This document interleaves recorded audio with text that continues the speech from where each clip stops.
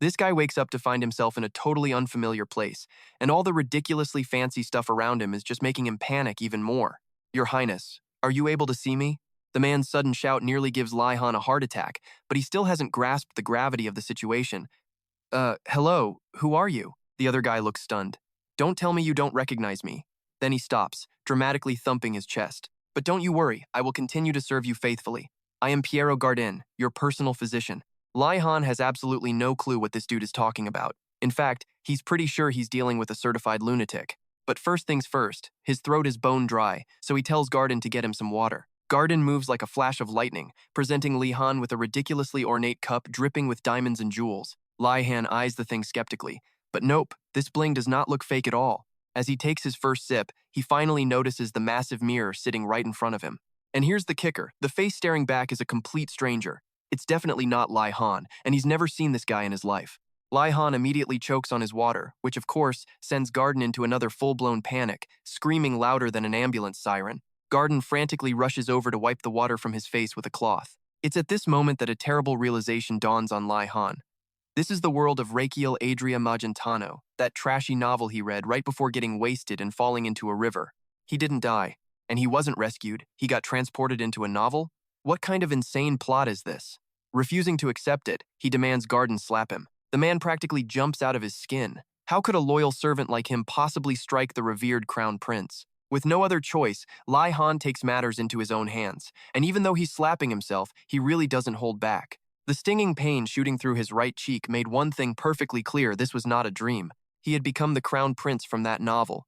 He was Rakiel now, which also meant the mountains of debt and interest from his failed clinic were officially a problem for his past life. Lai Han could finally live a carefree life without worrying about debt. He was so ecstatic he wanted to leap up and do the Gangnam Style, but his celebration didn't last long. The world started spinning, and he found himself uncontrollably falling backward. Gardin rushed forward to catch him. It was only then that Lai Han realized this new body was weak, incredibly weak. Lai Han started digging through his memory, trying to recall the plot of that Demon Sword Emperor novel. Rakiel was just a minor side character who only appeared in the first half of the story, a sickly guy who'd been bedridden since childhood.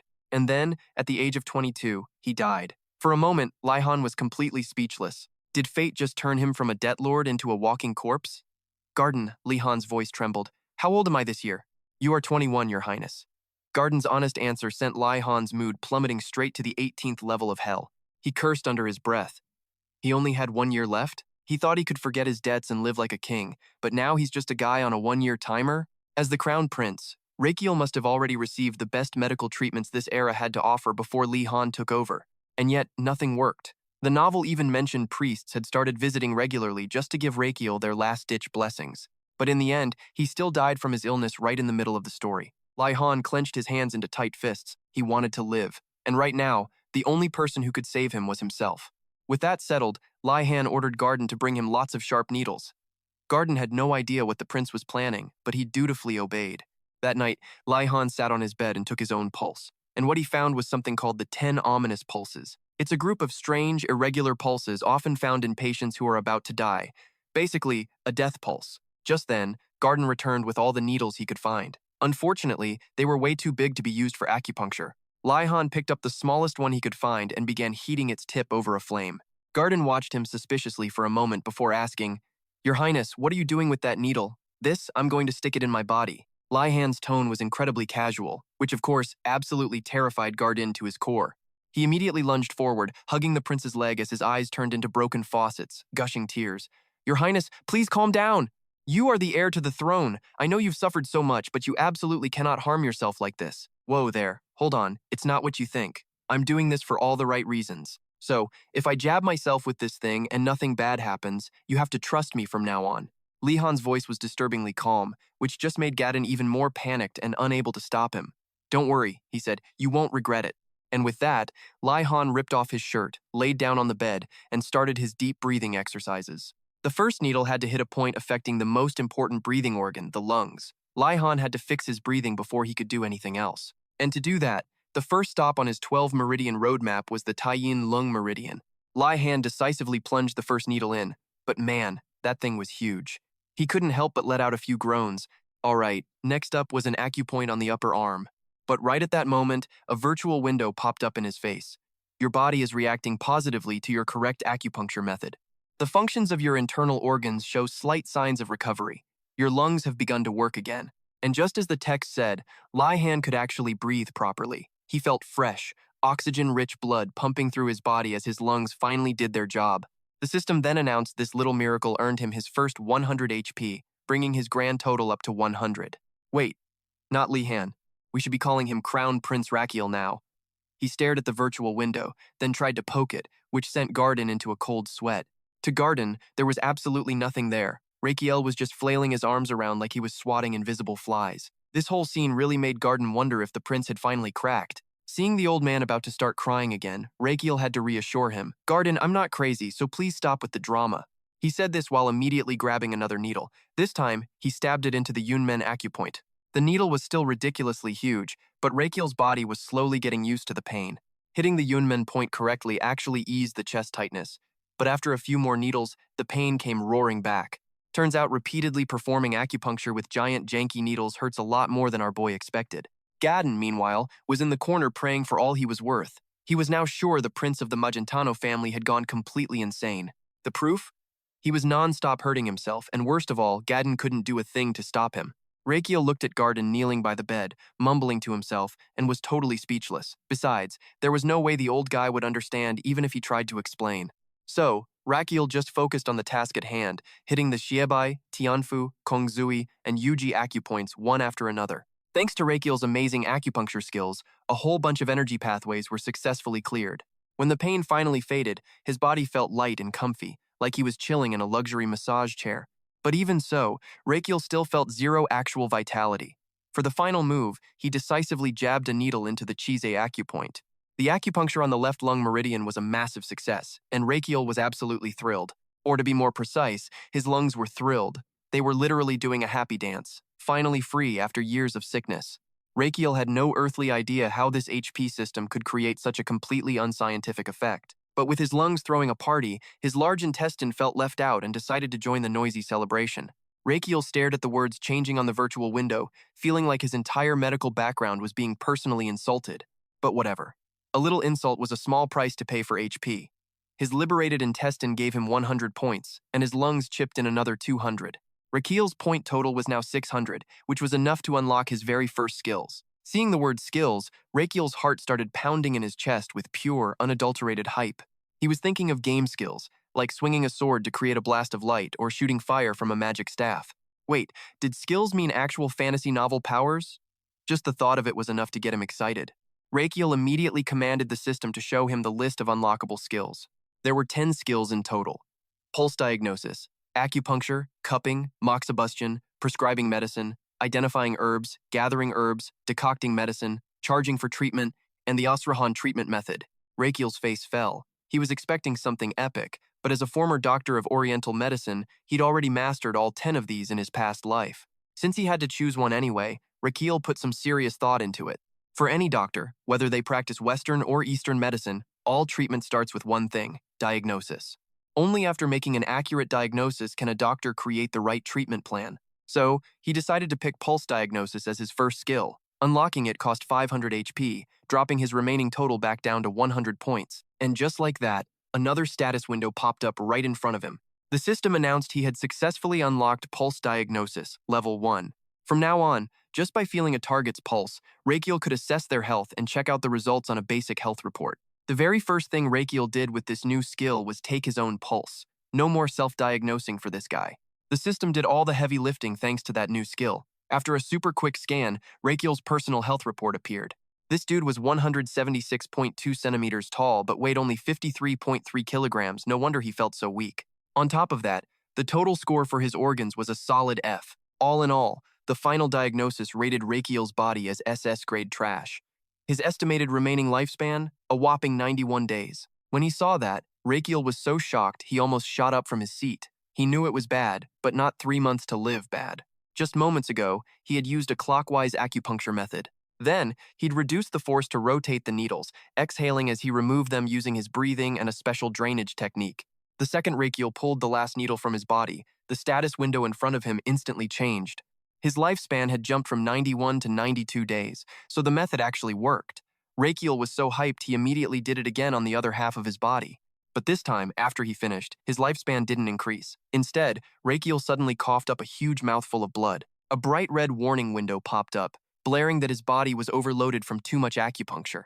Based on his current state, the system analyzed and recommended acupuncture only 3 times per week. Gardin, watching from the side, saw his crown prince spit blood and was about to start crying, again. But Rakiel had no time for him. In his excitement, he'd forgotten one crucial thing. Acupuncture can't cure the root cause. The patient needs to be strong enough to handle the stimulation of their nerves and meridians. But Rakiel's body? It was currently in a state of critical, alarming weakness. According to those notifications, the acupuncture was effective, sure, but his body was too wrecked to handle the treatment on the regular. It needed 3 full days of rest before he could try again. The problem was, if he did acupuncture every 3 days, his lifespan would only increase by 1 day every 3 days. That's just an extra month. That wasn't nearly enough, and he'd still die an early death, just like in the novel. Rakiel needed a much better plan, and the fastest, most stable path was probably through diet. Which meant, starting tomorrow, he needed some serious herbal support. With that thought, he began to torture Gardin once more. He figured the royal pharmacy had some good stuff, so he casually started asking if they stocked any poisonous ingredients, like aconite root. Gardin gave him a wary look, but eventually nodded. Yes, while the main palace doesn't have it, we stock it here since this is the Crown Prince's palace. Perfect. Rakiel grinned like he'd won the lottery, then ordered Gardin to bring him the aconite root. Yes, but what do you need it for? To eat? Rakiel answered simply. For Gardin, those 2 words were a horror story. He immediately dropped to his knees, the tears he had just managed to swallow down welling up all over again. Rakiel was getting a headache. Why was he stuck with such a crybaby subordinate? He simply explained to Gardin it was part of his treatment. Then he told him to bring the medicine within 5 minutes, or his life would genuinely be in danger. Gardin looked at him, half believing, half doubting, before reluctantly getting up to leave. Rakiel had basically figured this guy out. Just bring up his own life being on the line, and Gardin would follow any of his requests unconditionally. But that aconite root was seriously poisonous. Not only did a modern Oriental doctor like Rakiel know this, but Gardin knew it too. Thing is, there are actually 2 types of aconite root. The one Rakiel wanted to eat was the smaller root, also called the child root. The aconitine inside can cause cardiac arrest. But Rakiel knew exactly how to neutralize and control the toxin. In other words, he could turn that poisonous plant into a medicinal herb. And even though Rakiel sounded completely sure of himself, Gardin was clearly still skeptical. He had never heard of anyone turning a poisonous plant into a medicinal herb. Out of pity for Gardin's loyalty and concern, Rakiel decided to explain a little. The process he was about to perform was called detoxification. After detoxification, the toxins in the aconite's child root would become medicine, and that medicine would be perfect for his therapy. Are you convinced yet? Rakiel asked after his long-winded explanation. Gardin stared at him, then at the floor, before timidly answering, Not really, sir. I've never heard of this method before. Look, I don't know where you got this intel or if it's reliable, but if it helps you get better, then I'll see it through to the end. Right after, Gardin left the prince's room with a candle. Honestly, what the prince just said wasn't very convincing at all. But Rakiel's body was getting weaker by the day, and even the royal family was losing hope, unable to find any effective treatment. So, this whole detox thing? Gardin figured it was at least worth a shot. In return, once the detox process was complete, Gardin would personally taste test the concoction to ensure its safety. The moment the poisonous roots were brought up, Rakiel was too excited to even wait until tomorrow, immediately starting his grand career as a potion master. Rakiel began brewing the medicine with all the medical experience from his past life, the pot bubbling away with a truly demonic aroma. Gardin kept sniffing the air, feeling more and more uneasy. I mean, this was a potion brewed from poisonous ingredients, so his anxiety was pretty justified. When Rakiel wasn't looking, Gardin suddenly burst out crying and grabbed his hand. Your Highness, please, I beg you to reconsider. Please. Rakiel jumped, and then a wonderfully wicked idea popped into his head. If you're that scared, why don't you try it first? He was just trying to mess with Gardin, but the old man suddenly put on a look of intense determination. As you wish, Your Highness. Rakiel was a bit shocked. Wasn't this old guy supposed to be a total coward? Why did he just agree without a second thought? Come to think of it, in the novel, Gardin was an incredibly loyal and dedicated man. He wasn't even a royal physician at first, just an assistant. Even the most confident doctors had eventually given up on the prince's condition and left. And Gardin was the only one who remained by Rakiel's side. The man was flawless. Unfortunately, after the prince's death, he was blamed for it and sentenced to execution. Seeing Gardin preparing to test the medicine, Rakiel's feelings were complicated. He was a patient man, a loyal servant, and Gardin truly deserved to live a much better life. Maybe from now on, instead of just fighting for his own survival, Rakiel also needed to save Gardin from the gallows. Still, he wasn't exactly ready to share his precious elixir with the guy just yet. After all, it took forever to brew this thing.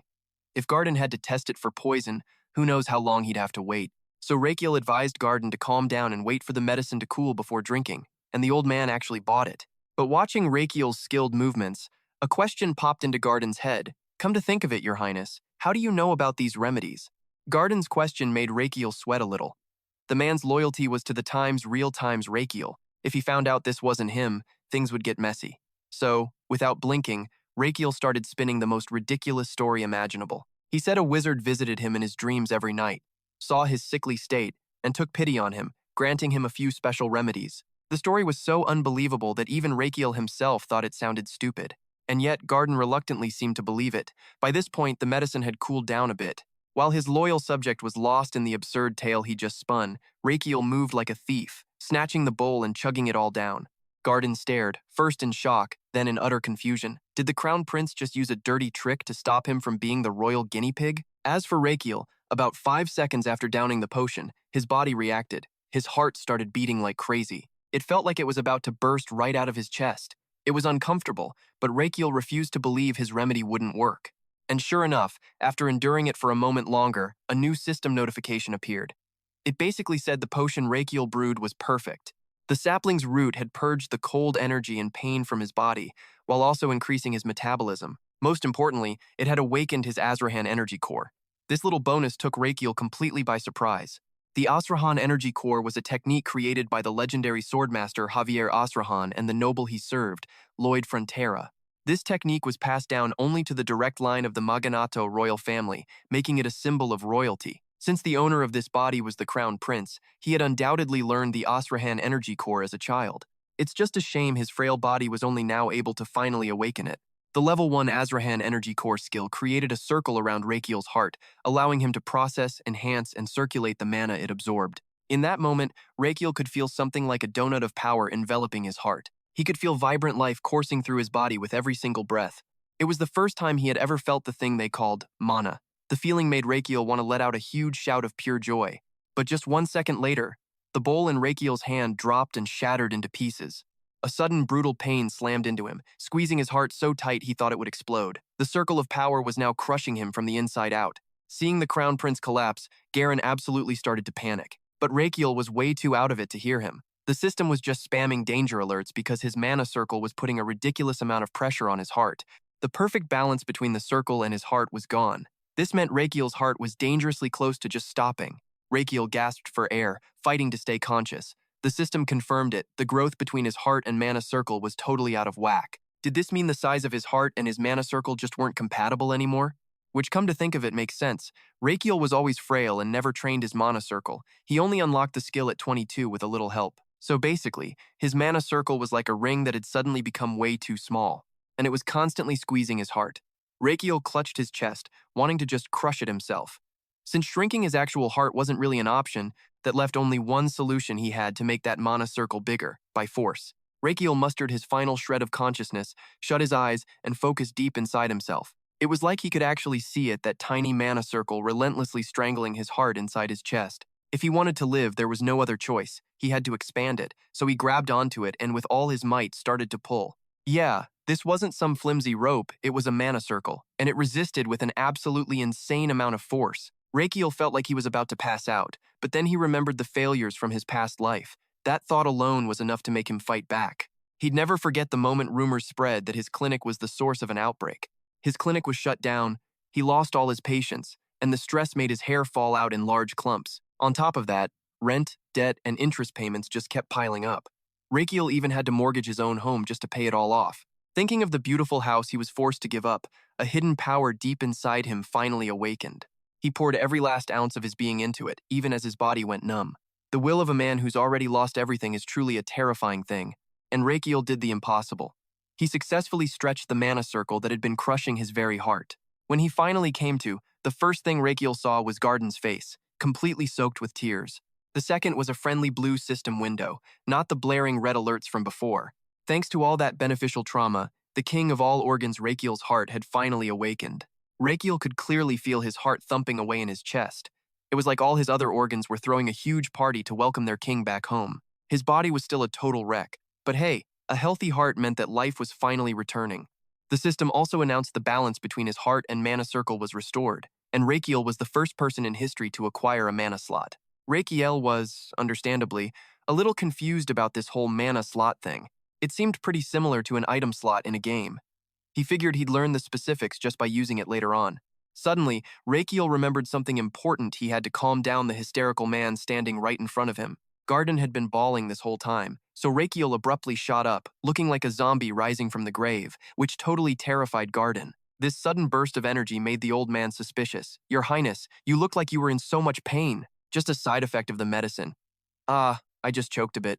Rakiel acted totally fine, even thumping his chest to reassure Gardin. This action, of course, only made Gardin even more terrified.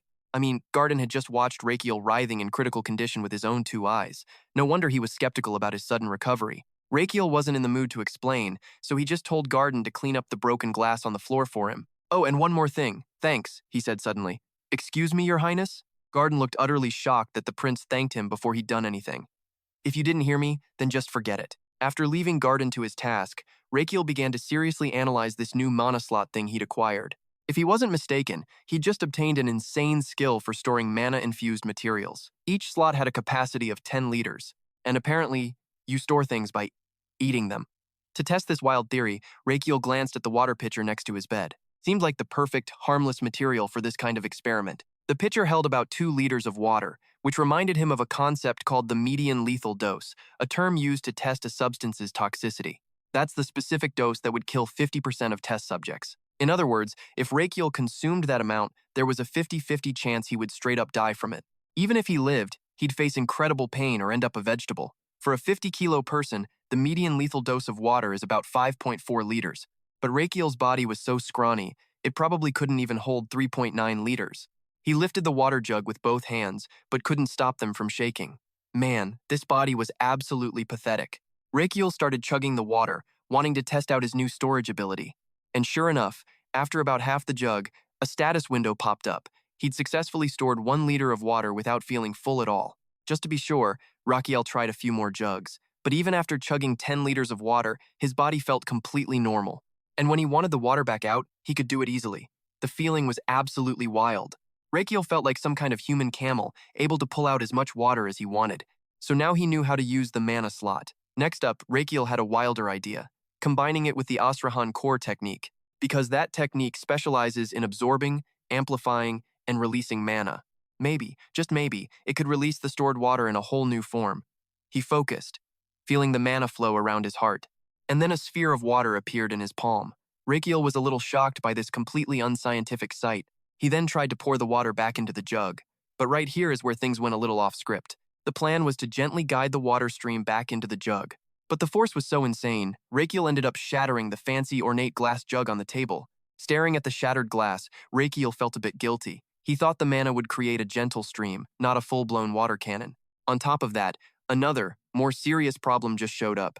The loud crash in the Crown Prince's room sent Gardin and the royal guard bursting in. They thought an assassin was attacking the prince, so Rakiel immediately cooked up a lie that he got angry and smashed the jug himself. The captain of the guard and Gardin just stared at each other. Rakiel could practically feel their skepticism. Even he knew how dumb it sounded. A few seconds later, the captain respectfully bowed. "It's all right, Your Highness. Are you injured?" Rakiel just let out a huge sigh. Did they actually believe him, or were they just sucking up because he's the prince? A few nimble soldiers immediately started cleaning the mess. The guard captain then ordered Gardin to escort Rakiel to the second bedroom. The guy was so careful he even carried Rakiel back. After bandaging him up, Gardin tucked him into bed.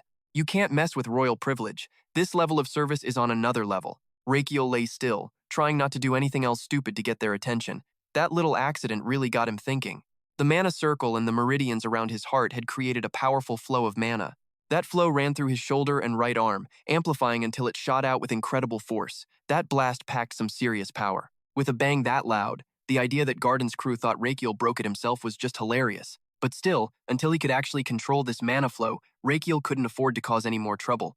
He'd messed around enough for one day and needed some sleep. From now on, his experiments had to be way more careful, so no one would find out a new soul was in their prince's body. However, word of Rakiel's recent strange behavior had already been reported by a loyal servant to the emperor. Asterion testarosa magentano.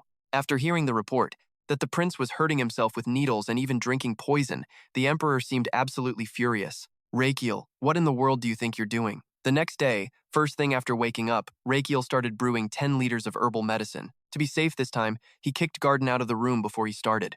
Otherwise, the old man would probably pass out watching him drink this entire concoction at once. But Gardin was so worried he kept peeking in, watching Rakiel brew up another bizarre potion. You're going to drink that again? But your highness, didn't it cause you immense pain yesterday? I told you. I just choked on it. But you brewed so much this time, I'm worried. I already said, this is for an experiment. I'll just drink a tiny bit. The rest I'll throw away, Rakiel reassured him. Gardin was not convinced. The prince had been pulling all sorts of weird stunts lately, but once again, he got kicked out of the room by Rakiel. After getting rid of the human CCTV, he got right back to his mana-storing career. Rakiel used all his strength to lift the 10-liter pot of medicine, then started chugging. With his mana slot ability, he absorbed all 10 liters without feeling full at all. In fact, it felt kinda nice. And then, for the next few days, Rakiel carefully administered the herbal medicine into his system, letting it work its magic. And boy, did it work. His organs were so pleased with the regular, proper dosage they started rewarding him with HP, but 500 points just wasn't enough. It wasn't nearly enough to actually extend his lifespan. Worse yet, a new problem popped up after days of the same old herbal tea. His organs were getting sick of it. But Rakiel decided to pull rank. After all, they were his organs. They would drink what he told them to drink, so he kept slowly forcing down another 0.1 liters of the stuff. Then one night at dinner, a notification. His life had been extended by 50 days. He was so happy he shot right out of his chair. It was actually working. The maid bringing his food was so startled she dropped the entire plate she was carrying. Rakiel immediately apologized for scaring her, but the maid just dropped to her knees, terrified, begging for forgiveness. Seeing the girl tremble, Rakiel was completely baffled. I'm fine. You don't have to apologize to me. Are you hurt anywhere? His tone was genuinely concerned, but for some reason, that only made her shake even harder. I'm sorry, Your Highness, it won't happen again. Please don't whip me like last time. I'm begging you. Rakiel was stunned. This frail, pathetic body of his was vicious enough to whip a servant, and now he was getting blamed for it. A whip? Did I actually hit you with a whip, he asked, full of doubt. He just prayed the maid would say no. No, Your Highness, she replied. But just as Rakiel sighed in relief, she kept talking. You've never struck me personally. And just like that, the guilt came rushing back, 1,000 times stronger. Rakiel demanded the maid tell him exactly what happened before. Turns out, for spilling a single drop of water on the original Rakiel's sleeve, he had his guards whip her. Rakiel was furious hearing this. That sickly prince was a real piece of work. No wonder he was cursed. All right, just clean this up and go. He slumped onto his bed in despair, while the maid, ecstatic she wasn't being punished, practically skipped out of the room. Watching her flee like a prisoner escaping the gallows was another brutal blow to Rakiel's conscience. So, Rakiel called Gardin into the room. He claimed his severe illness had messed with his mind, making him forget his own past. He wanted Gardin to recount all his past deeds and how he treated Gardin and the other servants. Yes, of course, Your Highness, Gardin began eagerly, but Rakiel cut him off after just a few words. If you dare lie to me, I will drink an entire bowl of poison right in front of you. It was a simple threat, but it froze Gardin solid. Left with no choice, Gardin had to confess everything, holding nothing back. And that's how Rakiel learned just how cruel and tyrannical the original prince had truly been before he arrived. It all made sense now why Gardin and the guards totally bought his lame excuse about smashing a vase out of anger, because the prince they knew was an absolute menace. But all this new info sparked another question in Rakiel's mind. So Gardin, why aren't you afraid of me? As my closest aide, you must have suffered the most. Because I believe in you, Gardin stated with absolute certainty. I know who you truly are. Your Highness? Gardin began, recalling a time when he was a young doctor's assistant and Rakiel was just a tiny kid. It was one day, during a torrential downpour. The entire palace was in a panic over the missing prince, but Gardin found him huddled under a tree, shielding a baby chick from the rain. So when he grew up and became a tyrant, Gardin believed it was just the illness talking, and that the real Rakiel would return once he was cured. I'm certain that now, my faith has been rewarded, Gardin said, remembering the moment Rakiel had sincerely thanked him. You old man, you really wanted me to change that much, huh? Rakiel chuckled. Of course, sire, seeing Gardin's happy smile. Rakiel suddenly felt like this old butler was his true parent, not the emperor he hadn't even seen once since arriving here. To repay a small fraction of Gardin's trust, Rakiel gave him every single dessert on the dining table, something unheard of for a member of the royal family. But a few sweets were nothing compared to the gratitude Rakiel felt for Gardin, which is why he swore on the honor of both his lives that he would survive. partly for himself, and partly so Gardin wouldn't suffer that wrongful execution from the novel. But as Gardin was stuffing his face with a croissant, the door suddenly burst open. A frantic servant rushed in to announce that the Emperor was summoning Rakiel immediately. And so, at the Emperor's magnificent palace, our main character, dressed in his royal finery, walked in with steady, confident steps. He stares directly at the Emperor, then immediately drops to his knees, launching into the formal greeting. Prince Zikiel Adria Magentano pays his respects to the Emperor, the true ruler of this land. This man is Asterion Gestarosa Magentano, Emperor of the Magentano Empire, and he's giving our boy a long, thoughtful stare. After a moment of observation, his eyes go wide with shock. He's clearly seen something unexpected. Alien eyes Jiel, thinking, a weakling like him actually pulled off Azrahan's healing method? Meanwhile, our prince's whole body starts to tremble from kneeling so long. He senses an unease coming from the Emperor, thinking to himself that maybe, just maybe, he was wrong about this old man. The Emperor still hasn't said a word, forcing Jiel to grit his teeth and endure his shaking legs for a little longer. His legs are completely numb. Just say something already so I can stand up. Finally, Asterion speaks. Is life in the side palace to your liking? He replies, yes, your majesty. But inside, he's fuming. Are you seriously going to make me talk to you while I'm still kneeling? The Emperor suddenly frowns and continues. I heard you tried to injure yourself with needles and even drank poison. Is this true? Hearing that, Jiel's head snaps up with a sharp denial. No, that's not true. But the Emperor just gets angry, scolding. You fool! How dare you call yourself a descendant of this royal family? Asterion rests his chin on his hand, lecturing him. You are a proud member of my bloodline. You cannot lose your dignity. Jiel just lowers his head in silence. He then brings up the crown. If you cannot bear the weight of the crown simply because of your poor health, Jiel's eyes light up as he listens intently. Then isn't it time you made a smarter choice? He eyes Asterion's expression with suspicion. A smarter choice, he wonders? You old fox, he thinks. You're definitely planning something for this meeting. The Emperor leans forward. I won't beat around the bush any longer. His expression turns dead serious. I want you to renounce your title as prince and give it to your brother, the second prince. Jiel is stunned and secretly overjoyed. Oh, is that all? Jiel responds instantly, without a single shred of hesitation. Your Majesty, please forgive me, he says with a casual little smile, but I refuse. Hearing that, Asterion's rage boils over, his hand gripping the throne so hard his veins pop. What? He shoots to his feet, screaming, refuse? You dare refuse me? But Jiel just calmly replies, yes, that's right. He tells himself that the pressure is insane, but he can't back down. Of course the old man would react like this. From the very beginning, the Emperor had the power to strip him of his title anyway. The only reason he asked is because he wanted the first prince to step down gracefully, looking kind and voluntarily supporting his younger brother, to be seen as worthy of the crown by his older brother. What a clever political move. He might be seen as a useless and unreliable weakling, but he has no intention of just rolling over. Jiel feels a hint of satisfaction watching the Emperor's furious face. He must be getting nervous. Asterion walks down the steps asking, do you not respect my decision? Does the title of prince mean that much to you? He gets closer and closer, looming over our boy as he speaks. Are you only satisfied when you've brought shame upon me and the entire royal family? Hearing this, Jiel internally scoffs. I couldn't care less about the title. His mind races. I would love to give it to the second prince and just go enjoy my life. But if he agrees to the Emperor's offer, this country will be utterly destroyed by that second prince. In the original story, the second prince looked talented and diligent. However, an era of pure chaos would erupt. The second prince is a hothead, lacking the skills to handle that kind of disaster. His reign would cause the empire and the royal family to collapse, and he had to do everything he could to stop it. Jiel finally gets to his feet and says, I may look as weak as you say, but I haven't lost my wits or my wisdom. He continues, the title of prince isn't that valuable to me. What is important is the prosperity and peace of our royal family. The Emperor's gaze sharpens at his words. Very well said. Our boy is full of confidence now, and that's not all. And so, Jiel makes his proposal. Therefore, I would like to make a proposition. The Emperor looks confused. A proposition? He puts a hand on his chest, speaking clearly. Give me a chance to prove who can better bear the burden of the crown. Me or the second prince? Back at his palace, the exhausted prince is walking in when Gardin follows behind him asking, Why did the Emperor summon you, Your Highness? He turns his head slightly, a small smile on his face as he answers, Oh, it was nothing. He just wanted me to give up my position to the second prince. Gardin is so shocked he nearly jumps. Jiel waves a hand confidently. Don't worry, I already refused. At this, Gardin claps his hands over his mouth, still in complete shock.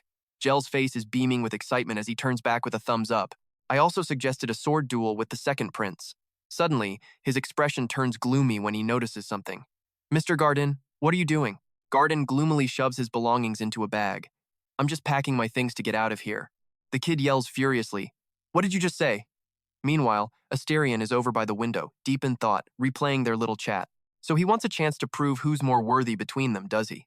Asterion muses, gazing dramatically into the distance. Is this his true nature? Fine, I accept your proposal. I'm actually looking forward to this. At that moment, Jiel and Gardin are literally wrestling over the bag. I told you I was going to win. Gardin, not believing a word, yanks the bag back. How could you possibly win this? The next day, the weather over the city is perfect, but down at the palace, it's total chaos, swarming with people. Banners are snapping in the wind, and all the powerful VIPs have already taken their seats for the show. Asterion stares down, his gaze ice cold. Below, a crowd has formed, leaving only the second prince alone in the center, warming up. The ladies in the crowd are screaming their heads off. Prince Theod is so handsome. Can you imagine how glorious his victory will be? Theod starts walking toward Jiel. As he gets closer, he sees our guy just sprawled out on the ground stretching. Jiel looks up, totally baffled. This is Theod Palmo Magentano, second prince of the Empire. And for some reason, he's got a worried look on his face. Prince, he stammers, you don't have to do this. The second prince adds, I hate to say it, but you know how this is going to end. Jiel stands up, annoyed. The end? Are you already claiming your own victory? The two face off, and Theod speaks up. I propose this duel to help you become more worthy of the throne. Jiel looks utterly helpless, thinking, what is this nonsense? As his brother suddenly grabs his head overdramatically. You know the outcome will be the same, he whines.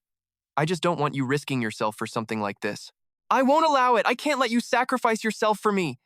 Jiel just flashes a wicked little smirk. Oh, these two have no idea. My apologies. Just then, Gardin brings out a ridiculously huge iron shield for Jekyll, who promptly drops it on the ground with a loud thud.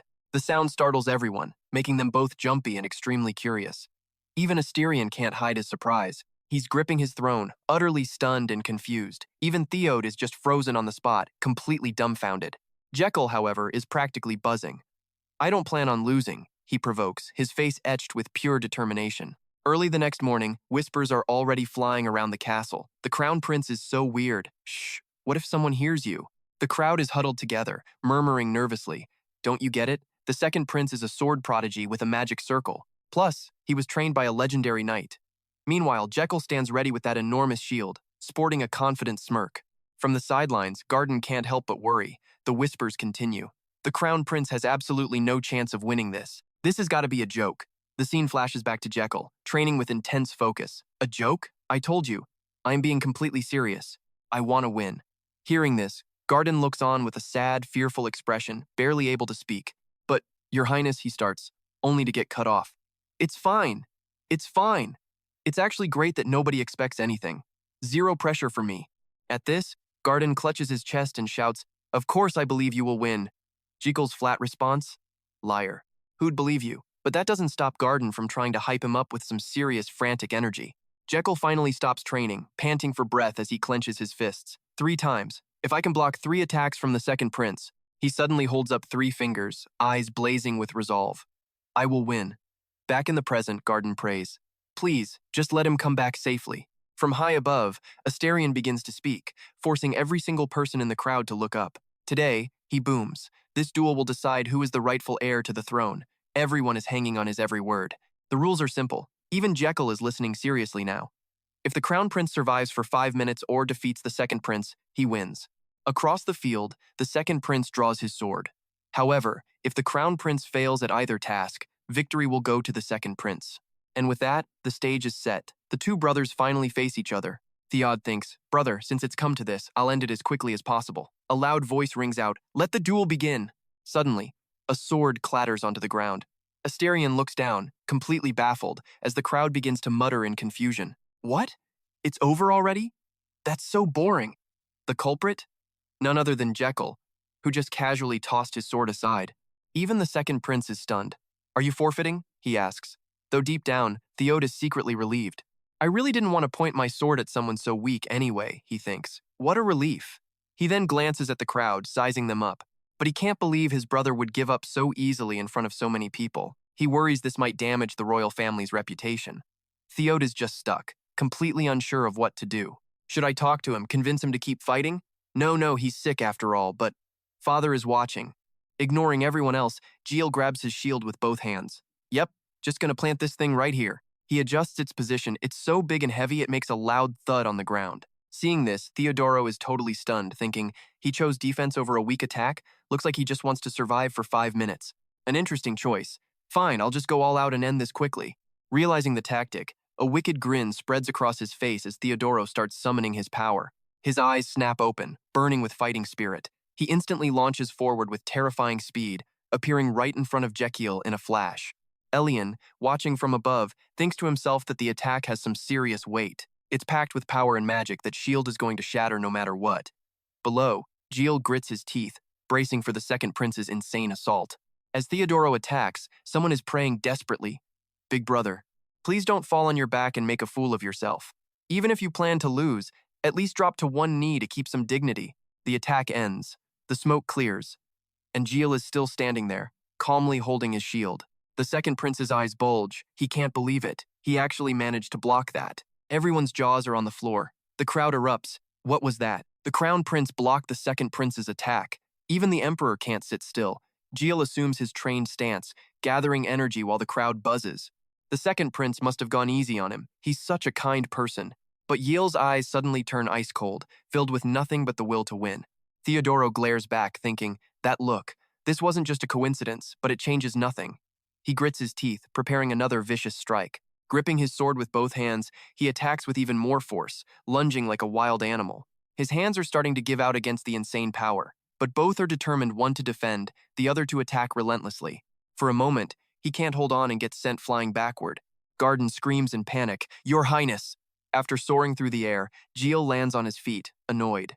Damn it, my head is spinning. Jiel's hands tremble. I can't feel my wrists at all. But then he remembers a critical fact. Back when I was a cop, I blocked all kinds of things. That last hit was nothing. Theodoro is shocked to see the shield still standing firm. They clash again, a relentless barrage of attacks and blocks, but no matter how much power he uses, he can't seem to budge that shield. Theodoro attacks again. Jiel stubbornly defends. Behind the shield, he thinks, this thing absorbs slashing power way better than I thought. Jiel smirks full of confidence. In that case, this is going to be even more effective. After attacking for a while, the second prince starts to get tired. I don't know if you're trying to win, but before he finishes, they both shout in unison, "Take this!" Theodoro leaps high into the air, diving down with a devastating strike, his sword grinding against the shield. Jiel had been waiting for this exact move. Jiel digs in. I trained my lower body specifically for this. At that moment, the system screen appears. I honestly thought you wanted to die. Oh, bless your heart. But we worked our butts off to raise your overall grade to emperor level. We worked so hard day and night our sphincters almost gave out. Jiel recalls all the careful preparations he made. The shield was custom forged by the royal blacksmith. Then there's Jiel, chugging cocktail after cocktail right before the fight. And Jekiel looks so pleased with himself. A delicious cocktail for his precious little brother. The system announces, activating load function slot 1. Please select load quantity. Jekiel commands, 0.2 liters. 2 streams of energy immediately begin to swirl together. Suddenly, Jekiel's aura wraps around Theodoro's leg, freezing him in place. The crowd stares, completely confused. The emperor is absolutely stunned, and even Theodoro has no idea what's happening. What? Theodoro and Jekiel stand in the arena, ready to face off. Theodoro holds his sword, Jekiel holds his shield steady, but Theodoro is swaying violently. His steps are chaotic like he's about to fall, and his face is flushed red. Theodoro's mind is a total mess. He looks around, completely lost, and lets out a few awkward coughs. What is going on? Meanwhile, Jekiel stares down his opponent with absolute, unwavering confidence. Theodoro, according to the original novel, was a man who couldn't even handle a single cup of wine. Seeing Theodoro stumble around, Jekiel's grin becomes even more wicked. I made a cocktail bomb with 20 different hard liquors last night, just for this moment. Theodoro tries to keep his footing, stammering out loud. I'm sure I hit the shield, but something just entered my body and mixed with my mana. His vision blurs. The world starts to spin out of control. Something got in, something. But his fighting spirit kicks in, forcing Theodoro to grip his sword once more for a final confrontation. All right, pep talk time. He tells himself the result's already set in stone, just gotta beat Big Bro within 5 minutes. He's already imagining the king and all the nobles showering him with praise, and maybe then his dad will finally pay attention. He'll have thousands of people cheering his name, and he'll finally become the proud crown prince he's meant to be. Yeah, this is definitely for the best. Theodore, master of the mental pep talk, steals his resolve. For the royal family, for the empire, and for his poor, unwell older brother. Jiel, meanwhile, just eyes him cautiously. Did it get him yet? Theodo suddenly blurts out, confusing Jekyll completely. Then he scowls, pointing his sword forward with a face flushed from drink. I'm going to win, he declares, and with that, he charges into the attack. The slashes are fast and decisive, thrown with a fiery spirit. Jekyll barely parries the fierce assault, completely shocked by the power. He actually withstood my cocktail bomb? Theodore raises his sword high, getting that perfect dramatic glint from the sun. Then, gritting his teeth, he smashes his blade right into Jekyll's sturdy shield. Jekyll strains to hold his ground. All right, time for a second round of that cocktail, my treat.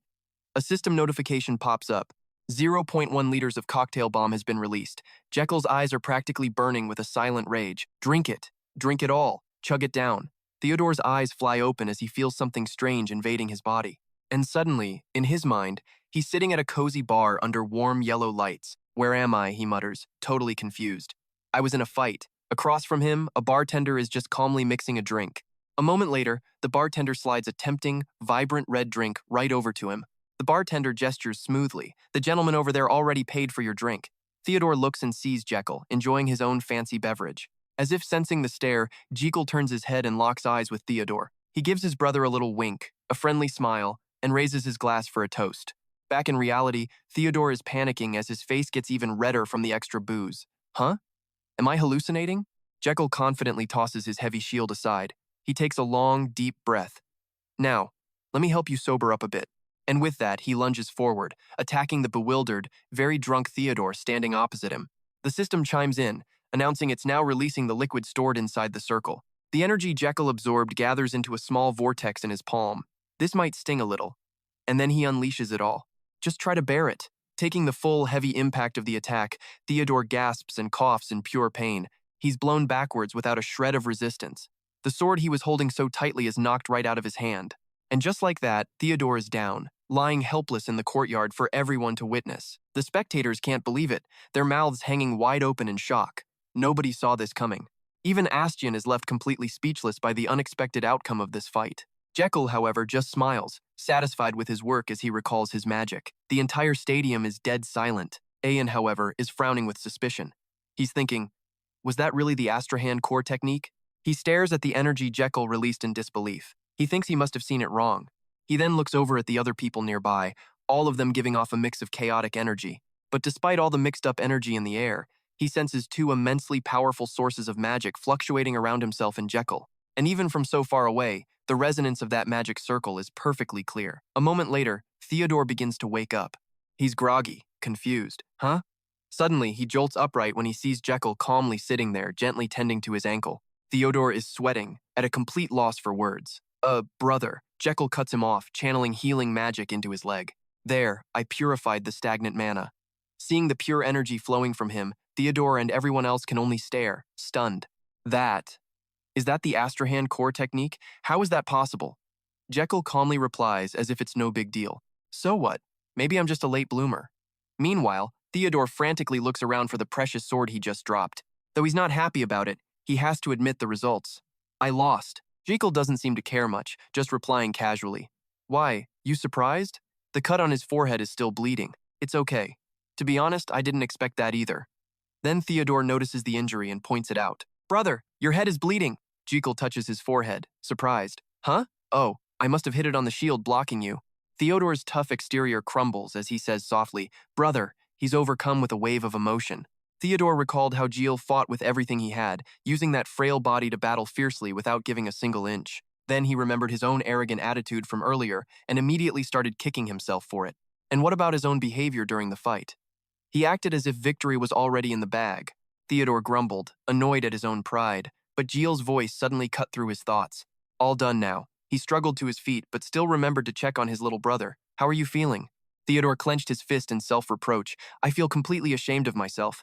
Jiel just raised an eyebrow, totally confused. No, I meant your physical condition. Theodore, stunned, finally replied. I feel much better now. Jiel puffed out his chest, silently proud of his abilities. Of course you do, he thought smugly. I absorbed all your bad energy. Suddenly, Theodore got up, dropped to his knees, and bowed deeply with utter sincerity right in front of him. Second Prince Theodore Palmo Magentano. Theodore continued, to Jiel's complete amazement, officially admitting defeat to the Crown Prince in front of the king and all their subjects. Everyone's jaw collectively dropped, completely stunned by Theodore's sudden declaration.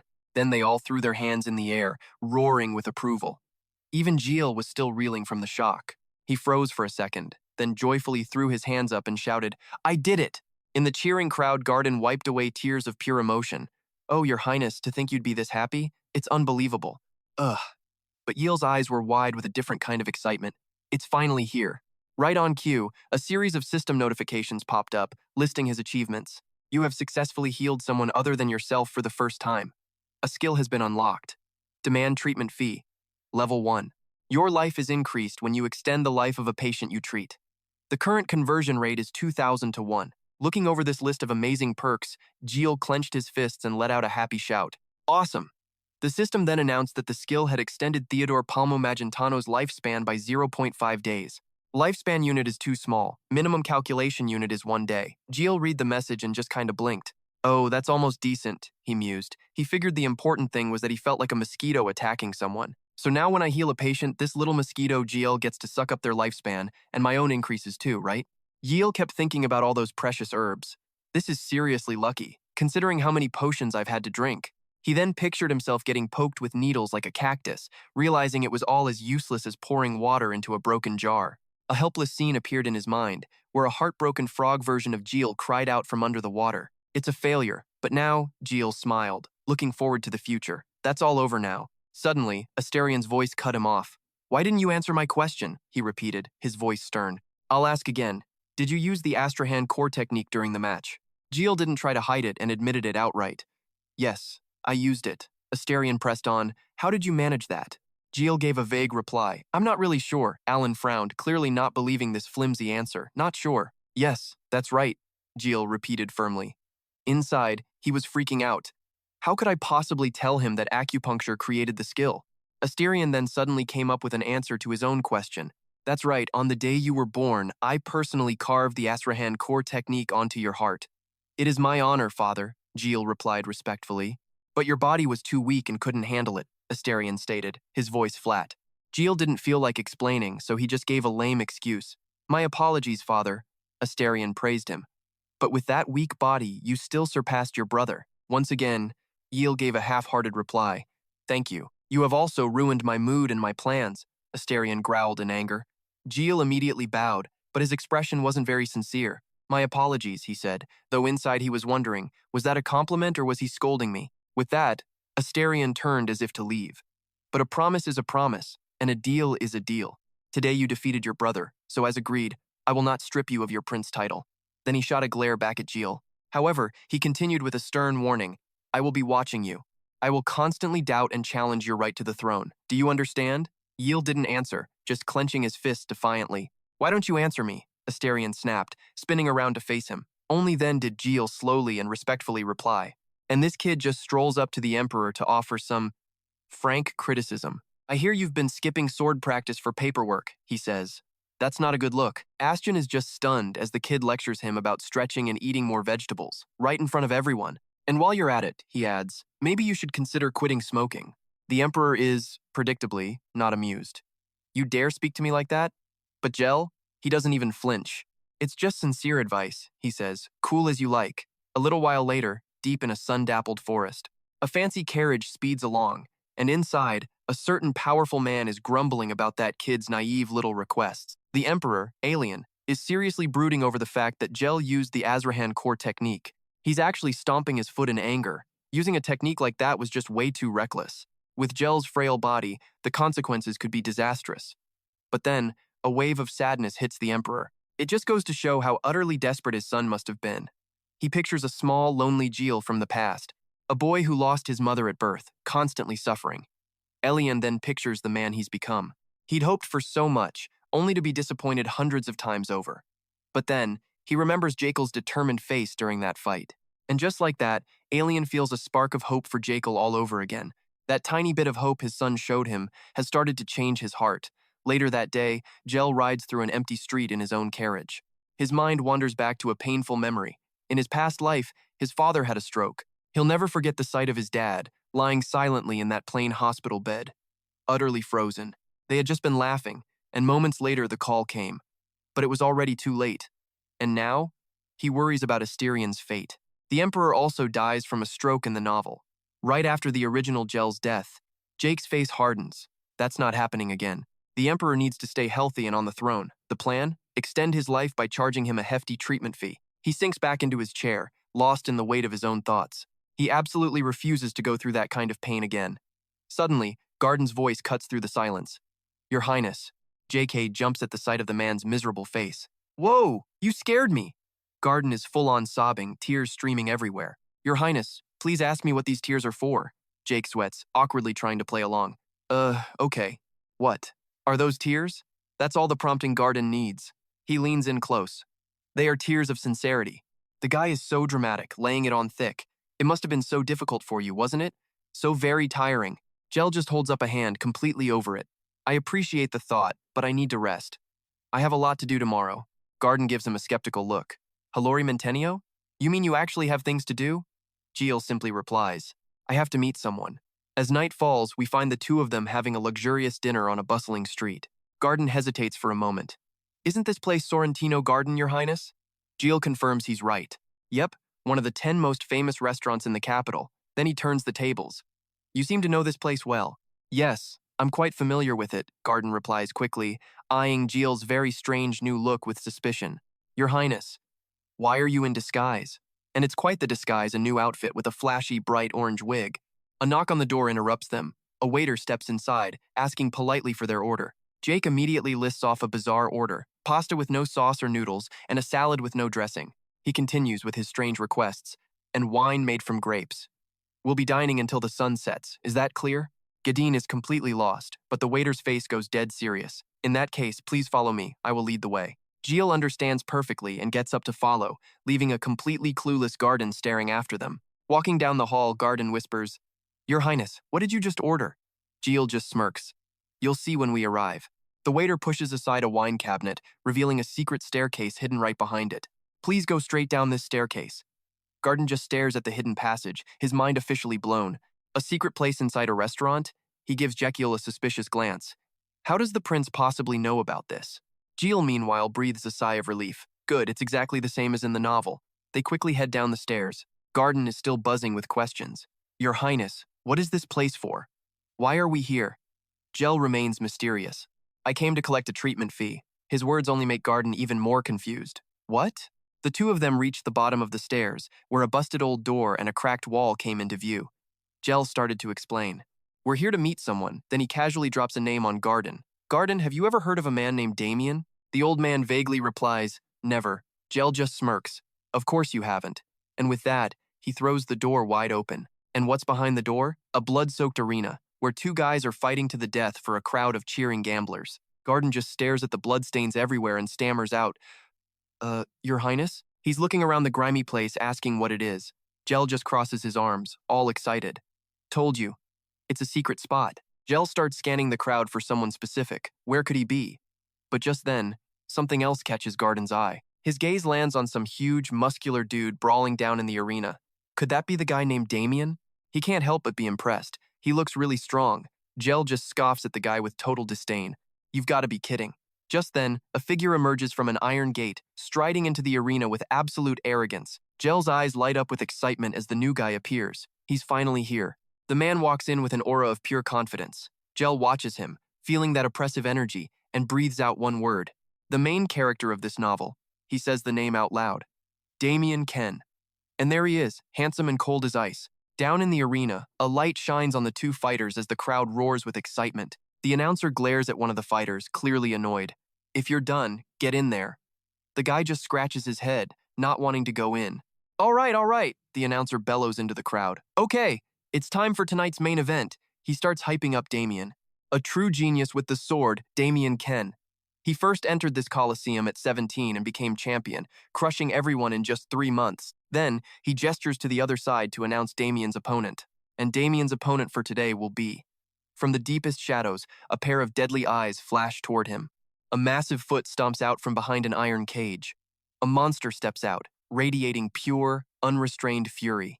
Its huge body lets out a furious roar, trying to intimidate the much smaller Damien. Even Jiel gets spooked, backing up.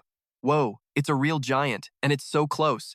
Gardin isn't doing any better. He's in a full-blown panic, grabbing onto Jiel's clothes for dear life. Your Highness, he's trembling, pointing down at the arena. What is that thing? Where are we? Gardin continues, terrified. Are they feeding people to giants here? Just then, the monster roars and charges straight at Damien. Damien, however, shows zero fear. His feet just barely shift as the monster makes its move. The monster's massive fist gets right up in Damien's face, but to his shock, it just punches empty air, a complete miss.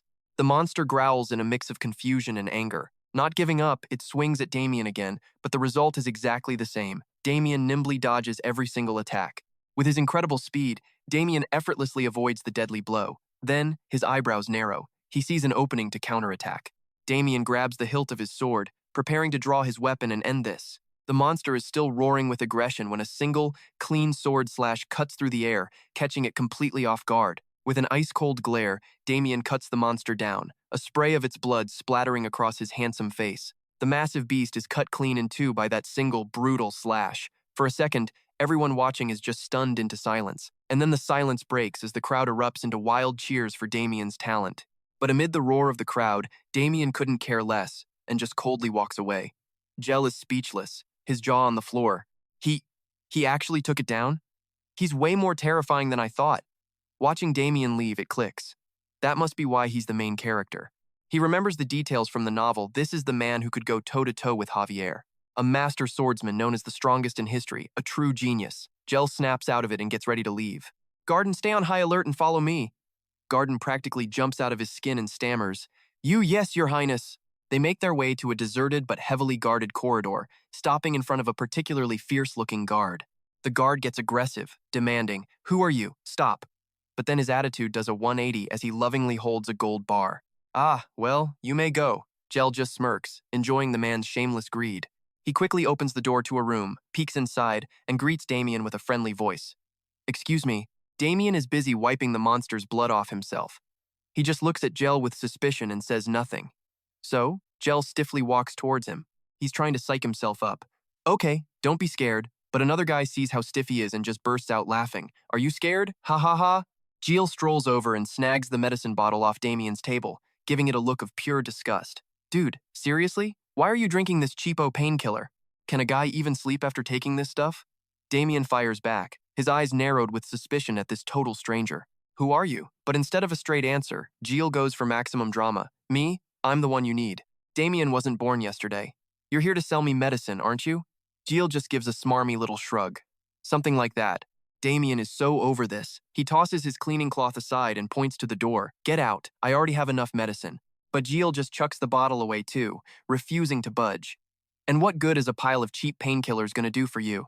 Okay, now Damien's face darkens as his hand tightens on his sword. But Jiel's next words make him freeze solid. Keep taking that junk, and the pain in the back of your neck will never go away. Jiel sees the shock on Damien's face and gets a thrill out of it. Got him. It's showtime. Suddenly, a giant screen displaying human anatomy materializes out of thin air. Jiel, now armed with a pointer stick, gets right into his presentation. All right, listen up. He taps the back of the neck on the diagram. The pain usually starts right here, at the nape of the neck. He then gets uncomfortably close to Damien with a look of fake sympathy. Your head and neck get so stiff. Oh, it must be so painful. Then he starts massaging the guy's shoulders to butter him up. Feel that tension? Jiel stares him down, practically reading his mind. What's with that look? Wondering how I know all this, aren't you? Damien says nothing, just watches him like a hawk. So, Jiel doubles down on the theatrics, clutching himself in pretend agony. When the pain gets worse, it spreads to half your head, your forehead, and even between your eyes. He's full-on fake sweating now, hugging himself for dramatic effect. You get goosebumps and start breaking out in a cold sweat. Your eyes hurt so much you feel like they're about to pop out of your skull. Then he gets all poetic about it. The interesting part is how the pain crashes over you in waves, then recedes. Over and over again. Jiel acts out the sheer frustration of the endless cycle of pain. It's enough to drive a man completely insane. Just when you think it's finally over, the hell starts all over again. All while Damien just listens, his expression like ice. But instead of fixing the root cause of the pain, you just depend on these useless pills. Finally, Damien speaks up. Are you saying painkillers aren't medicine? Jiel fires back instantly. Nope, not at all. Damien is clearly getting fed up. This guy talks too much. Maybe I should just kill him? but Jiel just scolds him for being quiet. You have a mouth. Say something. You poor, pathetic fool. Oh, that did it. Damien glares at him. Did you ever give me a chance to talk? He demands to know who this weirdo is. So who is this guy? Jiel drops it like it's nothing. Me? I'm the Crown Prince. Yeah, right. Damien doesn't buy it for a second and draws his sword to end this. Die. Jiel yelps, throwing his hands up. Wait, hold on. I'm not lying. Kuzma sent me. Hearing that name makes Damien pause, his brow furrowed. Kuzma sent you here? Jiel, sensing his chance, elaborates. Yes, your sponsor. The middleman from the Colosseum. Damien goes quiet, lost in thought. Eel glances at the discarded medicine bottle on the floor. Kuzma said you've been complaining about your medicine supply running low. He's having trouble getting more because of the current harvest. Now Damien is listening. What do you mean by that? Jiel just straightens his collar, looking ridiculously confident. I have another way to get rid of your pain. He leans in with a devilish grin. So? Do I seem a little more trustworthy now? Damien is still wary. Did you bring me a new medicine? Jiel puts on his sweet angel face. No, this can't be fixed with medicine. You have to eliminate the root of the problem. He pats Damien on the shoulder and makes a suggestion. First, take off your shirt and lie down. I'll explain as I treat you. And against all odds, Damien actually goes along with it. So, he quickly strips off his shirt and lies on the bed. Damien's back is a brutal landscape of scars from countless fierce battles. Are you scared? Jiel asks with fake concern. Noticing a strange mark among the scars, Damien immediately fires back. Of course not. Jiel's voice turns playful and a little wicked. Really? Damien turns his head, annoyed. I am a warrior. And here comes the big speech about his past glories. I'm a warrior who has killed people. I've been wounded and risked my life countless times. Jiel just cuts him off, pulling out some weird-looking tool. Yeah, I get it. He places the large object squarely on Damien's back, much to his confusion. Jiel gives him a sly look. If you please. He then produces a flaming torch with a wicked grin. This is your first time getting cupping therapy, isn't it? He brings the flame toward the cup. Damien is still muttering about being a warrior as the cup on his back bursts into flames, burning brightly. Our tough guy is still trying to play it cool. This kind of treatment is nothing to me. And that was immediately followed by a blood-curdling scream. Outside the room, everyone just about jumped out of their skin. The guard screamed in pure horror. Oh my God. Seeing Damien writhing in pain, Jiel just offered him a sarcastic little smile. What a child. How can you even call yourself a warrior? Hey, are you actually crying right now? His words were pure mockery, but deep down, Jiel was worried about his patient. It's going to hurt, he thought, but you have to bear it. His mind drifted to the strange mark on Damien's back. This mark was the entire reason Damien could never leave the underworld. A mysterious symbol with a sword right in its center. The curse of this mark activates whenever the bearer's blood circulation gets going.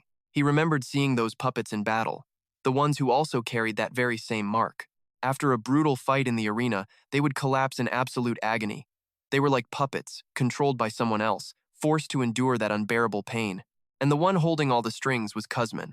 He forced them to buy painkillers with borrowed money, then fight again just to pay off the debt. Jiel crossed his arms and clicked his tongue, furious at the cruel exploitation happening behind the scenes. Fight. Take medicine.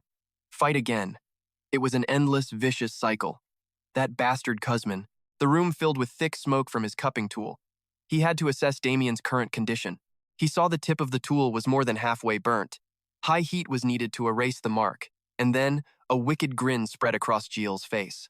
If I can heal the main character, the strongest guy in the whole novel, and keep him on my side, I'll basically get an extra life. He got giddy just thinking about his amazing future. Things would be even better if I treated that gladiator too.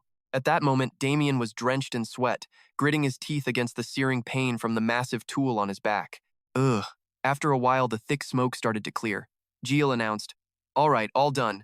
You can sit up now. Damien sat up, trembling. His back was bright red, with a large circular mark from the cupping therapy. Seeing the curse mark on his back had faded slightly, Jiel was extremely satisfied. Nice, it's a little lighter. He puffed out his chest, proud of his work. How does it feel? Better, right? The pain's gone, isn't it? You're feeling refreshed, I bet. Damien did as he was told, slowly taking stock of his body's changes. He was shocked to realize he felt so much better. He gasped in pure amazement. It really is better. I feel so much better. Damien's whole mood lifted, his face warm and joyful. It's been so long since I felt this comfortable. Hearing that, Jiel rubbed his nose in satisfaction. You don't have to be so formal, but you're not completely healed yet. He quickly added, you need a few more sessions to remove it. I mean a few more treatments, Damien replied, looking bewildered. Is that so? Jiel gave him careful instructions. Yep, and if you get any blisters on your back, don't touch them. No strenuous activities, and avoid greasy food. Damien asked with a confused look. Strenuous activities? Suddenly, Jiel shot up and yelled, a bit indignantly. It means stop fighting. How do you not get that? Damien hesitated, trying to protest. But, he clenched his fist. Kuzmin won't allow that.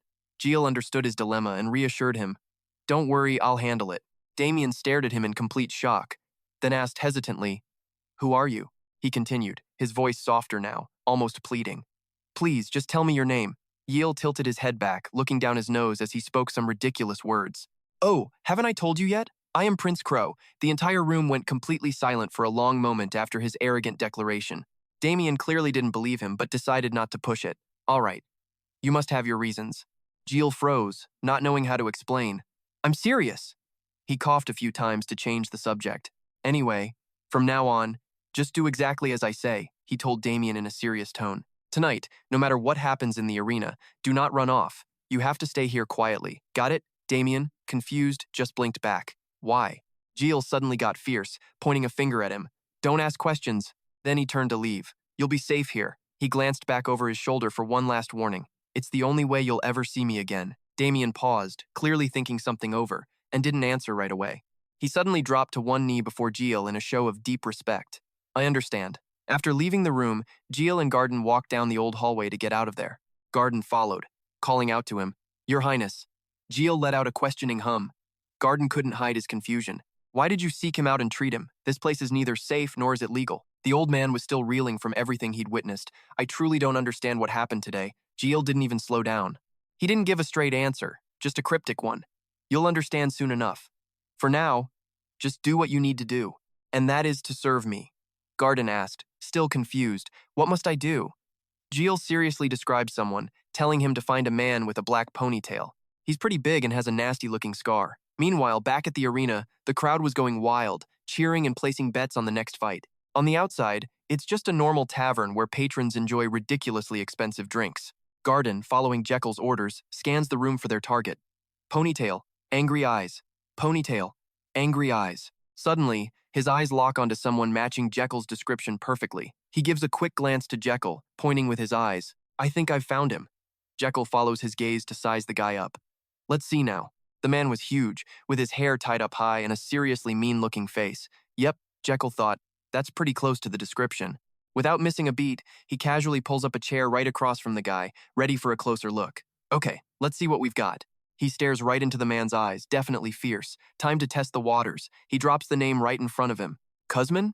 The man doesn't deny it, just glares back aggressively. Who are you? Jekyll cuts straight to the chase. Then you must know Damien, right? I have just one question for you, he says with a serious tone. I want to buy Damien Ken. Kuzmin says nothing, just quietly sizes him up. Jekyll presses on. So, how much for his debt and contract? Kuzmin answers with a number so astronomical, he claims that outside of Prince Crow, nobody on Earth could possibly pay it. Ha, Jekyll lets out a calm laugh. Is that so? What a funny coincidence, because I am Prince Crow. That's great. Kuzmin obviously doesn't believe a word of it and just grins smugly. If you're Prince Crow, then so am I. I'm the medicine-selling Prince Crow. Jekyll, a little thrown off by this, just repeats it back. The what? Medicine-selling Prince Crow? Kuzmin loses his patience and barks at him.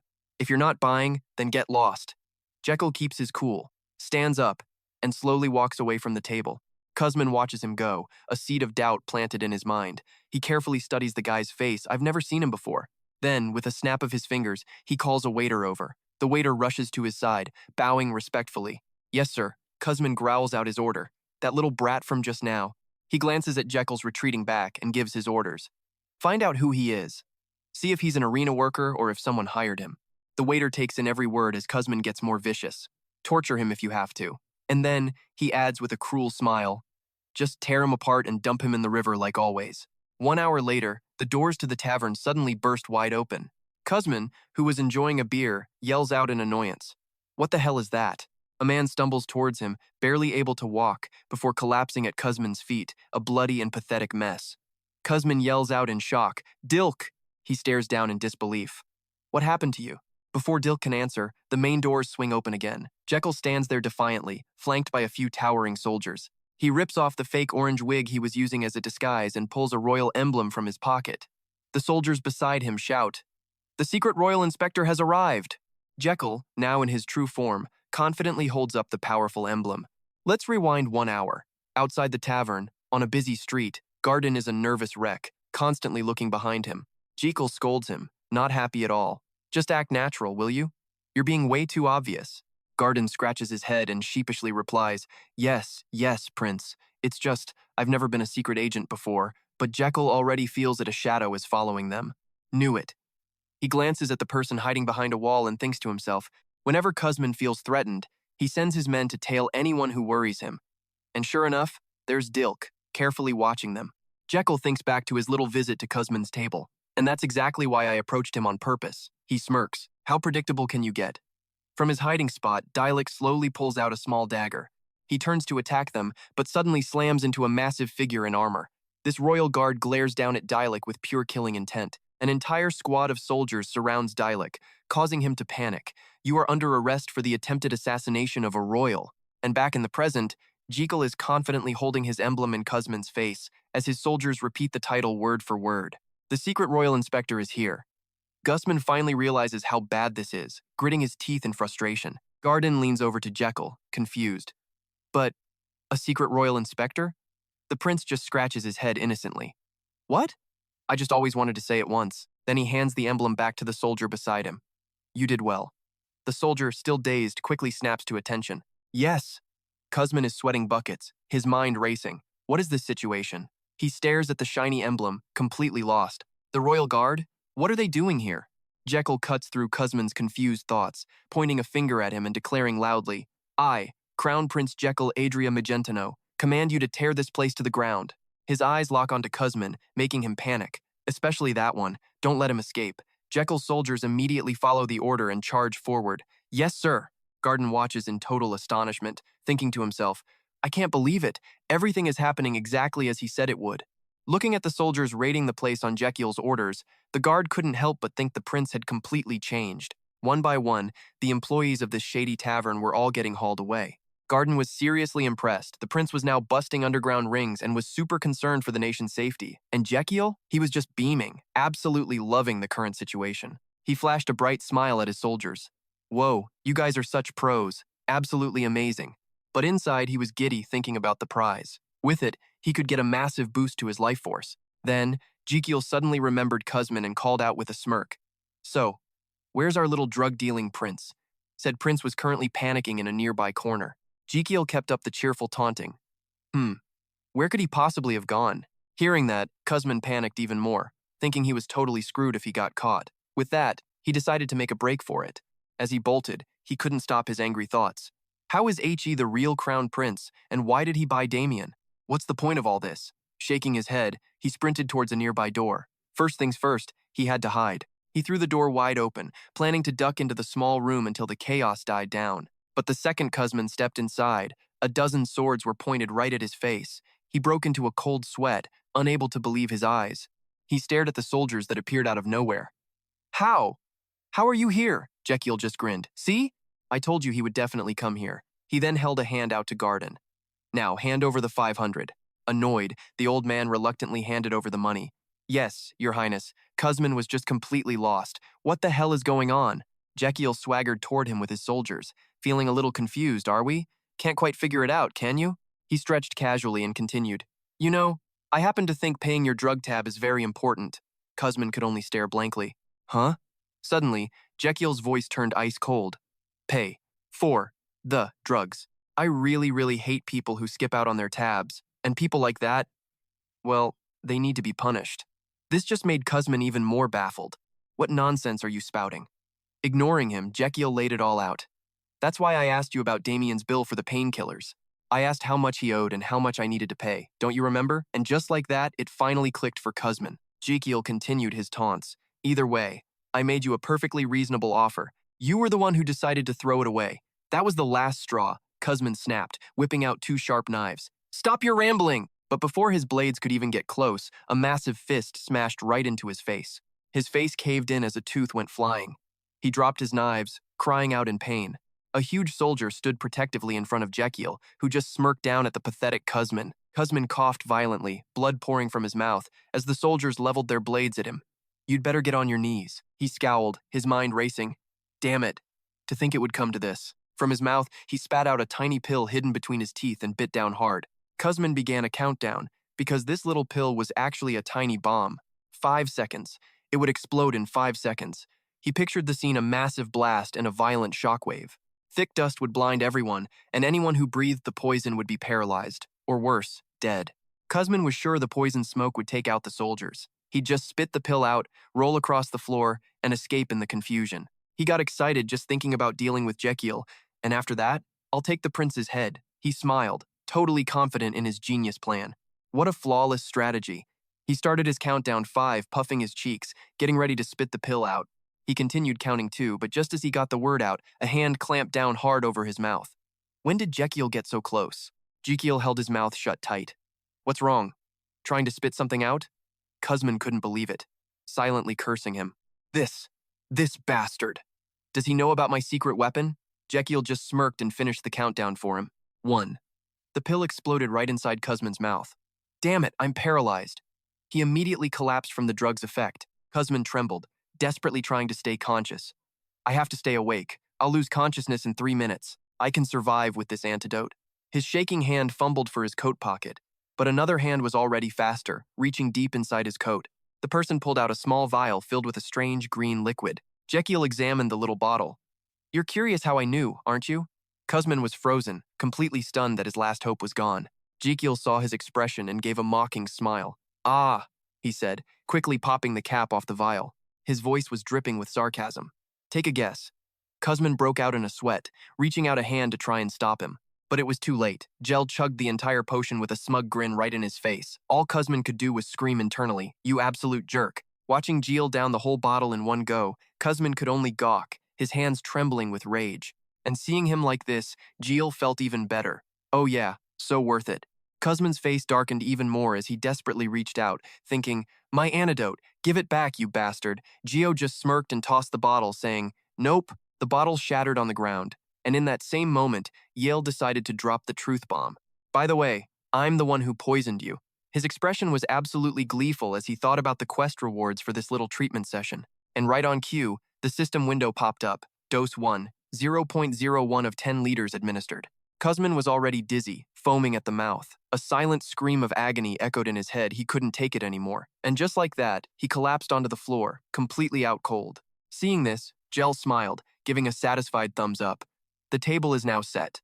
He peered at the man's back, observing it carefully. Below the 5th vertebra, about 1.5 inches apart on either side, there. He used the heart shoe acupoint, pressing down hard on that exact spot. Kuzmin immediately jolted awake with a blood-curdling scream of pure agony. Things were changing inside his body. Jiel grinned to himself. Now for the antidote, and the system screen appeared. Administering 0.01 liters of antidote, he kept his hand in the same place, pressing down hard on the guy's back. The man's eyes rolled back as he let out a huge gasp. A second later, his head slumped to the floor, eyes shut tight. Then came that familiar sound from the system. Quest, treatment fee. Level 1 skill has been activated. Patient Kuzmin's detoxification therapy has increased his lifespan by 21 years and 2 months. Bonus lifespan, 3.81 days, rounding up. Bonus lifespan awarded, 4 days. Total lifespan, 118 days. Seeing what the system displayed, JK's eyes widened in amazement. He clenched his fist, exclaiming, that's more like it. Then he ordered his men to grab him. JK's eyes turned sharp and serious. Time to get what I came for and head back to the palace. At that very moment, back inside the palace, Damien was leading an uprising, fighting back against countless soldiers. The last soldier standing was terrified by this overwhelming power, backing away cautiously. He looked at Damien thinking, how are these gladiators this strong? As Damien continued to advance, the panicked soldier yelled, hey, I told you to stop moving! Just as he finished his sentence, Jiel suddenly appeared. The other soldiers were stunned, exclaiming, the Crown Prince! The commotion caught Damien's attention, and he turned to look. Jiel walked forward, hands clasped behind his back. So, you believe I'm the Crown Prince now, don't you? At this, Damien stopped raising his sword and slowly lowered it. In his mind, a dark memory started to bubble to the surface. When he was just a child, he watched his mother die right in front of him. Damien thought, Mom, this is how you looked before you passed away. It happened on a day with heavy rain and violent winds. He was dreaming of that day again. The day he was left all alone in this world. No, that's not quite right. It was the day he was abandoned. Just then, a loud voice shattered the memory, pulling him back. Wake up! His eyes flew open as he shot upright. Standing beside him were Jiel and Gardin. Seeing that Damien was awake, Gardin smiled and extended a hand. Allow me to formally introduce myself. I am the Crown Prince's physician, Pierre Gardin. Hearing that, Damien shook his hand and replied, I am Damien Ken. As soon as they were done, JK turned to walk away, cutting them off. That's enough greeting for now. Follow me. It's going to be a busy day. Seeing him in such a rush, Gardin asked, Your Highness, what are you planning to do? Jiel snapped back irritably. What am I doing? Are you saying you don't trust me? All this time, Damien sat quietly on the bed, deep in his own thoughts. A while later, in what looked like a recovery room, everyone was gathered. Damien bluntly asked, Where are we? Jiel just smiled and answered, Where else? The treatment room. Sirio, hearing this, was shocked. His eyes went wide. You not only saved us from that hell, but you're also letting us stay for treatment? He had to ask, Why are you being so kind? Faced with that question, Jiel didn't quite know what to say. It's no wonder he finds this weird, he thought. It's not like I'm doing this out of kindness. His eyes scanned the group. Most of the gladiators were in their 20s. The oldest was only a little over 30. If he could break their curses, he was sure to gain more life force. But if he told them the truth, they'd just think he was nuts. So instead, JK announced loudly, Nothing in this world is free. Do you think I'm doing this just to be nice to you? Don't get it twisted. He crossed his arms. I'm incredibly weak. To be precise, I have all sorts of illnesses. At this, a guy sitting below shot his hand up and yelled, Doesn't literally everyone in the kingdom know that? Seeing how excited the guy was, JK couldn't help but get ticked off, thinking, I'm saving the most painful therapy just for you. He ignored him and continued. But as it stands, the royal doctors can't cure me. Jiel went on. Even after trying countless therapies, my condition has only gotten worse. Therefore, I've decided to find a way to treat myself. With that, he turned to Damien and asked, Damien, you probably know why I'm here, don't you? The man answered bluntly, I assume you brought us here to test a new therapy. JK's next words sent a shockwave of fear through the entire room. Exactly. Then he asked, Damien, how do you think you were cured? The knight replied, After the first treatment, my nerve pain had almost completely vanished. Hearing this, everyone exchanged confused glances, thinking, even Damien says it's effective? JK pressed on one more time. Did anyone feel any discomfort during the treatment? Absolute silence. Not a single person responded. Seeing this, a smile crept across his face as he thought, Perfect, it worked. No need to worry, time to go all out. And just like that, he yelled, Let's start the treatment. All of you, take off your shirts and get on the beds. What followed were blood-curdling screams. A full 6 days passed in a flash, and inside the treatment room, well, it was a scene. Some of the men were awake, while others were still completely knocked out. Jiel observed them, thinking how horrible it was they were vomiting and covered in a cold sweat. He nervously bit his nails, muttering, Damn it. These are painkiller withdrawal symptoms. It's going to be tough to continue this therapy. But just as he thought that, he froze, his eyes landing on Damien sitting nearby. Jiel walked over, calling out his name, Damien. The knight turned and replied, Yes, sir. Jiel asked, You don't feel dizzy? Damien answered, I do. Our doctor probed further. Are you nauseous? The knight replied frankly, I'm trying my best to hold it in. The more he heard, the more stunned Jiel became, his jaw practically on the floor. Ah, right, this must be that main character plot armor. Looking at the absolute mess everyone was in, Jiel decided he had to switch to a different method for now. With that, he announced today's session was over and told them to rest and drink plenty of water. After everyone left, Jiel looked at Sergio, who was trembling on the bed. Sergio, you stay. He approached the man and asked, Are you suffering from withdrawal symptoms? The guy shot back.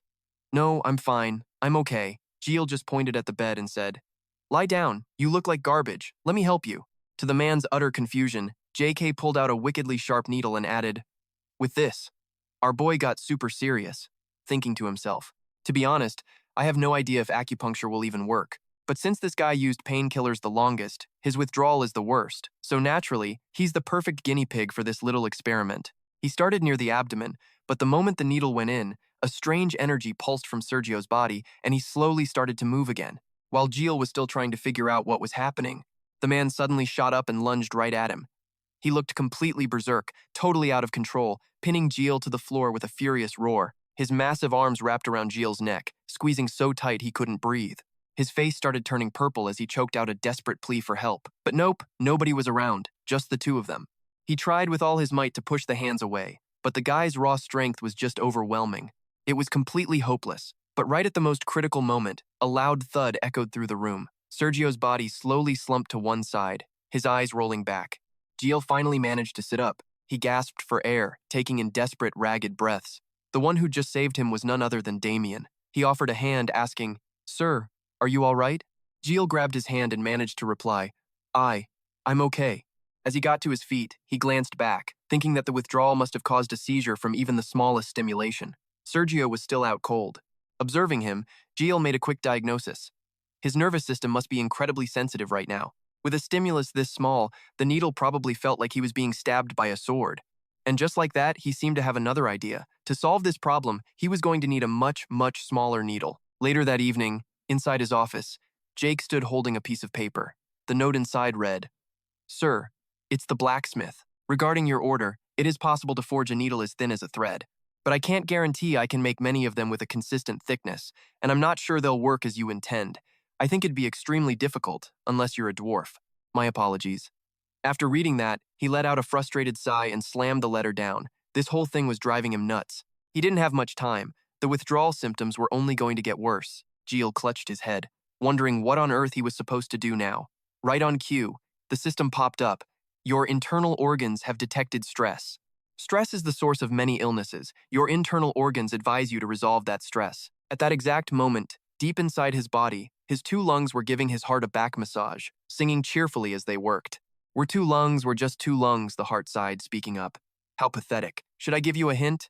The spleen ran over to rub his leg, adding, wouldn't it be great to get a hint before the sphincter fully opens? Outside, a system window suddenly popped up, completely stunning JKL.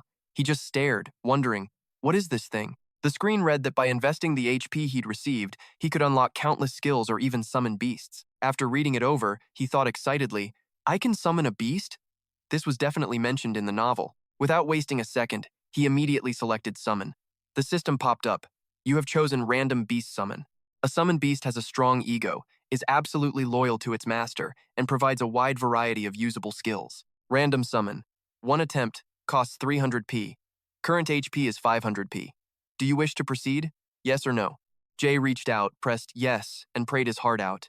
Please, let it be something good. The system immediately updated.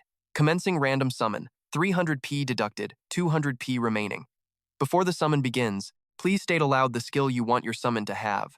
The summoned beast will possess your desired skill. Hearing that, he didn't hesitate for a second, shouting, I want a ton of microneedles. I want a summon that can provide lots of them with high stability. His bizarre request was quickly accepted by the system. Request has been logged. It displayed right in front of him. And just like that, 3 mystery boxes appeared. The red one was labeled Candidate 1, the Happy Pooper Summon. The green one, Candidate 2, Iron Dung Puppy. And finally, the blue box was labeled Candidate 3, a cactus that likes to spawn other cacti. After reading these names, Jay's head was spinning. He had to wonder, what in the world is wrong with these names? The system offered an explanation. The 3 candidates can satisfy your request by 100%, 50%, and 0%. Once you choose, you can't exchange, return, or undo the summon, so please choose carefully. Hearing that, he sort of understood.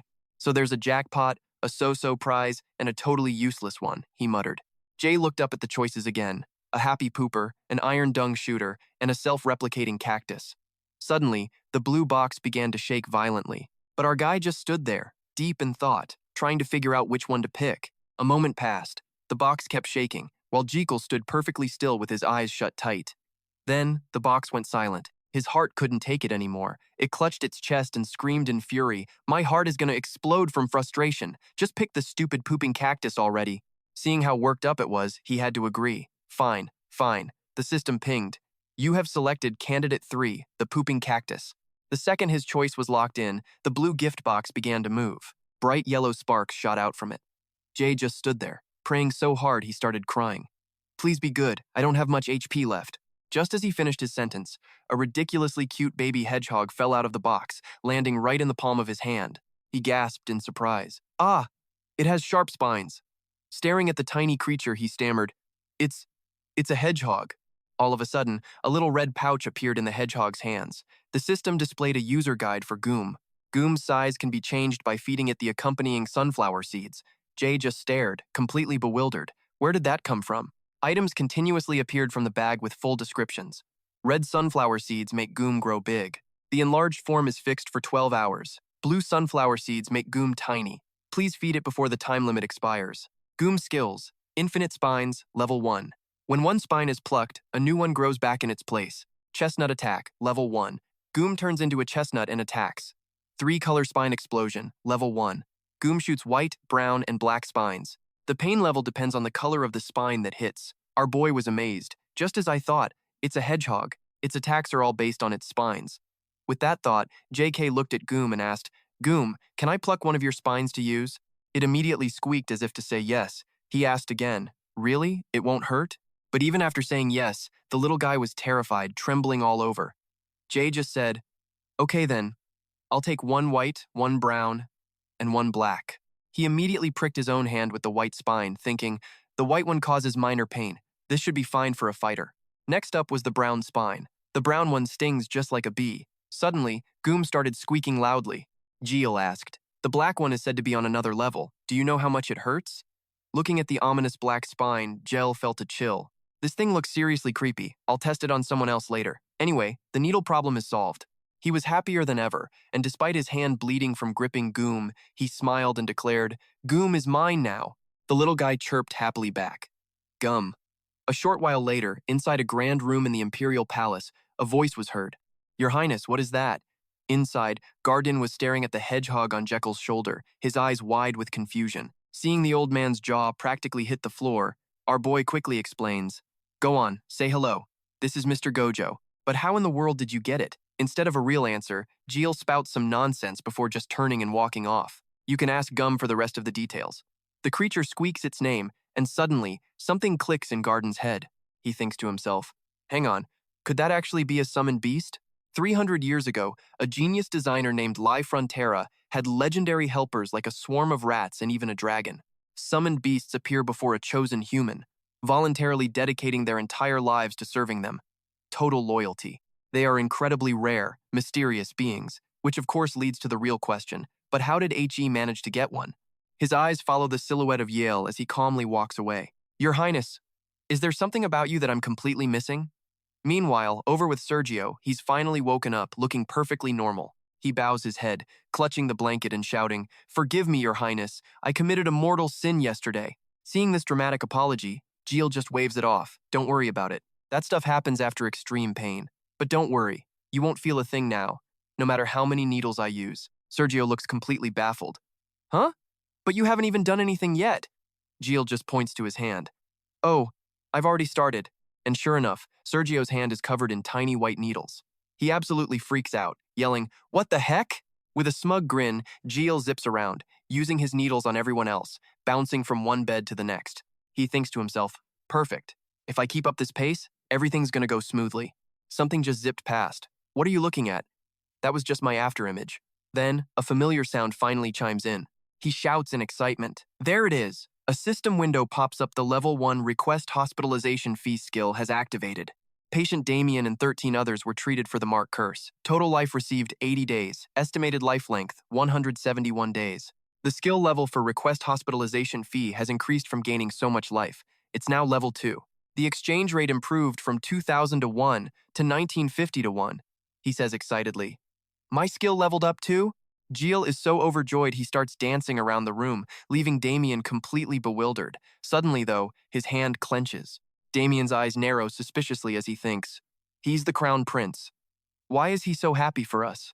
Why would our recovery make him this ecstatic? But Jiel is in his own little world, just staring at his system screen. Good, now I'm done with the gladiators. Saying this, he glances over at the men who have already recovered. They're walking around like nothing happened. And then, a wicked grin spreads across Jiel's face as a new plan starts to form. Meanwhile, in another part of the palace, someone is holding a steaming cup of tea. Suddenly, a soldier rushes in to make his report. I'm here to provide the regular update on the Crown Prince. 2 days ago, all 14 gladiators were appointed as the Crown Prince's personal bodyguards. Hearing this, the Emperor looks up, clearly shocked by the news. Bodyguards, you say? Yes, Your Majesty. They're now the Royal Guard Special Task Force and stay with him at all times. The Emperor asks, and what did Jiel give them? The subordinate replies, their contract includes a salary along with countless benefits. Hearing this, the Emperor's expression darkens as he thinks. Jiel used to be so weak he was stuck in bed all day long, and now he's gone and formed his own private army from gladiators. The Emperor bursts out laughing, clearly delighted. He gets more interesting every day. The subordinate continues, and then he gathered all his servants and guards and began to cruelly stab them with needles. And just like that, the Emperor's cheerful smile completely vanishes, his eyes wide with utter shock. He has no idea what is going on. At that very moment, Jiel is still actively using his white thorns to experiment on the palace servants. The needle goes in, and the man yelps in surprise. Jiel looks at him, baffled, and asks, "Did that hurt?" The servant quickly replies, "No, not at all." Jiel just casually asks back, "Then why'd you make a noise like that? It's just a little needle." With that said, his excitement returns as he shouts, "All right, next patient. Let's jump back a few days." On a beautiful sunny afternoon, Jiel was standing in the courtyard waiting for someone. After a moment, someone approaches and clears his throat. Jiel turns with a grin and asks, "Hey, how's the cupping therapy treating you?" "It was Damien," he replies seriously. "It's still a little bit sore, actually." Jiel just smiles. "Well, it's a shame you won't be needing that therapy ever again." Damien is getting more and more confused. "Excuse me?" So Jiel explains, "Your cupping therapy is all done. You've been cured." He asked, "For real?" And Jiel just replied, "Yep, I've confirmed the method works and even ran a few successful experiments." And in that moment, it was like Damien's brain just decided to blue screen. He completely froze right where he stood. Snapping out of it, he immediately bows deeply to Jiel with absolute sincerity. "Thank you for everything," but before he could finish, Jiel lunged forward to stop him, yelling, "Wait!" with a dead serious expression. "Listen to me first," he says, getting straight to it. "I want your swordsmanship. I have no intention of sending you away. I refuse to let that talent of yours be wasted." And with that, Jiel holds out his hand, making his offer, "Become my personal guard." Of course, he makes it clear he isn't asking for all that mushy stuff like gratitude, friendship, or loyalty. "I guarantee you'll be paid handsomely. You'll even get a pension and paid holidays." But here's the real tea. Jiel knows this guy is about to hit the top-tier swordmaster level and suffer the infamous swordmaster syndrome. And Damien probably knows it too, because who knows his skills better than himself? The swordmaster syndrome is a level where a person's senses become absurdly, almost painfully sharp. A level where those senses become uncontrollable, leading to insomnia so severe it makes his current condition look like a sweet dream. He thinks to himself, I could ask him to stay for treatment, but he'd probably just choose to leave anyway. Knowing all this, Jiel figures that in this situation, the most practical solution is a good old-fashioned business deal. Thinking of this, he crosses his arms confidently. "We'll draft an employment contract. You'll also get parental leave for your children." He finishes his pitch, but Damien's face is still a blank slate. Jiel forces a nervous laugh. "Well, obviously." "Okay, fine, I'll add the freedom to quit whenever you want. And a mansion." There. Jiel just keeps piling on the benefits, completely unaware that he's got an entire audience hiding in the nearby bushes. "Ah, right, you probably have contract negotiation skills." For the final blow, he points a finger and shouts, "A 4-day work week, how about that? Pretty hard to refuse, right?" The second he says that, a whole mob of other gladiators explodes from the bushes. "Please hire us too." Jiel is completely floored by the scene, yelling out, "What the? When did you guys even get here?" They completely ignore his question, asking in unison, "You healed us so you could hire us, correct? We want to get paid too. I mean, we want to repay you, sir. We'll protect you when Damien's away. You said you'd help us improve." Faced with this mob, Jiel just has to ask, "This isn't because I healed you or anything, is it? You guys just like the money and benefits that much?" Without missing a beat, they all shout back, "Yes, sir." An answer so blunt it leaves him stunned. Do you really have to be that honest? Suddenly, an image of a help wanted sign pops into his head. The sign specifically states, "No employees seeking a family-like work environment." He sighs. Well, at least their honesty is kind of refreshing.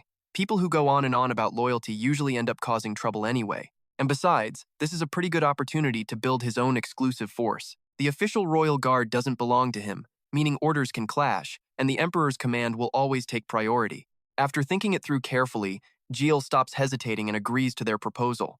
"All right, you're all hired. You'll be my exclusive special royal guard unit." At those words, the gladiators absolutely lose their minds with excitement. They all throw their hands in the air, cheering wildly.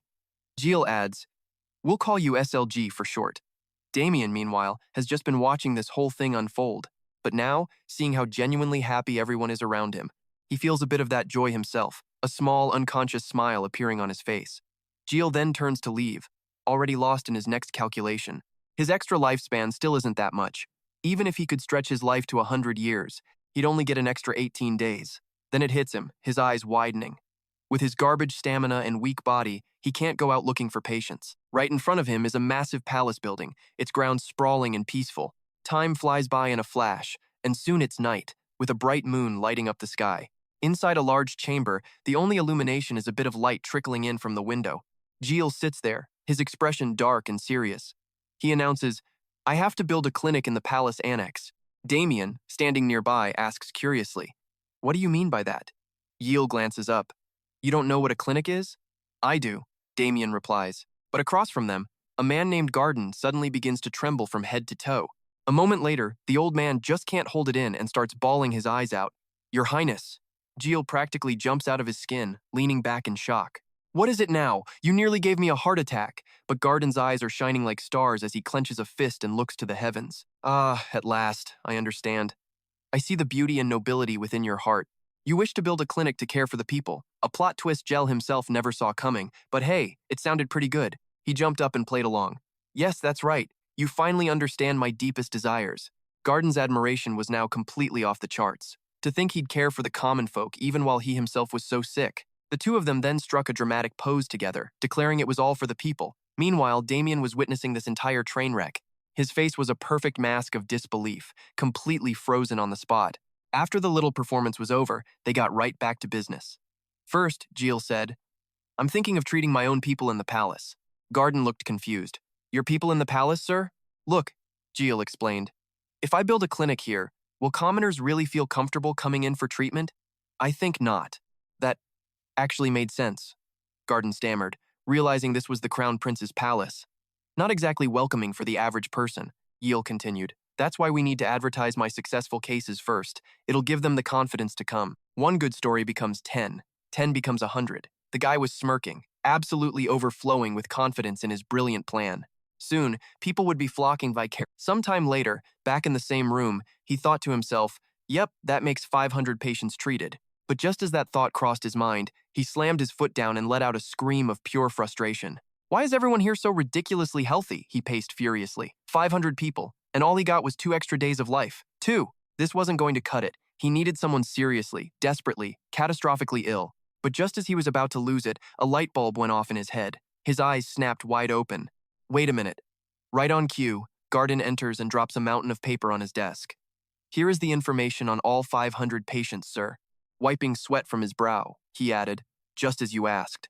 We collected data on their families, gender, age, and their specific conditions." Jiel stared at the stack of documents, a wicked little grin spreading across his face. If the staff here are healthy, he thought, I just need to find one of their sick relatives. I'm a genius. Not wasting another second, he began to tear through the files. There had to be at least one person with a seriously ill family member in this pile. Page after page was turned over. Jiel meticulously reviewed every single file, completely focused on his morbid treasure hunt, but his hard work yielded absolutely nothing. He slumped over his desk, the picture of pure dejection. Huh? Why can't I find anyone? Where are they? His face started to twist with pure, unadulterated rage. How could all of their relatives, down to the last third cousin, be so disgustingly healthy? Only 10 files left. Suddenly, Damien's voice cut through the silence. Your Highness, I'm truly disappointed. Jiel stopped cold, looking up. You're disappointed? Damien didn't mince words. Forgive me, but I must ask. Do you see these patients as nothing more than tools? The question hit him like a physical blow. Jiel could only stammer, completely blindsided. What? Damien pressed on. You said you needed test subjects, so we gathered as many as possible. But now, it's as if you're hoping someone is on the brink of death. That accusation was a direct hit, silencing Jiel completely. He had nothing to say. Dr. Gardin couldn't stand it anymore and rushed forward to intervene. How dare you be so shameless? His Highness must have a greater plan, Damien shot back. Oh, does he? At this point, Jiel was literally trembling, trying to form a sentence. Gardin, thank you for trying to defend me. But what Damien said isn't entirely wrong. Now Gardin was the one left confused, scratching his head. Oh, my apologies, Your Highness. And then, in a bizarre twist, Damien started scolding him again. Your Highness, you're being too hard on yourself. How can you shame a loyal subject who just stood up for you like that? But Gardin, the guy being protected, wasn't having it. He spun around and yelled back at Damien, Look who's talking. Weren't your words to the prince just as harsh? Witnessing this absolute mess, Jiel could only wonder what kind of bizarre stage play he had stumbled into. His head was starting to throb. He'd had enough. Both of you, get out! He roared, pointing them to the door. Finally alone, he turned back to his work, holding his head. This is terrible, only 10 pages left. But just then, his eyes locked onto a single information sheet, one with a ridiculously long written entry. It began, I don't know if I'm allowed to write this on the survey form, but I'm going to take a chance and write it anyway. I have an 8-year-old brother, and once or twice a month, his entire body starts to shake uncontrollably, and he foams at the mouth as if possessed by a demon. I've taken him to several doctors, but none can find the cause. Priests have prayed for him, but they say they've done all they can to expel the evil spirit. Reading this, JK couldn't hold back a triumphant grin. Found it. The very next day, Jiel summoned the maid to bring her little brother to his room. She began nervously, about this child. Beside her was a little boy with dark red hair, cowering in fear. She continued, "This is my brother, George." But after a moment, everyone backed away towards the door, leaving the boy alone with Jiel. Jiel broke the ice. "Hello," the boy stammered back. "Hello, sir." Seeing his fear, Jiel smiled. "You can just call me JK."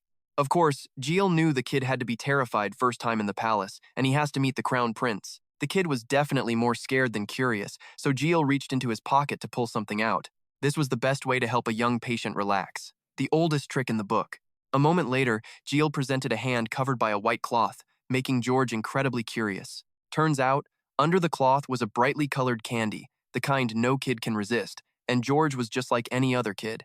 The moment he saw the candy, his eyes lit up. Seeing this, Jiel offered it to him. "Here, a gift for you." But as Jiel's hand got close, George flinched, shrinking away with a look of pure fear. Jiel asked, "What's wrong?" The boy stammered. "You're not supposed to touch me." Jiel pushed. "Can you tell me why?" After a long pause, the boy finally confessed, "I'm cursed by an evil spirit."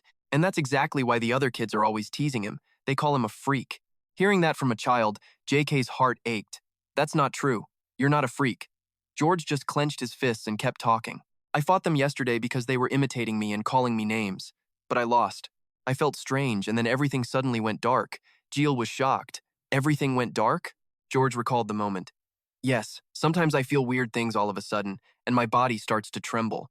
My whole body shakes and feels paralyzed. It's like I'm being lifted into the air and then dropped. The sky gets farther away and I hear strange noises. Just thinking about it made the poor kid's face fall. And when I wake up, I have almost no strength left." After hearing it all, Jiel finally said, "I see. And you've endured all of that?" Finishing his sentence, he gently stepped forward and pulled George into a comforting hug. "George, you are so brave." Being held like this, the boy was moved to tears. "Your Highness, JK, you really shouldn't touch me. I'm possessed by evil spirits." Jiel immediately shot that down. There are no evil spirits. The moment his hand touched George's back, the system activated. Commencing pulse check. Scanning. Overall patient assessment. The patient has a healthy body. However, irregular brainwaves have been detected, indicating seizure symptoms. This could cause severe generalized tonic-clonic seizures. Hearing the system's diagnosis, JK instantly figured out the kid's condition. This is also known as epilepsy, which usually isn't a huge problem. But when the brainwaves become chaotic for unknown reasons, it can cause full-body convulsions and a loss of consciousness. Jiel slowly stood up and looked at the boy. "No matter what, even if you really were possessed by an evil spirit, you are not a freak." The boy's face lit up. "Really?" Jiel confidently pointed to himself. "Of course. I'm the Crown Prince, remember? I'm always right." He thought to himself, "It's a good thing I realized he has epilepsy, but even if I try to treat him, I can't find the cause right now. This is insane. I don't have any scanning tools, like an MRI machine." While he was lost in thought, George's weak voice suddenly broke the silence. Your Highness. JKL. Hearing him, JK looked down, a little confused. But what he saw was horrifying. George was turning purple, his whole body seizing as his eyes rolled back, groaning in pain. "I feel strange." Seeing this symptom, Jiel worriedly asked himself, "A seizure? Of all times, why right now?" The others standing nearby were freaking out just as much. Dr. Gardin cried out, The child!" The maid couldn't handle it and collapsed to her knees. The doctor stumbled back, trembling. It really is possessed by an evil spirit." Hearing that, a knight named Damien drew his sword, pointing it straight at the boy. "Your Highness, get away from it!"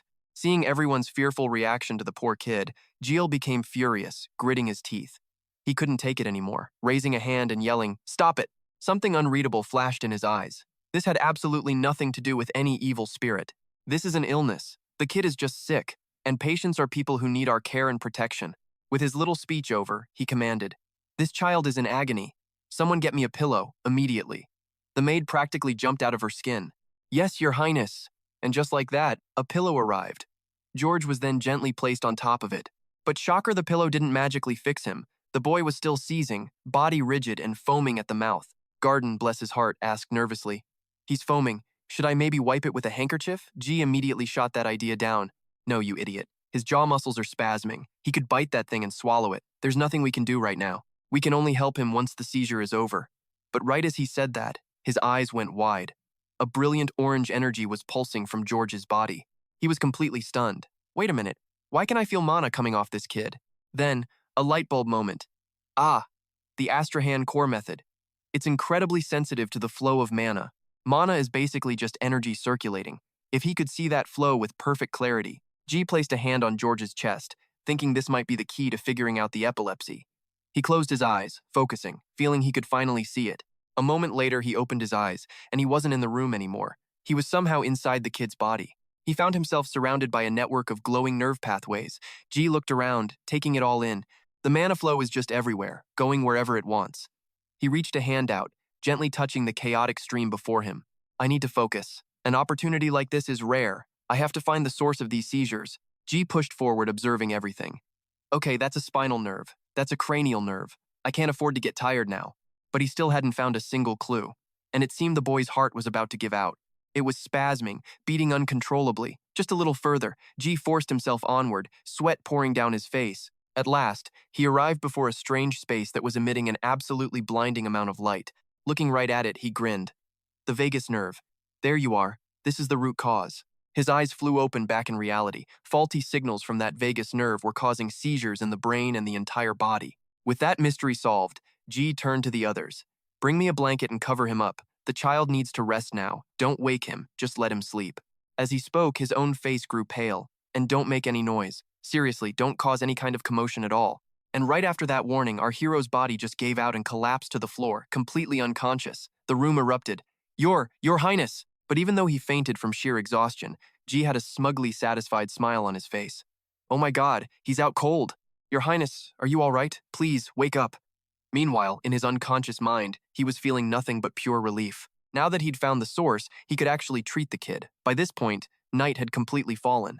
G's eyes finally opened, waking up after a nice, long, magically induced nap. He sat up in bed, clutching his head. Ugh, my head is killing me. Did I faint? Seems the Astrahan method went into overdrive while he was out. Just then, Damien, who'd apparently been lurking in the shadows this whole time, finally spoke up. So, you're awake?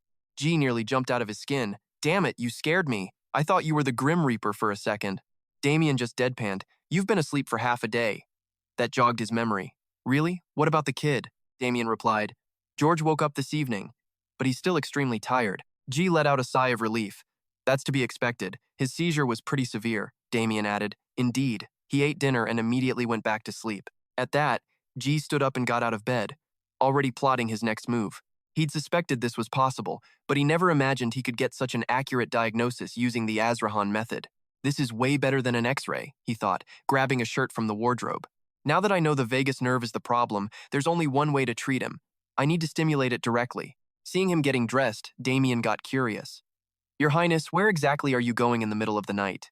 G just smirked, his eyes glinting with pure confidence. He started getting more and more excited, letting out a laugh. Why, to go get struck by lightning, of course. Cut to a large room elsewhere in the palace, where two soldiers stood guard outside the doors. Suddenly, two familiar figures approached from the darkness. The guards immediately tensed up. Who's there? But when they got a clear look at who it was, they just froze, their faces going completely blank. It was, of course, G and Damien. G gave them a cheerful wave. Thanks for your hard work. Could you please take me to see Lord Genetis? At his request, the soldiers immediately led the way inside. After a short walk down the hall, they all arrived before a massive door. Outside, strange glowing characters pulsed with a bizarre turquoise light. Without a second thought, Jiel threw open the door and barged right inside. A man with long white hair, wearing pink cat pajamas, jolted awake and yelled, "What the hell?" After a moment, he recognized the intruder. Prince, what are you doing here? This fashion icon, ladies and gentlemen, is the royal court magician, Sir Genetis. Jiel walked right up to him, scratching his head with an awkward laugh. Sir Genetis, sorry for the sudden visit, but I have a little favor to ask.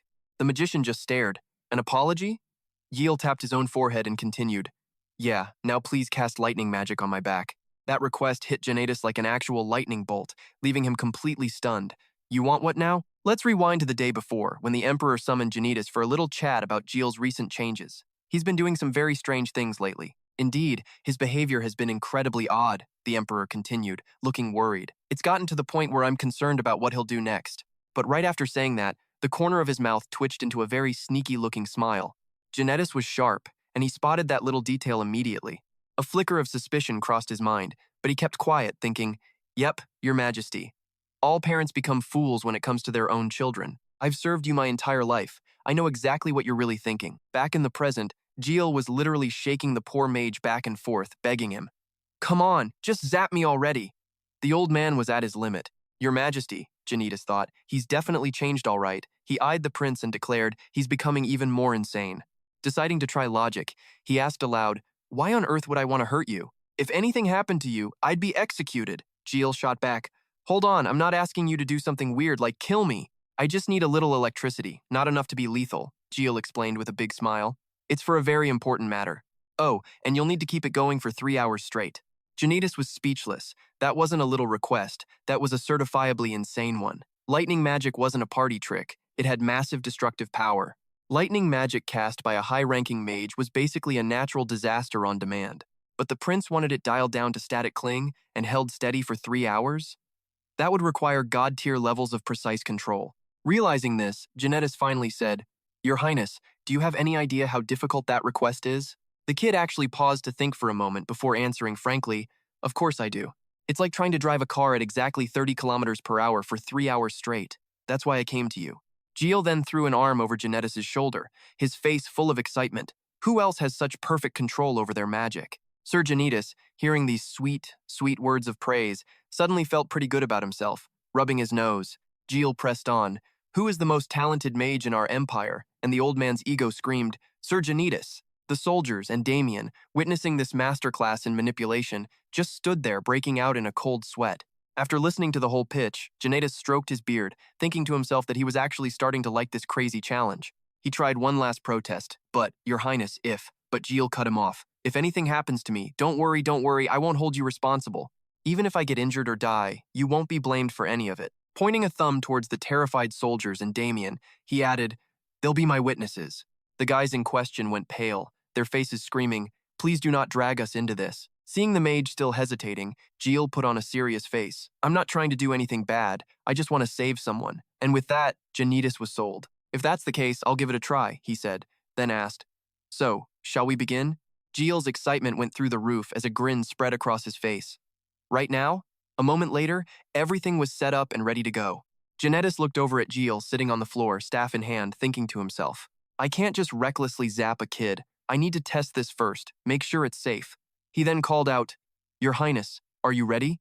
A brilliant blue aura of mana suddenly erupted from Jiel's body. With his eyes closed, the boy gave a slight nod. That was all the confirmation Janitas needed. He raised his hand, summoning a golden current of electricity, and announced, "In that case, I'll cast the spell." Janitas carefully controlled the flow, trying to keep it as gentle as a static shock. As the current hit him, Jiel flinched slightly and yelped, "Ah, it's like an ant bite." His eyes still shut, he smiled, thinking to himself, "Perfect. Just what I'd expect from the royal magician. I knew he could do it. Now it's my turn. I'll absorb this current, convert it into an electrode, and then I'll activate the electrical signal." His plan was to fire an electrical signal that would perfectly mirror the kid's neural signals, hijacking the vagus nerve to take complete control. A tiny, satisfied smirk played across Jiel's lips. The Astrahan core technique was just absurdly powerful. It could control pretty much anything. He hadn't actually expected it to work on the first try. Suddenly, he turned to Janitas and held up a hand. "That's enough."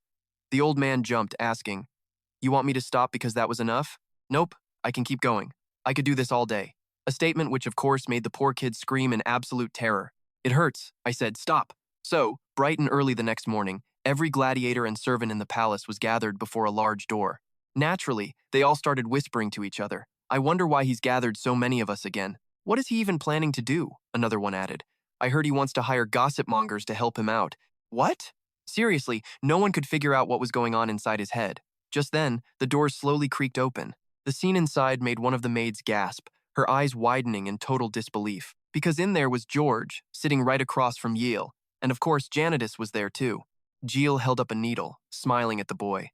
"Look, I'm not going to tell you to just endure it. Bad medicine tastes awful and medical treatments always hurt. I'm not lying to you," he added. The terrified boy stammered, "Is it going to hurt a lot?" Jiel simply replied, just a tiny bit, like a playful pinch. But the more George stared at that terrifyingly sharp needle, the more horrified he became. Yeah, that looked like it was going to hurt. Jiel soothed him. Ah, this won't hurt at all, I promise. The boy asked again. Really? Completely failing to notice the needle was already in his neck. Jiel just nodded. That's right, I already did it. You couldn't even feel it, could you? Procedure done, Jiel stood up and walked over to Janatus. They nodded a silent understanding. The real pain was only just beginning. Without wasting a second, the old man aimed his staff right at Jiel and unleashed a blast.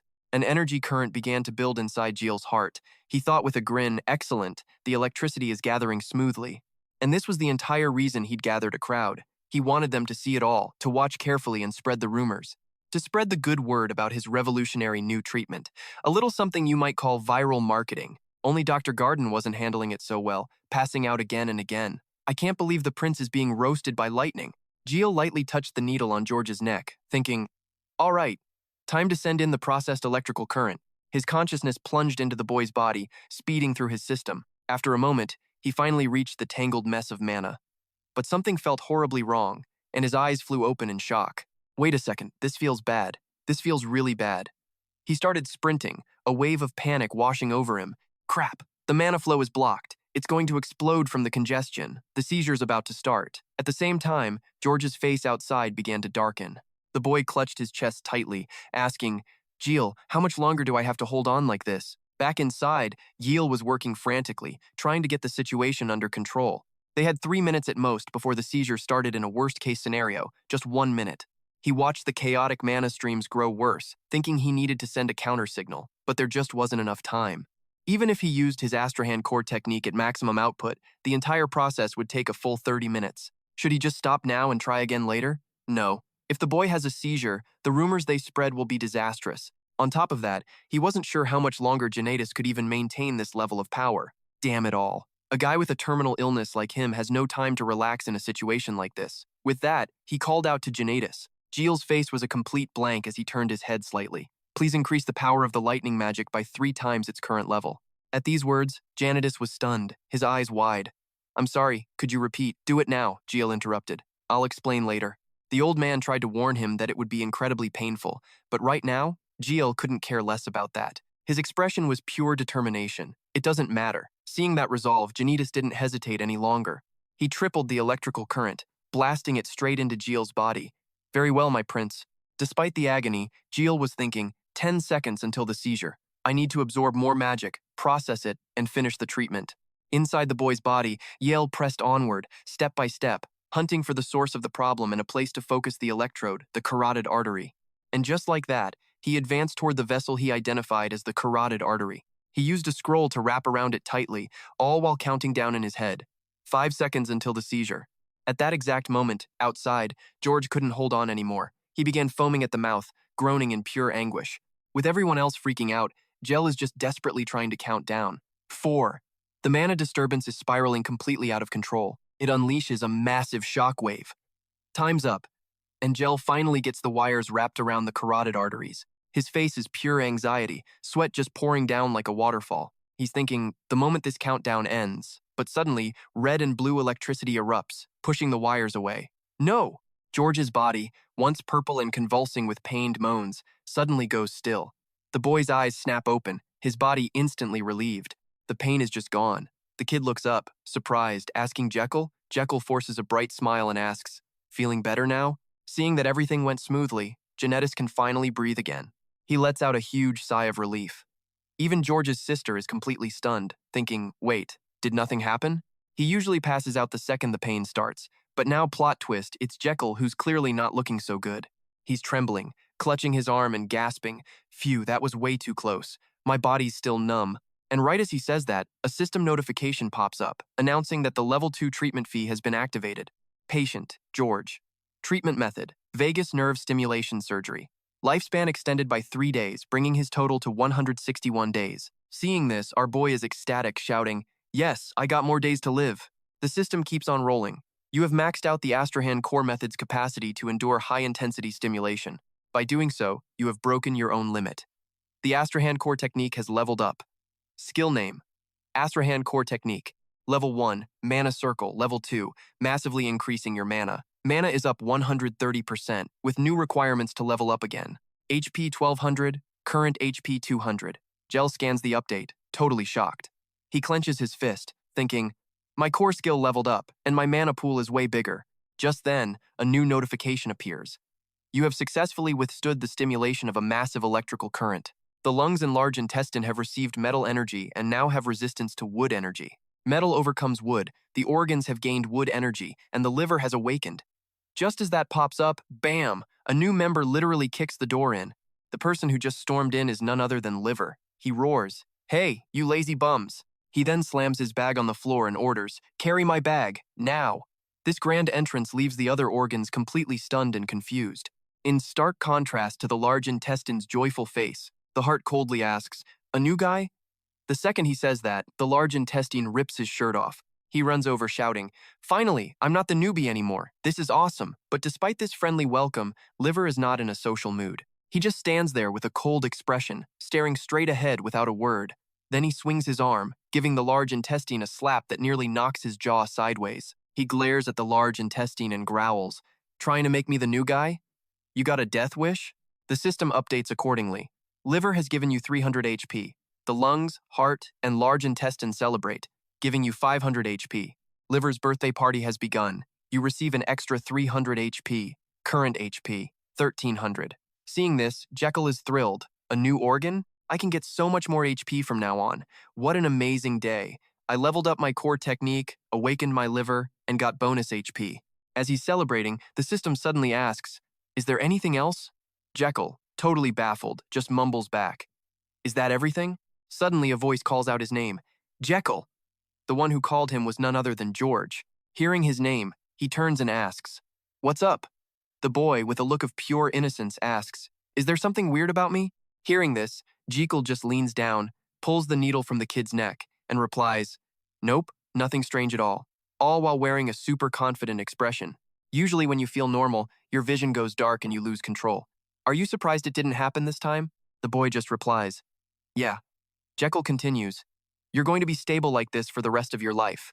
These words are almost too much for the kid to believe. His big shining eyes go wide as he gasps. Really? Jekyll just laughs and replies, yep, you won't have to suffer anymore.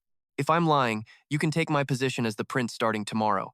The maid standing in the back can't hold it in anymore, her eyes welling with tears as she whispers his name. Hearing his sister's voice, the boy happily tilts his head and says, sis. And just like that, the two siblings rush forward, hugging each other tightly, bursting with happiness. Seeing them so happy makes Jekyll happy too. He smiles to himself, thinking, a perfect success. He then glances at the emotional expressions on everyone else's faces. You all see that, right? Now's the perfect time to spread rumors about my kindness. That's when people will start flocking here for treatment. The more he thinks about it, the more menacing his expression becomes. I'll heal all of them and extend their lifespans. A long and healthy life for everyone. Here I come.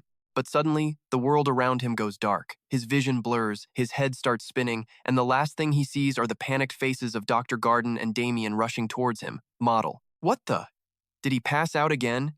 The system helpfully pops up with an answer. Of course you totally overexerted yourself, genius. Just like that, it's already evening in Jekyll's massive room.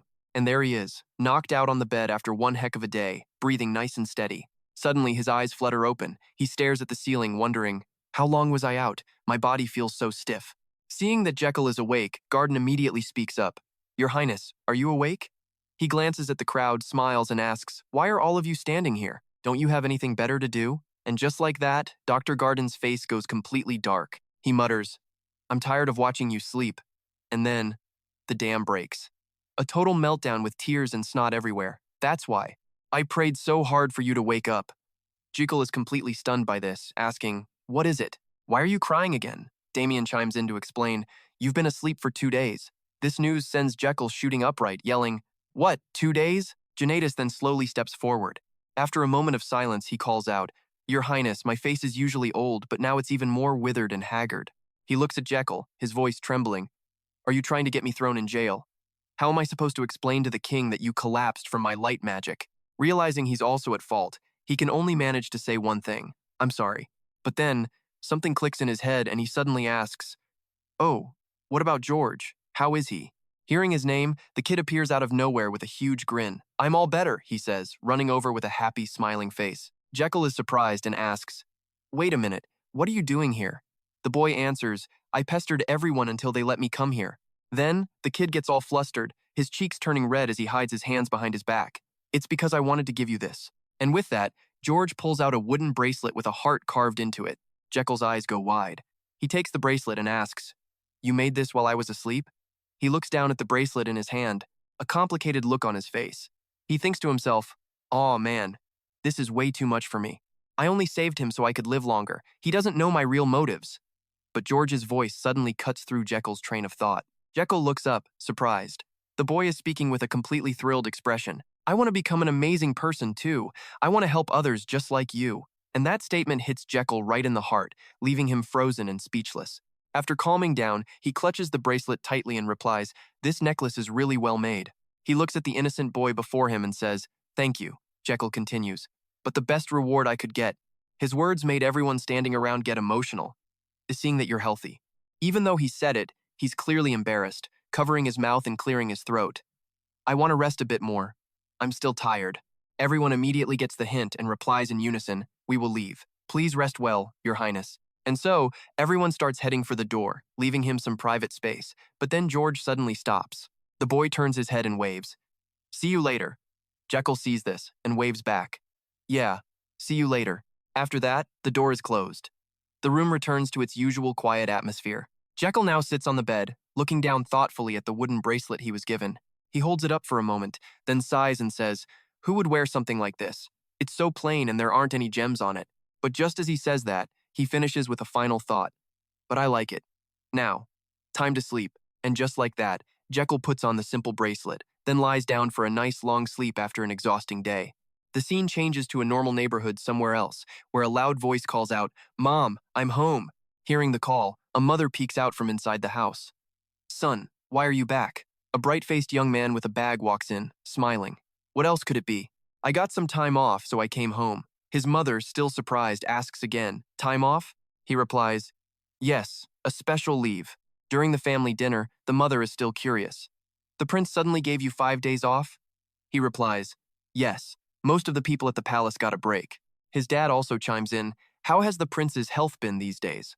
Hearing this, the son smiles, I think he's much better than before. His father asks, Really? That's so fortunate. The young man hesitates, then adds, I think it's because. His face clearly shows his utter confusion and bewilderment. He's been doing some strange things lately. His parents are now being led from one surprise to another. Strange things? They ask. The son replies, He said he wants to heal other people, like a doctor. As he says this, he pulls out a scroll from his bag. All right, check this out. A scroll is placed on the table, then unfurled neatly. The three of them crowd around it, their eyes glued to the paper, faces a mixture of pure shock. Huh? And just then, a random gust of wind swoops in, snatching the paper and sending it flying out the window. Soon enough, these flyers started popping up absolutely everywhere around town. You'd find them on notice boards and in busy plazas, making sure everyone saw them, and boy did people react with total and complete astonishment. What in the world is this? At the top, the paper announced a grand opening celebration. Right at the palace, a traditional medicine doctor was offering free treatments. Back pain, aching joints, acupuncture, orthodontics, obesity, you name it, they'd treat it. Your physician? None other than Prince J.K. Adria Magentano, the chief royal doctor, and Piero Gardin, a specialist in all kinds of mysterious illnesses. People read it and wondered, wait, does this guy cure your entire life too? Meanwhile, at the gloriously sunlit royal palace, a very pleased Jiel stood looking out his window. The rumors should be all over the place by now, right? And as if on cue, Dr. Gardin opens the door and steps right in, announcing, Your Highness, it's time to head out. Hearing this, the prince turns and says, All right, shall we go? And with that, the two head down the hallway together. You're up rather early, Gardin remarks. The prince just smiles. Well, it is the grand opening of the Royal Traditional Medicine Clinic. Oh, speaking of which, the doctor suddenly remembers, I've brought all the medicine that you requested. Even the licorice? The prince asks. I made it a top priority to purchase, he replied. Hearing that, Jiel was incredibly satisfied. Excellent.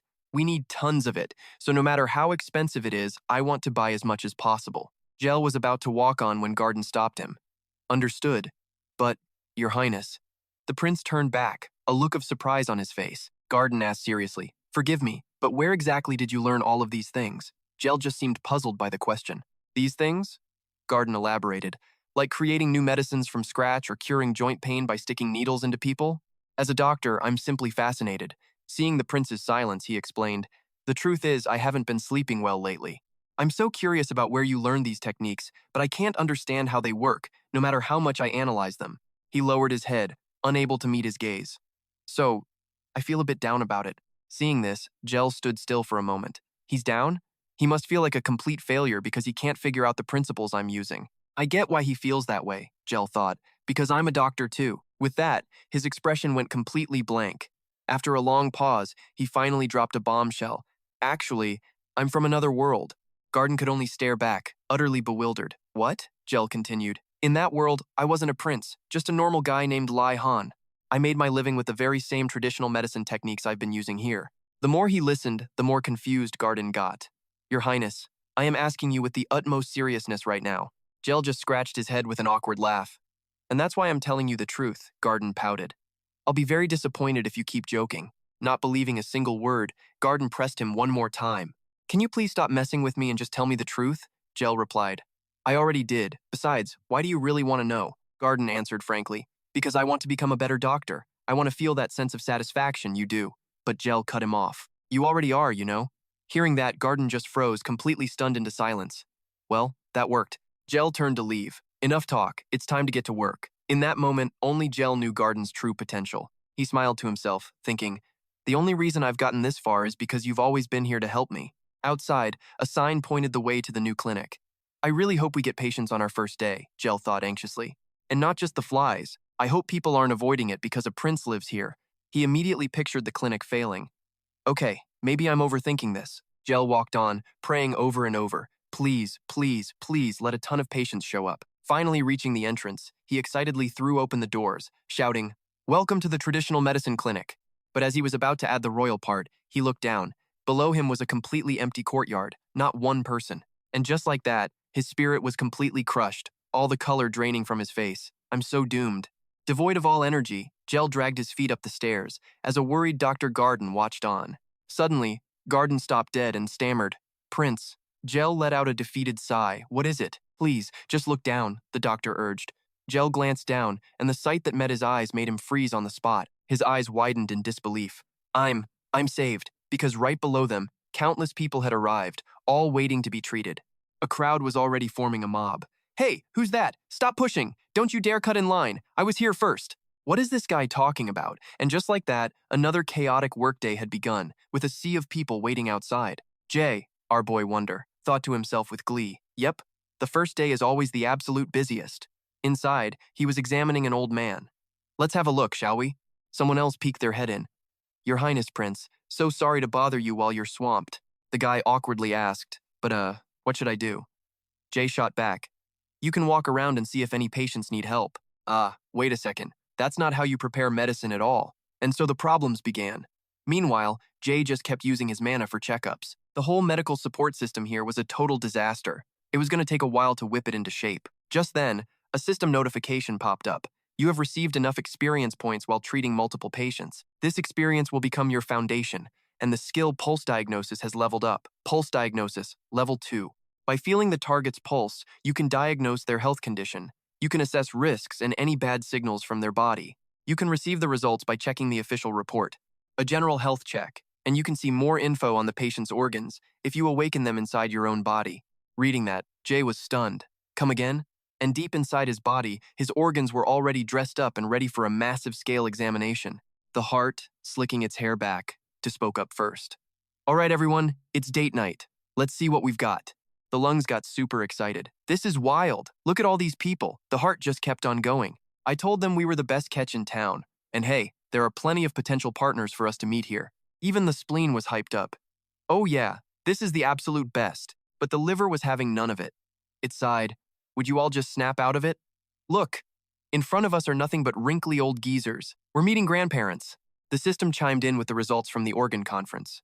The heart was deceived. No abnormalities in the heart or lungs. Me? Nothing wrong here. The intestines found mild constipation, but nothing else. And the liver? It detected signs of inflammation. This old guy needed to lay off the booze. The prince asked his own body, alcoholic inflammation? Is his liver in that bad of a shape? The liver shot back. You bet it is. His liver is crying its eyes out. It's been ravaged by alcohol for 50 years straight. At this rate, it'll be completely dead in about 5 years. After getting the full report from his internal staff, Jay smirked how this organ consultation thing was freaking brilliant. An accurate diagnosis is the most important part of treatment. He thought, I got to awaken the other organs, and fast. With that in mind, he looked at the old man sitting in front of him. Sir, your liver has been severely damaged. The old man nodded. Yes, and that's why you feel tired and your skin is more yellow. Because your liver is exhausted. I'll prescribe you a minor decoction for today. Take it for 10 days. Depending on the next checkup, I might add cinnamon and poria. But, Jay's face suddenly turned dark. You must stop drinking. Starting now. That last line hit the old man like a lightning bolt. Excuse me, what? Jay repeated. Your liver is in terrible shape. You won't even last 5 more years if you keep going like this, the old man stammered. But IJ cut him off. You can't eat without drinking? The poor guy immediately started nodding his head like a woodpecker. But the prince's next words basically gave him a heart attack right there on the spot. I command you not to drink. Not as a doctor, but as your prince. And if you dare to disobey my order, I will toss you in jail. Just like that, the day flew by and night arrived. A loud shout came from the clinic. All right, we're done for today. All non-critical patients, please come back tomorrow. After the grueling shift, everyone gathered around Jay to praise him. You did so well, Your Highness. I'm so sorry I messed up preparing the medicine. I didn't know if I was doing it right. Hearing this, Jay just gave a reassuring smile. Don't worry, everyone did great. Let's keep this energy up for tomorrow. Though inside, he was thinking, yeah, since nursing doesn't even exist here. This is fine for now, but we're going to be in deep trouble if we get more patients who need intensive care. We desperately need to set up a proper nursing system for patient rotation. And just like that, he was reminded of his old colleagues. Man, I wish Kim and Lee were here right now. At that very moment, a series of frantic footsteps rushed toward the clinic. In here. Dr. Gardin burst through the door, yelling, Your Highness, we have an emergency patient. The man behind him, carrying a woman on his back, quickly added his piece. I am the eldest son of the Dinri family. I greet the prince. The woman he was carrying looked awful. Her face was beet red and she was gasping for air. He begged them, Please, you have to save my mother. Please. In a flash, the woman was carefully laid onto a bed. Jay sat beside her, checking her condition. Her fever is way too high. How long has she been like this? The son quickly answered his question. She was perfectly healthy just this afternoon, or so the man claimed. As Keel checked her pulse, he explained she started feeling cold around noon, and her condition just kept getting worse. After a moment of examination, he finally put a name to the disease. But this wasn't some common cold. Oh no. This was the plague that wiped out 40,000 soldiers. A look of pure dread washed over JK's face. Sweat dripped down his brow as he thought of Napoleon. Epidemic typhus, a nasty disease caused by a bacteria called Borrelia. JK had to double-check. Hey Gan, are you being serious right now? The voice shot back, absolutely. I've spotted the fever bacteria right inside this woman's liver. Hearing that confirmation, our hero was so terrified he started sweating buckets, unable to even speak. After pulling himself together, he looked at the man and asked, When was the last time she took a bath? The guy just gave him a blank, confused stare and said, Huh?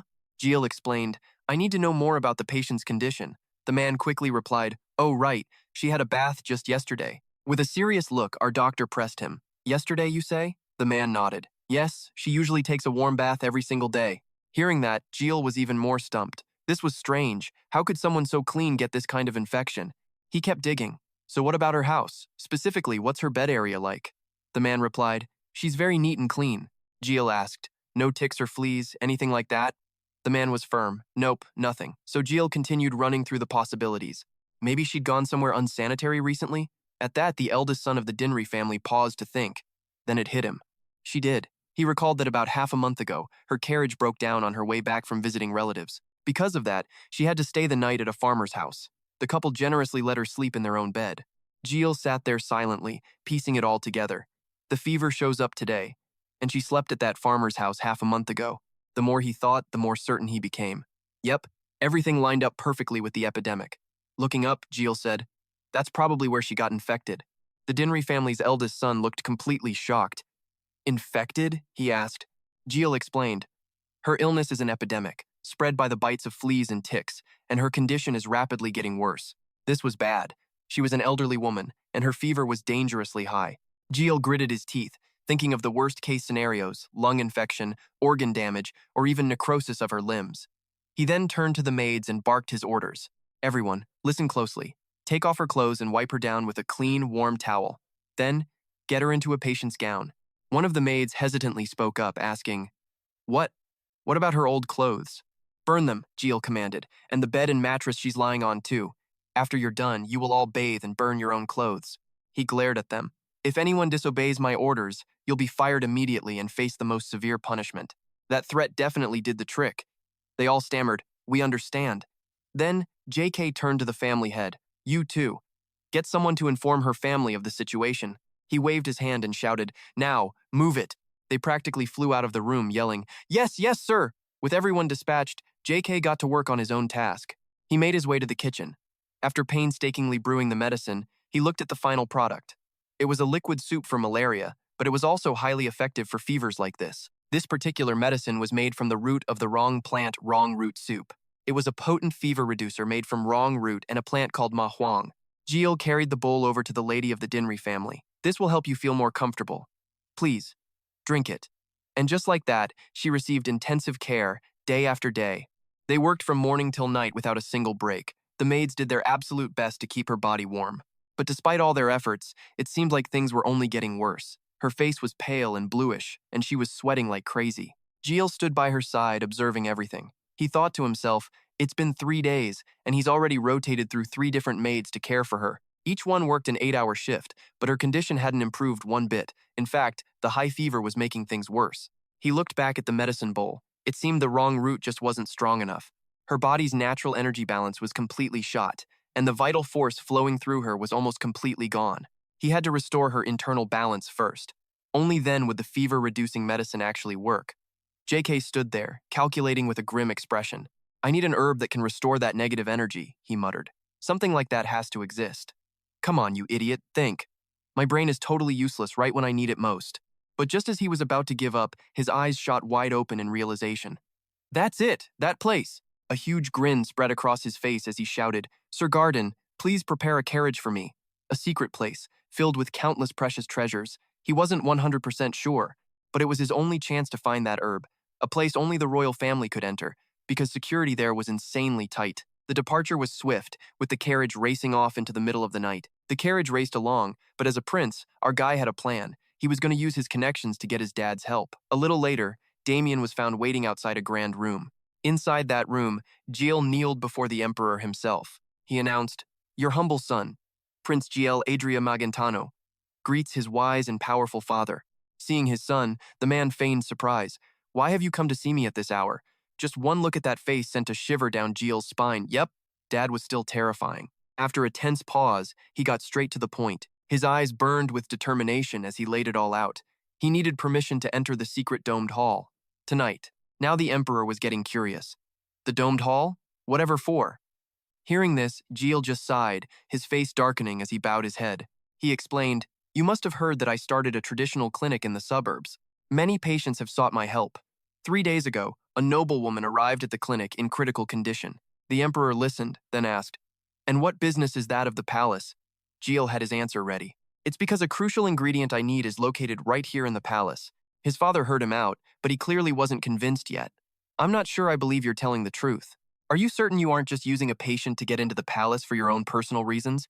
As he finished, a tiny smirk crept onto his face. Oh, this was getting fun. His son was testing him first, and he had to respect the nerve. At that, Jiel pouted, completely fed up. This old man was clearly having way too much fun messing with him. It was obvious his father was up to something, and here he was, a middle-aged man who'd seen it all. And yet, convincing his own dad was proving to be a real pain. With that, he shot to his feet, shouting, We don't have time for this chat. Right now, a patient's life is hanging in the balance. The emperor's expression hardened. How can you prove you even know what you're doing?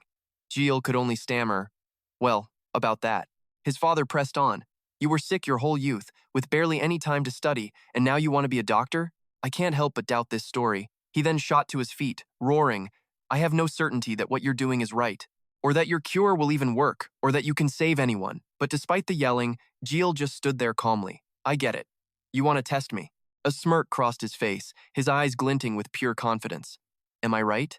At this point, the emperor dropped the act. He looked at his son and admitted, "You are." He then pointed to the man standing right beside him. "The test is simple. The captain of the royal guard here is sick. Diagnose him. If you can do it, I'll let you into the secret palace."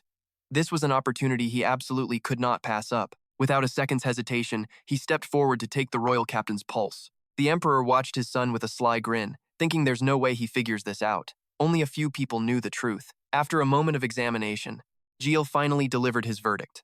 "Captain," he announced, dropping a line that made everyone in the room freeze. "You're bald." The room fell into a bizarre, awkward silence. Not a single sound could be heard.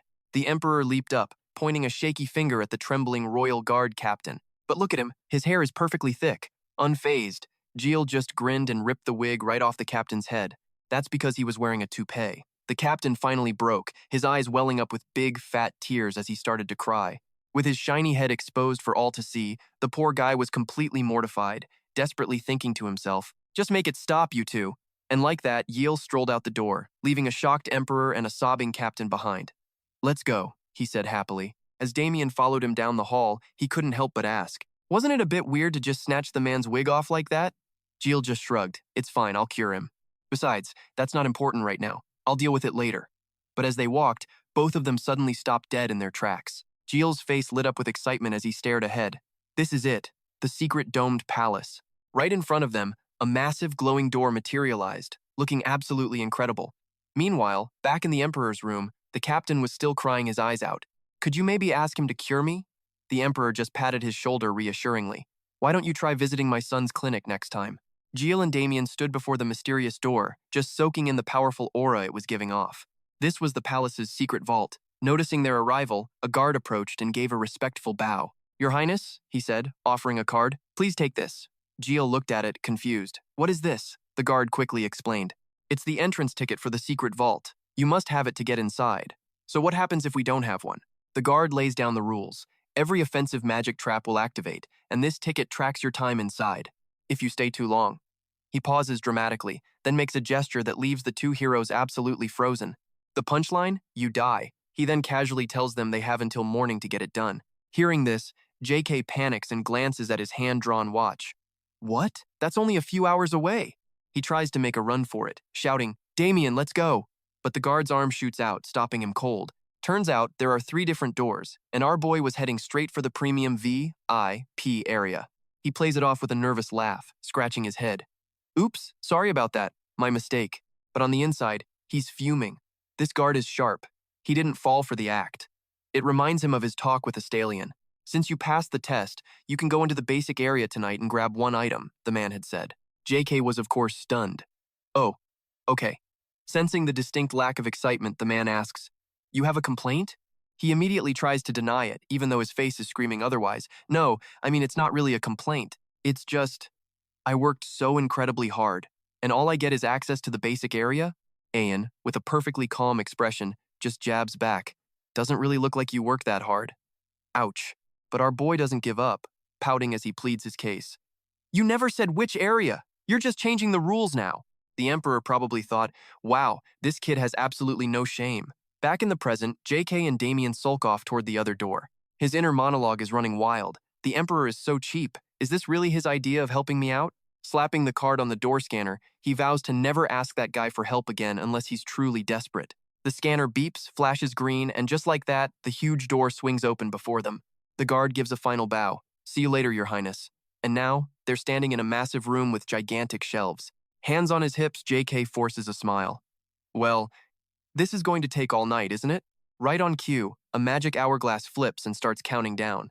He immediately turns to his buddy. "Damien, we have to find that item. Any ideas on how we're supposed to do that?" Jiel pauses, then gives his expert opinion. "Something cold." "Right, an item, maybe a vial or a magic orb covered in ice, or something similar," Aiel clarifies. He shoves a pen and paper at him. "If you find anything like that, just write down its location. I'll check it later." With their brilliant plan set, they split up, each hero taking 1/2 of the enormous room to search. "I'll take this side, then I'll go this way." And so the search begins, with JK carefully inspecting every single thing. Damien is also hard at work, searching and taking notes, but soon enough, half their time is already gone. Jiel rubs his chin, thinking, "I don't know if this is the basic area or just a junk pile, but I found nothing. I really hope Damien's having better luck, because my side has absolutely nothing special at all." Meanwhile, Damien is staring intently at a very interesting-looking item. A little while later, the two meet up. Did you write down the location like I said? I did. Jiel looks at the horrible scrawl on the paper. What on earth is this? The scene shifts as the two make their way to the spot Damien somehow managed to describe on the note. There really aren't many ice attribute items in here, are there? Nope, not at all. Jiel looks at the thing on display. Is this seriously our only hope? Let's see. He starts reading the item's info plate. Name: Eternal Snow. Type: Shield. Origin: Unknown. It's a basic grade item. Apparently, you just pour magic into it to create an ice shield. He reads that line of information again, just to be sure he's got it right. Eternal Snow. He squints at it, thinking it looks a lot like one of those pagers from a coffee shop. Still thinking about coffee, he suddenly notices another bit of text on the instruction panel that he missed. The core converts mana into an ice shield, which will break if it takes too much damage. Pretty standard stuff. The broken pieces are pure mana and disappear over time, but please be careful not to touch or get this, eat them. So of course, the first thing he does is reach out and touch it. Whoa, that's really cold, he yelps. Power starts to radiate from his chest as he grabs it tight, repeating the instructions. An ice shield is made by pouring in mana. As the power flows from him, little holes all over the disc begin to light up, one after another. But it seems he's using a bit too much power, because the whole thing starts vibrating violently. Wait a second, is this actually a coffee shop buzzer? I seriously feel like I should go pick up my coffee order now. He shakes his head, trying to focus. Alright, judging by how much this thing screams every time the mana increases, it's probably a bad idea to just carelessly pump power into it. It needs a minimum amount of mana just to create the ice shield, no wonder it's a basic tier item. So our hero focuses with all his might, recalling his pre-isekai shower time. He figures he'll try controlling it just like adjusting the temperature on a shower faucet. After a moment, a steady flow of power runs through it, and he gets excited. This is it. This is the feeling. He's just gonna keep this up. And just like that, an ice shield appears from the disc. He did it! Gio pumps his fist, ecstatic, noticing the shield is huge but weighs almost nothing. He peeks through the ice, cheering to himself. It's cold, but he can do it. He can finally cure the lady from Dinrie. He then turns around, putting on his best puppy dog eyes for the person behind him. Damien, I think I need your help again. Seeing him like this, Damien is just baffled. He truly has no idea what goes on in his master's head. A top-secret conversation immediately kicks off in the room. What do you need my help with? I'll tell you later. Let's go. It's time to get more time.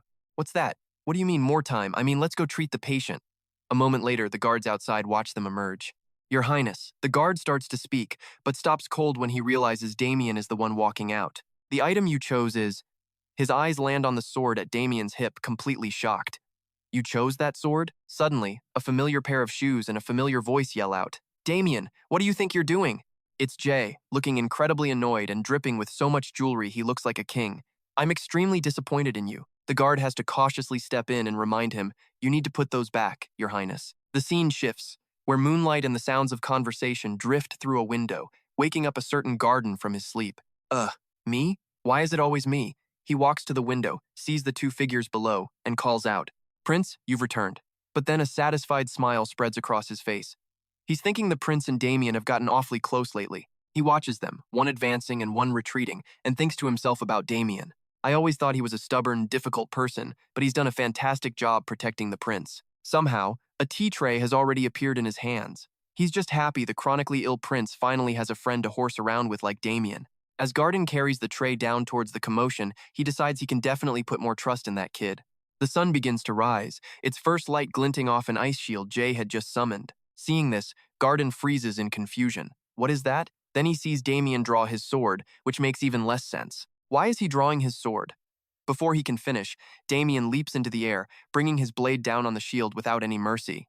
And at that exact moment, the tea tray slips from its owner's hands and tumbles through the air. Gardin grabs his face and lets out a terrified scream. Assassination! Let's rewind a few minutes. Jay stands before Damien, looking dead serious. Listen to me carefully. Yes, Your Highness. Damien looks back with a blank expression, making a silent vow. You sincerely want to help those patients. I will follow any instruction you give me, without a single doubt. As if he could read his mind, Jay perks up instantly. Is that so? Then can you hit me with your sword? Damien's face just falls. He's seriously wondering, has he actually gone insane? And so, their noisy late-night chat continued. I want you to hit me until the ice shield shatters. You can't be serious. Oh, I am. Damien is left completely speechless as his respect for Jekyll just plummeted. Which of course brings us to the present. The sudden noise was more than enough to wake Gardin. Me? Why me? He's just smiling, watching what he thinks is a friendly chat, clueless about the real conversation. Are you trying to kill me by framing me for treason? You have to attack me so I can save Lady Dinrier. It's the only way for all of us to survive this. Jay then points at Damien and says, "You too, right?" Then he points to himself with a confident grin. "Me too." Damien can only sigh in despair. "What in the world are you thinking?" Fed up, Damien finally demands, "I need a much clearer explanation."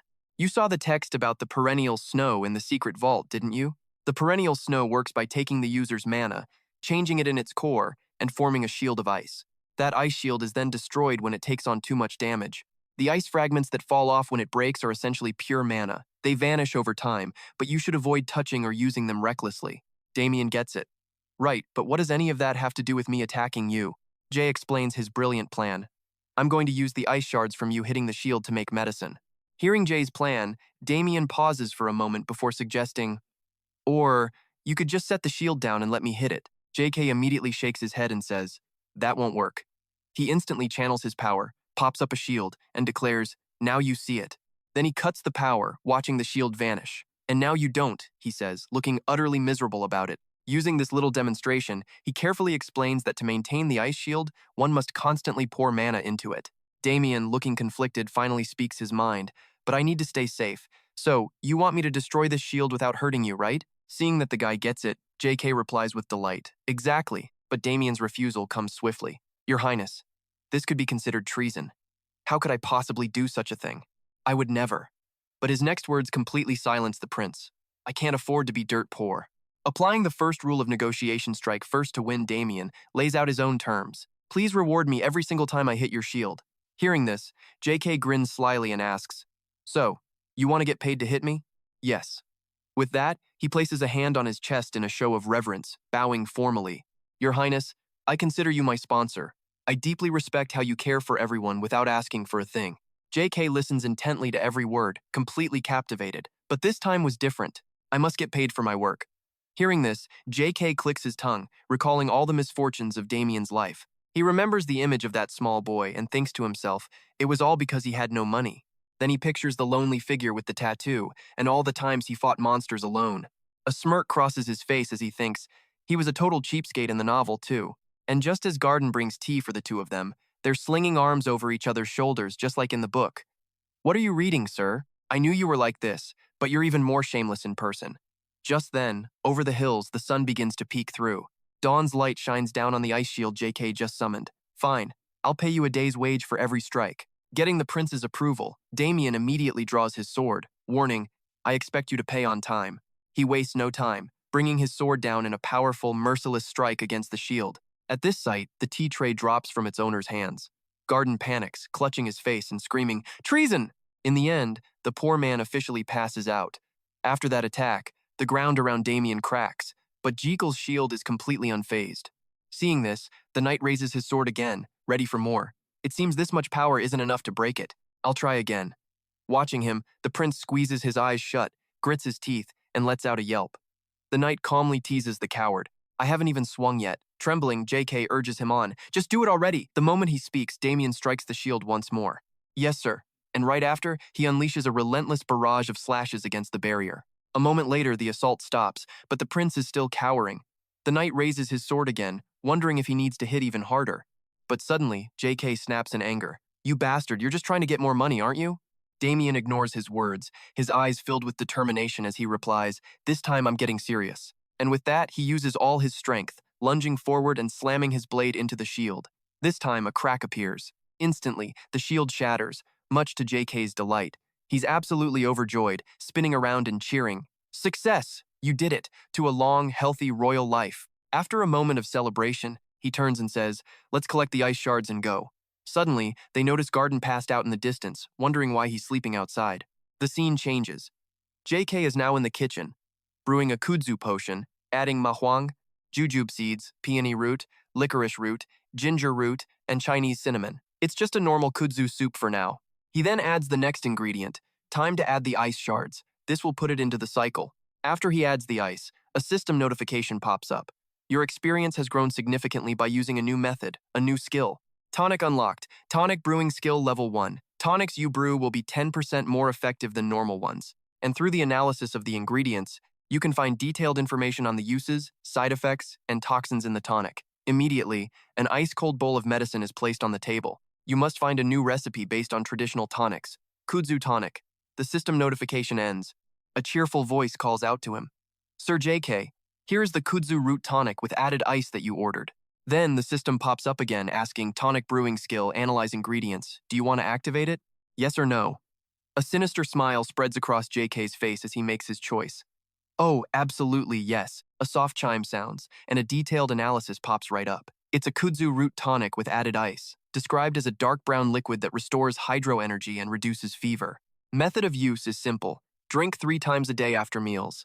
And a little note, not for patients with angina or heart attacks. The brewer, our boy, JK. Staring at the info, he clenches his fist, absolutely thrilled. This skill is insane. Now he doesn't have to test potions himself, and it restores hydro energy? Lady Dinri Jekyll, filled with determination and confidence, declares that our main character can definitely save her now. With that thought, he and Damien carry the tonic into another room. Seeing them enter, the man in the room hastily stands up. Your Highness. He brings the medicine over to the eldest son of the Dinri family and asks, how is she doing? The man lowers his head slightly, replying slowly, she's still not well. Hearing this, JK immediately glances towards her. He observes Lady Dinri, silently assessing that her energy levels are just continuing to drop. He scoops up a spoonful of the medicine, praying internally that this thing actually works. Then he gently brings the spoon to her mouth and says, all right, milady, drink up. It might be a little cold. Tasting the medicine, she groans with difficulty, so bitter. JK just chuckles and tries to comfort her. The more bitter the medicine, the more effective it is. After taking care of her, he sits down to talk with the Dinri family. And when night falls, he's right back by her bedside, monitoring her 100 illnesses like a hawk. The next morning, he's back brewing a fresh batch. This goes on for 10 whole days, and now the maids are giving him these weird, sparkly-eyed looks of admiration. They stare at his back while he sits in a chair, wondering to themselves, is he always like this? He's completely different from the sensitive jerk he used to be. Your Highness, you have my utmost respect now. Even Gardin agrees. The man is biting a handkerchief, tears streaming down his face. I always believed in you. So yeah, they all admire him like this, completely unaware that our boy's physical condition is absolutely terrible. His Highness, Jekyll, looks completely withered and gaunt, with 0 vitality left. Somehow I've managed to endure this, but man, I'm exhausted. I've been a diagnostician, a nurse, and I've even brewed the medicine myself. Come on, Jake, you have to push through for the reward.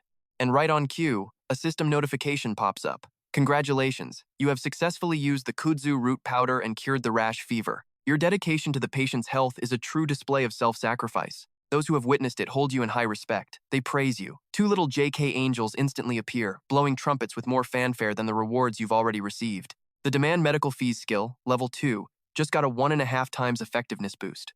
Reading this, his eyes fly open in shock. What? A title reward, and the skill's effectiveness increased by 1.5 times. That means... The system continues his thought for him.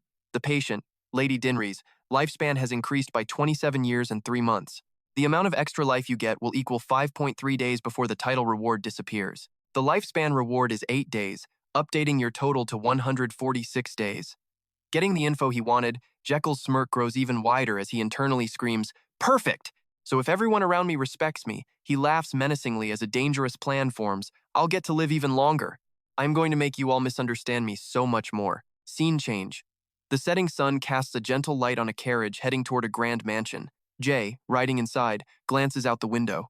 He rests his chin on his hand, thinking, somehow I managed to overcome this crisis, but running a clinic all by myself is going to get harder and harder. He looks into the sunset-lit forest, making up his mind. I need a professional nurse. As the carriage wheels roll onto smoother ground, they finally come to a stop. One by one, they carefully step down from the carriage. Lady Dinri stands by the door, smiling radiantly at the person still inside. Your Highness, I can't believe you even went to the trouble of bringing me home after healing me. I don't know how I can ever repay this kindness. Jay offers a polite smile, thinking to himself, don't worry, I've already reaped plenty of benefits from it. As if on cue, a system notification appears. The heart, lungs, large intestine, and liver have gifted you 200 blood to celebrate the successful treatment. Current blood is now 1,500. With that, he finally speaks to her. Don't worry about it. Seeing you fully recovered is enough for me. Hearing those words, Gardin, the eldest son, and Lady Dinri all cover their mouths, tearing up and thinking, so touching. A moment later, just as the two of them were about to perform a farewell bow, Then we'll be on our way. A hand quickly shoots out, stopping them. Wait a minute. Jiel stands boldly in the carriage doorway. I want to talk to you. The eldest Dinri's son points to himself in confusion. What? Me? Our boy urgently pushes him. Get in the carriage first. A small jolt shakes the luxurious carriage. Now, the eldest Dinri's son is in the driver's seat, calling back to the person inside. Your Highness, are we really going to sit and talk like this? Yep. We have something to discuss while we're sitting like this. And Sinig? Just your friendly neighborhood Korean department store chain. And just like that, everything went dead silent, except for a flock of birds probably fleeing the incoming drama. The eldest Dinri son starts massaging his shoulder while Jiel just gives him a stone-cold side-eye. You can practically see the guy swallow nervously. Why isn't he saying anything? The moment he thinks it, the kid lets out a huge sigh. Then he starts dramatically punching his own shoulder, really laying it on thick. Oh man, my whole body is aching. Hearing this, the Dinri son immediately felt a familiar pang of dread. JK, with an award-winning pout on his face, spells it out. I spent days taking care of the madam without a wink of sleep. At those words, the guy's eyes practically bulge out of his head. I knew it, he thinks, before cautiously making an offer. Your Highness, I was thinking about how to compensate you. Don't you know I don't charge for medical treatment? I'll lose patients if I don't stick to what my advertisements say, but Your Highness, I want to repay your kindness. Hearing the magic words, JK's face lights up. Really? But you're not my patient, and I don't take things from patients. And just like that, the poor guy looked like his soul had shattered. Yes, you're right, he stammered. With that settled, JK whips out a file. From what I hear, he says, looking at the Dinri son's info sheet, you're a painter, right? The guy immediately answers honestly, yes, but I'm just an amateur. And right there, JK's gaze turns ice cold. I have a few jobs for you. A few days fly by, and we're back in the bustling Frontera Square. Over at a stall, a bald man starts chatting up the young guy in front of him. Heard the news? What news? And then the man drops a bombshell. The prince is looking for servants for the palace. The young man immediately got suspicious. And why are you telling me? The man's eyes twinkled as he clapped him on the shoulder. I figured you'd be interested. You've been unemployed for a year, after all. Talk about hitting a sore spot. The kid snaps back, totally annoyed. Landlord, why do you care if I'm unemployed? Just drop it. I haven't missed a rent payment. The landlord just holds out his hand, his expression pure menace. You're late twice. That's all it takes for the kid to run, shouting, I'll get the money right now. And he runs right past a shadowy figure who'd been standing there the whole time, hearing everything. This cloaked figure clenches an apple, their face dark, revealing a single snaggletooth.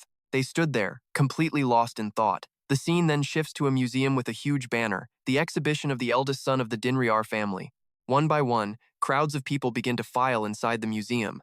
Inside, a huge crowd is gathered in front of an absolutely gigantic painting. JK stands beside the artist, applauding him. Congratulations on becoming a professional. The artist replies, I owe it all to you, Prince. JK gives him a confused look. So why the long face? Ah, about that. He glances at a painting of Jiel in a fancy suit with the caption, I want you. Then at another of three people titled The Trio of Life, and starts to hesitate. I just feel like, he says, his eyes drifting to another painting called Life Returns to You, before pausing. Then to one of Damien about to draw his sword on a painting titled I Cry Sometimes Too. The Dinri son finally admits, I feel like I'm committing fraud. Jiel just lets out a big laugh, patting his shoulder. It's fine, it's fine. People use Photoshop for this stuff all the time. Hearing this, the painter is totally lost. What in the world is Photoshop, he asks, genuinely curious. Your Highness, will my paintings really help you advertise? JK proudly gestures toward the giant painting on display. Of course it'll be useful. Damn, it's good. So good, it's amazing. Bring in the nurses. The crowd's reaction was a beautiful mix of bewilderment and shock. I only came because entry was free. What even is this? After some confused chatter, they notice a piece of paper on a pedestal in the corner. The notice read, Bring the nurses here. Oil on canvas. You can become one of them. Angels in white. Learn valuable life experience and find happiness by becoming a nurse. Plus, you get paid by a handsome boss, the prince himself. So, apply now. Reading this recruitment ad caused an immediate stir in the crowd. Honey, I have to be honest. My dream is to become a nurse. What? And because of that one ad, the nursing registration office and its entrance exam were suddenly swarmed with people. Is the salary really that good? I heard 1 month's pay can cover 2 years of rent, and in that crowd were the two guys from the market. The young man clutched his registration form, crying. Mom, I'm going to become a rich nurse and pay you back for raising me. The registration form clearly explained all the necessary information, of course. Working hours depend on the prince's health and mood. Oh, and relocation to the capital is required. To apply, fill out the form and go to the office in Frontera Square for the test. The one detail that caught the cloaked figure's eye? The relocation requirement. After a quick read, the guy in the black cloak crumples the instructions and lets out a few amused chuckles from the back of the crowd. Damien sees his drooling, overexcited face and decides a reality check is in order. Are you that happy, Prince? Realizing he's being a bit much, the prince wipes his mouth and tries to act cool. Of course, why wouldn't I be? Jiel just gestures to the bustling crowd, explaining the obvious to his boss. If we can attract talented individuals to the palace, we can heal even more sick people. He throws his arms out again, bellowing, "That is why," before breaking into a dramatic little song. How could I not be happy? And in his head, he's thinking, more life points for me. Seeing this, the other guy is totally impressed. He's so amazing and he pays really well. And just like that, the timeline jumps ahead 6 days. A familiar black-cloaked figure zips past, sunlight glinting off a banner that reads, "Bring the nurses here." By now, a huge crowd has gathered in front of an absurdly luxurious mansion. The person in the black cloak looks up, a bit stunned. It's Annis, and she strikes a proud pose, thinking to herself with anticipation, "It's time." The second she says it, an announcer picks up a spoon ready to make a speech. He shouts for everyone's attention, then dramatically declares that the first part of the test is about to begin. This selection process, organized by the prince himself, has the entire crowd hanging on his every word. "Bring the nurses here, part 1. The announcer, straining his voice, keeps repeating that this test is organized and sponsored by the Crown Prince, just in case anyone missed it. It's a nursing competition, so show us your skills. With that, he points forward and yells. The first mission is to get to the interview site, and immediately, confused murmurs ripple through the crowd. This feels weird. I feel like I've heard this all week. Nah, you're overthinking it. Right then, the gatekeepers started directing the crowd inside. Everyone will be divided into 5 groups of 10 for the test. They hand out a detailed map. Start here and get to the Annex Palace's main building. Fast. Only the first 10 individuals from each group will be interviewed. The moment the soldier finishes, the crowd erupts. What? Wait a minute. So what happens to the other 40 people? The guard replies coldly. Anyone not in the top 10 is not qualified.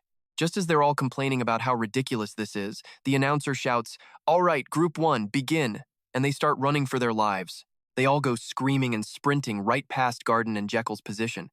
After a quick count, Gardin just raises a hand, coldly announcing to the people behind that they're not qualified. Then he turns to the panting survivors. "Good job, but..." He points to the dishes on the table with a serious look. "We will begin the next task right now.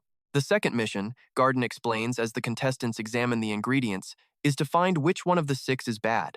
As they all sniff and taste, he continues, "It was affected by improper storage, but one person in a cloak is acting strange." That cloaked figure suddenly starts trembling, letting out a few pained groans. A moment later, their cloak flutters, and they collapse heavily to the ground, shocking everyone else. The entire area goes silent as the other contestants just stand there, frozen, staring at the person on the ground. A wave of panic washes over them as they look at each other, wondering if that person is okay. Why isn't anyone helping? Should I help? But another thought quickly snaps them back to reality. What am I doing? There's no time. The test is about to end. Jiel, who's been on the sidelines, silently observes the whole scene. Abruptly, he turns and gives a slight nod to Gardin. Then, the sound of soft footsteps fills the air. Gardin walks over to the contestants and stops them. "All right." He gives them a gentle smile and thanks them. "It's great to see everyone so focused. The successful candidates will be notified at a later date." Hearing this, the contestants turn and walk away, dejected. "I couldn't find the ingredient. Does that mean I'm disqualified?"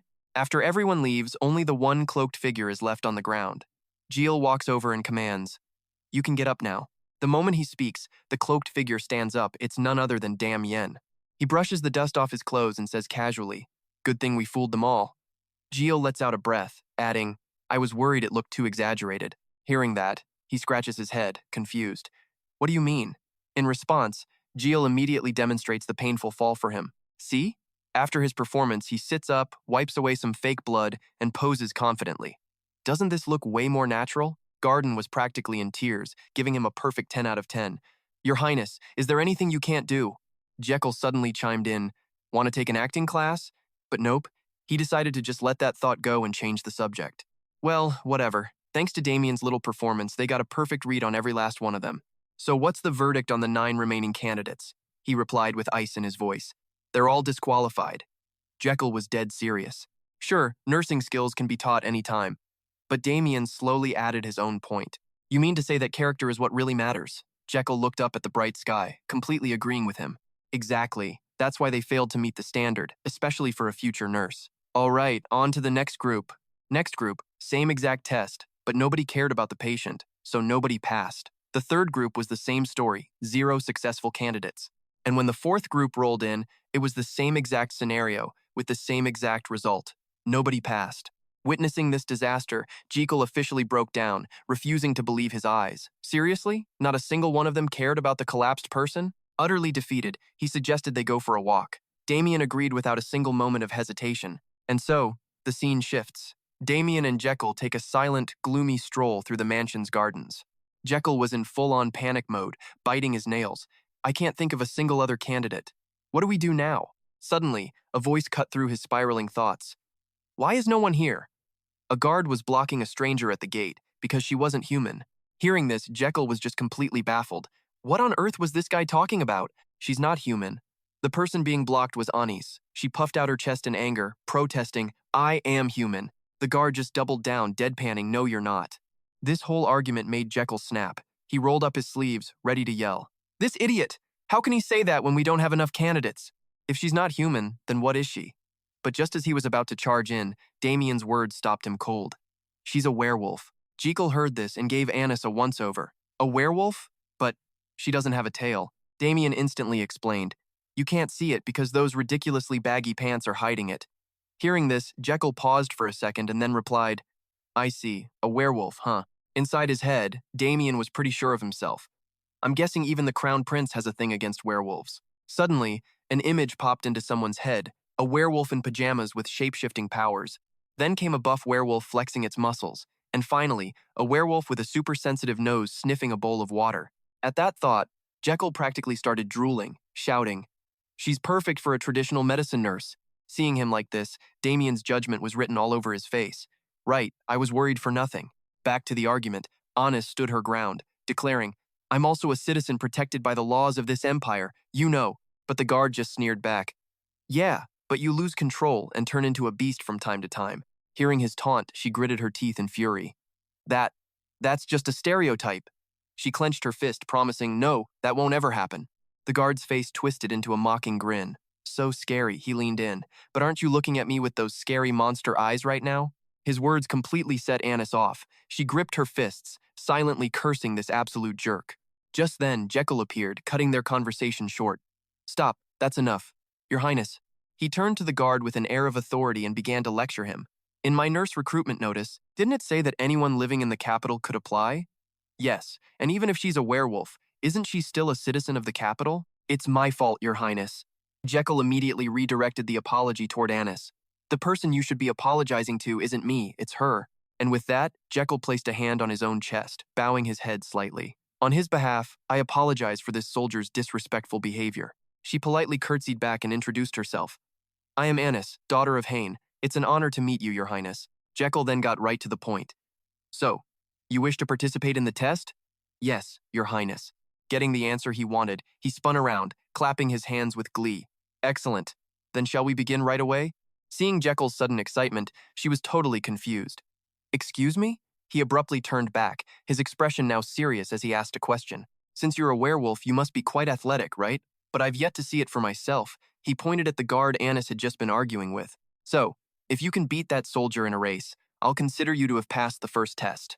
The scene changes to a small fountain inside the estate grounds. Jiel pointed to it and explained the rules. It's about 400 meters to that fountain. First one there and back wins. Got it? The moment he finished, Anis threw off her cloak and cheered, Crystal clear! Jiel quickly turned to the guard. Get ready. The soldier looked utterly bewildered but followed the order. Yes, sir. After a clatter of armor, he was left standing in just his boxers, ready for this. Both competitors, Anis and the poor half-dressed guard, took their starting positions for the race. The guard's brow furrowed, teeth clenched, matching the fiery determination burning in Anis's eyes. In their heads, they were both planning a total blowout. Jay flicked the flag in his hand, yelling, All right, get ready. The guard gritted his teeth, staring straight ahead. Anis mirrored him, her gaze locked forward with laser focus. You could cut the tension with a knife. Jay snapped the flag down and yelled, Go! Before the word even finished, Anis launched forward like a cannonball, completely shocking the guard. With her insane power, she left the guard totally in her dust. It wasn't even a competition. Jay watched this unfold, totally impressed. Just look at that speed, he yelled, as she continued to bound forward with enormous strides. She ran full tilt until a small fountain was just ahead. Then Anis planted her foot and rocketed straight up off the ground. Her hand shot out, effortlessly making contact with the pillar on top of the fountain. Grasping the pillar, she swung in a graceful arc through the air before landing. The second her feet hit the ground, she exploded forward again. Just then, the guard finally reached the fountain, only to see her already on her way back. The poor guy looked completely baffled.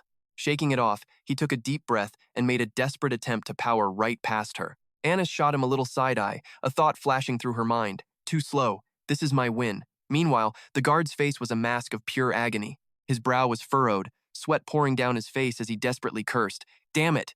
And then suddenly his ankle just gave out, twisting badly. Huh? Next thing he knew, he was on the ground, tumbling over and over. A pained cry made Anis glance back. She saw the guard writhing on the ground and immediately thought, dislocated shoulder? Her blistering pace forward suddenly began to slow to a crawl. She was quiet for a moment, lost in thought, a silent debate raging. And then Anis gritted her teeth, clearly annoyed. That was it. She slammed on the brakes with a frustrated growl. Damn it! With the finish line just steps away, she turned and sprinted back. She stormed back toward him with incredible force, yelling out her absolute frustration. Damn it, I wanted a clean, overwhelming victory. Oh, the irony. This move definitely caught Jay's attention, and he watched her closely. Anis blasted at full speed right up to the fallen guard, which naturally freaked him out. No time for small talk. She just grabbed his shoulder and arm, making him panic. What are you doing? Her voice was pure ice as she threatened him. Shut your mouth and hold still. A sharp movement, followed by a sickening pop. This, of course, made the poor guard scream his head off in agony. Just then, a familiar face showed up to save the traumatized soldier. All right, that's enough, Jay declared, coolly holding out a heart-shaped necklace. You're hired. And just like that, the scene shifts from the training yard to inside an office. He slid a stack of documents across the desk toward her. This is your employment contract. Make sure you read it carefully. Anis picked up the papers and started reading, remarking, this seems pretty complex. Jay immediately chuckled, trying to calm her down. No need to worry. Just take your time, relax. Seeing their boss act this way, Gardin and Damien started whispering to each other in the background. He's suddenly acting like some kind of middle-aged man. Yeah, he's definitely way more mature than he looks. While Anis was busy with the contract, Jay secretly watched and evaluated her, a satisfied thought crossing his mind. Her physical power is impressive, and she's got brains too. Perfect. But then he remembered something, and a small shiver ran down his spine. He recalled the smile on her face as she popped that soldier's shoulder. Back in the present, he started chuckling, which completely confused his two underlings. Even though she was helping, she did it in the most painful way imaginable. There are a lot of cranky patients out there. They are definitely not going to appreciate that kind of approach. He suddenly gazed at the sunset, sighing. Still, it's a shame. I wish I could find more like her. Just then, Anis finished and set the contract down. Jay's face lit up with excitement as he leaned in close to ask, So, how is the contract? She answered calmly, It's good. But then her eyes sharpened as she added, I'd like to propose a few additional terms. Hearing this, Jay started sweating nervously. Oh, really? And what would those be?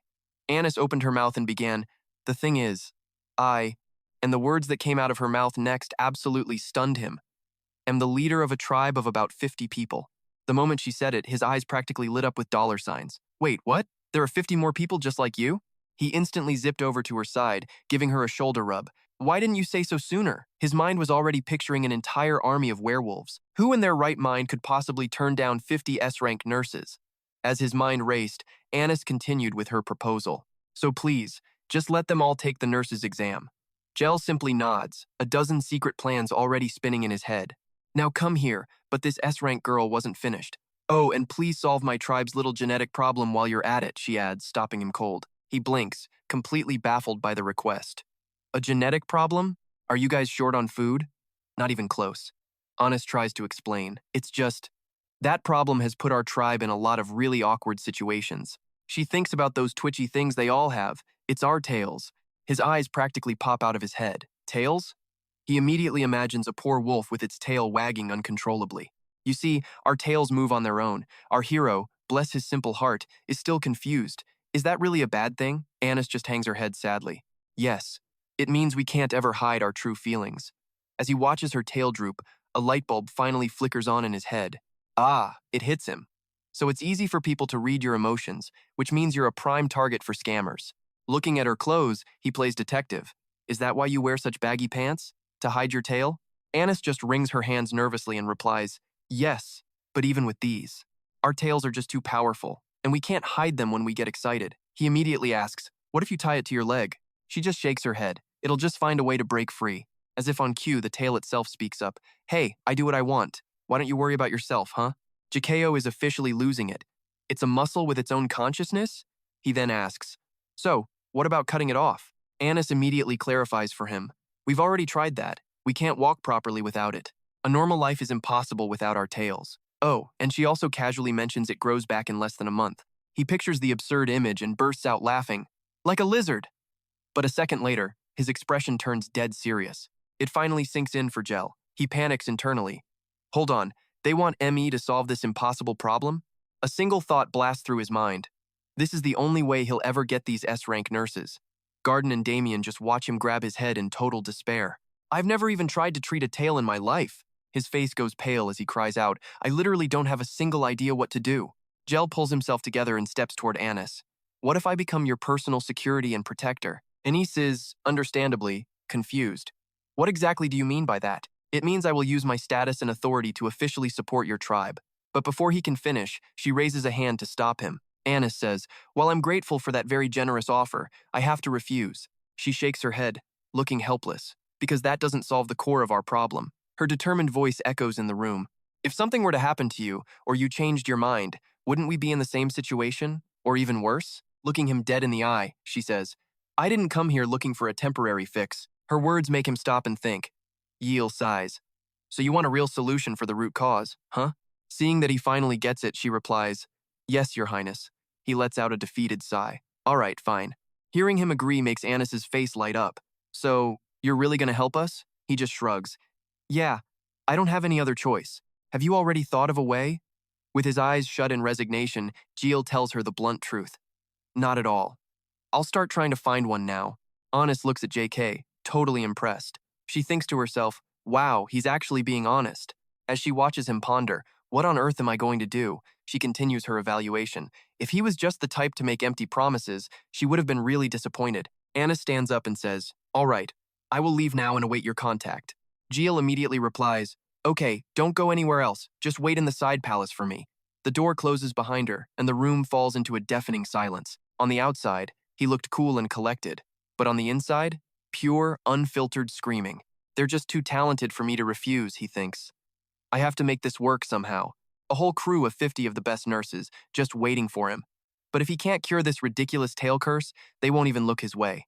Jay flops onto the sofa, flailing his arms and legs and smacking the cushions as his thoughts go into overdrive. Ugh. Hold on. What am I supposed to do with a tail that has its own personality? Jay grinds his teeth, looking completely stressed out as his face turns pale. He sits on the library floor, surrounded by books, looking like an absolute zombie. Jay thinks to himself, I've searched everywhere, but I still have absolutely nothing. That's when Gardin suddenly screams, using his skill, Crown Prince's Shout, level 1. The shout startles him so badly he nearly jumps out of his skin. You scared me to death. You did that on purpose, didn't you? Gardin stood tall and replied, No, sir. Hearing that, JK just had to ask, Then what is it? Do you have some kind of problem? Gardin's face turned dead serious.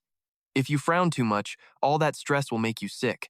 JK clutched his chest, trying to calm down. You're the one who's going to make me sick with all this nagging. I'm going to have a heart attack. The butler just looked up and said, No, you won't, Your Highness. Jiel stared down at him, baffled. What gives you the right to decide if I have a heart attack or not? Gardin pointed to the middle of his own forehead. Frowning too much will give you wrinkles. Then, with intense focus, he added, Once they appear, you can never get rid of them. How about you just stop frowning? Seriously? This guy.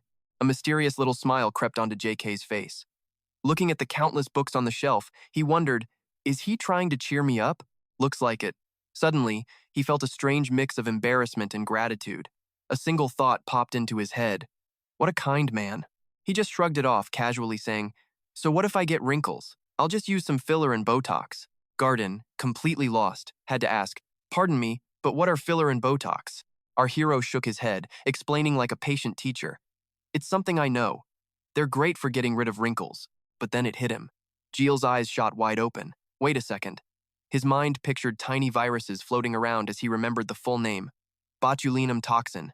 And suddenly, 1,000 different plans started racing through JK's mind. Of all the poisons known to man, this was the strongest paralyzing agent. An image of a wolf's tail appeared in his thoughts. The muscles in a werewolf's tail can move on their own. So, what if he could just paralyze those muscles? And then he pictured Kuzman's smug face. Oh yeah, he had just the poison for the job. A sly grin spread across his face as he leaned in. Gardin, I need Kuzman's poison. You keep it in the secret vault, right? The butler simply replied, yes. JK's excitement was impossible to hide now. Bring it to me, and take me to Anis's room. Meanwhile, in another room, Anis was counting out push-ups. 1, 2, 3, 4. Suddenly, something caught her attention. She opened the door to find JK and Gardin just standing there. Why are you here at this hour? She asked. He just pushed her back into the room by her shoulders, saying, your condition. I think I found a solution. Let's go. But in JK's mind, a plan was forming. There were two things he needed to figure out first. The location for the treatment. For one, he placed his hand behind her back, a white aura flowing from his palm. Through his hand, he could feel all the major and minor pressure points, a network running from her brain through her body. Yes, he thought, I see it. Looking at Anis's brain, Jiel confirmed his theory. Of course, the flow of energy in her body is totally different from a human's. Observing the pressure points on her shoulders, he made another note. Besides the conception vessel, it's completely different from what I expected. He continued his scan down to her lower abdomen and legs. Her pressure points were way farther apart than a human's. He focused on a different blood vessel, making yet another mental calculation. And right in the middle, something humans don't have, a blood vessel leading straight to her tail. Jiel's eyes narrowed with focus. Okay, no more commentary for now. The bottom line is, she's similar enough to a human in most of the important ways. He put his hands on his hips. All right now, could you please turn into a wolf for me? Anis spun around, completely stunned. Excuse me? Jiel's voice echoed in the room. The acupuncture points will change when you transform. I need to check where they move to. She fell silent, thinking it over. For a moment, Anis just stood there quietly. And then, after some serious consideration, wolf ears popped out of her head. Down below, her feet started to stretch and swell, with sharp claws bursting out. After the transformation, Anis stood before them as a massive werewolf. She looked fierce, with sharp fangs and even sharper claws. JK took one look at her new form and said, I thought you'd be bigger. You look just like Den Trey. She, understandably, had no idea what he was talking about. Huh? He wasn't embarrassed at all. In fact, he looked pretty cheerful, explaining, that was the name of a dog I used to have. That explanation earned him a very angry growl from Anis. Jiel was surprised to see she couldn't speak. You can't talk because your mouth structure changed, huh? He picked up one of her paws, grinning. Which hand is it? Realizing he was treating her like a pet, Anis let out an irritated growl. Jiel knew he'd gone too far, throwing his hands up in surrender. Sorry. Sorry. Sorry. He then made a finger gun and pointed it at Anis. Bang! And she immediately played along, rolling on the floor like a happy puppy. Gardin just watched the two of them with a warm, fond look in his eyes, but another growl echoed through the room. Seeing that she was actually angry, Jiel started apologizing frantically again. Did that really work? He laughed, feeling relieved. My bad, my bad. Let's start the examination. Back in the library, Jekyll sat, lost in thought. Model. So he's thinking, Mission 1, complete. Found the perfect spot. But Mission 2? That one's a little more complicated. He stares at a wooden box packed with weird pills, wondering just how much paralyzing poison to actually use. It's the million-dollar question. Looking at a single pill, he realizes he needs to figure out its ingredients to get the dose just right for her tail. And just like that, an image of Kuzman flashes through Jiel's mind. Should he ask Kuzman for help? Nope. That thought gets shut down immediately. No way. Can't trust that guy. He pops a pill into his mouth, thinking he'll just test it himself and store it in his mana circle for safety. Suddenly, the system lights up with panicked red alerts from his internal organs. His heart. Are you crazy? His lungs. Seriously, are you insane? His intestines. What is wrong with you? His liver. Have you lost your mind? Inside, his organs are huddled in a circle, bathed in a single spotlight. With different expressions, the heart just has to ask, did he really just eat poison? The liver, looking completely over it, asks, so who's gonna detox this mess? His intestines, still in disbelief, pipe up. Is he seriously going to test this on himself? The liver furiously shouts, hello, I'm right here. Why didn't he just summon a monster and feed it the poison? Getting chewed out by his own body, Jekyll imagines his cute little spiky-tailed summon and snaps back. You want me to poison that adorable little guy? Aren't you guys being a little dramatic? Hearing this, his organs fire back angrily through the notification window. You're about to test poison on your own body, and you think we're being dramatic? The liver screams. There are summoned beasts specifically for analyzing ingredients, including poisons, you know. That makes Jekyll pause. His mind explodes with the image of some unknown creature. What? A spirit beast for ingredient analysis actually exists? A system notification pops up from the liver, who's practically laughing. Yep, I saw one back in the system's waiting room. Jekyll is totally confused. The system's what now? As the liver explains, images of glass tubes appear, each containing different objects inside.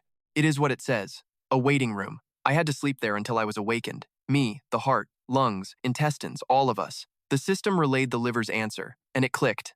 So does that mean other internal organs are sleeping right now too?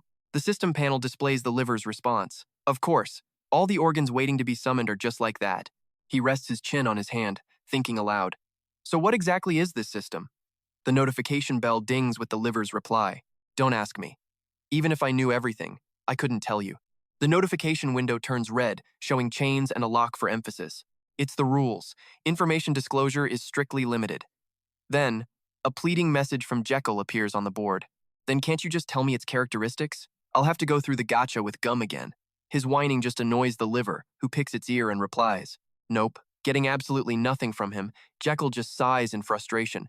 Seriously, as if to rub it in, the liver sends a picture of itself and the other organs through the system. The caption reads, "The organs are having a great time with the current situation." The liver then lets out a huge, smug laugh. Jekyll grinds his teeth in fury. This jerk, he thinks, jumping to his feet. He glares at the system window and shakes his fist. Fine, be that way. Keep your mouth shut. Then he pinches his nose and says something totally muffled, which roughly translates to, I'm gonna make you talk. The system screen shows the heart and intestines joining the chat. The heart laughs. What in the world are you doing? The intestines chime in with a mocking tone. Are you holding your breath?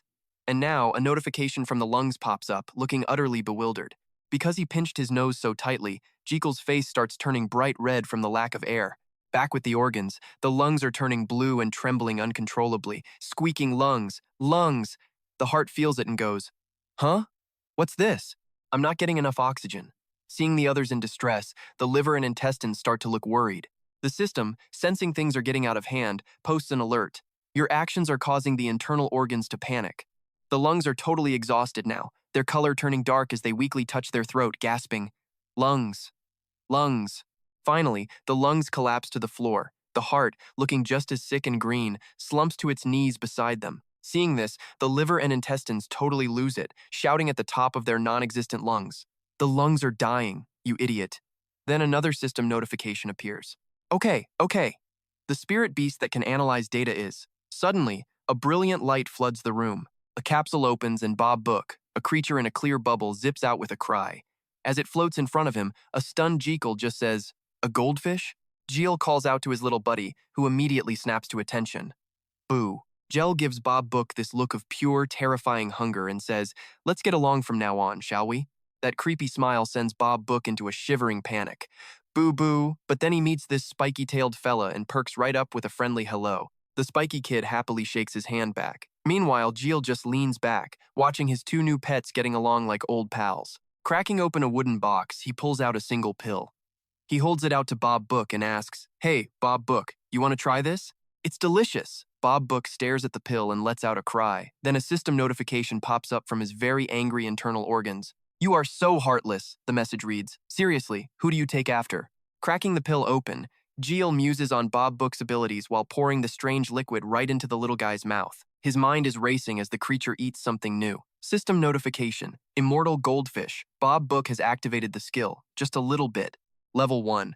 After chugging the liquid, Bob Book's face goes pale and sickly. He starts trembling, letting out a weak little cry. You lied, you monster! It squeaks, then dramatically faceplants on the table, much to Jiel's mild surprise. Bob Book thinks, This is it, I'm a goner. Seeing his pet apparently dying makes Jiel a tad nervous. He thinks it's all over, but suddenly, Bob Book's eyes snap wide open. System notification. Immortal goldfish. Bob Book has used the level 1 resurrection skill. Then he pulls a red crayon out of his own hand. Resurrection, Jiel thinks, completely stunned. But Bob Book isn't done. He then uses his tiny hand to pull out one of his own fangs. Looking utterly betrayed, he uses the fang to furiously write about the incident on the red crayon. Jiel just watches, realizing his pet is keeping a diary. Jiel forces a weak laugh. Hey, I'm sorry, looking at what his pet wrote on that heart-shaped thing, he starts to think. Bob Book logged everything he ate in his diary, including the ingredients and, of course, the median lethal dose. Picking up the diary crayon, he realizes it details all the characteristics of what it consumes, almost like it's spying on the ingredients. And this is a seriously potent toxin, strong enough to weaken enhancement potions. Jiel's face lights up as a genius plan begins to form. Perfect, he thinks. Now I can calculate the exact dosage needed for the tail anesthetic. Jiel opens his mouth to give an order. Gardin! The man appears out of thin air, standing at perfect attention. Yes, Your Highness? Suspicious of his butler's ninja skills, Jiel asks, Where did you even come from? Gardin just gasps. Another spirit beast, sire? Jiel starts bragging, his nose practically growing like Pinocchio's with every word he says. This little guy was searching for me all night, he boasts. I must be crazy popular. Gardin just offers a pained, dead-eyed smile in response. Jiel sees that awkward expression and wonders why he's smiling like that. Then, Gardin's voice fills the room. You remind me of a great man from the history books. Hearing this, Yale's curiosity is immediately piqued. A great man? Seeing his master's interest, Gardin continues. Yes, sire, the great Loy Frontera. Yale immediately pictures a massive statue holding a scepter. He asks, the master lamp designer who lived here when it was a kingdom? Hearing the question, Gardin replies, Yes, I recall the history books mentioning that he possessed 5 spirit beasts. Jiel looks totally baffled. He was that amazing? Gardin says, well, he did build the very foundation of this great empire. They also say he was incredibly popular on Fridays. Jiel has absolutely no idea what that's supposed to mean. Jiel suddenly cuts him off. Whatever, just bring Agnes to me. Gardin scurries away, saying, Yes, Your Highness. Through a palace doorway, the wide blue sky looks beautiful. Agnes quietly follows behind the doctor. She thinks to herself, I know he's the crown prince, but can he really fix this? It hasn't even been a full day. Turning back towards Agnes, Gardin notes that she seems quite anxious. His sudden movement startles her a bit. Gardin offers a polite smile. You look very worried.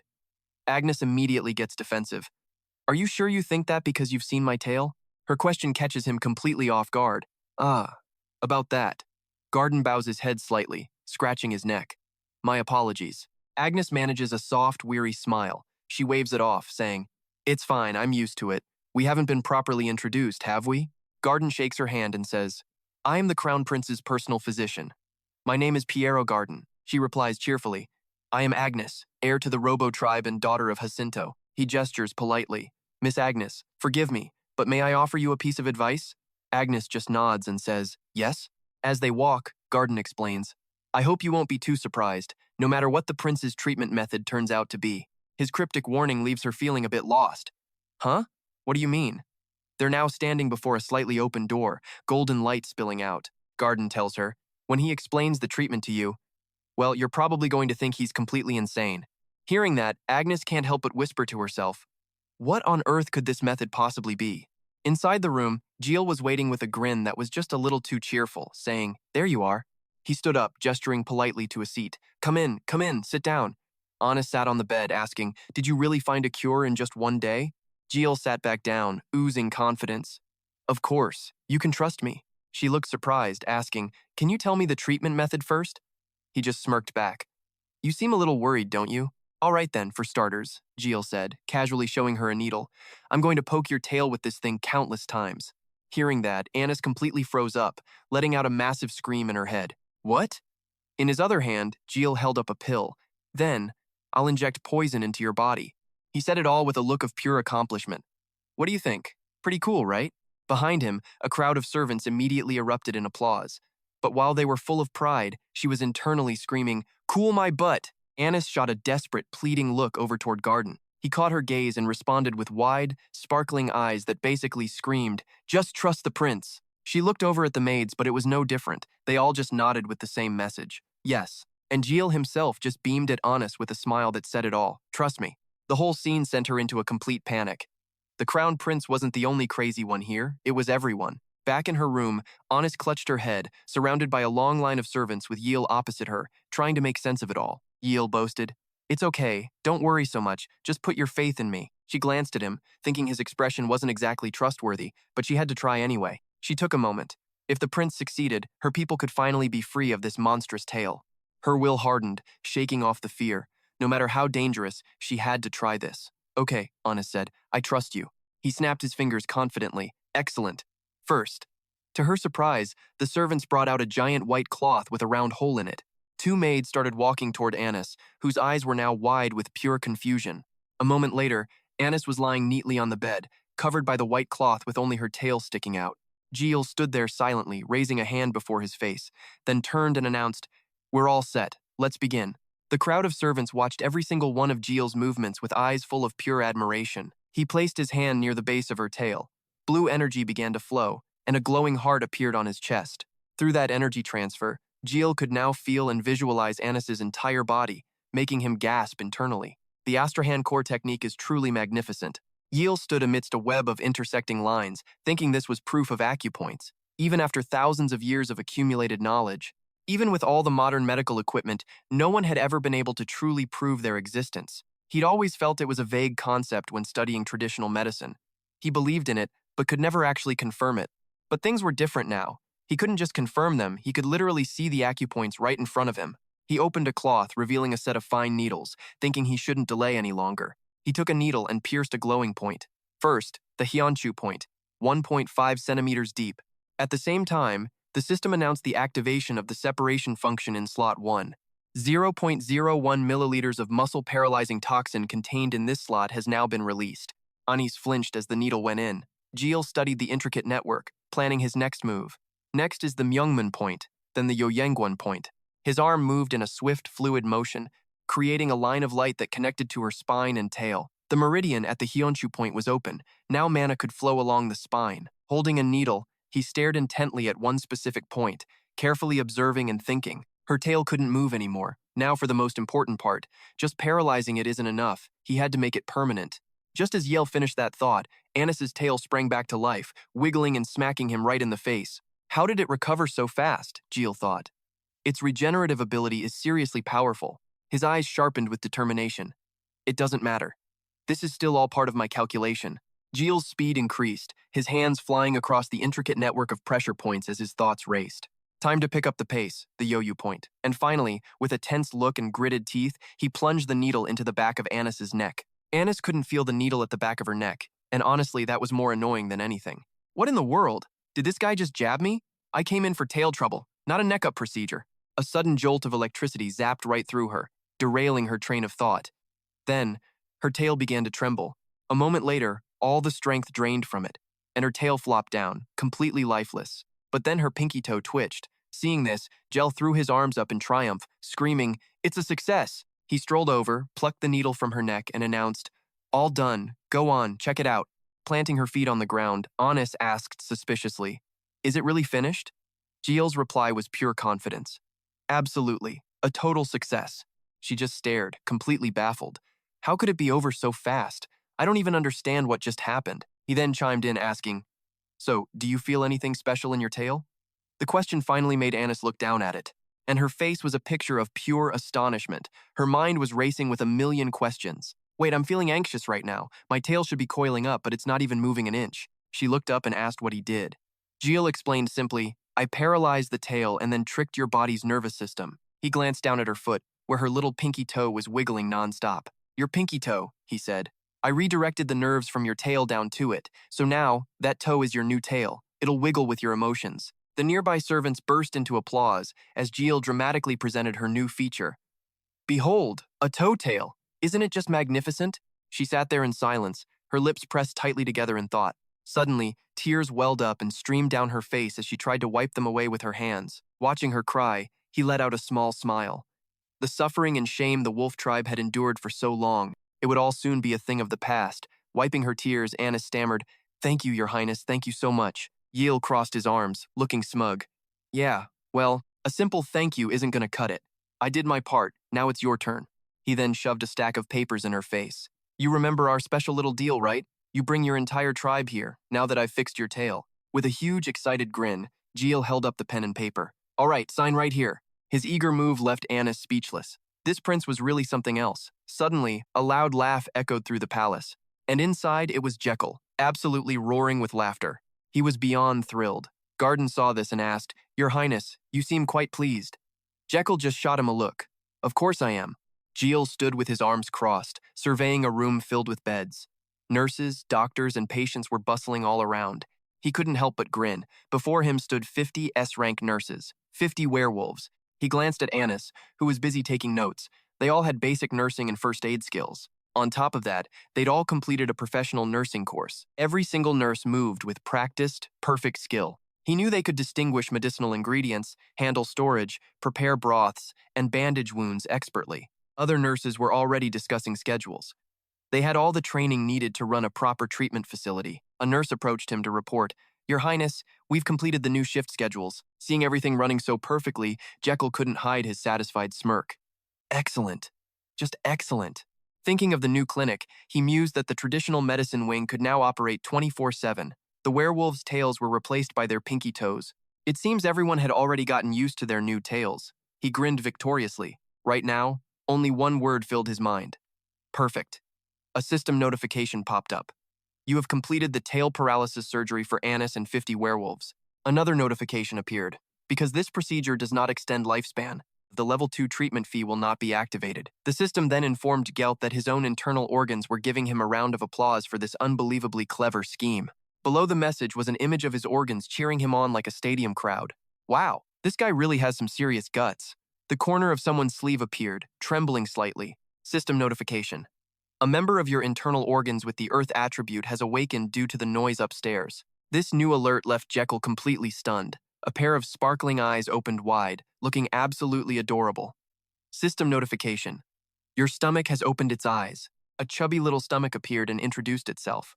I'm Little Stomach. I want lots of yummy food, like a pork cutlet. Jay hears the intro and thinks, a baby stomach? Kinda cute. Then this chubby belly appears, already demanding sweet and sour everything. He throws his hands up in the air, totally hyped, yelling, fried chicken! And pizza. I want it all. But his stomach starts throwing a tantrum. I'm getting dizzy. Feed me now. Jiel just stares at the system notification, completely helpless.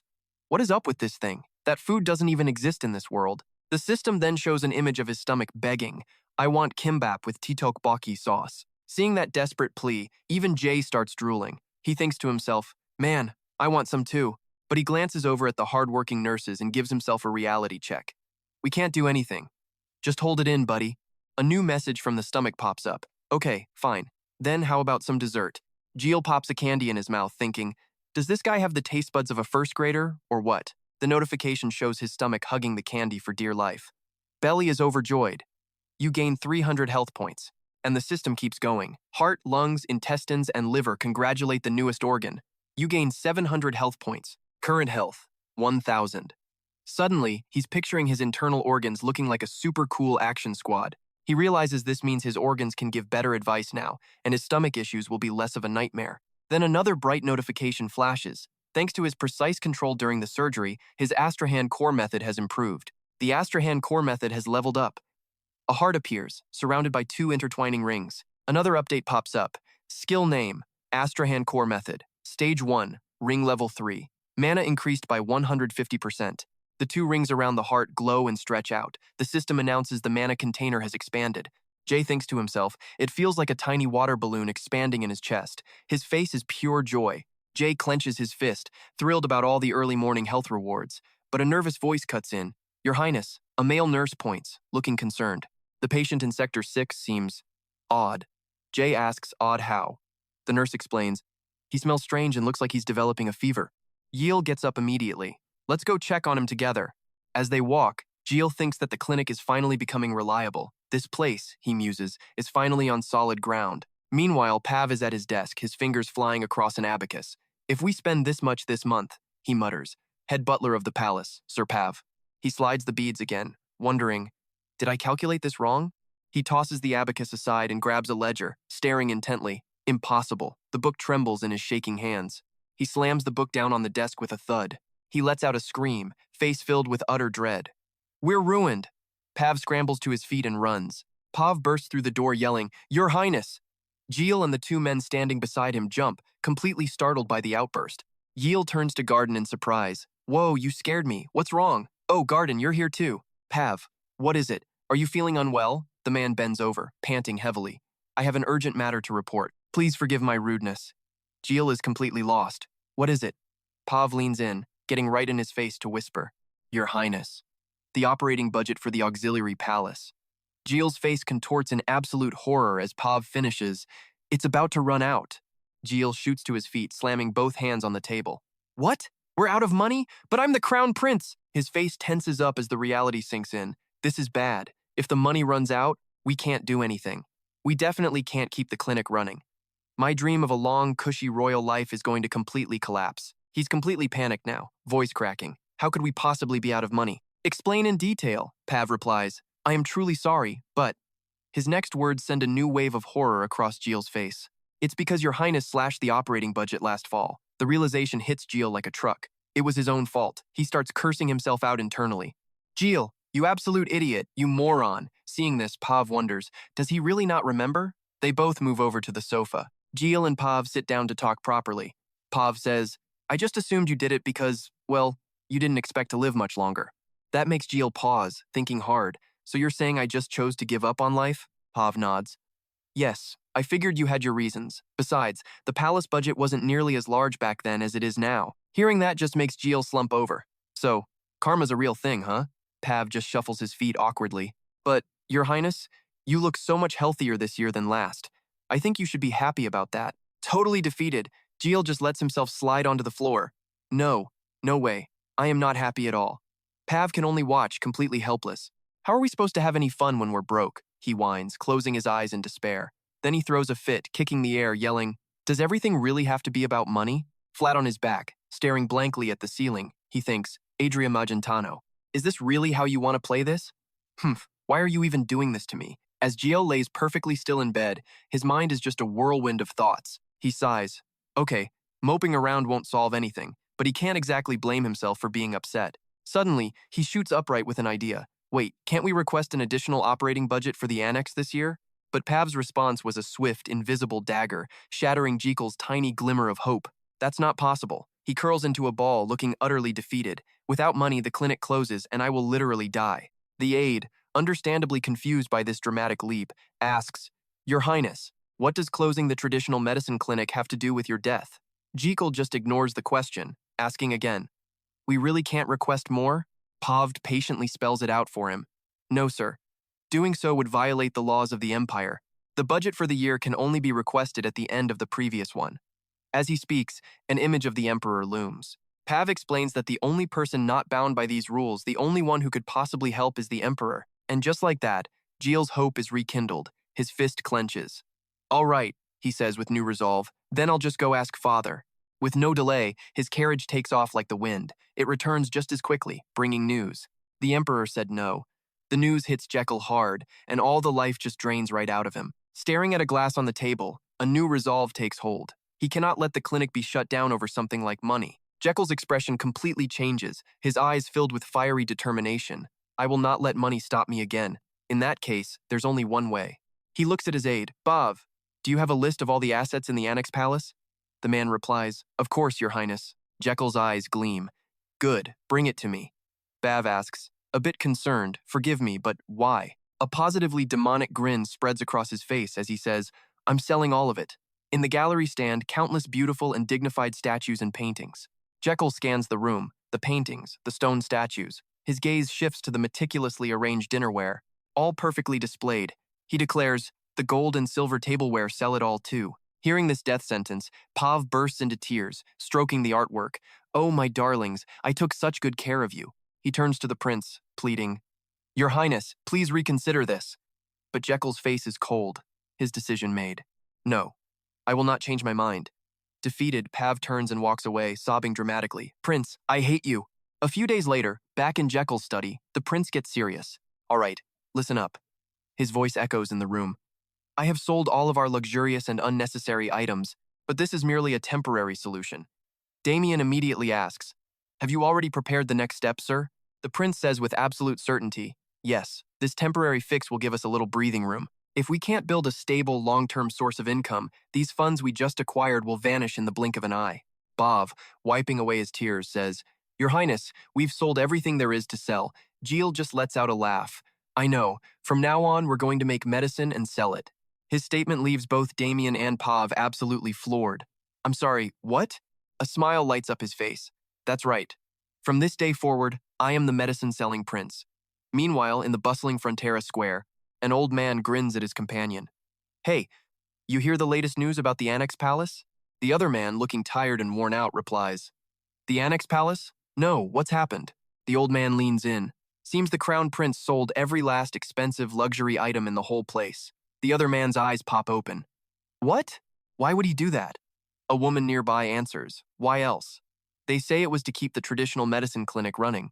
The man processes this, so he sold off all his treasures to make money, just to keep caring for patients? That's right, the old man says. Isn't he just incredible? The Crown Prince is a truly good person. The old man continues proudly. No one else would dare do such a thing. The other two nod in agreement. Even if you look through the history books, people like him are incredibly rare. The younger man nods emphatically. I completely agree. The old man starts to picture Jekyll as some kind of saint, sighing, oh my, our prince is just too wonderful. He imagines Jekyll with his arms spread wide and a warm expression, saying, I will heal you all. This is the infinite church of Jekyll. He is the sun itself, the old man proclaims. Meanwhile, the so-called son is at his desk, thinking, I have to make money, I have to keep the clinic operating. Because, as Jekyll thinks to himself, that is the only way he is going to survive. And so, Damien and Pav enter the prince's private chambers. Your Highness, you want to make your own medicine and sell it? The ever-practical butler, Pav, is clearly confused. If funding is the issue, couldn't we just charge patients a small fee? But Jiel shoots that down immediately. Absolutely not. We'd lose customers. You see, his master plan involves treating as many people as possible to extend his own lifespan. I will never charge them a single coin, Jiel announces with all the drama of a stage actor. Not now, not ever. Instead, he explains, they'll make money selling incredibly expensive but super effective potions. It'll be a high-end medicine that people will hunt down just to show it off. He stomps his foot for emphasis. A branded product. Getting more excited by the second, he points a finger in the air. Produced exclusively by the Crown Prince. Jiel proudly continues, explaining how the rich and arrogant families will get to feel superior just by owning it. He's practically giddy. It's not just medicine, it's a status symbol. A super, super premium cure. While Jiel is busy admiring his own genius, Damien cuts in, does something like that even exist? What is it? The prince's reply, of course it does. A medicine made from the gallstones of a minotaur. Damien just blinks. A minotaur? Ignoring Damien's perfectly valid skepticism, Jiel continues, the name of the drug will be Minota Chongsimwan. Apparently, it's a famous tranquilizer where he's from. See, this Chongsimwan is some legendary cure-all, good for brain issues, heart problems, and blood pressure. He's already picturing it, everyone popping his pills before interviews and big events. It's a seriously powerful sedative. Later, as Jiel and Damien take a stroll through the garden, Damien brings it up again. Using Minotaur gallstones? You're really going to make and sell this Minota Chongsimwan? Jiel just nods. Yep. Faced with Jiel's certainty, Damien is still not convinced. Will people actually drink it? Jiel's confidence is unshakable. Oh, 100% they will. His logic? Because they'll think it's rare. A limited edition item that everyone will fight to get their hands on. It's just basic human psychology, Jiel says, dropping a metaphor. We're not just using any old bull. We're using something way stronger and rarer. With a face full of pride, he holds up 5 fingers. The effectiveness and the brand power will make them want it. We can totally sell this as a 5-star product. But Damien is having none of it. I really don't think so. Jiel looks absolutely defeated by his subordinate's lack of faith. Damien continues, this tranquilizer and its effects. This is the first I've ever heard of it. If it's so amazing, wouldn't everyone already know? Jiel gives a cheeky reply. Oh, it used to be super famous. In a kingdom that collapsed. Damien is understandably confused. A fallen. What? Which kingdom was that? Jiel's answer. It was called Josian. To which Damien says never heard of it. Right? Jiel says, I heard about it. In a dream. And then he happily drops the bombshell. I learned all my acupuncture and potion-making skills in my dreams.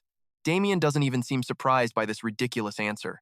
I did hear something like that from Sir Gardin, but his internal monologue is screaming, I didn't think he was being literal. He can just picture Gardin's doting face, happily cheering, Your Highness, you're the absolute best. Damien thinks to himself that Sir Gardin is way too naive. For a guy serving the prince, he accepted that dream story way too easily. He watches Jiel's back, lost in thought. But ultimately, Damien figures, as long as his paycheck clears on time, who really cares? So, he asks the next logical question. Are you planning to treat people without a license? Jiel stops dead in his tracks. He looks completely bewildered. I need a license? Damien's sigh is practically audible. Yes, of course you do. Damien explains there's a medical license exam, and that even Sir Gardin has passed it. The color drains from Jiel's face. He forces a laugh. Haha, I had no idea. While internally freaking out, this won't cause me trouble later, will it? Jiel quickly changes the subject. We need to deal with the funding first. Let's go get those Minotaur gallstones. Damien asks, Are you sending someone to buy them from the capital's herb shop? Nope, Jiel replies. When I bought other ingredients, they didn't sell Minotaur gallstones. They probably don't use them for medicine here. Damien is stumped. Then how are you going to get them? Jiel's eyes light up with a crazy idea. We'll buy a live Minotaur. We're going to Jimo. The map shows the state of Jimo, right in the capital city, Magenta. Jiel is already walking as he talks. It's the commercial center of the Empire's northeast, where the top monster auction house is located. Damien has to ask, "You're going there yourself?" Of course, he answers. Jiel grins. I have to personally check the Minotaur's condition, and I need to inspect its gallstones too. After hearing Jiel's completely unhinged plan, Damien concludes that the prince definitely has a few screws loose. Elsewhere, a carriage is on the move with Anis perched on top. Jiel cheerfully calls out to Damien, "Hurry up, it's time to go." All Damien can think is, wait, like right now? As Jiel heads straight for the carriage. All right, let's bounce, Damien asks. We're leaving already? Jiel just scoffs. Obviously, my time is literally more valuable than gold. Suddenly, Jiel's eyes lock onto something, and his face screams pure fury. He points a finger and barks, Damien, get in the carriage. Now, he's coming. Damien, meanwhile, has absolutely no clue what's going on. The carriage jolts forward as the driver's voice rings out. Right on cue, Gardin comes sprinting up, full-on waterworks, wailing, Your Highness, why are you abandoning me? I am your personal physician. But Jiel, already inside, just waves him off. I need you to watch the clinic.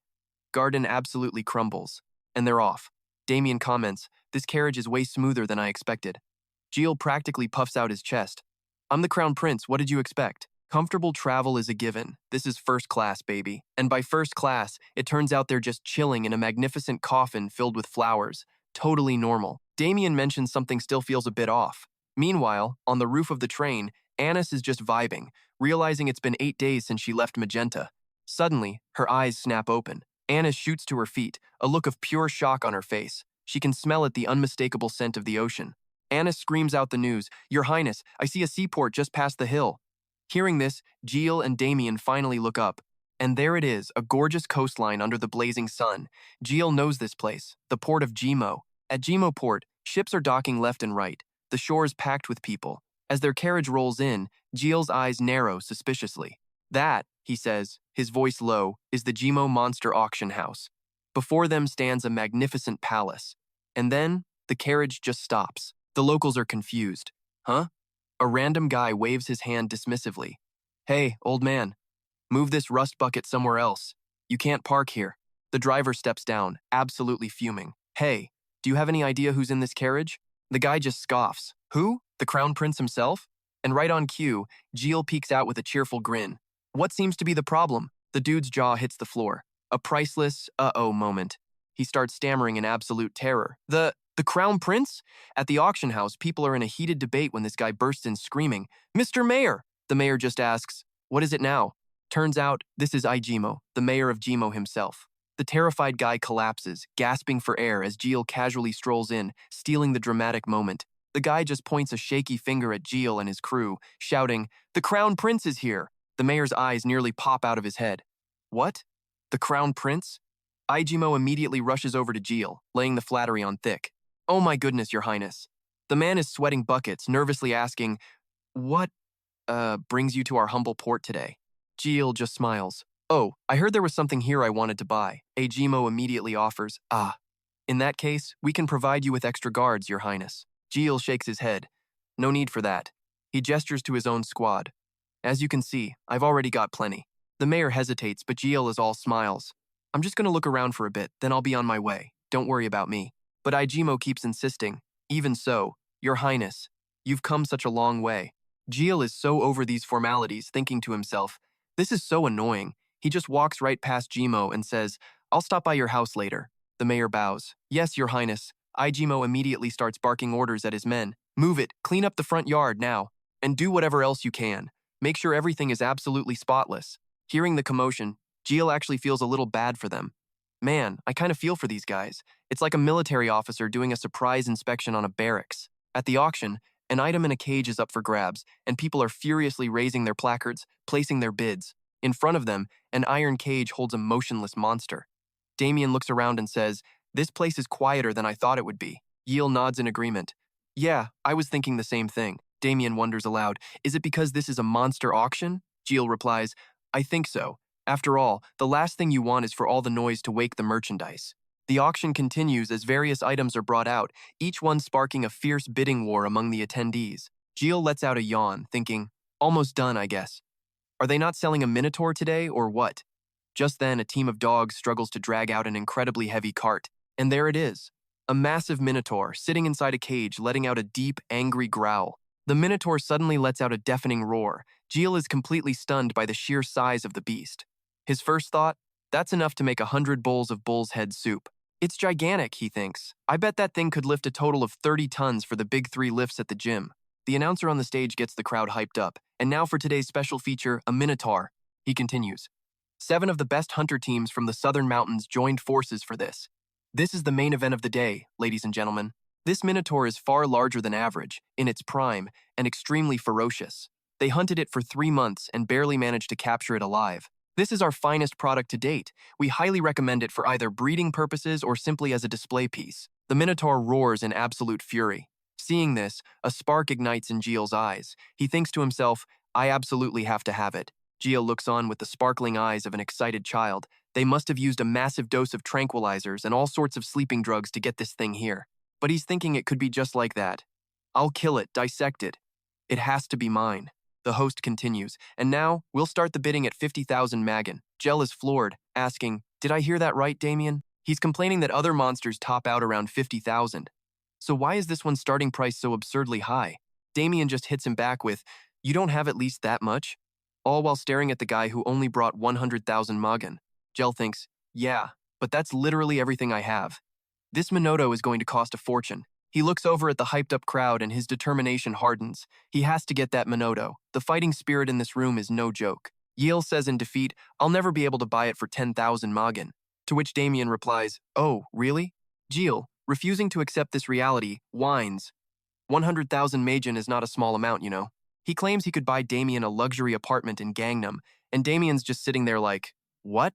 For me? Jiel is fuming. I really don't want to miss this chance. Think! Brain! Think! Suddenly, an idea strikes. He calls for Damien, who answers, yes, Your Highness? Jiel leans in. Listen carefully to what I'm about to say. He whispers his grand plan into Damien's ear. Damien is in disbelief, asking, are you really going to do that? He just nods. Of course. Damien has to ask again. Seriously, Your Highness? I don't know about this. He continues. I don't know how you'll take this, but your orders sound like they came from a common thug. Jiel just laughs, totally unbothered. Being compared to a thug doesn't faze him. Damien stands up. I will be right back. All right, good luck, Jiel says. At that exact moment, the host shouts, we have a bid for 50,000 magan. Another bidder raises their paddle. 53,000 magan, someone announces. Another person immediately one-ups them with 55,000. Jiel is getting ticked off. Damien, what are you doing? We're running out of time here. Suddenly, the mayor approaches. Your Highness. Jiel is confused. Mayor, what are you doing here? Pardon? Jiel's mind is racing. Didn't you say you were bringing more guards? He has to ask. Jiel sees the fear in his eyes. The mayor is thinking his whole political career depends on being quick-witted right now. I can see it in his expression, he thinks. His Highness wants everyone to know his status. This is my chance to score some major points. The mayor clears his throat. Ahem. Then he yells at the top of his lungs. Oh, Crown Prince. Please hear your humble servant's plea. The crowd goes wild. Murmurs everywhere. What? The Crown Prince? He's here? What's he doing here? The mayor continues loudly. One of the elite guards is awaiting your command. Jiel smoothly plays along. Thank you. I, Jakiel Adria Magentano, recognize your awareness. He then flashes a smirk at Damien's helplessness, and the mayor just grins back. Jiel then says, oh wait, I almost forgot about the auction. He raises his paddle for 60,000 with a smug smile plastered on his face. His expression screams, I am the Crown Prince. What are you peasants gonna do? And just to rub it in, he adds a condescending little smirk. Everyone at the auction just stares at that smile, thinking the same thing. Look at that attitude. He's completely ruining the auction. All the nobles start whispering to each other. How could anyone possibly bid higher than him? Why wasn't I born into the royal family? Well, I give up. The auctioneer is having an internal meltdown, staring with his jaw wide open. What is the Crown Prince doing here? No. More importantly, he looks at the Minoto in the cage with a broken heart. How can we sell our best item of the day for a measly 60,000 magan? We worked so hard to catch him. This is nothing short of daylight robbery. He's crying inside. Why is this happening to us? But just then, A man in the crowd flashes a confident smile. He raises his paddle, bidding 70,000 magen. He then shouts his bid loud and clear. 70,000 magen! The auctioneer is so shocked he can't even close his mouth. What? 70,000 magen! He then manages to ask, did someone just raise the bid? He can't even form a proper sentence, just staring at the smirking man. The nobleman in the back has saved us. I mean 70,000 magen. Jiel is completely blindsided by this. What? The guests start buzzing again, wondering who this bold bidder is. Isn't that Guinness? The one favored by the king of the southern kingdom, Mboa? They call him the tycoon of Mboa, and he's thinking, what will you do now? After all, Crown Prince, I am not a citizen of Magentano, the hushed whispers in the hall continued. Guinness is our savior. He's about to kick the prince out. Hey, not so loud. I heard the prince is famous for holding a grudge. They all agree he stays mad for a long time. And just like they said, JK was absolutely furious, practically screaming on the inside. Oh, he heard everything. His eyes burned with a refusal to lose. All right, Gines, you really want to do this? Guinness was more than happy to throw down. Crown Prince Magentano, are you seriously going to use your cash to outflex me? He was openly mocking the prince's pride, daring him. And of course, our hot-headed hero took the bait and immediately raised his price. He held up the number 71,000 magen, determined to win. That Minoto was as good as his. The auctioneer saw the sign and shouted with glee, the crown prince bids 71,000 magen, seems he doesn't like to lose. But Guinness instantly raised his bid, and the new price was announced. Sir Guinness, 72,000 magen. But while this wallet war was raging, nobody noticed the terrifying look in the caged Minoto's eyes. The crown prince, 75,000. Sir Guinness, 80,000. Finally, the auctioneer announced the winning bid for the prized item. Today's main event, a top-quality Minoto, has been sold for 250,000 magen. And of course, the smug winner was none other than Guinness. I win, Your Highness. As for JK, he was basically frozen in shock as his money flew away. He watched in agony as his precious Minoto was taken, his heart shattering. No, don't! But in that moment, Damien suddenly spoke up. I'm glad you lost, Your Highness. His words left JK completely baffled. Huh? Damien explained that spending 100,000 on a Minoto was a terrible idea. And as he was explaining why it was a bad move, JK just sniffled, thinking Damien was worried about him. What a cute, loyal guy, he thought. He's so kind, even worrying about my finances. But Damien's next sentence nearly knocked him over. If you spend all your money, you won't have enough to pay my salary. So don't be so wasteful. The cold, hard truth left him speechless. Huh? But Damien wasn't done. He declared, dead serious. The only reason I protect you is for the high and stable pay. He even added that if the prince couldn't pay, there was zero reason for him to stay. JK's eyes went wide. This capitalist devil! After a moment, JK pouted and asked, aren't you grateful I saved you from the underground arena? Damien answered coolly, of course I am. But what does that have to do with my salary? That attitude made JK exclaim, so gratitude is separate from finances, is it? He could hardly believe it. Huh, seriously? Damien, with a perfectly straight face, replied, of course. Then JK went strangely quiet, staring at him. His mind was racing. This was the main character he'd loved reading about, Damien K. JK held him in the highest esteem. For future potential, nothing in the world felt like a safer bet than having Damien on his side. This meant the strongest person in the entire universe was literally his bodyguard. And he needed him on his side for more than just one reason. The prince had his own grand plans. I'm sure he'll follow me toward a more stable, peaceful life, because that's the only way everyone can be safe and happy. After a long silence, Jiel finally gave in. Fine, I get it. Don't worry, your salary will never be late. Hearing that, Damien immediately gave a formal bow. Understood, Your Highness. Next, the prince called out to Mayor Ale. First, we're going to my place. Mayor? The man was startled by the summons. What? Oh, yes, Your Highness. But he was totally confused when the prince just took off running. But why are we running? Of course, JK couldn't exactly tell him the real reason, so he just answered in his head. Because I'm completely and utterly humiliated. That's why. At that same moment, Guinness glanced up at the spot where JK had been standing, only to find it empty. The scene then shifts to a massive, beautiful mansion. Down in the basement, the Minoto from the auction was now bound in iron chains. Its eyes slowly fluttered open with a weak cry. As its vision cleared, it saw a figure standing in front of it. When its eyes were fully open, it realized the person staring down was Guinness. He grinned. Looks even better up close. Then he turned to someone behind him and spoke with relish. You should have seen the look on the prince's face when I snatched this right from under him. A figure stepped out of the shadows, remarking dryly, how pitiful. Then, with a deadpan expression, he asked, shall we begin the classification process today? Sounds good to me, Guinness agreed. Guinness then praised the man. This is why I called you, the best classifier in Jimo. The man replied with oily flattery, You're too kind. I only came because of your generous compensation. Then he turned his attention to the Minodo and asked for instructions. But if I may ask, what kind of classification would you prefer? Gynes requested proudly, Make it look as spectacular as possible. I'll take it out and offer it to the king during his birthday feast. And with that, the other guy knew exactly what was up. So, you're aiming for a powerful image. But then he had to ask, Did you speak to the mage I sent for a cleaner classification? Guinness just scoffed. Of course I did. Then, he gave the order. Come on in. The wooden door creaked open, and some dude with floppy hair walked in, saying, You seem busy, so I'll just get started. A moment later, this guy stood before the Minotaur. He smugly powered up his magic, declaring, I will kill it cleanly using my vacuum magic. And with that said, he unleashed his attack on the poor, helpless Minotaur. It gritted its teeth in agony from the assault. It thought of its little family, crying out in pain against these cruel, evil humans. It remembered its poor child being slaughtered, and then it remembered being captured, caged, and relentlessly tortured. All of this pain compressed into a burning rage, making it want to fight back even while chained and under constant attack. It let out pained, breathless cries, then suddenly time snapped. The iron shackle was ripped clean from the stone wall. It rose to its feet, much to the absolute astonishment of the so-called classification expert. Even Guinness was completely frozen by the sight. Suddenly, the Minotaur let out a roar and shattered the very chains holding it at the mayor's house. Meanwhile, Jiel was sprawled across his bed complaining, I'm so exhausted. My entire body is aching. Damien chimed in that he was pushing himself way too hard, a sentiment shared by all of Jake Keel's internal organs. Our organs are protesting your ridiculous schedule. But ignoring his body's revolt, JK was still fuming over the earlier auction. Tomorrow, I will absolutely buy a Minotaur for 100,000 Megan. Suddenly, the sound of thunderous footsteps echoed from the hall. Two guards burst into the room shouting, Your Highness, please wake up. We have a huge problem.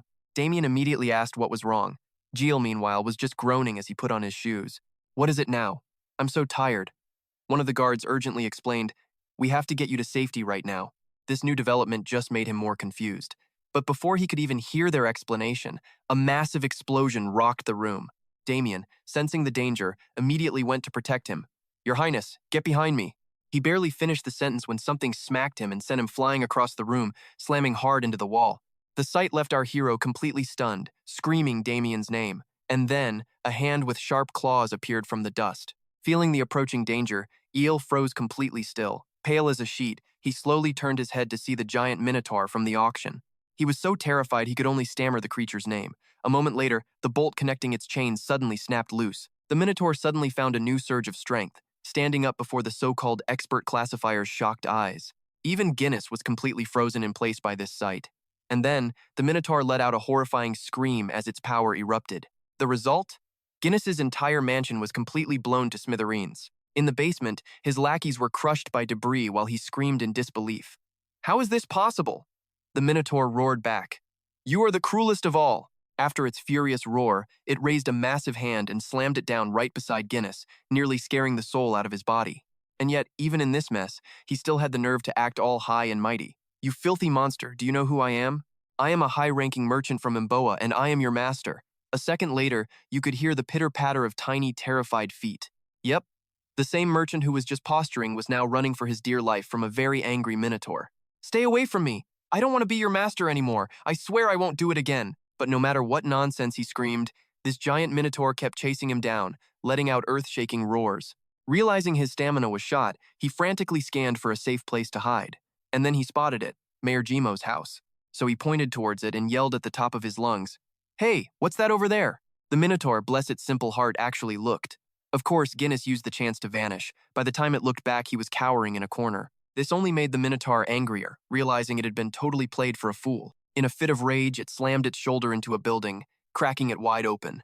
And now, we're back to the present, with it staring daggers at JK. Our boy himself was so completely freaked out by the sight that he could barely even get a word out. The tension in the air was thick. The monster stared him down, and he just stared right back, completely frozen. Damien was still knocked out in the corner. That's when the Minotaur, its eyes glowing red, let out a roar. Jiel, however, noticed its eyes. Wait a minute, why do its eyes look like that? I've seen that look so many times back at my clinic in Korea.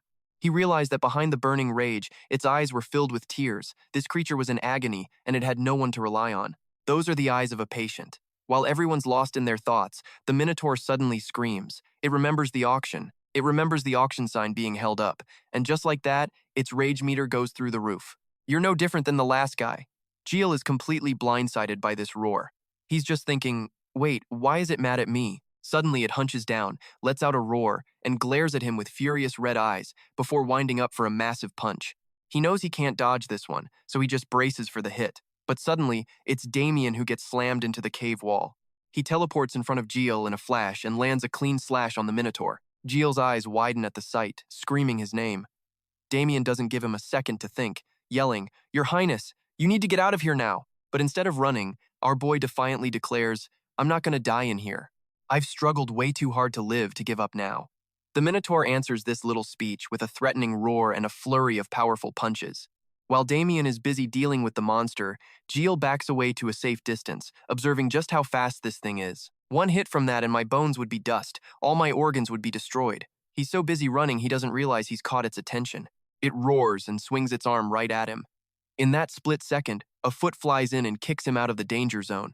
He lands on the ground, still completely stunned, looks over at Damien and asks the obvious. "Damien, did you just kick me?" Just then the door creaks open, only to be kicked off its hinges, making Jiel jump.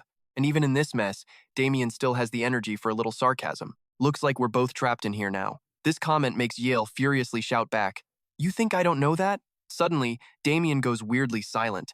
His eyes scan the area and he says, "Your Highness, there's something I need to tell you." He stammers, "If we get out of this alive," then flat out demands, "You have to give me a reward." Jiel is, understandably, confused. This ridiculous request makes him snap back immediately. "Are you demanding something from me? And what if I don't?" Damien doesn't even hesitate. "Then I'll just escape by myself." This answer leaves the prince absolutely speechless. "You're a truly terrible person." Before he can finish his rant, Damien cuts in. "When I count to 3, I'll attack the Minotaur and open a path for you to escape." A plan which, of course, makes Jiel a little bit nervous. But he looks around at the enclosed space and asks, "Where am I supposed to go?" Damien points to a gaping hole in the wall, making the prince shriek, "We're on the 2nd floor!" Ignoring his protest, Damien calmly replies, "It doesn't matter, just jump." This, of course, just makes our sassy prince argue back.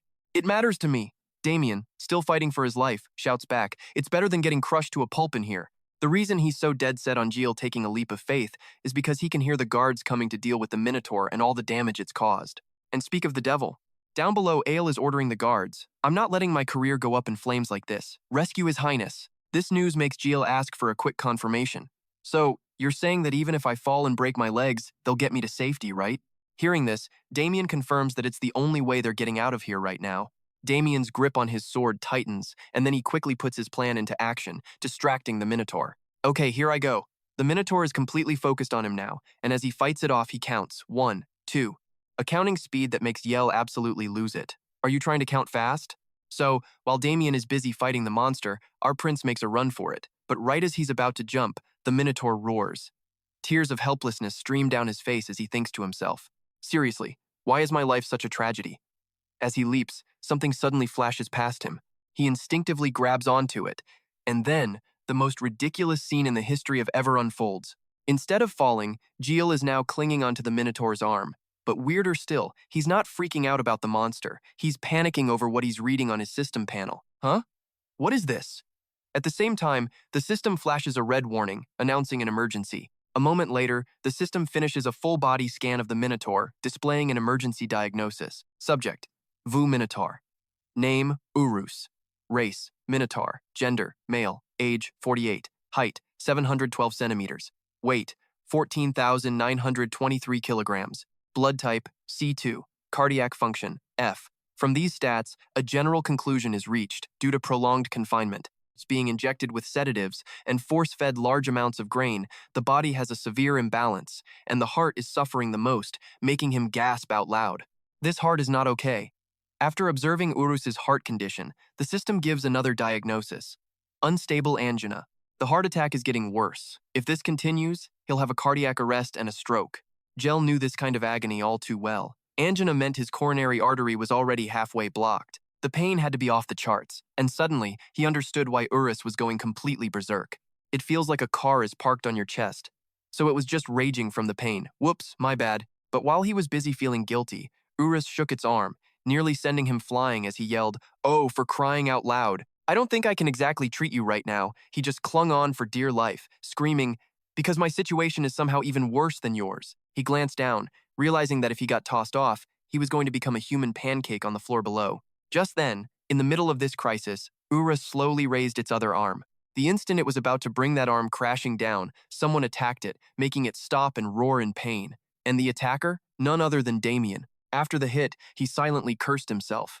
Damn it, he was aiming for the eye, but he rushed it and hit the horn instead. To avoid getting skewered, he smartly backed off to a much safer distance. Then he shouted, "Your Majesty, just hang on. I'm coming to save you." Jiel heard him, his voice a mix of relief and terror. "Hurry up." At that exact moment, Damien lunged forward, identifying his target on the monster's side. He picked out the best attack points to free Jekyll, aiming for the shoulder. A quick slice there would be enough, no need to go too deep. All he needed was to create a brief window for the rescue. Just a split-second opening would be plenty. With that plan in mind, he attacked Urus, forcing a howl of pain. Jekyll just trembled, clinging to its arm, thinking, "I can't hold on." And with that thought, his hand slipped. Even in freefall, he had the nerve to yell at Damien, "You're not getting a special bonus for this." Having said his piece, he braced for impact. Not exactly the coolest way to die, was it? Suddenly, a figure shot into the air. It was Annis in her beast form, playing the heroine to Jekyll's damsel in distress. Her dramatic entrance made him just stare dumbfounded. "Huh? Annis?" The second she landed with him, voices cried out, "Your Highness!" Two guards rushed over, their faces full of worry. "Are you all right?" The whole scene left him stunned, and he just stammered, Yeah, I'm fine." Serio, seeing that he was safe, started barking orders at Annis. "All right, get him out of here. The Emperor's safety is top priority, run." So the whole squad just scooped him up and bolted, leaving the Minotaur Urus all by itself. That's when it finally seemed to notice something was off. When it realized Jiel had escaped, it let out a furious roar, growling as it turned its terrifying gaze right on Damien. Damien, completely unfazed, just cracked a smile. "Couldn't quite catch His Highness, huh?" Pointing his sword, he taunted the beast. "So you're switching targets to me now?" Urus, clearly insulted, answered with a massive punch. But Damien dodged it, even finding time to think, "This has definitely got to count for hazard pay." Immediately, another punch came flying. Using the opening, he countered, slashing a clean line from its fist up to its forearm. A powerful fist and a sharp sword collided, creating a shockwave that was impossible to ignore. After blocking the hit, Damien trembled, thinking, "Okay, that thing is way tougher than I thought." While he was struggling, Urus just roared like a maniac, and so they clashed again, his sword against its monstrous fist. In the middle of the fight, Urus threw a strange punch. It made Damien fall back, wondering to himself, was that a feint? Suddenly, Urus leaped into the air. It came crashing down toward Damien, who immediately braced for impact. As it got close, it swung, but Damien blocked it. Its face twisted with even more rage, and then it did the unexpected, uppercutting him with its free hand. That one uppercut sent him flying straight into a wall with a deafening crash. The wall cracked wide open from the impact. Outside, rocks and debris rained down in front of everyone, all from that one insane hit. The falling rubble made the two guards jump. And through the dust, Damien's crumpled form slowly came into view. He woke up in agony, with a massive boulder crushing his leg. And just as things couldn't get worse, Urus reappeared. It glared down at him, letting out a series of horrifying screeches. But Damien, despite the mortal danger, was keeping his cool. He knew he had to push this giant rock off his leg before he could even think about running. But as he pushed, Urus attacked, and he thought helplessly, "Is this really the end?" In this life-or-death moment, a voice yelled out as something slammed headfirst into Urus. "Spiky-tail kid, headbutt!" Urus let out a piercing shriek of pain. Damien heard that absolutely ridiculous name, and his eyes widened in shock.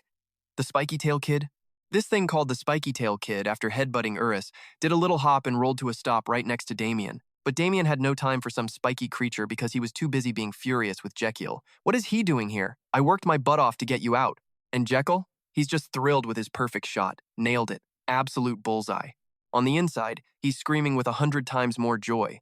So those legendary sunflower seeds actually did make his summon huge. But celebrating alone isn't enough. So he starts shouting at the guy pinned under a rock. "Come on, Damien, let's go get our reward money." Seeing him this hyped, Damien just plays along. It'll be a huge payday. "All right, party's over."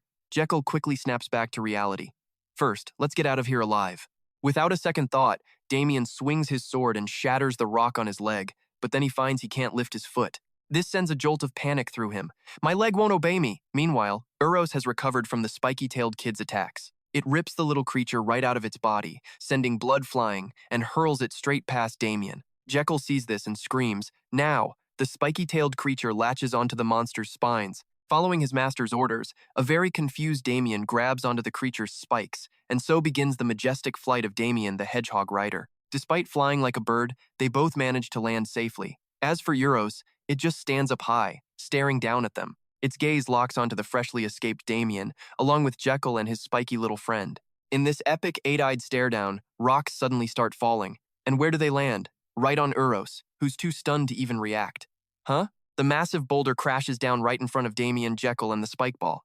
The two humans just freeze, completely dumbfounded by this. A scene of total ruin lies before Damien, Jekyll, and their little spiky companion. Seeing no more immediate danger, Jekyll finally offers some praise. "Good job, you little spiky-tailed thing." His compliment makes the creature chirp with joy. Then he turns to his knight. "Damien, are you all right?" Damien sheathes his sword with a cool reply. "Of course I'm fine." But looking at his dirty, wounded body, Jekyll thinks, "You look anything but fine." His eyes drift over to the pile of rubble as he silently calls out a name. "Minotaur?" Seems like our boy is genuinely bummed about losing his Minotaur kill. "It can't just die like this. I heard its gallbladder is a top-tier ingredient." "Whoa there, buddy, don't get reckless or you'll be meeting the Reaper." After a moment's thought, Jekyll realizes it's a lost cause and turns to leave. "We need to get out of here now." Just then, a shiny bald head comes panting towards him. It's the mayor, Alo, and he's charging in like a hero. "From this moment on, allow me to escort you," he declares with a serious voice. "I will take you to the safest place in this city." A little later, a huge ship is waiting at the harbor. Mayor Alo leads the group, personally escorting Jekyll. He points towards the vessel and says, "Your Highness, please board my ship. Once we set sail, no matter how ferocious that Minotaur is, he won't be able to touch a single hair on your head." Jekyll likes the sound of that. Escaping on a boat? Sounds like a plan. Without hesitation, he walks onto the ship, then turns back to invite Mayor Alo. "Mayor, after you." But the mayor doesn't move and says with grave seriousness, "I will not run away." Jekyll's like, "Huh?" The guy's refusal totally catches him off guard. "Say what now?"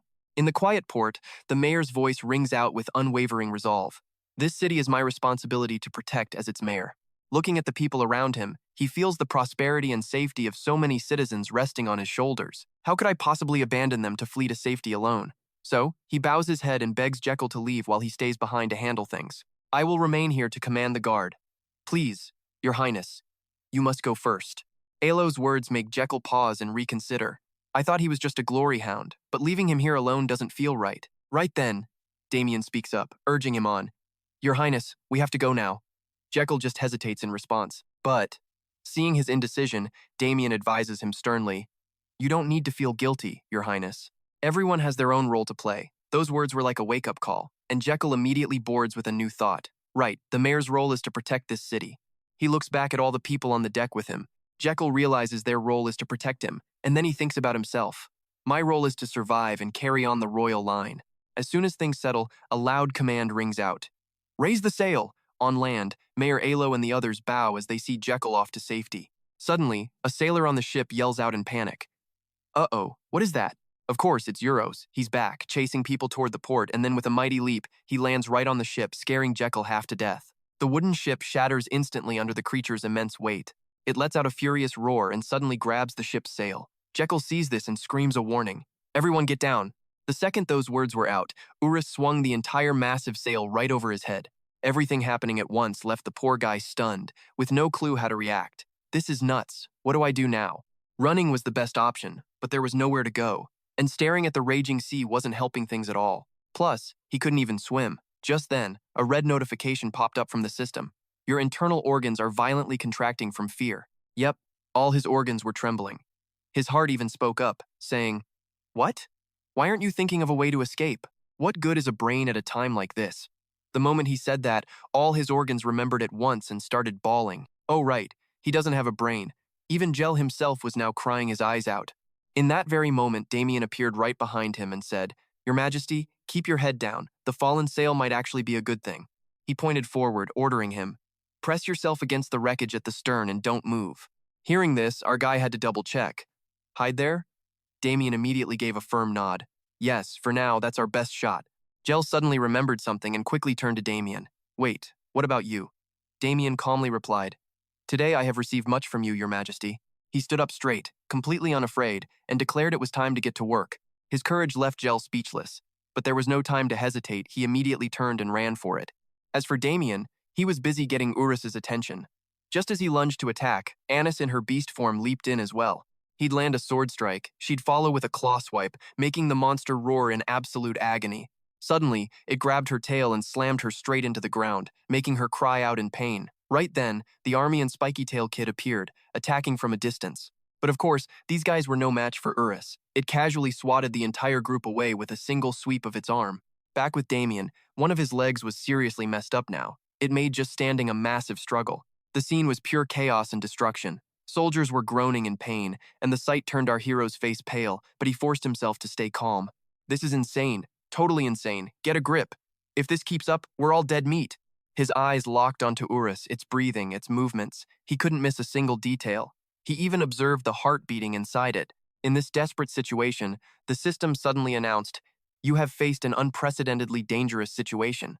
This extreme experience has caused the Azrahan's accurate diagnosis method to evolve dramatically. At the same time, the system initiated the next step. Azrahan's accurate diagnosis has been added to pulse taking as a supplementary feature. Suddenly, Urus's entire body was broken down into a super detailed diagram. A new notification followed. Supplementary feature 1. Acupoint scan. Can scan the target's acupoints to predict movement. Note: limited number of targets. 1. Only applies to living creatures. This brand new skill absolutely blew his mind. What in the world is this? This was basically a cheat code.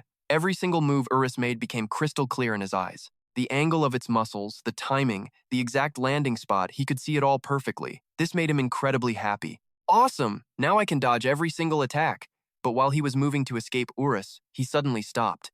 He looked at the wrecked ship before him and wondered, wait a minute, can I really just keep dodging it here forever? Seeing everyone trapped, including himself, he decided he had to come up with a plan. Before my stamina runs out, I have to do something. His brain kicked into overdrive. Think. Just remember. The sight of everyone defeated forced him to figure out a real strategy. We have to survive. Both them and me. Jiel's eyes were filled with determination. Just then, he suddenly spotted the little spiky-tailed kid lying unconscious on the deck. A crazy idea popped into his head, making him sigh. He had no clue if this would work, but at this point, with no other options, he had to try. I have to do it, because that's my role. At the same time, Urus started stomping furiously across the wooden deck. It was about to crush the sailors, but then something happened that made two of them scream in shock. What is that, over there? Turns out what they saw was Jiel, who had suddenly grown massive and was blocking Urus's attack. His interference made the beast roar in fury, while he gritted his teeth to withstand the blow. Just then, a red notification flashed from the system. You have used a red sunflower seed for legendary beasts without permission. The two of them were going at it, one-on-one, with neither side backing down. But while fighting Urus, his mind was still in a complete panic. I'm bigger! I'm actually bigger! He mumbled to himself, not expecting to get this huge. Besides him being confused, the two sailors he'd saved were also screaming, Your Majesty! Even Damien couldn't believe what he was seeing. What in the world is this guy? Meanwhile, the system just kept spamming warning messages. System warning. You are a human, not a mythical beast. These red sunflower seeds can have some seriously nasty side effects on a human body. Please see a doctor. And JK, who is a doctor, literally screams this line at himself. I am the doctor here. But the system just kept going, dropping a time limit for the red sunflower seed. The giant effect buff is limited to a tight 3 minutes. As the system warned about severe side effects post-buff, Urus was already winding up a punch. The system, a true professional, kept on announcing, you will fall into a coma for 5 days after the effect ends. It even gave our boy a handy countdown timer. Giant effect remaining, 2 minutes and 37 seconds. He's dodging punches from Urus while having a full-blown panic attack over the pop-ups. So you're saying I have 2.5 minutes to solve everything? Not to mention the 5-day coma bonus prize. Yeah, this situation is looking a little grim for our guy. With so little time and so little strength, he was shaking while blocking Urus's attacks. He knew one thing. Fail now, and everyone here is done for. A 1 to 100% chance we're all gonna die. That thought was apparently all the motivation he needed to push Urus's hand away. But the beast didn't stop, just rewarding Jekyll with another punch. This time, he couldn't block it, taking it straight to the face. He stumbles, about to go down. But somehow, miraculously, he manages to stay on his feet after that hit. This little feat leaves Urus looking genuinely confused. Our guy, meanwhile, is just muttering, ow, that hurt, but I can take it. Normally, a light tap from this thing would have been fatal. But playing by playground rules, you hit me, I hit you, he decided to give it a taste. So, he unleashes a mighty headbutt, screaming, "Take this!" That move left Jekyll with a bit of a headache, but he was still standing, trying to figure out a plan. Killing it in 2 minutes is impossible. Right now, I can only... His gaze shifts to the little spiny kid, and a wild idea pops into his head. I have to stop its rage and calm it down. That way, even if I pass out, Damien and the guards can handle it. No time to waste. He immediately rushes forward, running to the spiny kid and asking, "Spiny kid, where are your spikes?" The spiny kid, as if he totally understood, handed over a fistful of his own quills. With the spikes in hand, he turns back to face Urus, who just looks completely baffled by this whole exchange. Suddenly, they both charge, one going for a retaliatory headbutt, the other running in with sharp spikes. He puts both hands on Urus. Using the beast like a springboard, he vaults right over its back. Without hesitation, he immediately pulls out one of the spikes. One arm locks around its neck, the other raises a spike high as he cheers. Time to give this golden dog some acupuncture. And just like that, he stabs the spike right into an acupoint, making the beast roar in absolute agony. But Urus's hide is way too thick. Even a sharp spike couldn't get through. It didn't even reach the mana flow. Jiel was getting seriously annoyed with his own pathetic strength.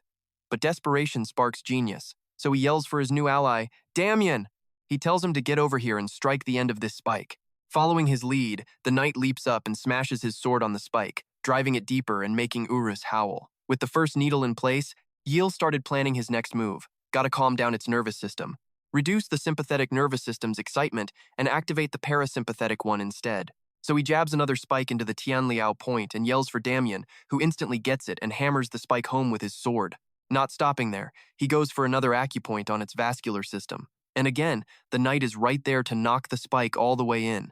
Everyone on the ship is watching with wide eyes as JK and Damien work in perfect sync. They're now hitting the Yifeng acupoint.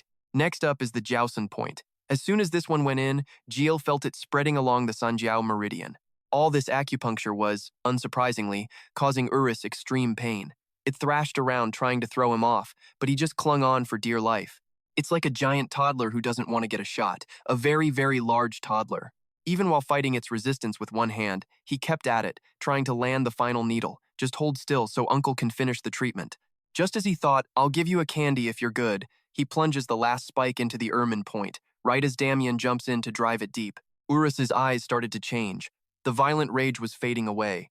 A moment later, it had completely calmed down, letting out a few confused whimpers. Seeing that things were finally settled, Jiel gently removed the spikes. As he pulled them out one by one, he thought, not only is the aggression gone, but its chest pain disappeared too. However, the disappearance of that pain was only temporary.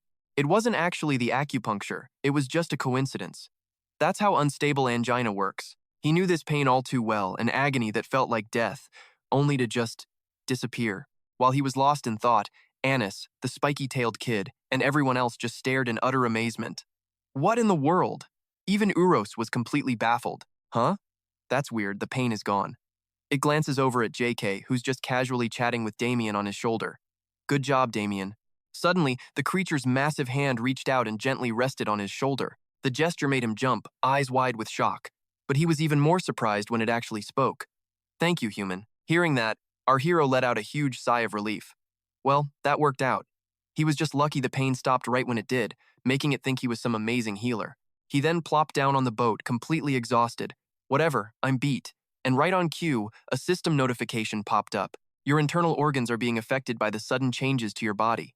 The heart sent the first concerned text. What the heck is this? Why is the body so massive? His organs wondered, looking around in a panic while the stomach just hugged itself, trembling and letting out a few weird laughs. And what's with this bizarre blood flow? My breathing feels weird too, like I'm about to check out for good. Just then, the large intestine chimed in cheerfully. Since the body's bigger, my workload's gone up too, right? The stomach proudly yelled, "I am magnificent." A status window for the stomach suddenly appeared, but at the same time, another notification popped up. Time remaining for giant effect, 0 minutes, 0 seconds. The stomach's final message came through right after. Looks like it's shrinking. And just like that, the massive JK outside began to shrink as his guards cried out in alarm. "Your Majesty!" They all crowded around him, yelling. Your Majesty!" He quickly gasped. I have something to say." Using his last ounce of strength, he left a message. "Going to be in a coma for 5 days, don't make a fuss. Minoto has calmed down so everyone can relax." Ugh. And with that, he was out cold, sleeping like the dead. The system helpfully displayed a notification about JK's condition. The giant effect has ended, and severe side effects are now occurring. You will enter a comatose state for the next 120 hours. It even added a friendly little message. Good night. Meanwhile, everyone else was just gathered around, totally panicking about his condition. What is this? What is happening right now? Is this magic? While everyone on deck was freaking out over JK, the sailors below were frantically bailing water. Faster, get the water out of here, now. Realizing this was bad, one of them shouted up, Captain, the crack is getting bigger, we can't plug it. We have to get on deck, fast, or we're all going to drown down here. The captain, busy bailing, had no idea what was happening up top, so he just cried back, There's a monster running wild up there. At that exact moment, on the deck, the entire ship tilted violently to one side. A guard, completely bewildered by this, just stammered. Huh? What? And then, once reality set in, they all started screaming. The ship is sinking. The screaming spooked Uros, who just looked around in a daze. The creature seemed to feel a bit guilty, thinking, Sorry, this is my fault. While everyone was scrambling to stay upright, JK, completely unconscious, couldn't do a thing. This sent his guards into another panic, screaming for their majesty. Seeing this, Uros let out a roar. I will repay my debt. I will save you. It then grabbed JK and leaped right off the boat, leaving Annis and Damien completely dumbfounded. It plopped JK right on top of its head and began to slowly swim through the open sea. This absolutely horrified the royal guards, who screamed in terror.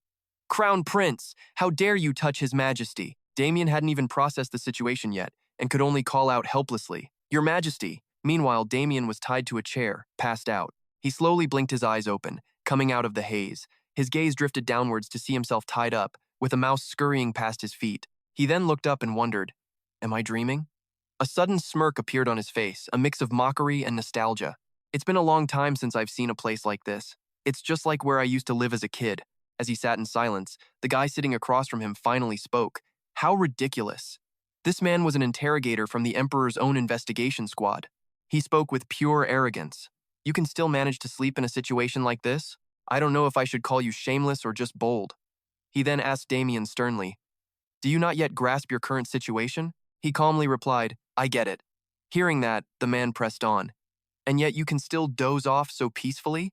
The question was so absurd it made him laugh. He didn't bother answering, just thinking to himself, It's because you people haven't let me sleep for the past 3 days. Suddenly, the interrogator gritted his teeth, spitting out each word. His Highness, the Crown Prince, has been abducted by that monster. He slammed the table and roared, It's been 6 days. The news of JK being taken by Uros reached the palace. It took a day to get to the capital, and Asterion ordered me here immediately. The distance from the capital to here is pretty far, and it took me 2 days to arrive. The moment he arrived, the lack of news about JK already had him fuming. For 3 whole days you haven't found the prince, not even a single clue or a trace? What's more, he skipped the questions and went straight to accusing Mayor Io and everyone else. This mayor, and you, and all your little accomplices have wasted precious time just pretending to search. This so-called interrogator wasn't even looking for Jiel, just standing here grilling Damien. Where did that Minoto swim off to? And that Winnet guy with the new Ango family tattoo who bought it, where did he go? You're telling me there's not a single clue because you just couldn't find one? And then his voice dropped, dripping with sarcasm as he continued. Is that so? No, it's not that you couldn't find them.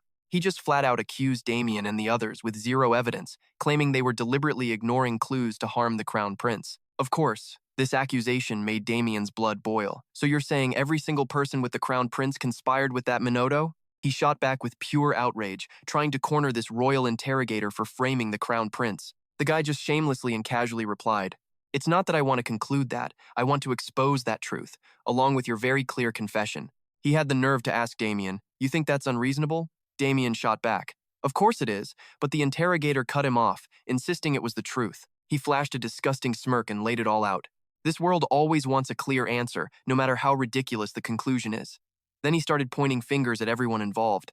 So who's responsible for this mess? Mayor Jim Mo, who couldn't even keep his own city secure. Next on the chopping block were Jekyll's own royal guards, who also got accused. And you, along with your subordinates who failed to protect the prince with that shameless excuse, the interrogator unfairly blamed Damien and everyone. It's you people, the ones who must bear the responsibility and the guilt, so this can all end peacefully. Those words made Damien see red, screaming inside his head, bear the guilt so it can end peacefully? What?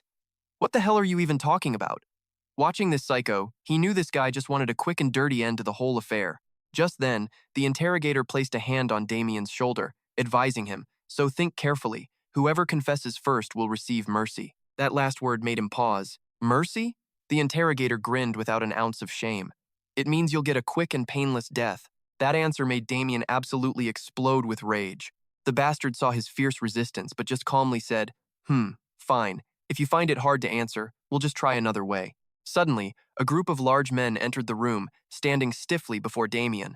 The moment he saw them, he knew exactly what was about to happen. A moment later, he was thrown into a cage and hoisted high into the air. But he wasn't alone. The mayor and others were trapped just like him. The second they saw him, they started shouting his name in a panic. Sir Damien! At the same time, he was horrified to see everyone else locked up too. Damn it, Annis, the mayor too. He glanced down below. He could smell gasoline as he watched soldiers douse the firewood stacked right beneath their cages. That smell? Is he planning on burning us alive? And right on cue, someone approached. It was none other than that damn interrogator. He spoke casually. Now that everyone's here, let's talk about that conclusion one more time. He stubbornly pressed them again. Are you ready to confess? But their attitude hadn't changed. Damien answered firmly, I have nothing to confess, but I am ready to tell the truth. Hearing this, the interrogator got his hopes up. Oh, the truth? Tell me. Damien then spoke, calm and deliberate. You, under the guise of an interrogation, his voice filled with rage as he accused him back, are obstructing the search for the missing crown prince. Though instead, those words ticked the guy off so bad he had to ask, what? I'm the person who can find the crown prince the fastest, and you're wasting our time with this useless stunt. But even then, the interrogator was stubborn, sighing as if Damien was the problem. Are you trying to run away? And then he gave the order. Forget it. The interrogation is over. Seeing the situation was hopeless, Damien thought furiously, I'm sorry, Your Highness. I refuse to die a pointless death here. I have to survive. Right when things were at their absolute worst, a loud rumbling sound echoed. Something appeared out of nowhere, leaving Damien completely shocked. His eyes flew wide open in disbelief as he whispered its name, Minotaur. It easily snapped the chains holding his cage high above the ground. It caught the cage with one hand and landed gently. And on its shoulder, it was carrying another person. And there he is, none other than Jiel. His sudden appearance leaves Damien, Annis, and even the mayor totally speechless. The interrogator and his goons, they're practically shaking in their boots at the sight of Jiel and Urus. And now, our boy slowly lifts his head to confront them. So, what are you all doing here? But before we explain how Jiel made it back in one piece, let's check out a short documentary on where he's been. This episode is called The Prince and the Golden Dog. Special feature. 6 days ago, Jiel, the crown prince of the Magentano Empire, woke up inside a coastal cave. And Urus, the very same beast that tried to kill him yesterday, now looks ridiculously cute. Jiel wakes up and is completely stunned by this new look. What the heck? After some wild gesturing from the beast, Jiel basically gets the gist of it. Oh, so you're saying you saved me from dying? And with that, he offered his sincere gratitude. Thank you, we're friends now. In his head, he was thinking, well, I guess our little misunderstanding has been cleared up. The system, however, had to chime in on this 180-degree shift. Why are you suddenly so friendly with Urus? He just played it cool. Ah, it seems our bullheaded friend here had a bit of a misunderstanding. It thinks I cured its disease and now sees me as its savior. The real reason? Its pain just disappeared on its own. However, our prince had zero intention of correcting this little error. But hey, I think this misunderstanding isn't half bad. The system, receiving this answer from Jiel, immediately questioned his motives. And why exactly do you think that? He paused, then let out a deliciously evil grin with a purely selfish answer. Because it'll follow me if it thinks that. And thus, our special feature concludes. This has been a short documentary, The Prince and the Golden Dog, signing off. A comment even flashes by, calling Jiel a demon. Back on the island, he made an offer to Urus. I want to help you, just like you helped me. How about it? This got him a confused grunt, so Jiel smugly explained, truth is, your heart problem isn't actually cured yet. If we leave it like this, you'll be in agony again. Hearing that, Urus let out a little noise like it understood. He then placed a hand on its body and said, first, let me check your current condition. The beast didn't fight back, but it grumbled a bit as if to say, I'm not a golden dog, I'm Urus. Just then, the system announced. The Acupoint scan subfeature of the pulse diagnosis skill has been activated. After checking Urus's condition, Jiel let out a sigh of relief. Good, your angina hasn't gotten worse. We can go to Gmo for treatment. Then he moved on to check another part of its body. So, what about your gallbladder? After a quick check, he asked it, hey you, have you felt any discomfort in your stomach lately? It grunted, yes. With that confirmation, Jiel immediately laid out the plan. There's something inside you. If we get it out, you won't feel sick anymore. Now, I'm going to take it out. Just do exactly what I tell you.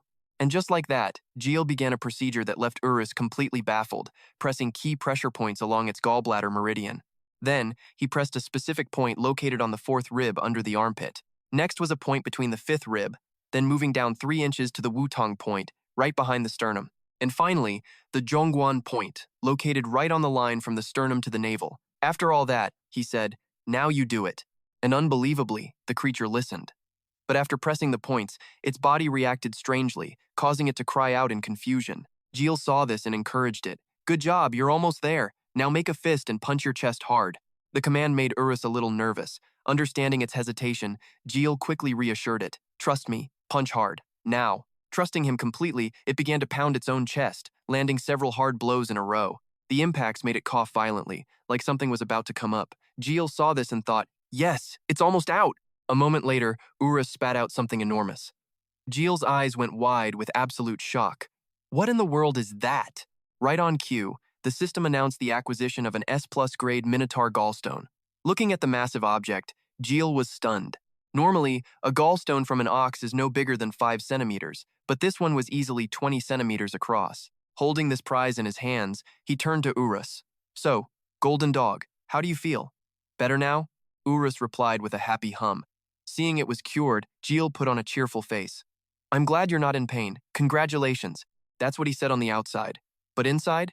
He was thinking, "Oh yeah, you are totally mine now." After this long treatment session, Jiel finally declared, "All right, it's about time we got moving." This earned a curious noise from Urus. Jiel's mind was already on Damien and the others. Let's head back to Jimo. He vividly recalls Damien's face as he was dragged away, a look that just screamed, "My friends are in so much trouble right now." Uis answers with these pained, hesitant cries. "And our boy here?" He instantly gets what the big fella is trying to say.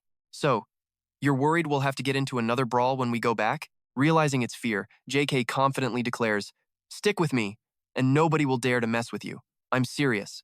That promise was all it took for Us to agree. And with that, Us starts carrying him back to the mainland. "For real, I promise." The second they hit Jim, he spots the royal family's flag, which immediately makes him suspicious. The Emperor's personal investigation squad. But he quickly sizes up the situation. Yup, coming back now was definitely the right call.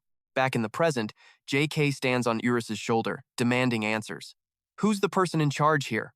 His sudden appearance absolutely spooks the interrogator. When nobody answers him, he gets so mad he starts grinding his teeth. So he screams, "I'll ask one more time. Who's in charge here?" Then, someone finally steps forward. And of course, it's the interrogator finally speaking up. Seeing the guy finally step up to take responsibility, he hops down from Urus, saying, he gets right in the guy's face and asks with total contempt, "You? Yeah, our boy is already pretty fed up with this dude's attitude. This guy really has a grating way of talking." Still doubting him, the interrogator loudly challenges Jekyll's identity. "The one who brought a Minotaur, the one who looks just like the Crown Prince. Who are you?" This dude's sheer nerve leaves Jekyll's guards completely baffled. Is this guy nuts? Anyone can see that's the Crown Prince. Jekyll is seriously annoyed by this guy's attitude now. "Are you accusing me of being an imposter of the Crown Prince?" And this guy actually has the nerve to admit it. That's right, in this critical and unusual situation, with the prince missing, many people will try to exploit this to harm the royal family. Tired of listening to this windbag, he asks him straight up, "So, you want to confirm my identity?" The guy casually replies, "Correct. But our boy isn't just going to take that." "Then why didn't you confirm their identities first?" His words leave the guy totally stunned. "What did you say?" Jiel points at his imprisoned friends and yells his challenge. "Them! Why didn't you confirm their sacrifice, their suffering, and their dedication?" This epic question makes the interrogator stammer in a panic. What? Ignoring his confusion, Jiel loudly calls for Damien Ken. Then he lists his accomplishments. "You protected me. Jiel Adria Magintano, the crown prince of this empire. By risking your own life." This public recognition leaves Damien completely shocked. And Jiel continues, proudly listing all the things his friend has done for him. "You bravely fought that Minotaur to buy me time to escape, and you showed incredible courage and dedication fighting it all by yourself." As soon as Jiel finishes speaking, Urus rips the iron bars right off the cage. A foot steps out. Damien has been freed. The moment he's out of the cage, he calls out in a low voice, "Your Highness." Jiel sees his friend and just cracks a proud smile. Just like that, Damien shatters the cage and stands right next to Jiel, his face dark and completely void of any emotion. Next, he turns his gaze towards Annis and continues, "Annis, daughter of Jacinto, my werewolf veterinarian. As he says this, Jiel remembers that night. That night, when the Minotaur threw me out of the mansion, you risked your life to catch me. As he's speaking, Urus reaches out and rips her iron cage open to free her. Without your quick reflexes and your brave actions, I would probably be an unidentifiable corpse right now, buried 6 feet under. Once the cage is gone, Anna steps down onto the ground. Jiel walks over to her side. That was true courage and a noble sacrifice for me. Finally, he looks up at the last cage. Next, Sergio, he continues, my special forces captain. That night, you were the first to run to my side to protect me when I fled. Hearing this, the man gets so emotional he starts to cry. Your Highness, Jiel adds, without that bravery and sacrifice, do you think I would be standing here completely unharmed right now?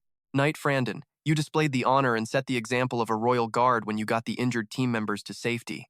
Montero and Pedro, both your arms were injured blocking the Minotaur's horns. Are you all right? Jiel looks over at everyone, showing his genuine gratitude. And I cannot forget Knight Hamilton, who showed an unyielding will to fight despite losing his sword and shield. At this point, Sergio can't hold it in anymore. He's a complete mess of tears and snot. His voice cracks as he stammers, I. But seeing JK's face, his powerful aura, they no longer have any doubt. They know the answer and yell it out loud. Your Highness. After hearing that entire conversation, the other soldiers just look at each other, completely and utterly baffled. The crowd starts whispering, is that really the Crown Prince? But how on earth did he even manage to get back here? Then someone else chimes in. Yeah, and how did he tame that Minotaur? Seriously. Hearing this, the interrogator breaks out in a cold sweat, completely frozen in place. His mind is screaming something is wrong here. And just like that, it all comes flooding back. He was so sure the Crown Prince couldn't have survived that Minotaur attack, which is exactly why he pinned all the blame on the prince's men. No questions asked, no real reason needed. Whether they were innocent or not didn't matter to him one bit, because this is how things always worked. It was standard procedure. When a royal dies of sickness, the doctor gets executed. A noble's death always needs a scapegoat to take the fall. This twisted logic was so deeply ingrained in the interrogator that he couldn't even tell right from wrong anymore. He looks up at JK, who's staring right back at him, and thinks, but why did the Crown Prince have to survive and come back? How is this possible? The thought sends him crashing to his knees, his head hitting the floor with a loud thud. His voice trembles as he shouts, Your Highness, I beg for forgiveness for daring to doubt your identity. At those words, JK's expression darkens, his eyebrows knitting together as he thinks for a moment. He then looks up at a suspended cage and calls out, the mayor of this city, step forward. The man inside, hearing his name, reaches out emotionally. Tears are streaming down his face as he cries out, Your Highness. The prince continues, on that night, you faced countless dangers and hardships, yet you never ran. You fought to protect this city. And with that, the mayor's cage is lowered. That is the most noble and precious quality of a true aristocrat. You put your duty above everything else. Jiel steps forward, gently placing a hand on the man in praise. That is the kind of example all nobles should follow. Overwhelmed by the praise, the mayor looks at the prince with pure adoration and says, Thank you, Your Highness. Then JK spins around and glares at the interrogator, roaring. And as for you, interrogator of the investigative team, the man jumps, sweat pouring down like rain. You demanded I prove my own identity, JK says for everyone to hear. But it is not I who proves who I am. It is the people who stood by me, the ones who didn't hesitate to sacrifice themselves for me. A flash of absolute fury crosses Jekyll's face as he roars, They are my proof. Faced with this wrath, the interrogator knows he's royally screwed up, his lips trembling, unable to form words. But before the guy can even stutter out an excuse, JK cuts him off. Don't even bother trying to explain yourself.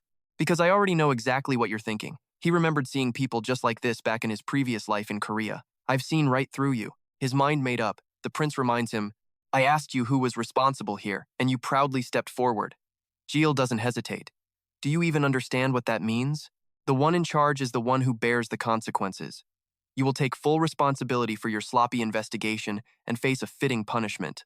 And just like that, the entire messy situation was handled cleanly. The next day, a cleanup crew was brought in to deal with the rubble. And of course, they started gossiping while they worked. One of them asks, So what was that idiot interrogator's official crime? Another worker answers, deliberately conducting a superficial investigation and obstructing the search for the Crown Prince. Wow, that's a long one. The heavier the crime, the longer the charge, right? If he's unlucky, he'll be executed. Best case scenario is life in prison, don't you think? Yeah, that sounds about right. But one guy was still curious. He leans in with a serious look and asks the others, Hey, is that story for real? An older man gets a solemn look on his face, remembering that night. I'm telling you, I saw it with my own 2 eyes. That ferocious minotaur was obeying the prince. It moved exactly where he told it to, smashing through the iron bars. It was absolutely incredible. Not too far away, someone else was trying their best to eavesdrop on the conversation. And what's more, I don't know how His Highness did it, but his body suddenly grew as big as the Minotaur. The story gets more and more wild, grabbing everyone's attention. Then he fought it bare-handed. After that, huge spikes shot out of his back and neck. Hearing all this, one of the listeners just couldn't buy it. "Oh, come on, old man. Stop making things up." The man gets angry at the disbelief. "It's true," he yells. Just then, another person's eyes light up with a sudden memory. "That reminds me of something. There's a rumor that's been going around the royal palace for a while. Have any of you ever heard the legend about the king of the Crown Prince?" This question makes every single gossiper lean in a little closer. We are very curious. At that same moment, in a room above, Damien was watching the whole scene unfold below. He looks over at a relaxed Jiel and says, "Your Highness." Damien, burning with curiosity, just had to ask, "So, how exactly did you tame that Minotaur?" Hearing this, Jiel casually tosses a grenade aside to answer, "Tame it? Please. I never did. It just got the wrong idea, and hey, I just rolled with it." Damien's brain officially short-circuited as his eyes bulged. "Huh?" So Jiel started explaining. "You remember when I suddenly got huge a minute ago? Right then, I tried some acupuncture on Urus to calm him down, and whoops, I accidentally cured all his pain." His brain completely short-circuiting, Damien asks again, "Wait, huh? So it thinks you're some kind of miracle healer?" Our boy just calmly confirms it. "Yup, it basically thinks I'm its savior." Jiel asks, "Pretty good, right?" Damien grins. "Oh, it's great news for me too." Jiel looks genuinely surprised. "Lucky for you? How?" Damien doesn't even hesitate, "Because now I get my danger bonus." Jiel can't help but laugh. "Oh, so we're being honest about the money now, are we?" The two just crack up because, hey, business is business. So shameless. But honestly, the more this happens, the more Damien wants to stick with this prince. He smiles to himself, thinking he's got to train harder. It'd be embarrassing to cash that bonus check if he didn't do a perfect job. With that thought, he covers his mouth, clears his throat, and gets serious. Anyway, the reason I'm so confident is simple. I already finished the task you gave me last night. This bombshell makes Jiel practically shout, "You what? You found all those ingredients in a single day?" Jiel asks, completely stunned. Damien just nods. "Well, Demo is the biggest port city in the north. And there's more," he continues. "His Majesty the Emperor. He's already back at the palace. Apparently, he got word that you were safe and sound while he was on his way here." These words make Jiel completely freeze up. "So, you're telling me he heard I was fine and just turned right back around?" A tiny bitter smile plays on his lips. What a cold-hearted snake, he thinks. Yup, that's my dad. He decides to just forget him. The old man is just a pain anyway. Shaking it off, he sits down. Good. The Emperor is gone and we have the ingredients. It's time to start. Now, Damien, ever the curious one, asks, start what exactly?" "We're making a sedative from the Minotaur bile," Jiel declares. "Tell them to clear the entire kitchen, immediately." And just like that, the very next day, the stage was set. Jiel stands in the kitchen, surveying the massive spread of ingredients laid out before him. It's go time. He's practically buzzing with excitement now. A wicked little smirk plays on his face as he says, "Let's begin." His hands become a blur, expertly grabbing and dicing every single ingredient with impossible speed. Then he starts humming, of all things, while mashing everything into a pulp. His unique singing echoes through the kitchen. "Mix it up? Yeah, mix it all up now." Damien just stands there, getting a massive headache from the performance, thinking, is he making a potion or auditioning for a musical? After all that strenuous effort, the final, simplest step arrives, rolling it all into a pill. Jiel gazes happily at the perfectly round pill in his hand. The Minotaur bile sedative is finally complete, and without a second's hesitation, he pops the pill right into his mouth. A bit of a waste, maybe, but you gotta do a quality check. A system window pops up. Your internal organs are glowing thanks to the Minotaur bile. His heart is going absolutely nuts, his whole body screaming with pure energy. "Power! So much power!" it roars. Meanwhile, his stomach is just clutching itself, groaning in agony. Why does everything healthy taste so bad? And then another system alert. His organs have gifted him 500 health. Current health, 1500. A new self-crafted potion has been detected, activating the component analysis feature of the potion-making skill. An info panel immediately pops up. Sedative from Minotaur bile. Active ingredients: cholic acid, bilirubin, vitamin D, rotopenagidin, oleanic agit, panacinol, coumarin, zamnolik, girin, laserhamu, simuzin, and impire. Shape: spherical pill. Effects: reduces calcium ion concentration, and a whole bunch of other sciencey stuff. Skimming through the ridiculously long list, Jiel groans internally. Why is this so long? But then, something makes him stop dead. His eyes lock onto one specific section.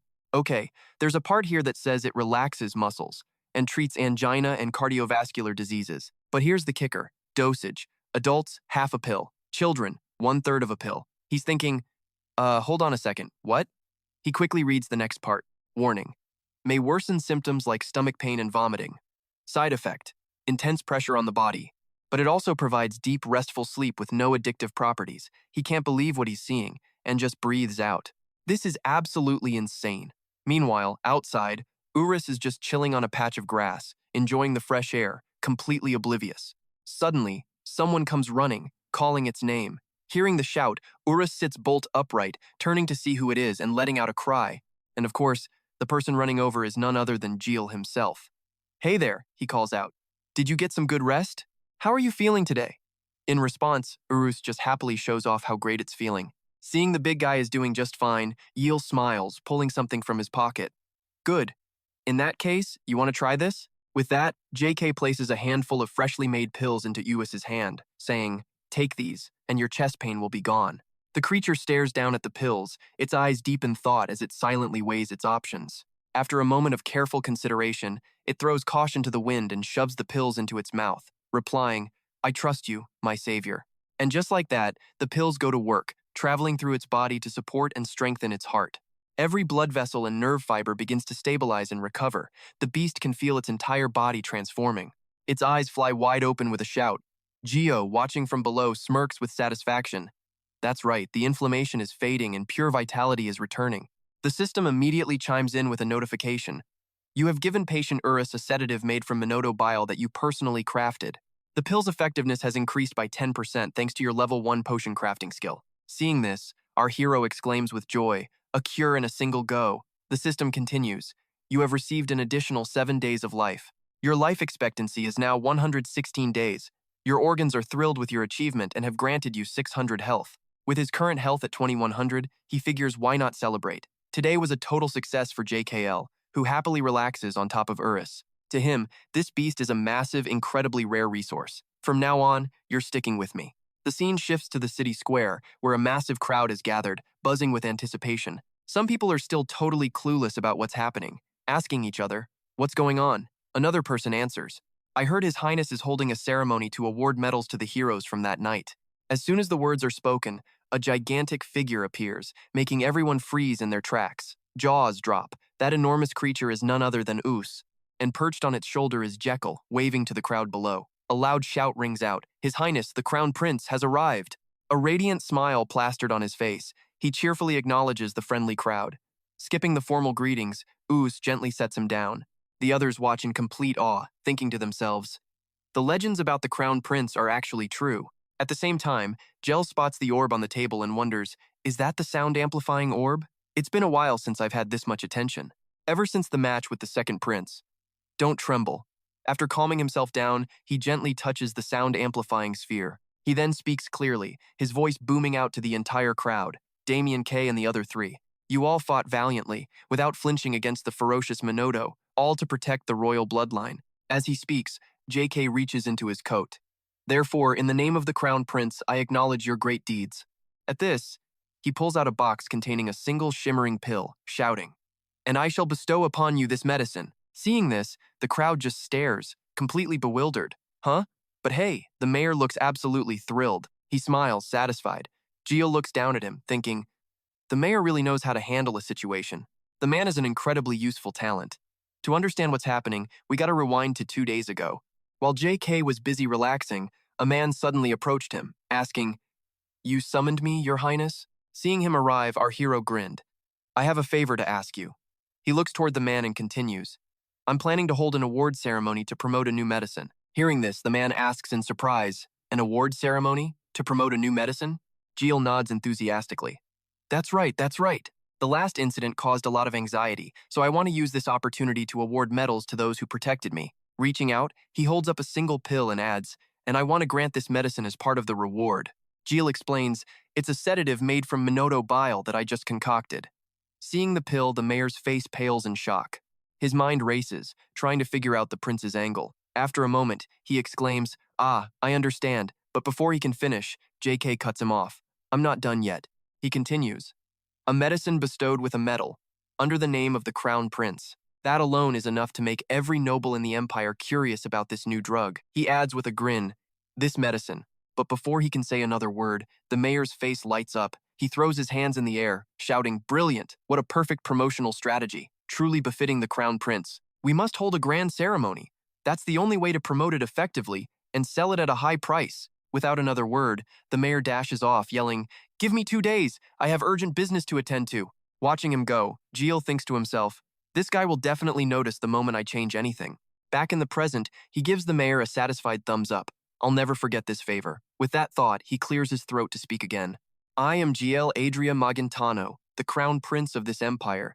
So to show my deep gratitude for your bravery and sacrifice, I have created this very special medicine. Hearing this, Anis and Damien exchanged a look that screamed scam alert, but Jiel's sales pitch just kept on going. You are the courageous warriors, the ones who battled the mighty Minotaur, and because of that, you deserve this special, powerful medicine made from the Minotaur's bile. This news was a bit of a shocker, making everyone wonder if this stuff was even safe. I mean, it is made from a Minotaur after all. Jiel held the pill high, explaining its effects.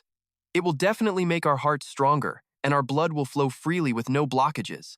He then pointed to Urus as a prime example, claiming the big guy now had the stamina and resilience of a Minotaur. Then he raised his voice, shouting, and that's not all. It also helps tired bodies and restless minds get a perfect night's sleep. His words, combined with your loyalty and devotion, left everyone completely stunned and motionless. It's only because of you that I can introduce this medicine to the people of the empire, he declared, pointing dramatically forward. Because starting today, for 1 month only, you can get the special Crown Prince edition at an incredible discount. We are officially opening sales to the public, and right on cue, Urus holds up a sign for only $99.99 main. This is a special limited quantity offer, only 1 per person, and the sale could end sooner than expected. Watching this whole scene, Damien and Anis had the exact same thought. This guy is a total con artist. Just as they were thinking that, a hand landed on their shoulders. It was none other than Seo, also holding a sign. 100% handmade by the Crown Prince. Don't miss out. Buy now. All while Jiel kept hyping up the crowd. This is a once-in-a-lifetime chance. Hurry up, hurry up. He then started rattling off a ton of other amazing deals for everyone. For just $99.99 main, a special offer, limited quantities, 1 per person. The promotion could end earlier than planned. 100% handmade by the Crown Prince. Don't miss it. This is the world's first incomparable Magintano special edition. Its effects are absolutely amazing. Boost your health, improve blood flow, increase your stamina, and get a great night's sleep. Contact the Royal Clinic, Gardin, made in Magintano. All this under the glorious sunshine blanketing the palace. Jiel stood on his stage, looking down as the crowd roared below the castle. I want to buy it! I want to buy it! I have to have it! In the distance, 2 men whispered to each other. It's expensive, but I still want one. Should we take out a loan? Seeing this, Jiel stroked his chin, absolutely thrilled. Not a bad reaction. If you're going to host an event, you got to get your money back. A smug grin appeared time to promote the clinic. No sooner said than done. He cleared his throat and boomed out to the crowd. My dear citizens of Jimo. Waiting for silence, Jiel continued. As you all know, I am Jiel Adria Magintano, the crown prince of the empire, and also the director of the Royal Clinic, which is thriving in the capital. The crowd stared at each other in shock. Jiel paused for a beat, then turned to look at the 3 people behind him. Their faces screamed, we are so done with this, but Jiel just kept talking. On this special occasion, I'd like to tell you a little about my clinic. Damien, Anis, and Seo stood there, completely emotionless, each holding up a promotional sign for the Magintano Royal Clinic. We've got it all, whenever you need it. We specialize in acupuncture, spinal adjustments, and even obesity treatments. Our experts can treat any disease, completely free of charge. The Royal Clinic, specializing in internal and external medicine. We treat all diseases, offer rehabilitation, we're open every single day of the week, and treatment is free. Not even Urus is an exception. The beast's giant hand held a sign high as he let out a roar. Specializing in orthopedics. So come on down to the Royal Clinic, open 24/7. We treat every kind of illness. Jiel continued his passionate pitch. The Royal Clinic was established just recently, but we provide medical services in a completely new way. Next, he cheerfully asked the crowd, has anyone here ever heard of the Royal Clinic? The silence was so absolute you could hear a pin drop. But suddenly, an older man and a young man shot their hands into the air. I have. I've heard of it, me too, Jiel said smugly. See? Turns out quite a few people know about us. Phew, he muttered under the contemptuous glares of Damien and Anis. Well, since I came all this way, I have to prove myself, right? Then he announced cheerfully to everyone, I can't just make empty promises, can I? While thinking to himself, Time to release the bait, Jiel excitedly shouted. What kind of place is Jimo? It's the most bustling and beautiful commercial center in the North Sea. The heart of the empire, right? And Jimo can only truly prosper when all of its people are healthy. His speech had the entire audience sniffling, every citizen completely captivated by his words. And only when the prince thrives can the empire truly be strong. Jiel bowed, the very picture of sincerity. I wish for everyone's continued health. If anyone gathered here feels even slightly under the weather, step right up, don't be shy. The crowd just stared as Jekyll announced. I, the director of the Royal Clinic, will personally examine every last one of you. But still, they hesitated. Jekyll clenched his fist. Guess it was time to pull out his ultimate super-secret weapon. He shouted to the masses. The first 100 people get a free treatment voucher. Naturally, Annis immediately started having a panic attack. Isn't it always free? Damien could only let out a heavy sigh. Jekyll clutched a crystal ball, arm raised to the heavens, screaming with pure excitement. Free, first come, first served, let's go! The moment they heard free, it was a stampede. Jekyll just smirked. Oh, my dearest, most valuable guests. He imagined them clawing over each other, and his grin got even wider. Correction, my dearest walking, talking lifespan points. Miraculously, they formed a neat line. An old woman stood before Jekyll. Here, take this, he said, handing her a slip of paper. Bring this voucher to the Royal Clinic, and I'll prescribe the best body-enhancing medicine you've ever seen. But wait, there's more. The old woman then heard that, of course, all travel and living expenses to the capital were completely covered. Free of charge, naturally. The woman just kept nodding, overwhelmed with gratitude. Oh, thank you, sir. After she left, Jekyll clapped his hands, pure joy in his voice. I've handed out 100 free vouchers. If even 10% show up, we're golden. But unlike Jekyll's hype train, Annis's face was a storm cloud. At least 10 patients, she muttered grimly. Free treatment, and now we're paying for their travel to the capital? How in the world am I supposed to afford this? Jekyll, completely oblivious, just smiled. Great, right? Annis was crying on the inside. Chief Guard, we're probably going to have to sell everything we own. Then she had to listen to Jekyll ramble on about the clinic's amazing, glittering, money-filled future. By now, everyone in Jimo must know our clinic's name. He was absolutely convinced this was some genius marketing strategy. Damien stood guard, looking worried. It's been 9 hours, Your Highness. Are you all right? A moment later, Jekyll stretched and immediately grabbed his arm in agony. Uh-oh. Did I maybe overdo it? A system window popped up. Your internal organs kindly request you follow basic labor laws. His guts trembled in protest. 9 hours straight with no break? Is this guy nuts? His liver screamed in outrage. Hey, when did WE get a day off? Jekyll's legs felt like lead. He had a sinking feeling that he was about to faceplant. Nope, can't collapse. Everyone's watching. Gotta look cool. But his vision was blurring, and he could see panicked faces swimming before him. Must not show weakness. Famous last words. He promptly collapsed onto the ground with zero grace. Damien and the others instantly dove for him. Your Highness! Your Highness! Are you okay? Your Highness? Jekyll managed a weak smile to calm them down, while internally cursing. This ridiculously fragile body. Suddenly, a new notification flashed before his eyes. You have diligently treated countless patients in less than a single day. As a result, you have achieved total exhaustion. Your noble image has been witnessed by the people of Jimo. The sight of a crown prince working himself to collapse for his people. Yeah, that hit them right in the feels. The citizens of Jimo were deeply moved. They now feel an overwhelming sense of gratitude toward you. Their admiration, thanks, and praise have forged a new power for your medical arts. The great Dr. Point system has been activated. Jekyll could still hear them calling his name, Your Highness, are you okay? But honestly, he was a little busy with this new skill tree. Great Doctor Points, or GDP, are basically a reputation score. You earn them by saving and healing people. You can also earn them by building fame, making history, or just generally making a lot of people emotional. You have received 101 GDP. Current GDP, 101. Great Doctor Points, huh? Jekyll thought. Sounds cool, but what's it do? The system instantly shot back.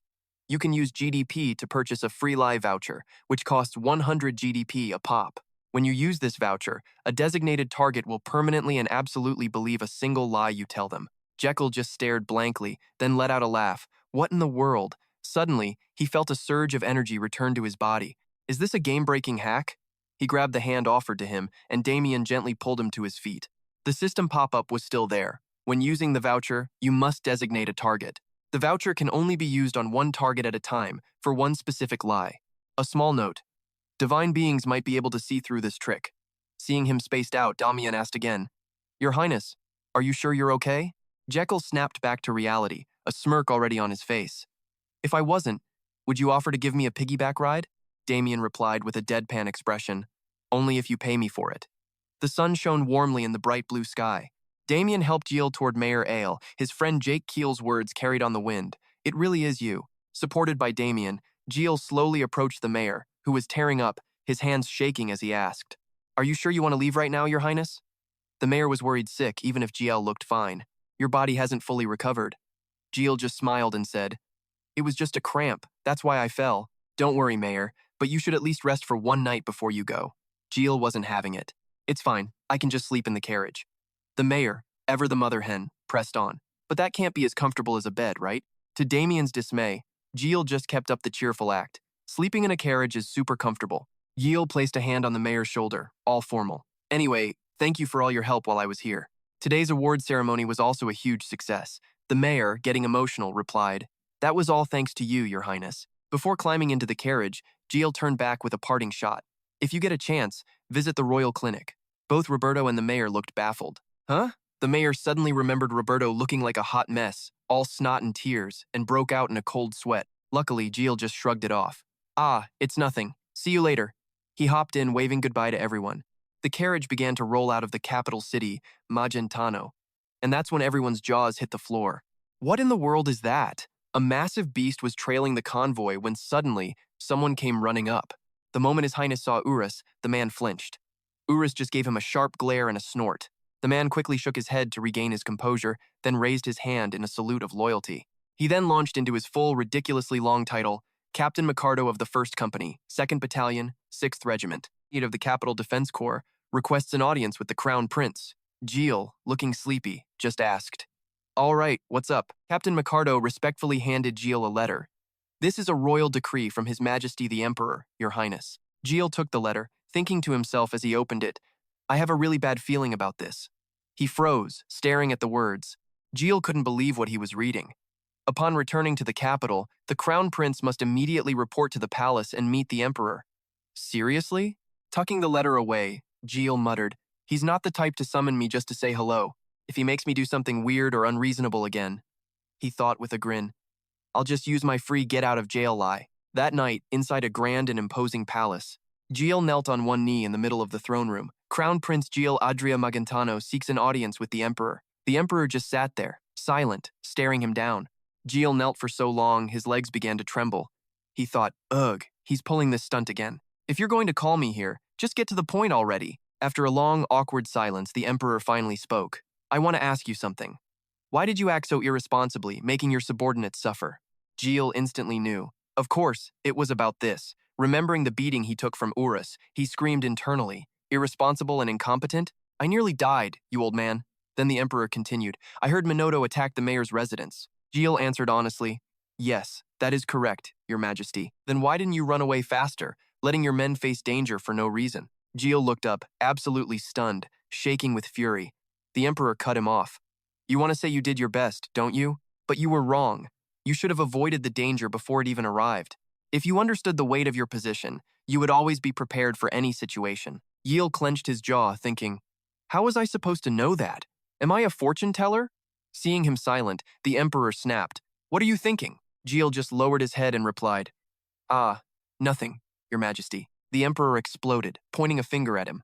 The result of your failure is that your followers had to face hardship and danger. Jiel fumed silently. He doesn't care about me at all. This is so unfair. The Emperor's angry voice echoed through the empty hall. You are the one who will inherit my throne to care for and protect millions of subjects in this empire. And yet you let a few dozen of your own men fall into peril and hardship. At this, the Emperor's rage peaked. He slammed his fist on the armrest, roaring. How utterly shameful. Jiel hung his head, defeated. It's unfair, but I can't argue with him. He's right about everything. After his anger subsided, the Emperor's voice softened slightly. Reflect on what happened and never repeat this mistake. Do you understand? Jiel replied. Yes, Your Majesty. The Emperor asked again, Is there anything else you wish to say? With his lips sealed tight, he thought, I have to clap back, or this is just going to be a one-way street forever. So, our boy decided to speak up. Yes, Your Majesty, forgive my rudeness, but I have to ask. Jiel continued. Have you quit smoking like I told you to before? The Emperor was instantly stunned. The what now? Jiel pressed on. Whatever else you give up, it has to be the cigarettes. That's the only way you'll stay healthy enough to run this country. The Emperor just gritted his teeth, forced to listen to this kid's lecture him, the man responsible for the lives of millions. The absolute nerve. Having said his piece, Jiel was feeling pretty smug. How you like me now, old man? The Emperor, completely flustered, just stroked his beard. But Jiel was on a mission to show his loyalty. For that reason, Your Majesty, you absolutely must quit smoking. His logic? Your health is the royal family's peace. And this wasn't just talk. Fun fact. After Jiel's death, the Emperor had a stroke from stress and too many smokes. I have to make him quit, he resolved. That way, the Empire won't get dragged into the coming war, and I can avoid my father's mistakes. After a moment, the Emperor just smiled, leaned back, and crossed his arms. From that day, he began, "The day you had the guts to lecture me." His voice turned serious. "I already quit." Jiel was shocked. "You did?" The Emperor shot back. "Anything else you'd like to say?" Jiel shakily stood up. "Nope, I'll be leaving now." But the Emperor slowly walked towards him. "Oh, and by the way," he advised, "don't just go around eating food from legendary beasts, even if it has magic." He awkwardly covered his mouth and coughed. "I'm pretty sure that stuff can't be good for your health." As the cold night wind blew in, Emperor Ale sat on his throne in silence, a smile on his face. "So you were that worried about me, huh?" Suddenly, the Emperor asked an unseen figure, "And what about the new medicine my son concocted?" The figure replied respectfully, "As you commanded, we've used the entire Royal Intelligence Network to spread the word about the Minotaur's secret tranquilizer." Aeon turned his back. "And the results?" The hidden man continued his report. "Even the nobles in the most remote corners of the Empire now know of the Minotaur's secret tranquilizer." A wide grin spread across the Emperor's face. "Excellent, excellent." Later that night, under a moonlit sky, footsteps echoed clearly. "Hey," Damien asked, watching Jekyll with a puzzled look. "What are you doing?" Jiel just counted to 3. "He's here." A man came rushing in at top speed, tears and snot everywhere, wailing for His Highness. Jiel just sighed and tried to pat him down. Then, looking utterly disgusted, he yelled, "Wait a second!" and shoved the man's face away with his hand. "Stop! Just stop!" Jiel forced a smile and threw an arm around Gardin. "Happy to see me, are we?" The man just screamed back in fury. "You left me with a mountain of impatience." The yelling was so intense, Jiel had to clamp his hands over his ears to save his eardrums. He quickly tried to calm him down. "I'll prescribe you something later, I promise. Thanks for looking after the clinic while I was gone." Gardin sniffled back. "It was nothing. I'm fine." "Yeah, right." Looking at the doctor's haggard face, Jiel deadpanned. "Fine? You look completely wrecked." The only sound in the night was their bickering. "Jiel, by the way, did you hear what happened?" Gardin asked. "Yes, Your Highness, I was so surprised." Jiel slung an arm around Gardin's shoulder, glancing back. "Really? But you know what? You're about to be even more surprised." And right on cue, Urus leaped out of nowhere with a massive roar, scaring the poor doctor half to death. Jiel gave him a reluctant compliment. "Your acting skills have improved. You heard the rumor I brought it back with me, right?" Gardin laughed. "So I've gotten a little better?" Damien just stared at the two weirdos ahead of him. What is wrong with this place? This entire clinic is full of freaks. Meanwhile, Jiel and Gardin kept up their lively chat. "Jekyll, is there anything else?" "Gardin, since yesterday, we've been getting some bizarre requests." Jiel's curiosity was piqued. "Bizarre requests?" Gardin explained. "They want to buy a medicine we don't even have." Gardin led Jiel and Damien into a room, and when he saw the towering stacks of paper, Jiel was floored. "Are all of these letters requests for the tranquilizer?" Gardin nodded quickly. "Yes, and servants from noble families are lining up outside to buy it too." Hearing that, Jiel immediately sprinted to the window. "What?" He remembered thinking, "Isn't this the kind of buying frenzy I've only ever heard about? This is insane, even bigger than the Snell incident. There's no reason to refuse." Jiel's eyes sparkled. "Let them in an orderly line." Inside that box was a glowing gem, the 987 Special Edition Crown Prince version. 10 days later, in the royal clinic, Jiel was happily examining patients, giving them instructions. Suddenly, Gardin approached him. "Your Highness." He leaned in and whispered, "There's a message from the palace. You're being summoned." Jiel was horrified. "What? The palace again? But why?" Gardin could only shrug. "I have no idea. Get the carriage ready, now." Our guy yells, scrambling into his clothes. No time to waste. On the way to the palace, our guy's already over it. Seriously, what do they want this time? A servant practically drags him along. "Your Highness, hurry!" As a strange door opens, Jiel stops. This is not the audience chamber," he points out. He steps inside and just freezes, utterly speechless. The Emperor is lying in a medical bed, a sight that triggers a terrible memory of his own father. What the hell is this? Why does he look just like my father? And boom, the memories hit. It was a dark and stormy night at a massive PC bang. The scene. Around 9 p.m., a sea of gamers, faces lit by glowing monitors, the air filled with the glorious sound of clicking and keyboard smashing. Our guy is not having a good time, screaming and tearing at his hair. Hey, get out of the car! He's rage-clicking, but his character just will not obey. The struggle is real. His hands rest on the keyboard, his face twisted in pure gamer rage. So freaking slow.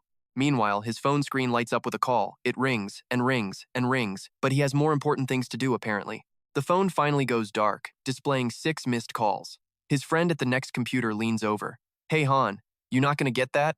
He just shrugs it off. Whatever, let it ring. He is completely indifferent, even as his phone continues to buzz its little heart out. Game over flashes on the screen. Maybe it is because he lost, but he is looking seriously ticked off. Right on cue, the phone rings again. He yanks his hands off the keyboard and snatches the phone. Does not even look at the caller ID. Yeah, what? The news he receives makes his blood run cold. He shoots up, slams his hand on the desk, grabs his bag, and bolts out into the downpour. By the time he arrives, his hand clutching his bag is trembling. He is drenched, panting, and his face is just pure tragedy. With tears in his eyes, he stares forward. There is the hospital bed. His mother is collapsed over it, sobbing her heart out. His own hands go slack, his bag dropping to the floor. On the bed lies his father. He is wearing a respirator, completely unconscious. And we are back to the present. The Emperor on the bed looks exactly like his father did on that day. Jiel slaps himself hard across the face. Get it together, you moron. Now is not the time for a trip down memory lane. He rubs his chin, observing the Emperor like a pro. A stroke.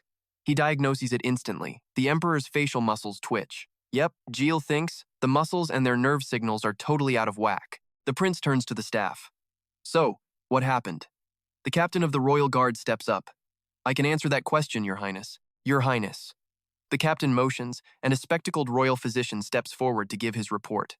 I am Bao, physician to His Majesty, the doctor announces. Jiel cuts right to it. How long has the Emperor been unconscious? Bao looks nervous. Roughly all night. Jiel cannot believe his ears. What? You left him like this all night? A vase of dead flowers sets a cheery mood. The prince continues his interrogation.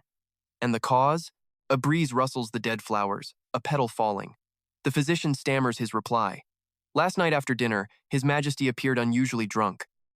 Dale crosses his arms, his skepticism detail. Drunk? The guard captain picks up the story. After only 1 glass of wine. His speech began to slur and he could barely walk straight. Seeing these red flags, I advised him to go to bed early. But when I arrived this morning, Jiel glares at his father's form. He was already like this? His hand tightens into a fist, shaking. This is a textbook stroke. He glares at the physician, silently seething. The golden window for treatment completely missed thanks to this quack. The physician bows his head, sweating bullets. He knows he is in deep trouble. Jiel turns from the physician, his gaze fixed on the Emperor.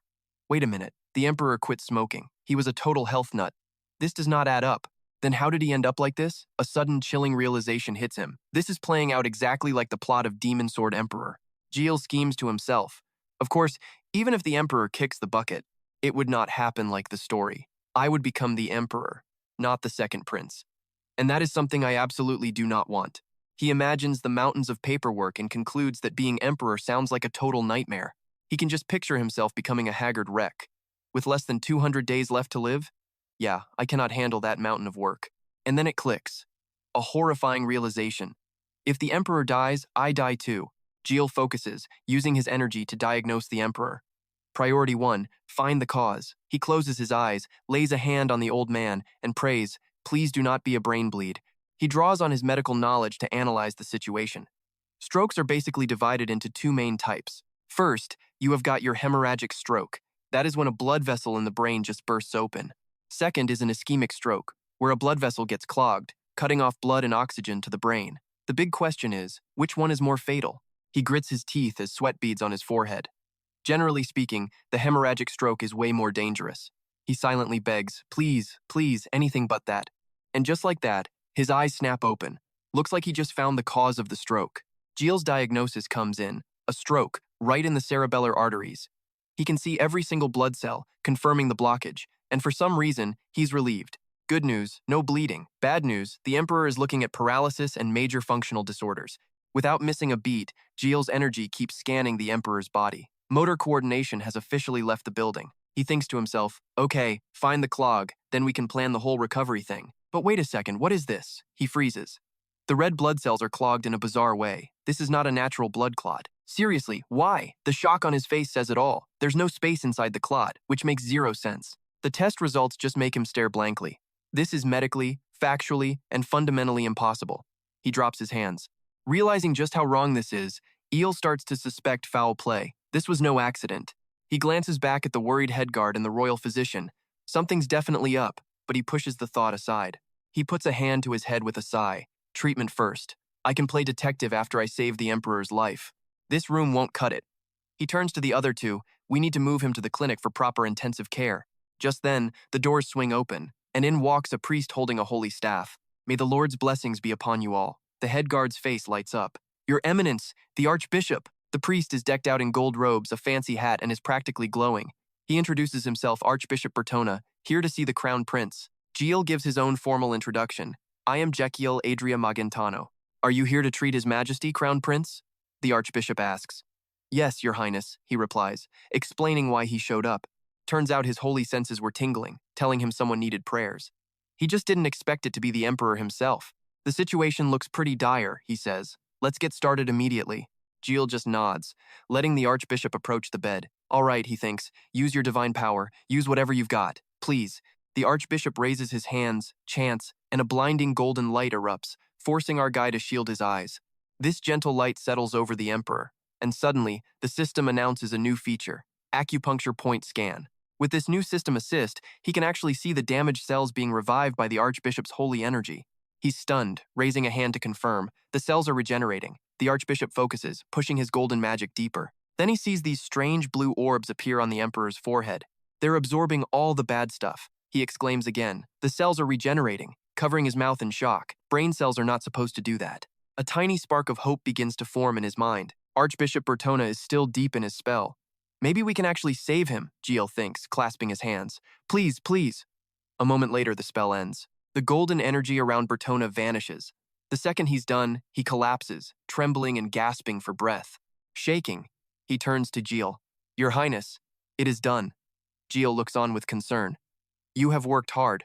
He places a hand on the Emperor to check his condition, closing his eyes to use his internal observation skill. The blood clot is still there. It's still blocking the artery.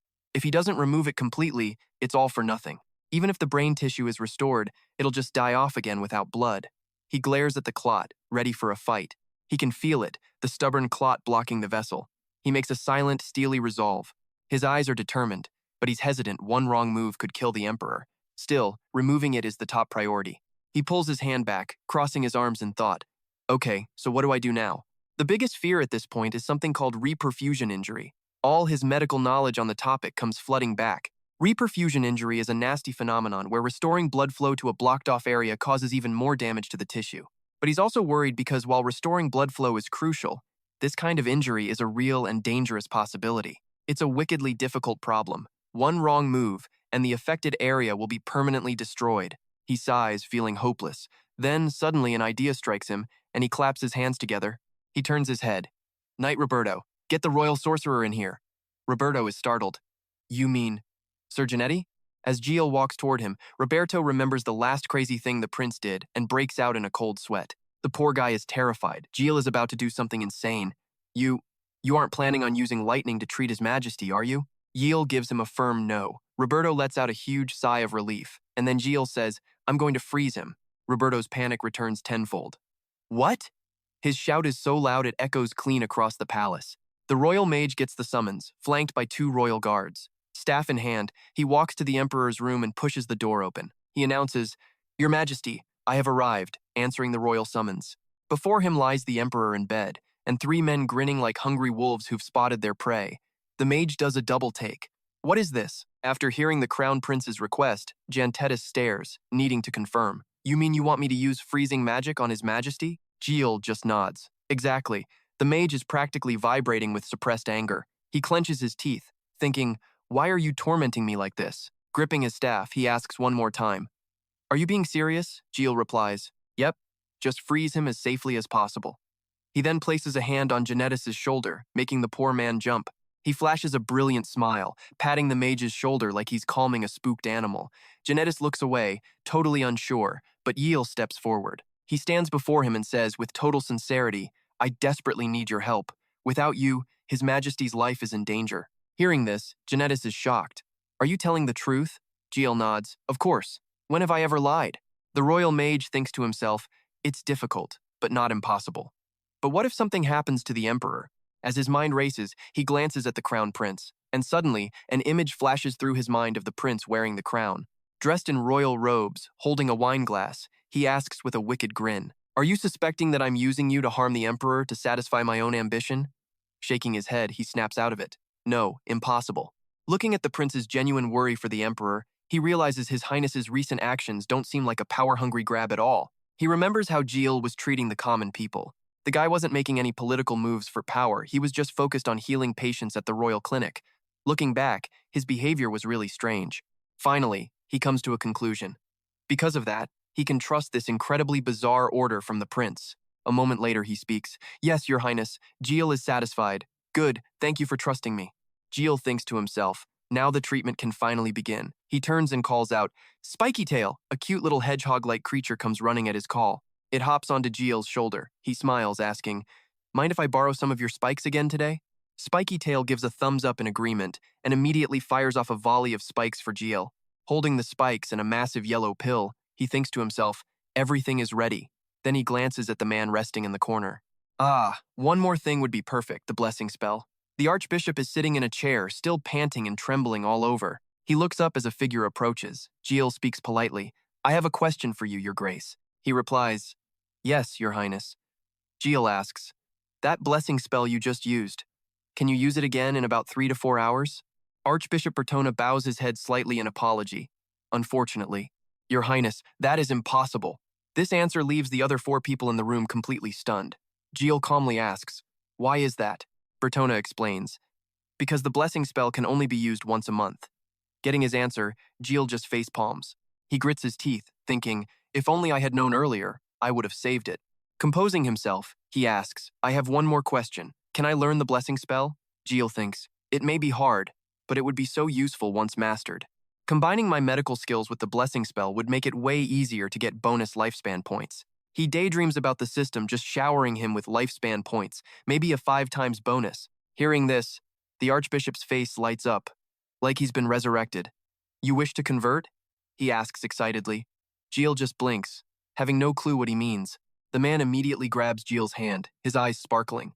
"An excellent question, Your Highness. Faith is not as distant a concept as you might think." Jiel pales, pointing at himself as if to confirm the guy is talking to him. "Not even for someone of your noble blood.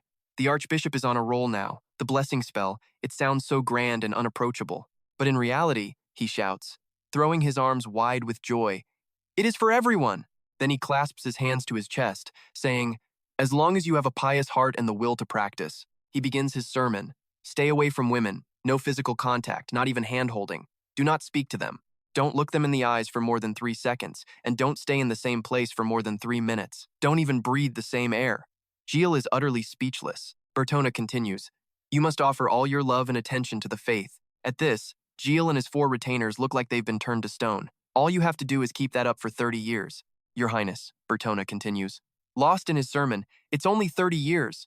In the face of faith, that isn't a very long time, is it? Just do that, and you will receive the grace of the blessing spell." He finishes by looking at the prince with shining, expectant eyes. "So, how was that performance? Easy, right?" He let out a sigh and turned to leave. Leaving the archbishop completely shell-shocked, he ordered his 4 retainers, "Let's begin the treatment." Behind the emperor's doors, Jiel helped the old man sit up. His mind raced, calculating the best way to prevent the dreaded reperfusion injury. The most important thing was to slow down the body's metabolism. He then nodded to the mage Genetis, his brain still analyzing every variable. By doing that, sudden changes within the cells would be minimized, preventing tissue damage. The most effective method? Lowering the body's temperature into a safe, controlled range. The royal mage raised his staff and began the incantation. Blue magic flooded the room, and the temperature plummeted. Based on Jiel's analysis, this was a textbook case of hypothermic therapy. He stood by, observing and analyzing the entire situation. As the emperor's body temperature dropped, his entire metabolic rate began to slow down. His body was nearly frozen solid, his heartbeat and breathing slowing to a crawl. Seeing this, Jiel clenched his fists, getting ready. Jiel signaled the mage. Stop, hold it exactly like that. As the mage focused on maintaining the spell, Jiel turned to make his own preparations. On a service cart beside the bed lay the spike from a spiny-tailed creature and a shimmering golden potion. The round pill had already been diluted by Jiel himself. The sedative from the Minoto's bile was prepared ahead of time. He carefully administered the medicine to the Emperor. This would help dissolve the blood clot. From this moment on, there was zero room for error. Thanks to his system's enhanced vision, he could literally feel the blood clot beginning to break apart. He focused his mind, telling himself, I have to act fast, otherwise there will be other side effects. Jiel quickly grabbed the acupuncture needles, the steps flashing in his mind. First up, restoring blood and qi circulation. The first needle slid into a point on the cheek, right below the eye. This was the starting point, sending life energy through the Chung Qi point to the entire stomach meridian. Seeing this bizarre treatment method, the four retainers absolutely freaked out. Jiel couldn't care less about their reactions. He focused his will. I have to wait until the entire meridian is ready. Then he activated a support function from his system. Acupoint scan. After a full scan of the Emperor's body, he noted that the energy had spread evenly. Perfect. Now, Jiel began the real acupuncture, guiding the energy through the points in perfect order. Sibai, Juliao, Jiash, Dikang, Daying. I have to control the blood flow to the anterior and posterior cerebellar arteries. Jiel's analysis was ice cold. If too much blood flows at once, it'll trigger that reperfusion injury, and the damaged blood-brain barrier will rupture for sure. Therefore, this whole process had to be done with extreme caution. He worked with intense focus, his hands moving faster, calculating the timing. The needles continued their dance, sinking into the 2A point, then the Xiaoguan point. He felt a mana reaction with his hand, a tiny ripple spreading out. By now, the mage Janitas was drenched in sweat, the fatigue finally hitting him. The knight Roberto frowned, his voice tight with worry. Your Majesty. But the treatment continued. The prince and mage locked in deep concentration. The retainers could do nothing but stand by and pray, their anxiety filling the room. Jiel assessed the Emperor's condition. Blood flow had been reduced by about 20%. There was still a chance. Finishing the acupuncture, he clenched his fist, sending a silent prayer. The rest is in the hands of fate and the Emperor's will to live. Whatever happens, please, let it be different from last time. His mind flashed back to that stark white hospital room. He remembered sitting by the bed, the heart monitor's numbers terrifyingly low. He had begged, please, wake up. His hand trembled, gripping the edge of the blanket. If you wake up, he promised through tears, I'll listen to you, I'll be good. And I. Before he could finish his sentence, the monitor flatlined. The patient was gone. His hand fell limp, no matter how hard he prayed. Jiel collapsed, his cries echoing in the silent room, but he never opened his eyes again. On the day of the funeral, his tears felt like rain, his own hand so cold, a stark contrast to the warmth of the urn. He wished, if only he could hold that warm hand one more time, and a small whisper brought him back to reality. He's fallen asleep. Jiel blinked awake, a strange warmth in his hand. He looked over, and in an instant, his mind screamed with a single thought. He's awake. In the bed, the Emperor had woken up. He offered a gentle smile. My son, is that you? He saw the basin of water and said, My son Jiel, thank you. Jiel bit his lip, thinking to himself, But I'm not your son. It's all right, he told the Emperor. Don't try to talk. Just rest now. Hearing this, the Emperor simply nodded and closed his eyes to recover. Jiel's face soured. He turned his head, unable to take it anymore. I can't stand this. I'm going out for a bit, he said. He left in silence, walking down the palace corridor as the painful memories flooded back in. He remembered that rainy day, the guilt eating at him. If only I had gotten the news sooner. The empty halls echoed his what-ifs. Suddenly, rain began to pour outside. JK stopped in front of a large glass window. Watching the downpour, he thought, if I had just been on time then. Another rainy day. JK slammed his fist on the wall, resting his head on his arm. But this time he wasn't late. And the dam of his emotions finally burst. Tears streamed down his face like the rain outside. He mumbled apologies, a complete mess. After crying his heart out, he slumped down by the window as the rain continued. He shook his head. No, get a grip. Get it together, man. He clenched his fists, finding his resolve again. This was no time for a breakdown. If he lost his cool like this, everything would fall apart. He'd just overcome one massive challenge, but there were so many more ahead, with no guarantee of a smooth ride. Jiel closed his eyes, mapping out the treatment plan. He also needed to plan the Emperor's rehabilitation, depending on the extent of any lasting damage. Just one more month. Then he could use his blessing magic and heal him completely. All of a sudden, the system flashed a notification. You have treated the patient with hypothermia therapy and precision acupuncture, miners bile sedatives and devoted care. JK stared in surprise. Asterion Testarossa Magintano has passed the critical stage and is now recovering. An unprecedented miracle in history had just been repeated. During the treatment, you were the first on the Leia continent to introduce the concept of reperfusion injury. You have left a significant mark on the medical history of the Leia continent. The system confirms your concept will be included in future medical textbooks. Medical students will weep, get headaches, and moan while preparing for their exams. Who on earth discovered this? Future students will curse your name for making their tests so much harder. The system notifications just kept dinging. He received medical fame points, and his accumulated experience shot up. A free lie pass. You've received 121 GDP. Current GDP, 222. Number of free lie passes available. 2. He grinned, thinking. 2 passes? What a nice surprise. Just then, the Emperor's head guard approached him. Your Highness, you saved His Majesty and all of us. The royal physician just bowed his head in shame. Through this, I've realized just how incompetent I am as a doctor. I was too arrogant and complacent. Gioeo responded flatly. You've only just realized that now? The physician grew even more flustered and ashamed. Yes, Your Highness. He stood up coldly and said, Then you should also be aware of your responsibilities. That sentence made the physician jump. Gio clapped Pissarro on the shoulder. When His Majesty was on the brink of death, you couldn't even identify the cause, let alone offer a proper treatment. After saying his piece, he turned his back on the man. Am I wrong? The physician could only stammer as Jiel walked away. So what should you do? You must take responsibility, right? The physician panicked, calling out, Your Highness! Jay didn't want to hear it and didn't turn back, just raising a hand. Don't make excuses. Reflect on your actions. From today, I will personally care for His Majesty. Pissarro's face went pale as he broke out in a cold sweat. As a doctor, this guy was truly hopeless. After a few steps, he turned back to give an order.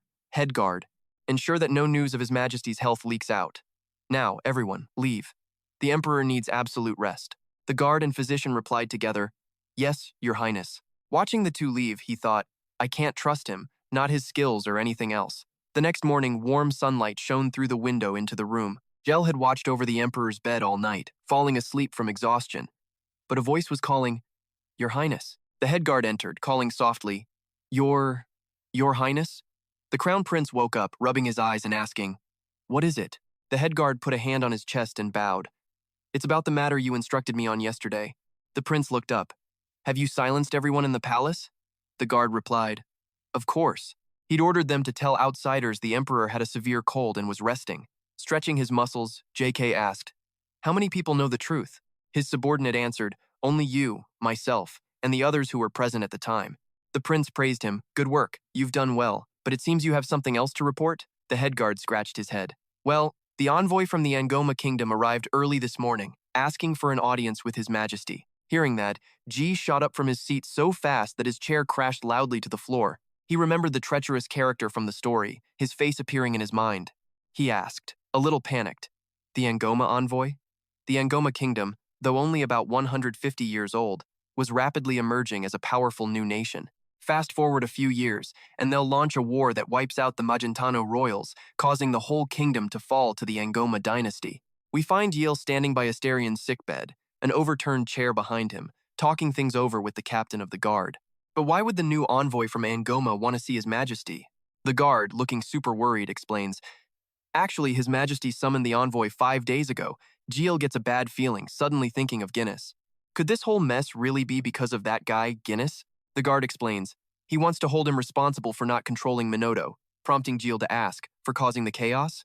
Yes, Your Highness, that's exactly it, the guard continues, making Jiel pinch his forehead in frustration. His Majesty was absolutely furious when he heard the news and formally summoned the Angoma envoy to hold him accountable. Jiel's expression turns grim, his voice ice cold. Today is the meeting. The guard stammers nervously, looking worried. Maybe we should just apologize to the envoy and send him on his way. Jiel's eyes widen in disbelief. Send him away? The sweating guard awkwardly suggests, Well, we can just tell him what we announced, that His Majesty is resting with a cold. He listens, glancing at the sickbed. After all the trouble of summoning him, we're just going to send him back? Jiel sets the chair upright, thinking grimly. If they let him leave today, summoning him again will be nearly impossible. Besides, canceling a meeting over a simple cold? The other side would definitely get suspicious. He sits in the chair, lost in thought. They might guess the Emperor is having health problems, and we're talking about an enemy that could start a war in a few years. He quietly taps his fingers on the chair, silently weighing his options. No, he says, breaking the tense silence. I'll meet with him. The captain of the guard covers his mouth, completely stunned. Understood. Jiel's eyes are deadly serious as he declares, I will attend the meeting on His Majesty's behalf, my way. Meanwhile, we find Benjamin at a table with a huge stack of documents, some cookies, and a teapot, holding a cup of hot tea. He brings the teacup to his lips, savoring the taste of the piping hot tea. His face relaxes in pure enjoyment. This is Count Benjamin, the envoy from the kingdom of Angoma. But then his expression sours as he grits his teeth. That shameless merchant made me travel all this way. He frowns, recalling an explosion, and slams his cup on the table. If the Crown Prince had been killed then, war would have already broken out. This meeting definitely won't be easy. Benjamin reaches into his coat. But then again, who am I? I am Benjamin, the expert of diplomacy. From his pocket, he pulls out a set of cards, presenting one with a rose inside a shield. His face is the very picture of smug satisfaction. No matter how difficult the Emperor of Magentano gets, I have a card ready for any situation. He makes a series of smug, comical faces, hyping himself up. I am just too charming. Benjamin's eyes gleam as he smirks. Welcome, Your Majesty. The Emperor of Magentano. Jiel walks in, saying, I'm a little late. Have you been waiting long? Benjamin bows deeply in response. No. He looks up toward the door where Jiel is striding in confidently. The Crown Prince? He thinks. Where is the Emperor? Benjamin's face freezes for a moment. He forces a smile, placing a hand on his chest as he speaks. Ah, Count Benjamin, envoy of the Angoma Kingdom, here to see His Royal Highness the Crown Prince. Jiel's serious gaze makes Benjamin immediately cautious. Meanwhile, our boy is giving himself a little pep talk. As someone who's clueless about diplomacy, I can only do two things. First, don't act arrogant in front of an expert. Jiel gestures for him to sit while Benjamin stands there meekly. Please, have a seat. Jiel thinks. Second, as he offers his hand for a handshake, it's a pleasure to meet you. He continues his inner planning. I need to pull him into my area of expertise and take control. Jiel stares at him with such sincerity that Benjamin gets flustered, unsure of what to say, while our guy continues his inner monologue. I can't let a war break out. My comfortable royal life and peaceful retirement are on the line. Benjamin finally fakes a cough to break the awkward silence, looking away as he begins. Your Royal Highness, this time. Before Benjamin can finish, Jiel claps his hands cheerfully, cutting him off. Our envoy's health isn't the best, is it? Benjamin is completely thrown off, staring back blankly. Excuse me? Jiel just keeps smiling and points. Could you hold your left hand out for me? Benjamin hesitantly extends it. Like this? No, Jiel instructs, a bit further toward me. Benjamin, still confused, asks again. But why? In an instant, Jiel grabs Benjamin's hand tightly, and a vortex of blue energy appears. He studies the man's hand, stroking his chin. You must often feel a heaviness in your head when you wake up, right? Benjamin just stammers, completely shocked. So, what exactly did he mean by that? Jiel continued, explaining that the Baron's neck and shoulder muscles were always tense, giving him frequent headaches, right? Benjamin's whole body was trembling so hard that the entire table started to shake along with him. That's true. But first, let me go. Jiel just kept talking. And you have a habit of drinking and smoking, don't you? A system window popped up over Jiel's head, showing people giggling, which only made his own sad expression even more dramatic. The corners of your eyes are drooping a bit. Benjamin shot back. Now is not the time to be worrying about that. Jiel pressed on as the Baron's fingertips trembled nonstop. A wave of panic hit Benjamin. His internal alarm was screaming that something was very wrong. Benjamin yanked his hand back, his face a mask of horror, mouth wide open as he thought to himself, I'm being played by the Crown Prince. I have to see the Emperor now. He then called out, Your Highness, the Crown Prince. He gritted his teeth, thinking he'd prepared so many negotiation tactics, but watching Jiel go on and on, Baron Benjamin felt completely helpless. The man just wouldn't stop talking. Finally, Benjamin stood up, slammed the table and shouted, Crown Prince, I came here today to see Emperor Magentano. Jiel's lips twisted into a dangerous smirk. Trying to take control from me, are we? Not a chance. Jiel said, Baron Benjamin. He suddenly shot to his feet, making the Baron's eyes bug out in shock. The envoy is a cherished guest, fully authorized by the Angoma Kingdom to meet with our great empire. He began circling behind Benjamin's chair. The Baron's brow furrowed slightly as Jiel continued.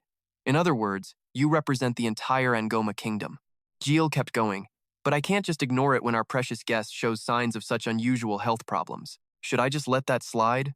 Jiel's voice turned grim.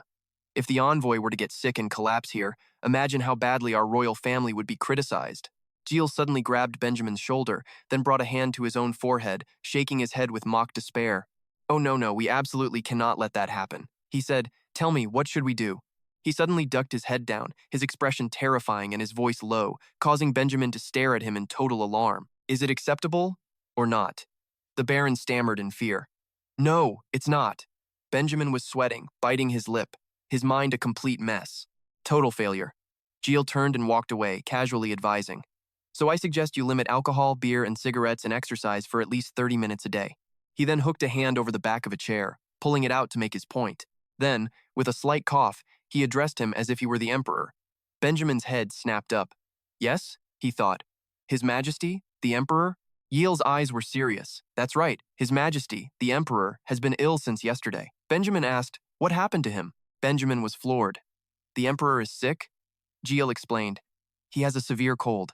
He paused, then added, lately he's been overworked and stressed, so he increased his smoking and drinking. That's probably why he got sick. He placed a hand on his chin, frowning. It's a shame to see him so tired and without an appetite. All from a simple flu. Jiel picked up a teacup. His Majesty the Emperor sends his deepest regrets and would like to invite you to a luncheon on another occasion. Benjamin frowned, breaking a sweat. He thought, even if that's true, I never expected him to admit it so openly. He apologized so frankly and even invited me to lunch to make up for it. The Baron clenched his fists. The guy was so straightforward he couldn't find any fault. The Crown Prince himself came here and explained everything so transparently. If I keep pushing this, I'll be the one in the wrong. Benjamin bit his lip. Did he just neutralize one of my trump cards that easily? He narrowed his eyes at Jiel, who was smirking back at him, realizing this Crown Prince was no pushover. Jiel suddenly leaned towards Benjamin and whispered, and I have something I want to tell you. The atmosphere outside was a stark contrast to the tense room. A delighted-looking Benjamin walked beside Jiel. He said, I never knew, Your Highness, the Crown Prince was so kind-hearted. Jiel, with one hand on his hip and the other on his head, just laughed. Is that so? Benjamin held up a piece of paper, a huge grin on his face, while Jiel stood behind him with his arms crossed. He said, I will deliver this letter and His Highness's message. Just then, Damien appeared. So, how did it go? Was the meeting a success? Jiel replied, it was just okay. They both looked over at Benjamin, who was now literally skipping and singing. Damien asked, looks like things went pretty well, huh? Jiel said, luckily, he understood the sincerity of my heart. Damien's eyebrows shot up. Your Highness's? Sincerity? What do you think? I think I just tamed a clueless little deer. Jiel grinned brightly and said, Damien, I have a job for you. Damien bowed his head and closed his eyes in response. What is it? Jiel's gaze was firm as he placed a hand on Damien's shoulder, speaking with great importance. A top-secret mission. Damien faced Jiel, frowning. A top-secret mission? Jiel explained seriously. Today, an important patient will be admitted to the royal clinic. Damien looked confused. Yes? Jiel brought a hand to his mouth, leaning in slightly with a mischievous glint in his eye. Damien whispers, keep it down, don't let anyone hear. But he's totally baffled. Who could possibly be so important they had to be this secretive? Jiel just turns away and replies, His Majesty, the Emperor. So you should head back to the clinic for now. Damien asks, should I get the entire Special Forces team ready? Jiel just raises a hand, smiling. Yep, exactly. He turns back to Damien, saying, I know you've been focused on training lately. Sorry to interrupt all that. But Damien is all business. It's no problem. Compared to training, his voice is dead serious. Protecting important people is my top priority. Jiel flashes back to him training, going all out on dummies scattered absolutely everywhere on the ground. You must have really hit your limit at the gym. Damien just keeps slicing through the training dummies with powerful strikes. Jiel figures that Monster was a huge reality check for him. He stops, gasping for air, surrounded by the complete wreckage he created. Jiel thinks it over quietly. Yeah, it looks like the time is finally right. He's sizing him up. The second this kid awakens to his own potential, he'll be the strongest. But not yet. Damien just bows before a smiling Jiel. Then I'll head back to the clinic to prepare. And just like that, they split up, heading in opposite directions. Suddenly, Damien freezes mid-stride. He frowns, thinking to himself that all his intense training still isn't enough. He looks at his calloused hands covered in tiny scars from his sword. I've never had formal training. Can I actually break my own limits? Damien's expression turns grim. What do I have to do to get stronger? That night, Jiel wheels a chair-bound Astelian from the room. The Emperor simply cannot stay here in the palace. As he pushes the wheelchair, his mind is racing. He has no idea which of the Emperor's inner circle is plotting something awful. Besides, the Emperor is still in extremely critical condition. He must stay by his side, at least until he can use the Archbishop's blessing in 1 month. Jiel glances at the whispering servants nearby. But if he just stays hidden inside the palace, they'll suspect the Emperor has more than a common cold. They'll know he's gravely ill. He keeps pushing Asterian's wheelchair onward. It's best to avoid that whole situation. Jiel heads for a door, thinking he also needs to prepare for his next VIP. He cracks a wicked little smile. The effect should be kicking in right about now. Early in the morning, a voice echoes through the massive castle. "You're telling me Benjamin has returned?" A servant bows before Merovich on his throne. "So soon?" He grinds his teeth. The Emperor of Magentano is not going to be an easy opponent. His face is pure rage, his hand trembling in a tight fist, his eyes burning with absolute murderous intent. Meet Merovet, King of Angoma. The door swings open and Benjamin enters, bowing low before his king. "Your Majesty, I have returned." Merov replies, "Baron, you're back." His eyes darken as he strokes his chin. "So, how did it go?" Benjamin freezes. Well, what he says next makes Merovich's brow furrow. "I couldn't meet the Emperor of Magentano." Instead, Benjamin's face lights up with a sparkly, cheerful grin. He flashes a thumbs up. "I met the Crown Prince," and recalls his chat with Jiel. Jiel had said, "Let me just summarize the main points," and then the guy just started rambling on. I'm sure the Angoma royalty knows about the gym incident. He had no clue why, but he nodded. "Of course," Jiel continued. "So I want to suggest, no, demand." Benjamin nervously asks, "Demand what?" Jiel smiles, a holy light radiating around him. "Princess Adeline Boa of Angoma, first in line for the throne, must stay in Magentano for 6 months. Lightning practically struck Benjamin's brain. He screams in absolute disbelief. "What?" His mind is racing. "He wants to take my daughter hostage? Is this guy completely nuts?" He grits his teeth, looking away, fist clenched tight. Angoma is an independent nation, not some backwater colony. His face turns red, veins bulging. What an insult. He furiously shouts, "Absolutely not." Jiel smirks. Suddenly, a system window pops up. "Use 1 free lie ticket. Baron Benjamin is beginning to be captivated by your lie." Jiel says, "Actually, I'm very interested in a friendly, constructive relationship with Angoma." He puts a hand on his chest, faking total sincerity. "Actually, I want an alliance with you personally." The system window updates. Baron Benjamin will now completely and permanently believe one of your lies. Benjamin strokes his chin, thinking, an alliance. His voice suddenly gets excited. "May I ask the reason why?" Then a wild thought strikes Benjamin. He covers his mouth, as if he solved it all. "Don't tell me. The prince is after my daughter?" He imagines Jiel proposing to his daughter. Oh, the drama. What if the princess came, stayed for 6 months, and fell for the crown prince? Suddenly, our guy here just freezes. Hold on. A powerful alliance through marriage, a federation, even. Lost in his own hype, Benjamin pictures this legendary empire rising from his brilliant plan. Perhaps my name will be etched into the history books forever. Oh, he's serious. This is the meeting that will found a great empire. Benjamin is just picturing the crowds chanting his name, the grand diplomat who orchestrated the whole thing. Totally humble thoughts. Bam! A hand slams down on the table, and an angry voice yanks him straight out of his daydream. What was that? Merov points a shaky finger at Benjamin, absolutely furious. He wants Adeline to stay for 6 months. Does he think our kingdom is some backwater colony? Taking my daughter hostage? Is he trying to start a war? Merov roars, completely losing it. Benjamin, you heard that insulting demand and you just stayed silent? Facing the Emperor's full-blown rage, our guy just stammers, Your Majesty. But Benjamin, trembling and flustered, tries to explain that it's a perfectly reasonable request to promote friendship between their nations. Merovec just stares at him. You said what now? Still bowing his head, Benjamin explains. The Crown Prince of Magentano hopes this exchange will build a closer relationship and let him befriend the princess. Befriend her? Merovec repeats. Benjamin, still shaking, continues his spiel about how future leaders being friends means a more peaceful world. And Merovec has had enough. I don't want to hear another word. He shoots to his feet, arms swinging, face a mask of pure fury. So yeah, the negotiations with Magentano, they've officially failed. But Benjamin reaches into his coat, saying, Your Majesty, please calm down and read the letter the Crown Prince sent. Merov just glares, thinking, What is wrong with you? Merov slowly stalks toward Benjamin, his mind racing. You've always been the one to hold your ground. So why are you suddenly so enchanted by this Crown Prince? Merov stops right in front of Benjamin, who respectfully offers the letter. I beg of you, Your Majesty. Merov snatches the letter away. Fine, I'll read it. He slowly unfolds the letter and begins to read. Then, strange blue lights begin to glow all around him as he scans the page. Merov clutches the paper, his voice low. Count, it seems I've underestimated him. After thinking it over, the tension on his face actually starts to ease. He suddenly bursts out laughing. The Crown Prince of Magentano is a man of great vision. I like him a lot. The sooner we get this matter settled, the better. Benjamin's face is a picture of pure relief as Merov folds the letter, points, and declares with a grin, "Summon Adeline here at once."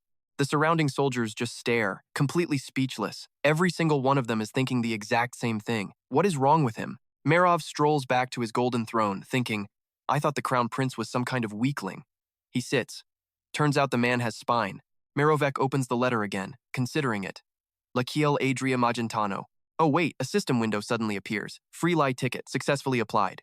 Meanwhile, Merov is stroking his chin, grinning like an idiot. My future son-in-law. Elsewhere, Princess Angoma is meeting with the Emperor. Placing a hand on her chest, she asks, Father, I truly do not understand. The princess makes her displeasure perfectly clear. Why would you so easily accept the Magentano Empire's demands? This is Adeline Boa of Angomo, first in line to the throne of the Angoma kingdom. She glances to the side and suddenly declares, This decision isn't just unfair, it's fundamentally wrong. The king clutches a scroll and says, Adeline, my only daughter. She replies, Yes, your majesty. He glares at her. Do you think I made this decision simply because I fear Magentano's power? The question catches the princess off guard, and she hesitates. Seeing her reaction, the king gets annoyed. Of course you do. That's why you're objecting to my decision. Seeing him so furious just makes her wonder even more. What in the world was in that letter? Do they have some weakness of ours? The princess worries. Or was it some kind of terrible threat? The curiosity is overwhelming.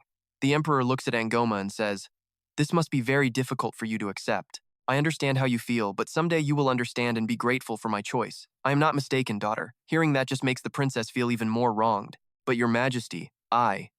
The princess continues to protest, but he cuts her off with a loud, enough. Inside the castle, the emperor is absolutely seething. I will not hear another word of protest. You will depart immediately. He points a finger right at the princess. And you will stay there for 6 months.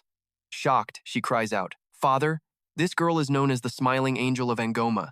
The royal knights quickly move forward to seize her. But the princess keeps pleading, Father, please. They call her by such a beautiful title, the Smiling Angel. Is it because she's a kind person? Not likely. The knights can't even hold the princess down. She's too strong. Is she called that because of her kind and warm personality? That doesn't seem quite right. No, she's struggling free. How is that even possible? She's seriously strong, a top-tier mid-level master swordsman, but this princess has a seriously weird habit when she fights. In just one move, the princess takes down all the knights, flashing a brilliant smile as she demolishes her opponents. She tosses a knight into the wall, a lovely habit that earned the princess her nickname the Smiling Angel. The emperor is absolutely livid. He immediately shoots a look over to his mages. In a flash, they surround the princess and start chanting. Unable to move, she's genuinely surprised. Huh? Magical chains burst out and wrap around her, but the princess can't break free. She growls, damn it, this thing. The princess struggles against the chains, shouting, let go, before getting shoved into a carriage, still completely bound. She cries out, calling for her father. But the emperor? He's completely unfazed, probably used to this. Have a safe trip, daughter. The carriage takes off like a lightning bolt, speeding right past the knights guarding the gate. A knight awkwardly asks, Isn't that Angoma's VIP dawn delivery service? As they watch the carriage disappear from sight. The knight next to him nods. Yep, it guarantees delivery by dawn, and the sun's just about to rise. Somewhere else, a full 10 days after dawn, the princess finally steps out. The knight commander is baffled. Dawn? But after 10 whole days, the princess asks suspiciously, Is this the Magentano Imperial capital? Her glare could burn the whole place down, so the commander quickly says, Princess, you must show your dignity now. You're the face of Angoma. She scoffs and replies, I get it, then struts forward with an air of complete confidence. Can't afford to look weak. Someone's walking towards her, and she squints, thinking he looks strangely familiar. A dramatic wind blows as he speaks. Welcome to the Imperial capital, Princess of Angoma. Jiel smiles brightly. You must be tired. Adeline offers a slight bow. Then she sees the Crown Prince and her eyes flash with anger. Now I remember, she thinks. The Crown Prince of Magentano. The princess puts a hand on her chin, sizing Jekyll up and thinking, he looks nothing like that sickly portrait I saw. Jiel cheerfully introduces himself with an outstretched hand. I am Rakiel Adria Magentano, Crown Prince of Magentano. She glares back. Adeline Boa of Angoma. He just keeps his hand held out while she continues her introduction, completely ignoring Jekyll, Princess of Angoma. Jiel looks at his own hand and smirks, thinking to himself, an ice queen, huh? I've met plenty of people like that. His mind flashes back to his past life in Korea. It was always the same. whether on a blind date or just trying to talk to someone.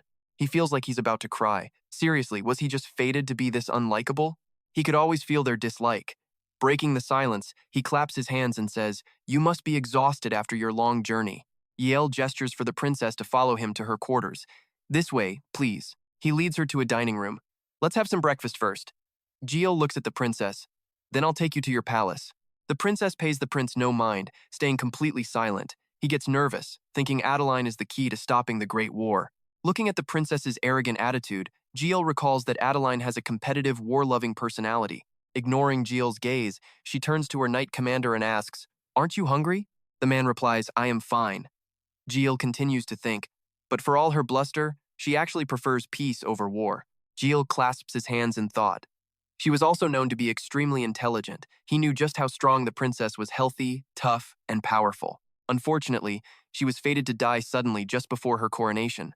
Afterward, someone else took her place on the throne. As a result, a distant relative ended up becoming the new king of Angoma. The country was quickly destroyed because this new king was an extreme warmonger, the total opposite of Adeline. It was the disaster that started the Great War with Magentano. He lets out a sigh, thinking she acts as if she were born for battle. Looking at the princess, Jiel makes a decision. He can't let that future happen. He will save Adeline and put her on the throne. The princess, startled, looks at Jakel and blurts out, "What? What did you say?" Recalling the novel, Jiel thinks, "Based on the description of Adeline's symptoms, I'm guessing she had gallstones causing a bile duct obstruction. In fact, I knew someone with similar symptoms." He remembers a web novel author introduced by his friends Wo and Yusu, whose name he thinks was Baeyung. He starts brainstorming ways to help the princess. Regardless, if the gallstones have already formed, they have to be removed. Then, he'll need to take preventative measures so they don't return. Suddenly, the princess puts her fork down on the table. Jiel worries she's exhausted from the long journey. He says, "Ah, my apologies. You must have indigestion from eating right after your trip." He snaps his fingers. "So I've prepared some medicine." The moment he snaps, Gardin appears. The princess is, understandably, a bit surprised. Jiel continues, "I had a special nutritious medicine prepared for you." Looking at the glass, she's immediately suspicious and says, "Medicine?" She looks absolutely furious, thinking, "Is this poison?" She actually raises a fist, which sends her knight commander into a panic. With a loud slam, her fist shatters the table. Everyone freezes, terrified of the princess. "This," she declares, "is just a formality." She clenches her fist, radiating pure rage. What kind of humiliation is this? Oh boy, looks like someone got the wrong memo. That single punch cracked the entire table, sending food flying everywhere. Jay is understandably shocked. "Humiliation?" The princess scoffs. "Isn't it enough that you summoned me here and forced me to sit still?" He has no clue what she means. Asking, "What are you talking about?" She tightens her fist. "Just coming here was a massive sacrifice for me and Angoma." The princess practically yells at him. "Don't you even know?" And judging by his face, no, he really doesn't. She buries her face in her hand. "Fine, I'll stay for 6 months like the Crown Prince asked." But, she points right at Jiel. "That's it. Don't you dare ask for anything more." Jiel tries to play mediator, saying, "I believe there's been some kind of misunderstanding." She shoots to her feet. There is no misunderstanding, he just strokes his chin. Or could it be, that the princess is afraid of something? Well, that hit a nerve. She's so shocked she can't even speak. Being called scared is making her tremble with rage. "What did you say?" She seethes. Jiel calmly crosses his arms. "I didn't do anything. I just invited you for a meal." Remembering the cup on the table, Jiel adds, "and offered you a nutritious tonic. Why are you so terrified?" He keeps poking the bear. "And so evasive?" She scowls back, looking deeply offended. "I am not scared." Jiel pushes on. "If you're worried that the tonic has poison, she's about to explode. This guy," Jiel signals to Gardin, "Sir Gardin, please bring the tonic here." He bows, "Yes, Your Highness," and places the cup on the table. He picks up the cup, swirls it a bit. "You know, this stuff is extremely valuable." Then he downs the whole thing in one gulp. After finishing the drink, Jake says, "Do you really think that I, the crown prince of this empire?" He gives her a cold stare. "Would poison a drink I offered you at an official meeting? Seems you're the one misunderstanding things." The princess starts to panic. "No, that's not what I meant." Jiel just brushes it off. "It's all right." Then he goes into full-on drama mode, wiping a fake tear. "I get it. The princess doesn't trust me and is trying to publicly humiliate me. She won't drink the medicine, and now she's threatening me." Inside her head, alarms are blaring. Adeline absolutely hates cowards. She lets out a furious scoff, thinking, "He dares call me a coward? I'm gonna punch him so hard." She shoves her chair back. "I was never afraid. Give me the tonic." Then she adds, but on one condition. This is the first and last time I drink this. Jiel just smirks. Try it first, then decide. He and Gardin share a look total victory. She glares at the cup, thinking it doesn't look very nutritious. In fact, it looks a lot like poison. Ah, whatever, she throws it back. And immediately something feels very, very strange. This taste. She feels sick, thinking it tastes like licking an elephant's armpit. Jiel suddenly pops up beside her. Now, after bitter medicine comes candy. The princess is literally sweating from the awful taste. All she can say is, oh my goodness. He holds out a candy in his palm. Eat this, you'll feel better. It's plum-flavored. The mighty princess starts to drool. She wants it so badly, but she can't bring herself to take it. Her brain is just screaming, I want it, but my pride won't allow it. Oh, who is she kidding? She snatches the candy from his hand and eats it immediately. Jiel offers another one. There's green grape flavor here too. She's totally surprised. This, she thinks, is absolutely amazing. Suddenly, she realizes JK is standing right next to her. She jumps up, thank you for the tonic and the dessert. Now if you'll excuse me. Jiel steps in. Leaving so soon? She turns back. Is there any reason for me to stay?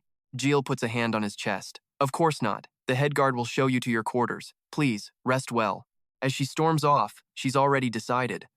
Best to avoid that guy for the next 6 months if she can help it. She clenches her fist with an angry look on her face, thinking she could punch that guy at any moment. Knights are training under the scorching sun. She's right there with them, thinking, calm down, Adeline. This place is full of enemies. The princess checks out her own shoulder muscles, feeling confident. Wow, my back feels great today. She wonders, why does my body feel so light?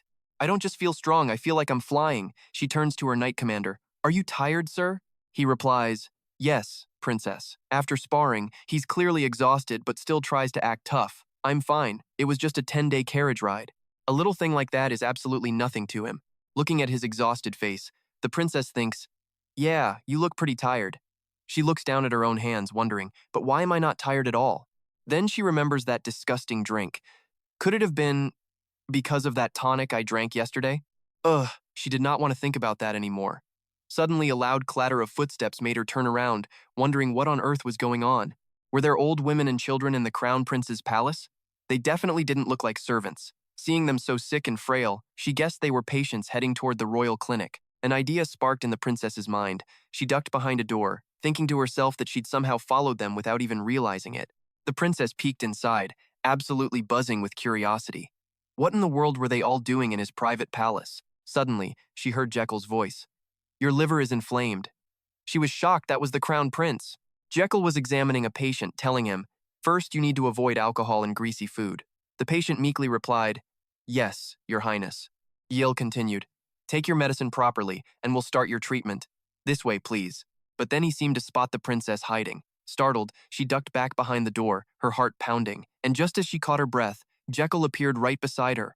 What are you doing here? She jumped, completely startled. Jiel just stared at the princess and asked, this is a clinic. Have you registered for an appointment? She stared back, stunned. Registered for what? He pressed on. Have you waited in line properly? Princess Angoma sputtered. No. I mean, clearly. She thought he was joking. But Jiel was dead serious. Do you think I'm joking? He explained that this was a place that cared for patients. Here, everyone was treated as an equal.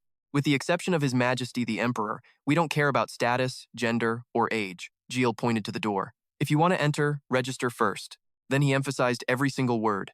And, wait, in, line. He asked her, do you understand, getting told off in front of all these people? So she left. A whole 2 hours later, Jekyll's voice rang out, next! And who should appear before him but the princess? She presented a piece of paper. I followed the procedure and waited properly. Jiel just thought to himself, I knew it. The princess continued, but as you can see, I'm not the kind of royal who abuses her power and position. He took the paper from her hand and asked, are you trying to prove something? She flashed back to the humiliating moment from earlier, because what I went through just now was incredibly shameful. Jiel just hid a smirk. In any case, welcome. He turned away, saying, I've been wanting to have a serious meeting with you in this clinic for a very long time. The princess was confused. Huh? What do you mean? Jiel pulled out a chair for her. Do you know why I wanted you to stay in the capital for 6 months? He glanced over his shoulder at her and added, aren't you curious about the real reason? Angoma placed a hand on the back of the chair, her mind racing. The real reason he summoned me here. She sat down, deep in thought. It wasn't to humiliate me over the incident in gym, but for something else? What is he planning? Half of Jiel's face was shadowed as he smirked. Perfect. I was wondering how I was going to get the princess here. He sat in the chair opposite Adeline. Jekyll's smirk widened as he pulled a paper from his coat, thinking he couldn't miss this chance. The two of them sat facing each other. Jiel thought, to treat her gallstones, the princess first has to realize her own condition. He needed her to be aware of the symptoms. Jekyll recalled a scene of a doctor giving a patient some bad news. Ma'am, you have a severe money addiction syndrome. You only have 3 months left. The patient just looked blank. What syndrome? I'm perfectly healthy. Jiel knew it was crucial for the patient to acknowledge their own illness. The doctor suddenly screamed, if you want to live, you must start treatment immediately. The patient shot back, annoyed. But I'm not sick, so why do I need treatment?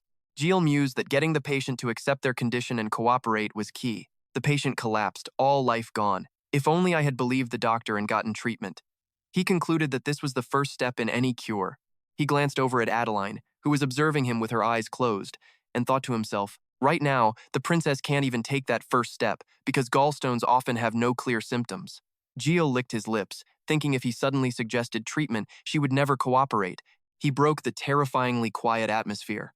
First of all, I must inform you, princess. His next words hit Adeline like a physical blow. That you will die within the next 2 years. Adeline's eyes flew open in utter disbelief. Jiel added, I'm not joking. She put a hand to her forehead, her face a mask of angry disbelief.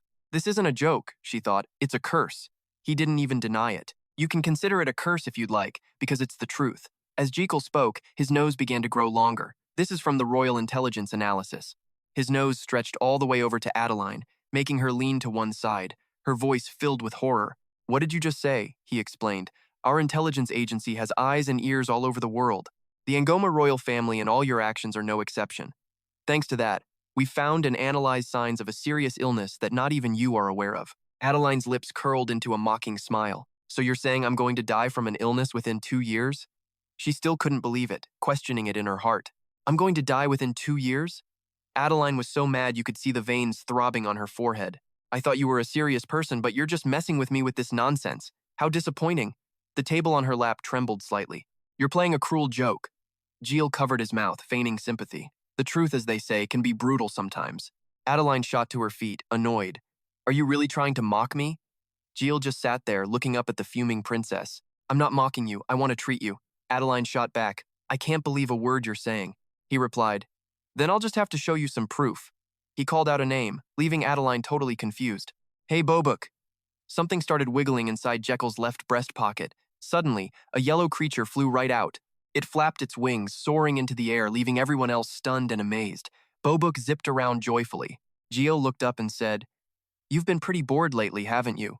Well, I finally have a job for you. Bobuk flew down to Jiel, who held out his hand to catch him. No, today is not a food day. Adeline stared at them, completely stunned. Is that a legendary beast? He then presented Bobuk to Adeline. First, let's say hello to each other. This is Princess Adeline, my patient for the day. Adeline gulped, still shocked by the sight of Jekyll's divine creature. He then introduced Bobuk to Adeline. And this is Sir Bobuk, the drug component analyst for the Royal Clinic. Adeline shook hands with Bobuk. Hello, sir. But today, he was going to take on a slightly different role. Jiel raised his hand in the air and declared, Bobuk, let's begin. Bobuk chirped, as if in agreement. Whoa. A window popped open as Bobuk puffed out his lips and his body began to transform. Add-on feature 1, Acupoint Scan. Bobuk extended his gills, creating waves of golden light. These shimmering lights moved from Bobuk towards where Adeline was standing. A few days earlier, a tired JK was lying on his bed, sighing. Another sleepless night. A notification window appeared. Your internal organs are complaining about your erratic sleep schedule. Another window popped up. The organs are in a meeting. He stared at the system panel with dead fish eyes, thinking, what are you guys even doing? Suddenly, the panel turned red. Your organs strongly condemn your actions. Then the system opened up, showing a screen of his angry organs, which made Jiel sit right up, his hands in the air. A strike? What is it this time? Jiel looked away, explaining, Actually, I just got a reply from Angoma. What about it? They've agreed to send the princess here, just as I requested. He continued, She'll arrive in about 3 days, and I'm worried. An alarm blared as the red-haired guy screamed with urgency. A meeting between the organs was in full swing. The red-haired one said, They agreed to send the princess here. Does that mean his future father-in-law has given his approval? The curly-haired guy cheered, Hooray! It's time to propose, isn't it? A dark-haired guy chimed in, Confess your love like a real man. The system window pinged. Your organs have gifted you 1,000 HP. Current HP is 2,500. Jiel scoffed.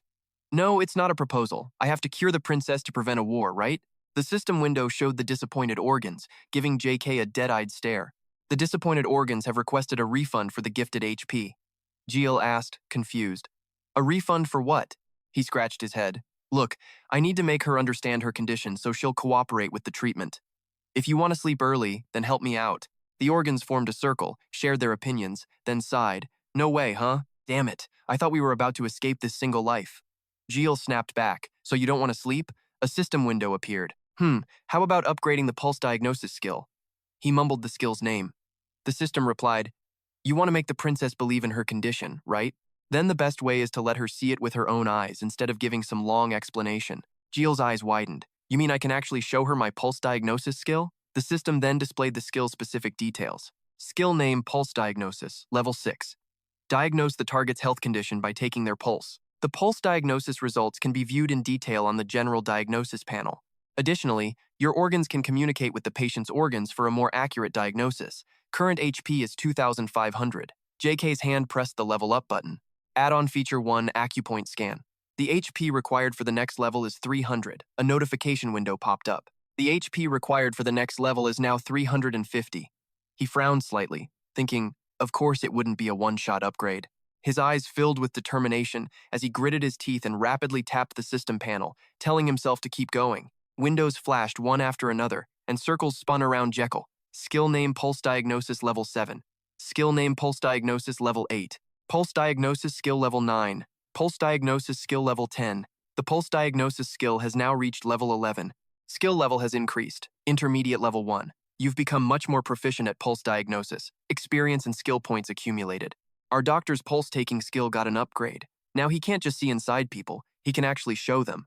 A new auxiliary feature unlocked, causing his eyes to go wide as he stared at the system window.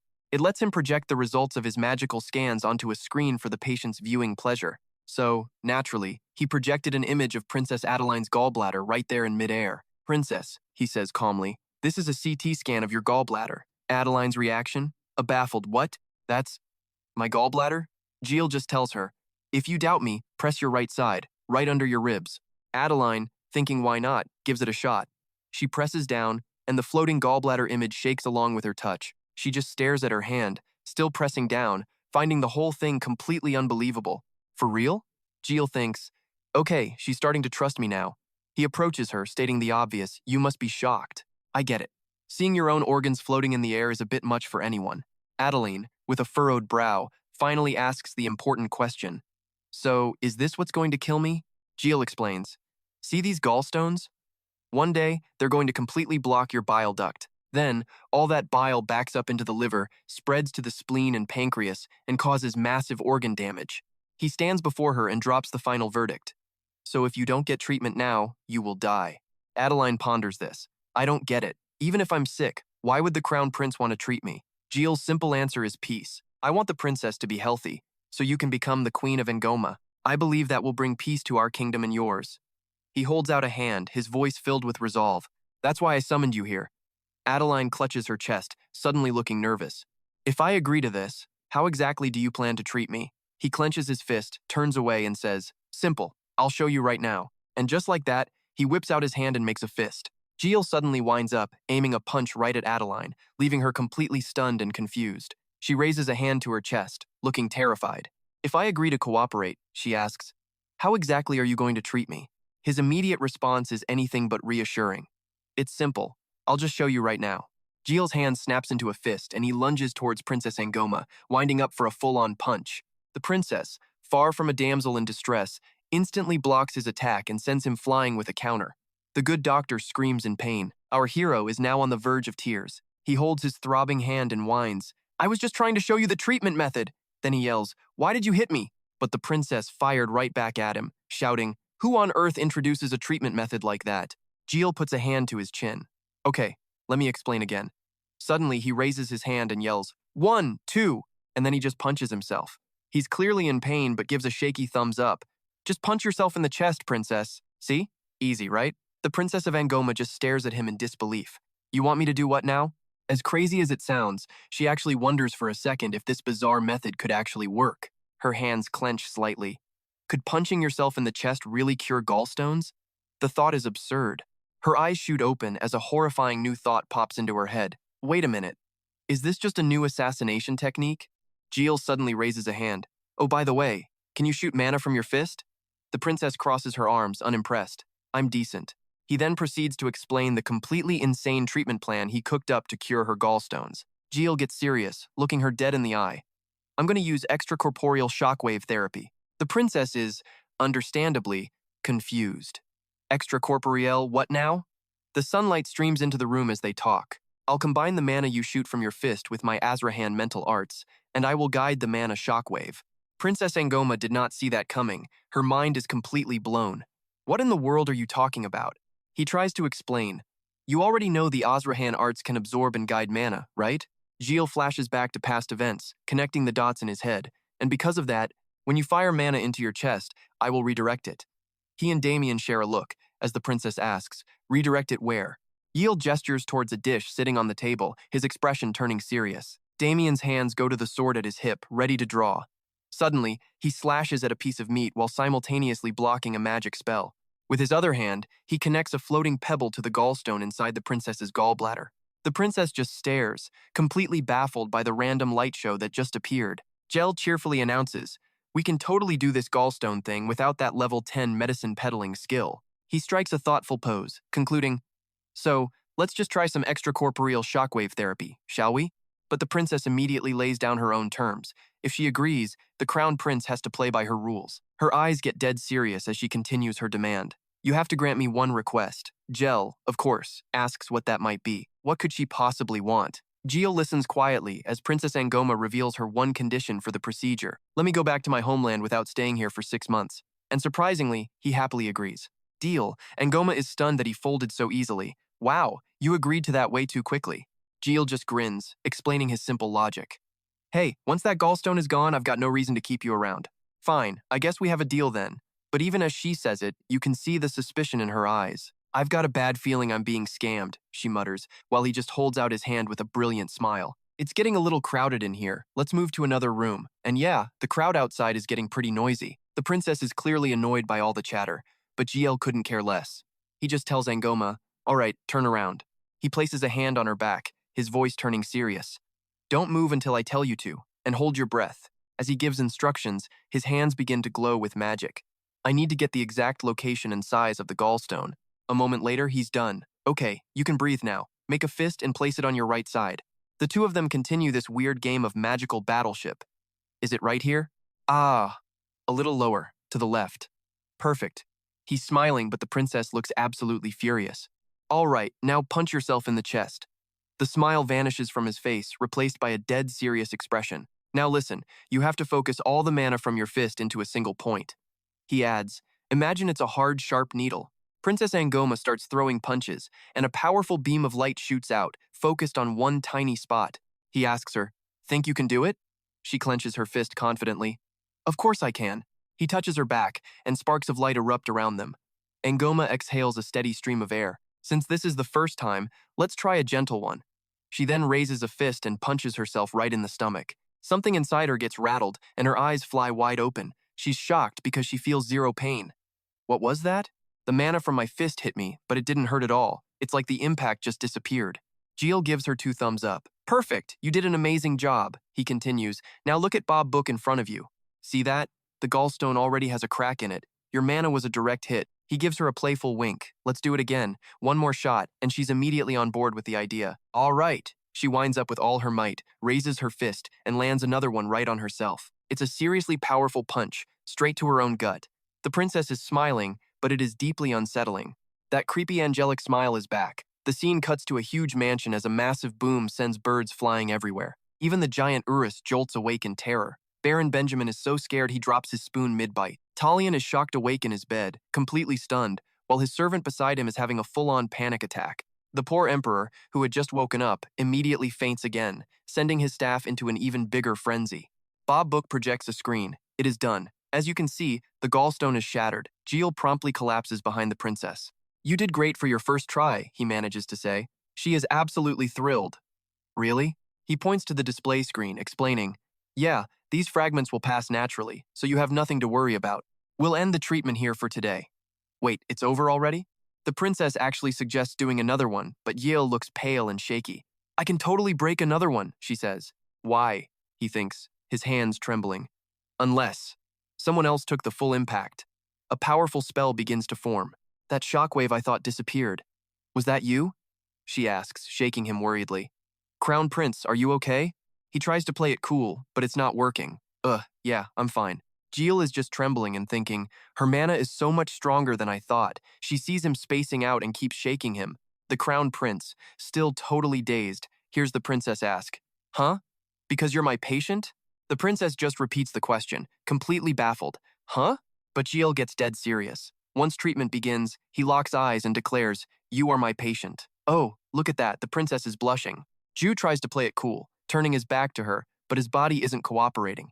He's putting on a determined face, but his energy is draining fast, and his vision starts to blur. Yep, he definitely overdid it. He suddenly collapses onto the floor, completely knocked out. The princess lets out a terrified scream. Your Highness! Later in Gardin's bedroom, a doctor is giving an update on Jekiel's condition.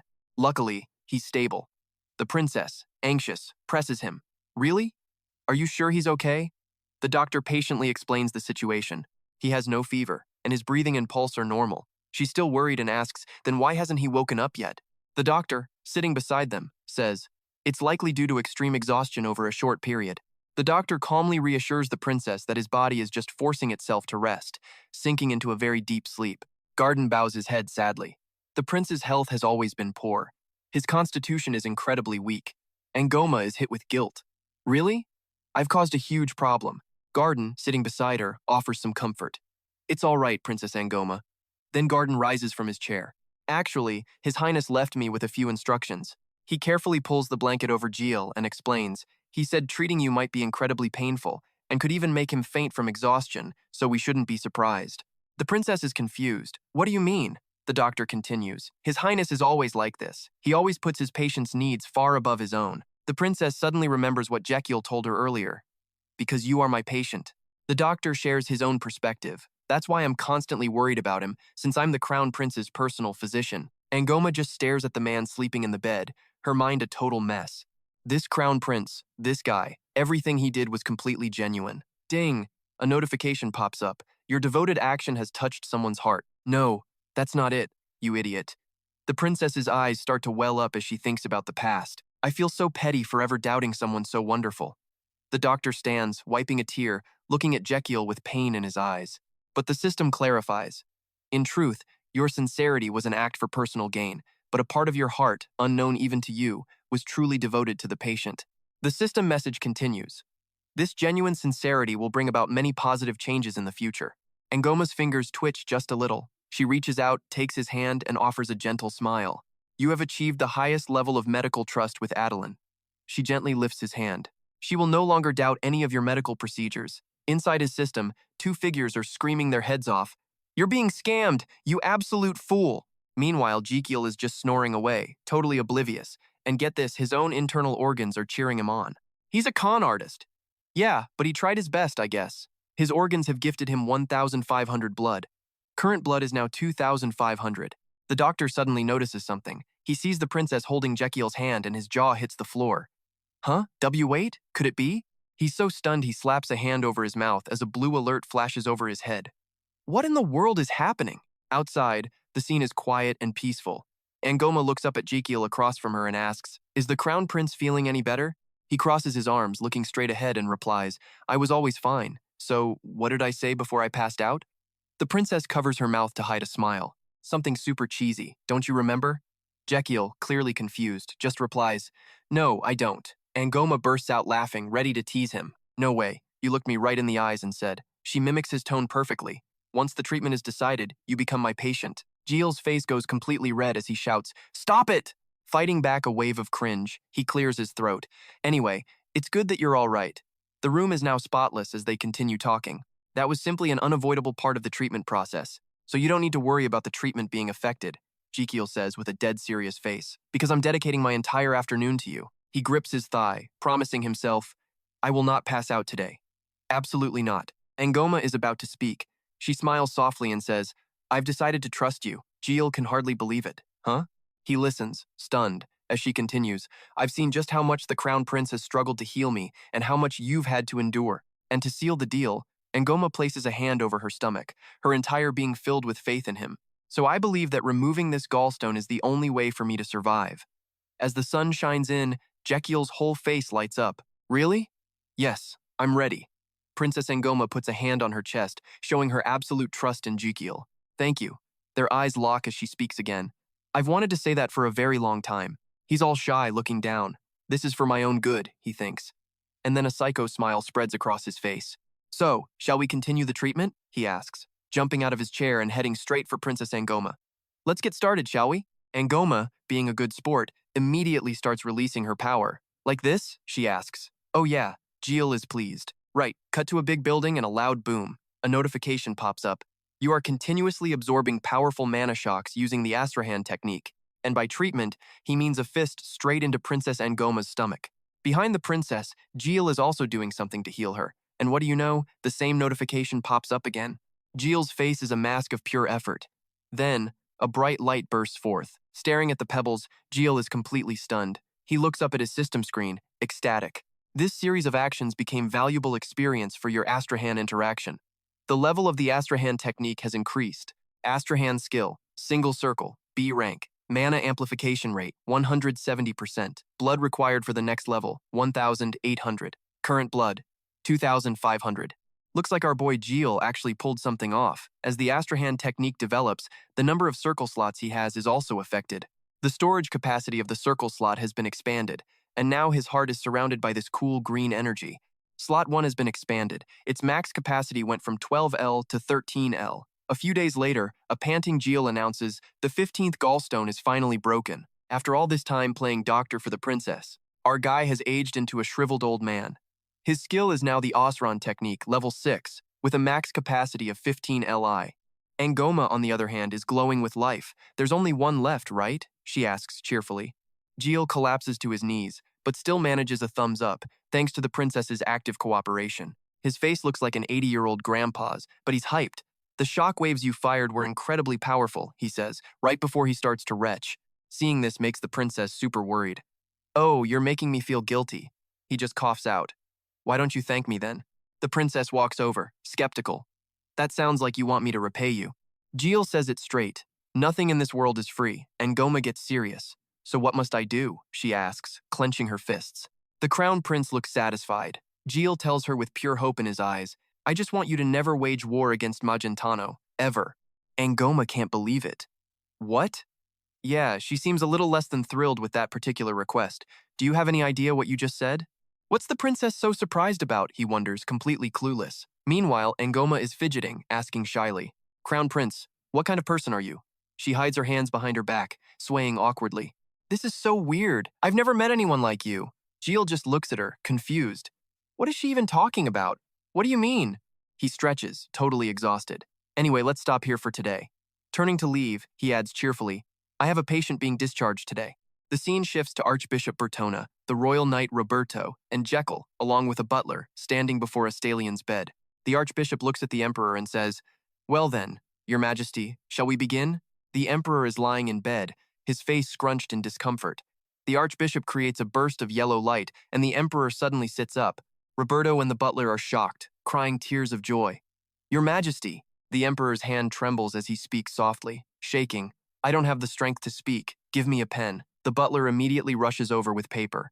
The Emperor grabs the pen and starts writing. Suddenly, Jiel yells out, Father, what are you saying? The Emperor had written the following. I heard you did something rather bold. On the nightstand, a stack of pre-written letters.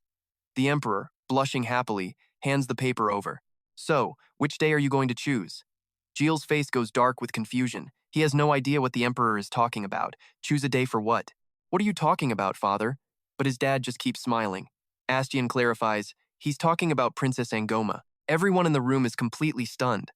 Huh? The Emperor slowly continues. I won't ask what methods you used to bewitch Ngoma's envoy. Everyone's eyes practically lit up. And I also won't ask how you managed to trick that sly old fox. You are the one who will carry the future of the royal family and the people of this empire, aren't you? The Emperor scolds him, pointing straight at the Crown Prince. And yet you decided on your own marriage without even discussing it with me. Jiel is thinking to himself, he thinks I'm hitting on the princess? There's no way. He remembers that moment the maid saw him and the princess together. And okay, now it kind of makes sense. Everyone is in shock. He gets the feeling that no matter what he says about the Great War, the Emperor is never going to believe him. The Emperor sees his silence and asks, why is the Crown Prince so quiet? Jiel breaks out in a cold sweat, thinking what a pain it is to explain all this. And so he finally answers the Emperor. But let's just say he's being very honest. I was rejected. The Emperor's eyes practically pop out of his skull. What? And my daughter? Inside, our boy is celebrating. Perfect, he's totally falling for it. Jiel bows dramatically. You are correct, Your Majesty. I took advantage of your illness to carry out my wicked scheme. I managed to bring the princess to the capital, but the Emperor cuts him off right there. With tears welling up in his eyes, he continues. But things didn't go as planned, and I was brutally rejected. The Emperor is stunned. You don't mean... You guessed it? Tears stream down his face as he rapid-fires questions. You confessed your love? Yes. And the result was... Yes. The entire room explodes into a panic. Your Highness, I think he's going to pass out again. But the Emperor screams, Archbishop, heal me this instant! He then shoots a death glare at Rakiel, his hand clenched into a furious fist. If you were even half the man I am, you wouldn't be in this pathetic situation. Our boy's internal monologue? Time to run before this lecture gets any worse. The Crown Prince turns to make his escape. Well then, if you'll excuse me, I have urgent business to attend to. But the Emperor isn't done, roaring with fury. Where do you think you're going? I haven't finished educating you yet. Our boy just freezes, deciding it's better not to say anything and just take the scolding. And your brother, why are you so utterly thoughtless? The onlookers see the prince getting an earful and start whispering amongst themselves. Are you seeing this? Oh, I am. They both observe the Emperor's angry face and come to a very logical conclusion. His Majesty's left nostril is flaring. He must be incredibly proud of His Highness. And our hero just thinks, ah, so that's what that reaction means. He quietly accepts it, though he thinks, but I'm not even your real son. The kid asks himself a huge question. Do I really deserve this kind of affection? Back in the room, he replies to the Emperor, I understand your concern, Your Majesty, but the patient is waiting. The Emperor snaps. Go! Just get out of here! The prince then reminds the Emperor of what he had said before. Looking like a pouting child, he shoos him away. I'll be careful. Now leave. The prince still has a lot on his mind as he quickly exits the room. It's a real shame he still hasn't found the person who tried to assassinate the Emperor. For now, he can only be cautious. Now that the Emperor knows what's up, he'll definitely be more careful. Meanwhile, a guard is riding his horse at top speed, yelling, faster, even faster. Clutching a scroll, he thinks with determination, I must report to the princess immediately. The next morning in the Grand Palace, the Crown Prince trembles as he holds up a single finger. After 16 days of over 500 beatings, there is finally only one left. The princess is baffled. A minute ago you said treatment, now you're saying beatings? And what is that? His face darkens as he holds up his fingers. That is the number of times I was beaten unconscious. Now, for the final blow, the princess flexes her muscles. This time, I'll finish it. His hand braces itself for the immense power of her punch. A massive explosion of blue light erupts. It looks like he might not survive the most powerful blow he's ever taken. A pink sphere of power surrounded by blue light appears, and he thinks to himself, it's over. A system notification pops up. You have successfully endured 501 mana blows. A new auxiliary feature for the Asrahan Heart Arts has been unlocked. Unable to stand, he collapses to the ground, panting heavily. She turns to him and asks, Are you all right? The system continues. Auxiliary feature 2. Unconsciousness immunity. Limit 1 time per day. Lasts for 5 minutes. He thinks, unconsciousness immunity? Does that mean once a day I can't be knocked out for 5 minutes? He remembers the past, realizing, the fact that I survived proves how strong I am. The system chimes in again. Your internal organs are celebrating the new auxiliary feature. He grins at his achievement. Your organs have gifted you 2,200 health points, bringing his current total to 4,700. He happily informs the princess. It's done. The princess is shocked. Really? Am I cured? They continue their conversation, but it's not time to relax just yet. The treatment isn't over. The princess asks, You mean I still need more treatment? To which he replies, Yes, now we have to continue with observation and care. He silently diagnoses that for a young person like Adeline to get gallstones, she must be prone to them. The Crown Prince shouts, Gardin. He gives his instructions. Have her drink this herbal soup for 15 days and monitor if it suits her constitution. And check if her bile circulation is normal. The princess drinks it with a look of absolute disgust on her face. The system appears. Skill, request payment level 2 activated. Adeline's lifespan has been extended by 67 years due to your treatment. You receive 1 over 190 of 67 years, which equals 13 days of life. Your expected lifespan is now 176 days. He clenches his fist, thrilled, awesome. He realizes that if she keeps drinking the soup, her risk of dying from gallstones will disappear. The princess glares at Gardin, terrifying the man, and if she becomes the queen of Angoma, the great war that would destroy the Magentano royal family will never happen. You happy now? Ah, the good life, my rich royal existence. But of course, a sudden knock on the door completely shatters the peace. Princess, are you in there? Urgent news from home. The massive doors fly open, and a guard stumbles in, shouting his head off. It's a total disaster. He reports that Gabalong, a royal from the west, has started a full-blown rebellion, shocking everyone. The princess freezes. She asks him, what's his reason? What's his goal for this rebellion? The guard replies, he wants to overthrow the weak royal family for Angoma. She then asks, what reason do they have to criticize us? The knight commander hesitates, then admits, they're criticizing our weak diplomacy for giving in to the demands of Magentano's crown prince. Jiel just stands there thinking, I worked my butt off to save her life, and for what? This? A rebellion. He can't quite believe it. A rebellion? The princess asks urgently, what's the situation now?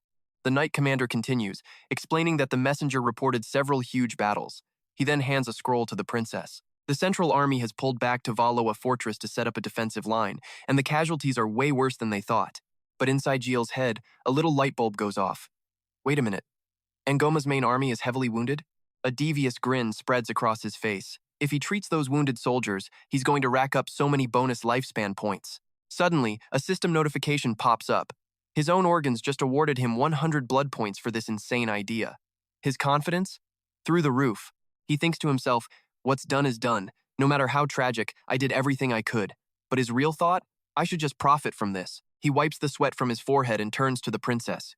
Princess, I'm so very sorry to hear about Angoma. It's heartbreaking. You must want to return home immediately, right? He continues, in that case, I have one condition. Then he drops the bomb. Take me to Angoma. The princess looks confused. You don't mean? He replies with total conviction. That's right. I want to serve as a military doctor and treat Angoma's wounded soldiers. I want to save as many lives as I possibly can. The system practically swoons. Our body is just so wonderful. The princess is completely stunned, crown prince, but in his head he's just thinking, shut up and go along with it. The princess bows deeply, overflowing with gratitude. Thank you. Jiel thinks, oh, this is awkward, and gives a bashful reply. Then, princess, prepare to return home immediately. He barks orders at everyone. Hurry up, we have to go now. The princess simply replies, yes. Meanwhile, out in the countryside, a convoy of supply wagons grinds to a halt. Li Han, one of Yiel's many disguises, steps out of his carriage and asks, what is this? He immediately complains, why is this place so disgusting? The place is a total mess.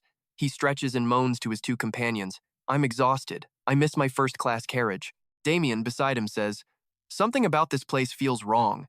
Gardin adds, Your Highness, maybe we should just go back to Magentano. Hearing Gardin's words makes him a little mad. Your Highness? What are you talking about? He sternly reminds the old man to call him Master Lai Han. The cover story. Lai Han Belkin, heir to the fallen Belkin family. Time for a flashback. A few days prior, the princess was confirming the luggage was packed. Master Lai Han bursts in, yelling at the princess. Time to depart, princess. Startled, she stammers back, yes, of course. The princess moves forward but gets blocked. Suspicious, she demands. Who are you? He coolly explains. I'm the crown prince. Not buying it for a second, the princess calls for a knight. Furious, she points at him and orders, he's impersonating the crown prince, seize him! He immediately starts pleading his case. No, I really am the crown prince. I was beaten 500 times to break 16 of your gallstones. Tears stream down his face as he clutches the scroll, crying about how terribly he's been wronged. I even gave you honey and grape candies after your medicine. Only then does the princess actually start to believe his ridiculous story. Could you really be the crown prince? Gardin steps in to vouch for him. This man is indeed his highness, the crown prince, princess of Angoma. He explains sheepishly, but Lai Han just looks absolutely furious. While he's hard to recognize, the princess gets curious and starts poking him.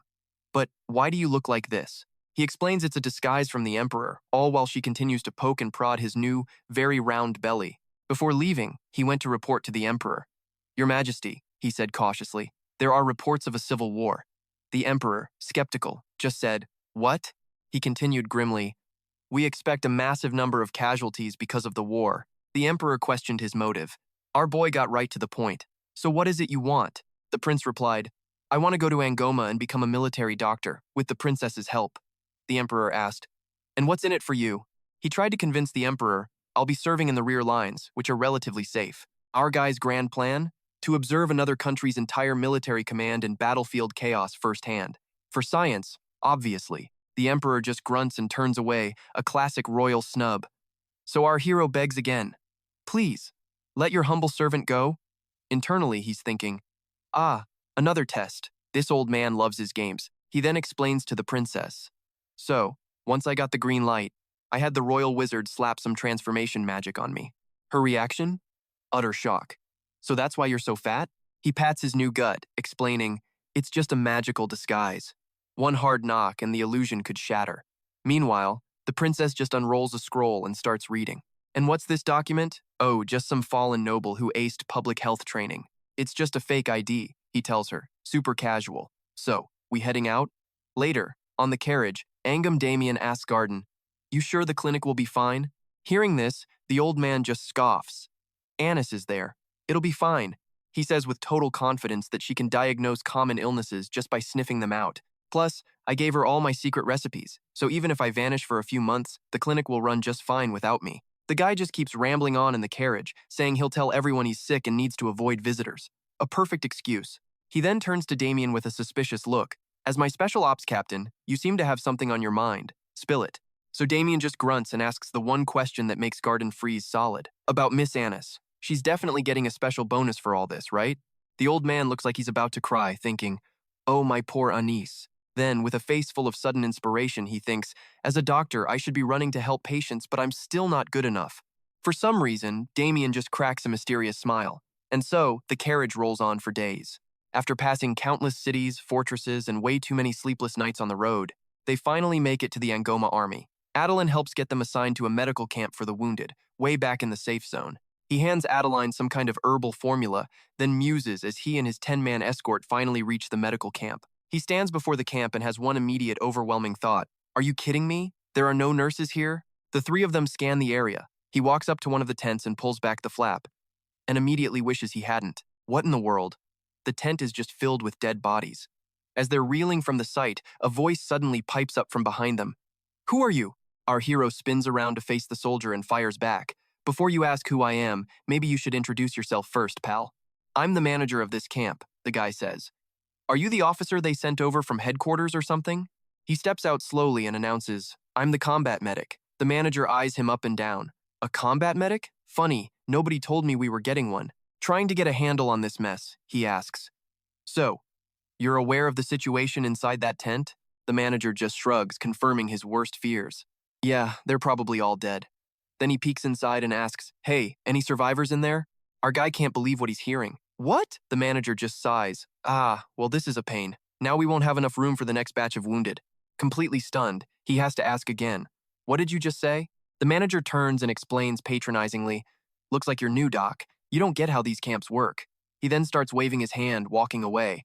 He acts like he's just brushed off some dirt. Only when everyone inside dies do we get enough empty space for the next round of patients. So many flies in there.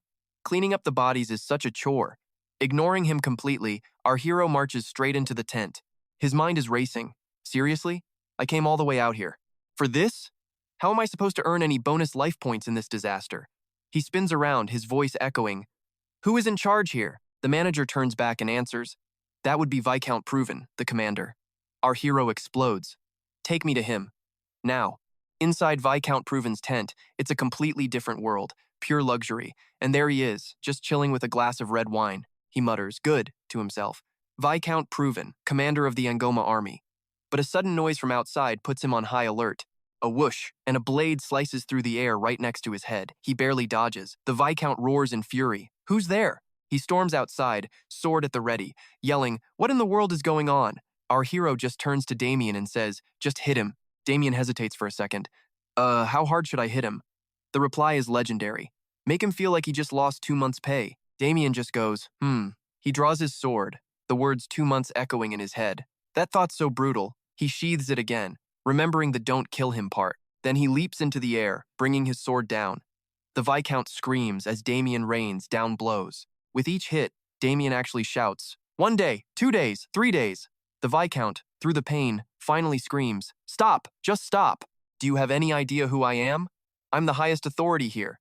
The Viscount turns in shock as our hero coolly replies, "I know, and I'm here to arrest you." He shoves the document right in the Viscount's face and yells, "You corrupt piece of trash!" Viscount Proven, sweating bullets and clutching his arm, drops to his knees. Before him stood the secret royal physician. Lai Han roars, "I am the secret royal physician, here to punish you." To which the Viscount probably thought, "Justice? But wait, why am I the one getting punished?" He adds, "Because I'm getting paid for it." The Viscount just grunts as Lai Han shoves a document in his face. "Read this." The poor guy can't help but read its horrifying contents aloud. Princess Adeline Boa of Angomo, first heir to the throne, grants full authority over this camp to Lean Belkin. He crushed the paper, screaming, "What did I do to deserve this?" Lai Han bottles up his rage for about half a second, then unleashes a yell that stuns the Viscount. "You dare ask what you did wrong?" He furiously grills him about the camp's pathetic state, then shoves the man to the ground.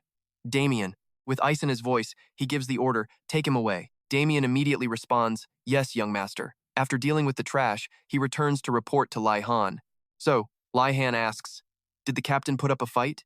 Damien nonchalantly replies, "He was pretty tame. Just kept muttering about his military career being over." But then, his expression shifts slightly. "But I think we might have been a bit rough on him. Is that going to be a problem?" "Sometimes a good beating is the best medicine," Lai Han retorts, still absolutely fuming. "That guy only maintains the status quo, no matter how awful it gets. Under someone like him, these soldiers just die. It's pathetic. This isn't a medical camp." His final conclusion? It's a straight-up morgue. Damien's gaze darkens as he stares right at him. Lai Han finally has to ask, "Why are you staring at me like that?" His face goes cold, acting like it's nothing. It's nothing. "So, what's the plan now?" Lai Han turns and walks away. First, we find Gardin. Inside a tent, the three sit at a table, Lai Han in the middle, deep in thought. In his head, he compares this world to Earth's history. This place feels like the 17th or 18th century. He can't let this continue. He turns to Gardin. He lays out the plan: triage the patients, prioritize treatment, replace the tents, and focus on hygiene and medical supplies. Gardin replies, "Yes, sir," but a sudden entrance cuts off the old military doctor. Someone from the camp carries in a severely wounded soldier, his face a mask of agony. "Please, save me." The desperate plea echoes through the tent. Gardin questions the man about the soldier's injuries while observing his condition. "What's his condition?" The man replies, "2 arrows in the arm and 1 in his side." Lai Han sees this and instantly thinks, "This isn't good." He figures the wound is at least 2 days old. The moldy bandage is all the proof he needs of improper care. He notes the wounds, thinking to himself, "The injuries aren't fatal, but this infection is absolutely critical." The man struggles, gritting his teeth against the pain. At this rate, even the savable patients are going to die. Lai Han speaks up, "Knight Gardin, your thoughts?" The old knight's conclusion is swift. He needs surgery, immediately. Lai Han snaps his head toward Gardin, thinking, "Yep, bringing Knight Gardin, the surgical specialist, was definitely the right call. I studied surgery in my traditional medicine program, but I have 0 practical experience," he reminds himself. A thought strikes him. With Gardin's help, he can cover his biggest weakness. All while the patient suffers right in front of them. My range of treatments will expand significantly. As Gardin moves, Lai Han calls out, "Can you perform the surgery right now?" The old man gives him a completely blank look and says, "Of course." He walks to his tool bag and pulls out a short knife, leaving everyone confused. What is that?" Gardin holds up the knife for everyone to see. Lai Han can't believe his eyes. "This is a scalpel for amputations." He holds it up, making Lai Han break out in a cold sweat, "And this is for the bone. Human bones are tough, so you need this tool to finish an amputation as quickly as possible." He aims the blade, adding, "The faster you are, the less pain and blood loss."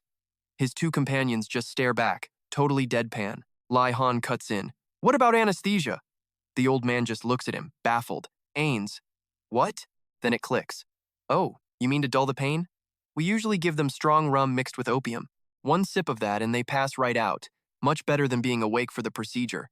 He adds with a disturbingly cheerful look, "I use vodka instead of rum. Tastes better." The tools are laid on a tray. "So what's the procedure?" Gardin answers instantly, "Amputation. We'll start by removing the arm with the arrow." Lai Han grabs Gardin's shoulder, his voice low. "All right, that's enough. Put the tools away." The old man is baffled. "You're not operating?" With a smirk, he shot back, "It's not that I don't want to, it's that I can't. I just can't kill a patient."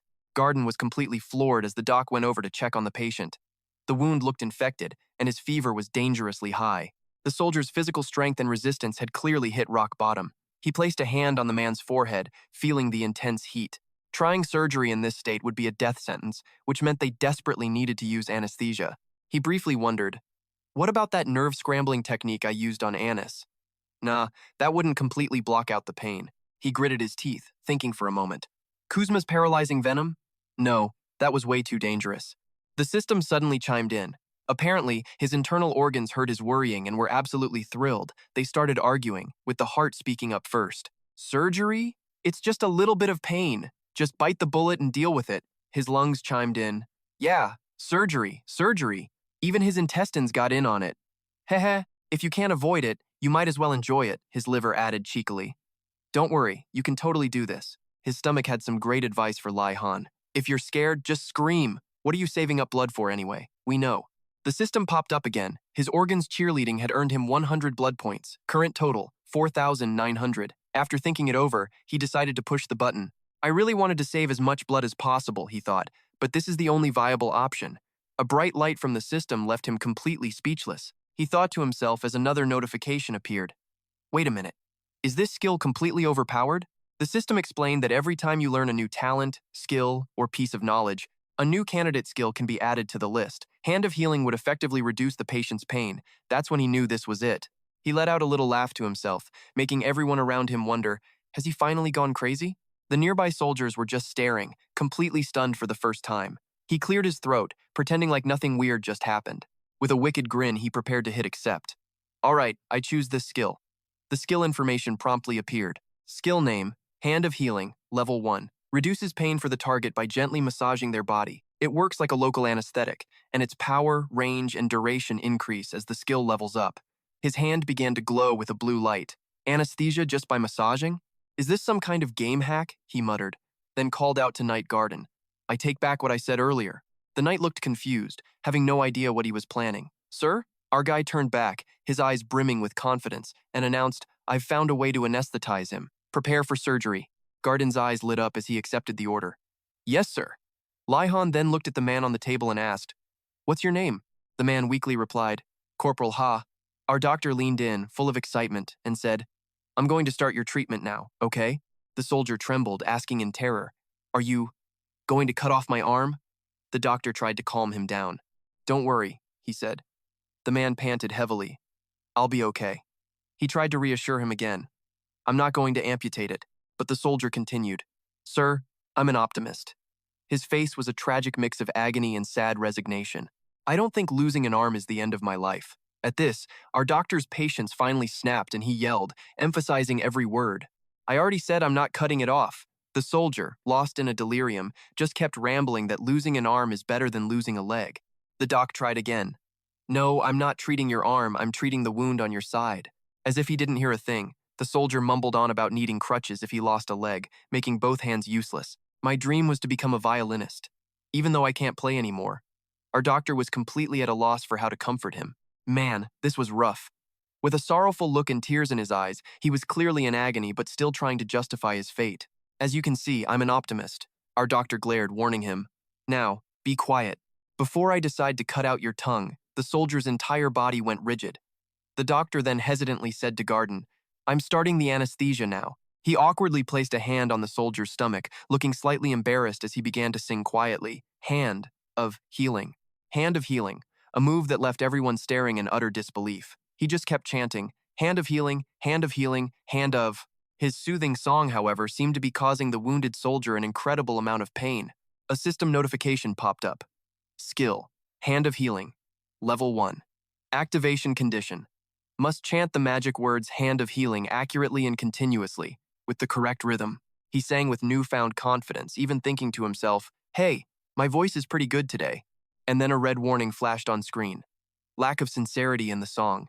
Activation of Hand of Healing, Level 1, has failed. He silently cursed out that little group of organs as they began to nag him from inside his body. Sing now, just sing. A karaoke screen appeared right in front of him. Getting into character, he began to sing. My hand is a healing hand. My hand is a healing hand. He was completely lost in the rhythm of the song now. My hand is a healing hand. Gardin, standing beside him, clapped a hand over his mouth in shock. The others were simply speechless. The Sadomber Soberther, watching him sing while massaging the wounded soldier. My hand is a healing hand. The system announced the activation of Healing Hand, Level 1. And just like that, the patient's pain vanished. The soldier, stunned, looked down at his stomach. Huh? It didn't hurt there anymore. Mid-song, Jiel casually asked, "My hands are healing hands, you know. How's that injury of yours feeling?" The soldier replied, "It's still a bit sore, but the sharp pain is gone." What just happened?" Jiel was thrilled. "See, there's always a way." But to maintain this bizarre anesthesia, Jiel had to keep on singing. "My hands are healing hands. Oh, so very grand. Time to see if it really worked." He smacked the soldier's bandaged stomach and asked, "You feel anything?" The man just stared. "It doesn't hurt at all." Internally, Jiel cheered. It worked. This skill is actually pretty awesome. He immediately started giving orders. "Gardin, the anesthesia is complete. Let's begin the surgery. First, clean and suture the wound. We'll start with the one on his side." Gardin simply replied, "Understood, young master." A moment later, the first surgery was done. The dirty gauze was replaced, and the surgical tools were neatly arranged on the table. Gardin reported, "Young master, the side wound is treated, and the arrow has been removed." Jiel continued directing. "Good.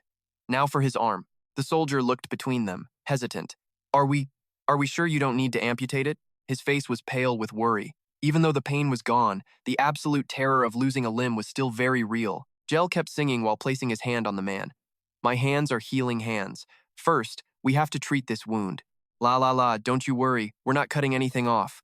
Suddenly, a system notification popped up, catching Jiel by surprise. He lifted the soldier's arm, his eyes scanning the new message.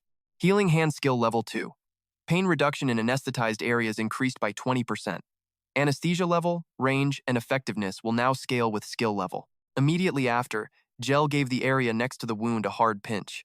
The soldier didn't even flinch, just gave him a confused look. Jiel thought to himself, even with more pressure, there's no reaction. This skill's effectiveness was seriously impressive. "Test complete," Jiel turned to Gardin. "Let's begin." The old man nodded, understanding. He picked up the suture needle, expertly pulling out just enough thread before snipping it with a pair of scissors. With a scalpel in hand, his movements were fast, his concentration absolute. Jiel watched, thoroughly impressed. The old man's skills were no joke. Seeing him arrange the tools so precisely, Jiel noted that even compared to his own modern medical knowledge, this guy was an exception. Jiel had to acknowledge his talent, paying close attention to the way he was stitching the wound. Surgery was clearly his specialty. "Hold on, is that a vertical mattress suture?" Jiel shot a stunned look at Gardin, his mind racing. No wonder this guy became a royal physician at such a young age. All while, of course, he kept singing to maintain the magic. "My hands are healing hands." Behind them, a red-haired soldier nudged the guy standing next to him. "Did you see that?" The blonde soldier nodded. "Yeah, I saw it." The first one asked, "Can that guy really make someone's pain disappear with just his bare hands?" The blonde soldier just replied, "Looks like it." Staring at the patient on the bed, they whispered about how a needle was going through his flesh, yet he felt absolutely nothing. How is that even possible? Could this chubby medic actually be some kind of miracle worker? Before them was one guy singing and another performing a serious operation. Inside the neat medical tent, the surgery was finished. The dirty bandages had been removed and dealt with. With the tools back on the table, Jiel checked on the soldier. "Diff, it wasn't as bad as you thought, right?" Diff answered, "Yeah. Wait, the surgery is already over?" Jiel warned him, "Don't relax just yet. The real treatment is just beginning." Jiel told him, "In 2 days when the supplies arrive, I'll brew you some medicine. Make sure you drink all of it. Got it?" The soldier nodded. "Yes." But he was confused. "Why is this doctor being so nice to me? I'm just a crippled soldier who can't fight anymore. To them, my life is just a waste of food. Everyone has always treated me that way." Jiel just shook his head. "You don't get it, do you?" he said, striking a cool pose. "Does saving a life need a reason? You're a wounded soldier, and I'm a medic. I'm supposed to treat soldiers. That's all there is to it. Do you need another reason?" Tears welled up in Diff's eyes, tears of pure happiness. Thank you. Thank you so much." Seeing his patient so happy made Jiel happy too. "I was just saying that to farm points, but it looks like it worked. Even the 2 soldiers in the back were tearing up." The song was super cheesy, but somehow it was also incredibly cool. Jiel waved a hand. "Don't overthink it, just get some rest." The soldiers were still wiping their eyes, completely moved. Jiel opened the tent flap and stepped outside. A system notification appeared. "Your internal organs are singing your praises." His guts were literally cheering him on. As the sky began to darken, another notification popped up. "The general and his soldiers are all misty-eyed and shocked by our boy's little speech." Later that night, a notice board flickers under the torchlight. At this point, it doesn't even matter if his official status changes or not. His story is about to spread through this camp of wounded soldiers like some legendary fairy tale. Basically, everyone here is going to treat him like a god now. Soldiers are lining up outside the medical tent, waiting for their turn. And of course, the system has to chime in. The way he's been working to heal soldiers on the battlefield is about to earn him a permanent spot in the history of medicine. More heavily injured soldiers keep pouring in, and for his achievements in medicine and social standing, he gets a whopping 5,000 blood points. His current blood total is now 5,400. 2 days later, he and Gardin have somehow treated every single critical patient. Jekyll's eyes are practically glowing as he stares at the system. Thanks to all that hero worship from the soldiers, his myth points have shot up to 98. The system announces his healing hand skill has hit level 3, allowing him to numb the brachial plexus, which is perfect for arm and shoulder surgeries. So what does he do? He gets giddy and immediately tries to anesthetize a spinal nerve. Absolutely insane. The guy is literally humming a tune while practicing. My hand is a healing hand. Jekyll concludes he can now numb an entire arm. In modern times, a little bit of ointment or some antibiotics would be more than enough for these kinds of wounds. But back in this era, an untreated infection is basically a one-way ticket to amputation. Right now, they're working on a soldier who has a nasty infection growing in his leg. Gardin says, "Sir, if we don't cut it off, the wound is going to start rotting, but our guy is firm. No, that's not going to happen." Jekyll analyzes the situation. To stop these soldiers from losing limbs, they need to prevent infection and spread the proper methods for treatment. And with that, he starts singing while directing Gardin. Naturally, "My hand is a healing hand, and I have a plan. First, let's clean and close the wound." And that's when an idea sparks in Jekyll's head. He suddenly remembers a special healing method, one used by fairies that appeared near the end of an old story he read. The other guy just says understood and gets to work, while our hero is totally lost in his own little world. By using their method, he realized he could probably create his own antibiotics. After finishing the treatment, Jekyll steps out and calls for Gardin. "Damien, let's have a little chat." He then adds, "First off, Night Gardin." Jekyll crosses his arms. "While I'm gone, I need you to completely overhaul the conditions in this camp. Replace all the tents, the beds, and even the clothes of the wounded soldiers with new ones." Gardin calmly responds, "Understood. But what do you mean by gone?" Jekyll turns his head with a brilliant smile. "I'll be away for a while, and Damien is coming with me." The poor knight is stunned. "Huh? What about me?" We cut to a gloomy, mist-covered forest, where our hero is traveling with 6 knights and a local guide. As they walk deeper into the woods, Jekyll asks the guide, "Your name is Tim, right?" The man answers, "Yes. My hometown is nearby, so I'm really familiar with this area. I'll lead you all on the shortest possible routes." Damien, however, isn't quite sold on his master's plan. He asks, "Sir, are you sure we know the way?" Jekyll does not look pleased. "Oh, come on, I read about it in a book." Damien presses him. "What book?" Jekyll just waves it off. "Who can remember? Do you remember the title of every book you've ever read?" That shuts Damien up. "All right then." He glances at Jekyll, thinking to himself that his young master is definitely a little strange sometimes. Damien speaks up again with a warning. "Sir, I think we're going way too deep into the forest." The group keeps pushing forward through the woods. He voices his concern. "It's way too easy to run into monsters out here. And in a remote area like this, we might accidentally wander right into Apollos territory." Jekyll couldn't care less. I guess that's true." He spots a weird animal up in a tree and wonders, "What is that thing?" Someone else speaks up. "Wait, don't tell me we're actually going to an Apollos nest." The guys leading the group freeze in their tracks. Jekyll just waves a hand. "Everyone calm down. What Apollos nest?" They are absolutely terrified by Jekyll's casual tone. It's true that in an isolated area like this, it's easy to wander into their territory. But you all know this already, right? Everyone leans in to listen. As long as you don't start a fight with them, the Apollos are completely harmless. Jekyll crosses his arms with a dismissive look. Isn't that just common knowledge? The platinum-haired knight sighs in relief, thinking, right, no one would be insane enough to mess with them. The blue-haired knight thinks, our lord is so wise.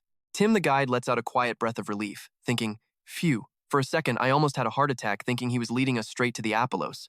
But then Jekyll's very next sentence grabs everyone's attention. So, we are not going to provoke them. He crosses his arms, grinning, and makes his grand announcement. The statement makes Damien himself freeze for a good 2 seconds. Instead, we're just going to kidnap their queen. Everyone stares in despair. That's the exact same thing. Inside his body, a tiny heart speaks up.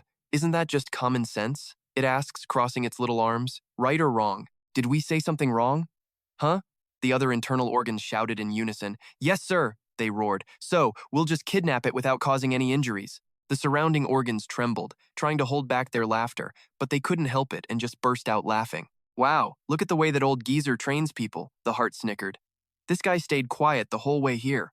only to spring this on us now. What a total jerk, the system announced. Your internal organs condemn your personality and generously gift you 100 blood, like tossing bread to an enemy. Current blood is now 5,500.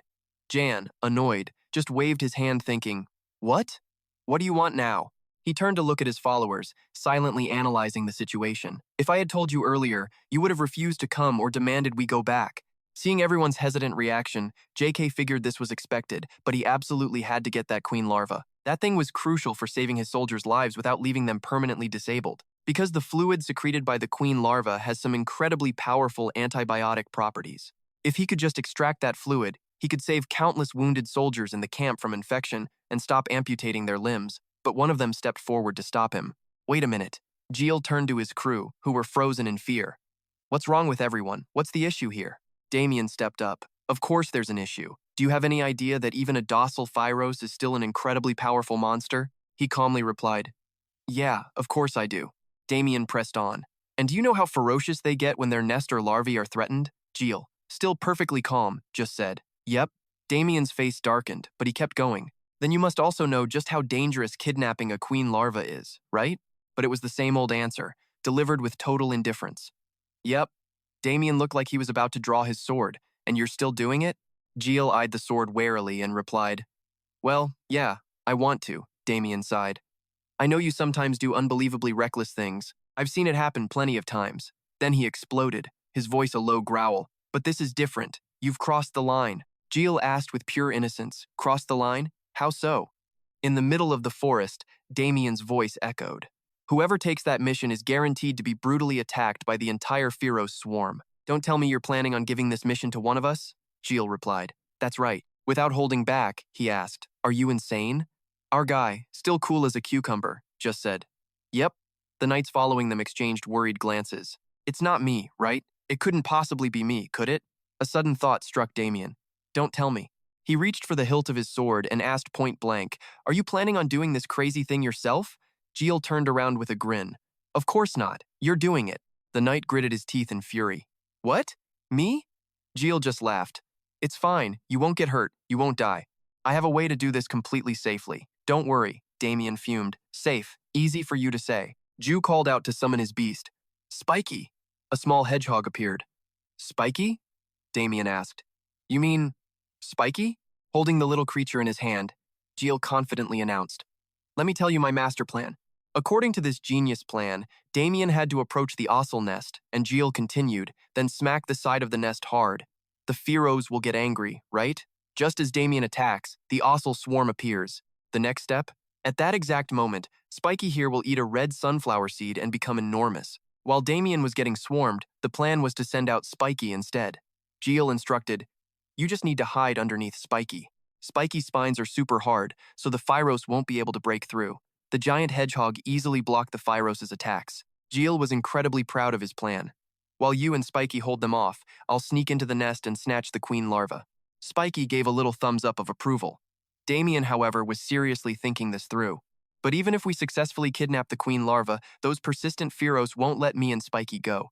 Jiel nodded in agreement. You're right, they'll never give up. Unless their nest is on fire. The knight paused. On fire? Jiel waved him off and started walking. You get it now, right? Let's move out. Behind him, Damien was clearly not happy, thinking to himself, you truly are a wicked, wicked man. He spoke up. On fire? I understand the plan. Damien's face was grim as he hesitated. In such a dangerous place. As if reading his mind, Jiel yelled, I'll pay you a bonus, so just shut up and go. Hearing that, Damien turned to look at Jekyll and gave a slight, knowing smile. Our main character glanced back at him and returned the smile. The knights behind them whispered amongst themselves. One said, well, he is the Crown Prince of Magentano, so he probably wouldn't do anything too crazy, right? The other guy wasn't so sure, I guess. The one leading the way glanced nervously at JK behind them, thinking, I heard that military doctor can perform miracles, so what if we get hurt back here? Damien was busy counting on his fingers, but when it came to a pay raise, he conveniently ignored everything else. Oh, come on. You, the guide, think his little magic trick is going to save us all? Seriously? Under a grim sky, birds scattered as if sharing the bad vibes. This is why they came to this stupid nest. The wind howled as the group pushed through grass tall enough to swallow a man. Damien, of course, was playing point man, carving a path through the dense blades. And what they found was an absolutely colossal golden beehive, so huge it practically blocked out the sun. Worker bees buzzed in and out, busy as well bees. Damien glanced at the entrance, scratched his head, then looked at the quivering spike tail on his shoulder. Yeah, that special bonus was definitely not looking big enough now. Behind him, the crew stared, faces pale. But our hero? He was practically buzzing with excitement. It's even bigger than I thought. Catching the scent of wildflowers on himself, Jiel felt a surge of relief. If it wasn't for this flowery perfume, they would have spotted me for sure. But watching the Fearos patrol, he still frowned. They're just so massive. Pushing down his nerves, he got deadly serious. I need to watch their patterns and land one perfect, fatal blow. Damien, you're on spiketail duty. But then a sudden, loud buzzing echoed from directly overhead. Jiel hit the dirt hiding in the grass. What now? The Fearos were pouring out of the hive. He crawled desperately toward Damien's hiding spot. The terrified spiketail saw Jiel and scrambled back onto his shoulder. He turned to Damien and demanded, "What just happened?" He asked with a worried tone, "Did you mess up hiding your presence? Is that why we're discovered?" Damien shot back, annoyed. "I concealed my presence perfectly, thank you. So what's the plan?" Jiel just threw a rock at him. "The plan? We hit him once and run for our lives." Damien could only bite his tongue, all for the sake of that paycheck. Damien slowly rose, a grim look on his face. "Well, it's come to this. Time to use the skill I've been polishing." A brilliant purple mana ignited around his body. He drew his sword and stepped forward like a champion. Jiel watched him, breaking out in a cold sweat. That idiot. What is with his mana? It's too wild. If that flow reverses, he's in serious danger. He scrambled forward, yelling, "Hey Damien, don't you dare Damien!" But Damien couldn't hear him. The violent mana made veins bulge across his body, giving him a pretty terrifying look. As the veins on his face reached his eyes, he swung his blade straight into the sky.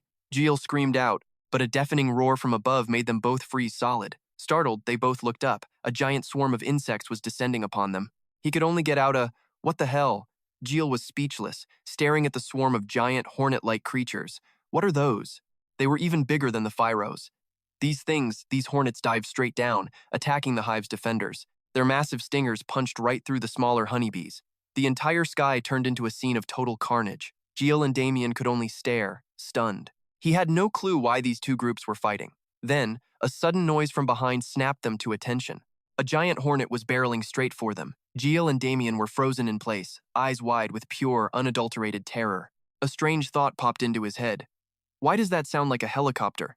A colossal Vesparos glared at them with starving, hateful eyes. It looked like it hadn't eaten in days, and it lunged for the two of them. It shot toward them like a bullet, but they dodged at the last second. Its jaws clamped down on a Fearos instead. Damien tackled Jiel, using his own body as a shield. Jiel gasped for air, thinking, "Crap, that was way too close." Watching it kill the Fearos, his thought process continued. This wasn't a hunt. This was a one-sided slaughter. It left behind a gruesome bite mark that would give anyone nightmares. Suddenly, a golden light covered it, then a massive explosion. The sky went black. Jiel, completely stunned, turned to Map. "What was that thing?" "It's bigger than a Fearos." "That," Map replied, "is a Vesparos." It was only then that the name finally clicked for him. Vesparos. Map explained that they were hornet-like monsters whose main food source was Fearos. A single Vesparos could easily wipe out hundreds of them. But here's the problem. He looked down, stood up, and shouted to the others, "Everyone, get up!" Someone asked, "What's wrong?" Jiel said it slowly. "We've been spotted." Teep was just confused. "Huh?" Then more giant Vesparos appeared, and the screaming began. "We're totally busted." A huge Vesparos charged, and the entire party scattered in a panic. He screamed at the top of his lungs, "Run for your lives!" Everyone bolted, Jiel shouting as he ran. "Damien!" His loyal knight was right beside him, awaiting orders. "Young master!" With tears in his eyes, Jiel yelled, "What do we do? Can we even get away from this?" Damien screamed back in frustration, "I told you! Why did we have to come here? Just to get into this mess?" Jiel shot back with a perfectly noble reason. "We have to get the queen's larvae for the wounded." He screamed his convictions to the heavens. "I can't just abandon them to die."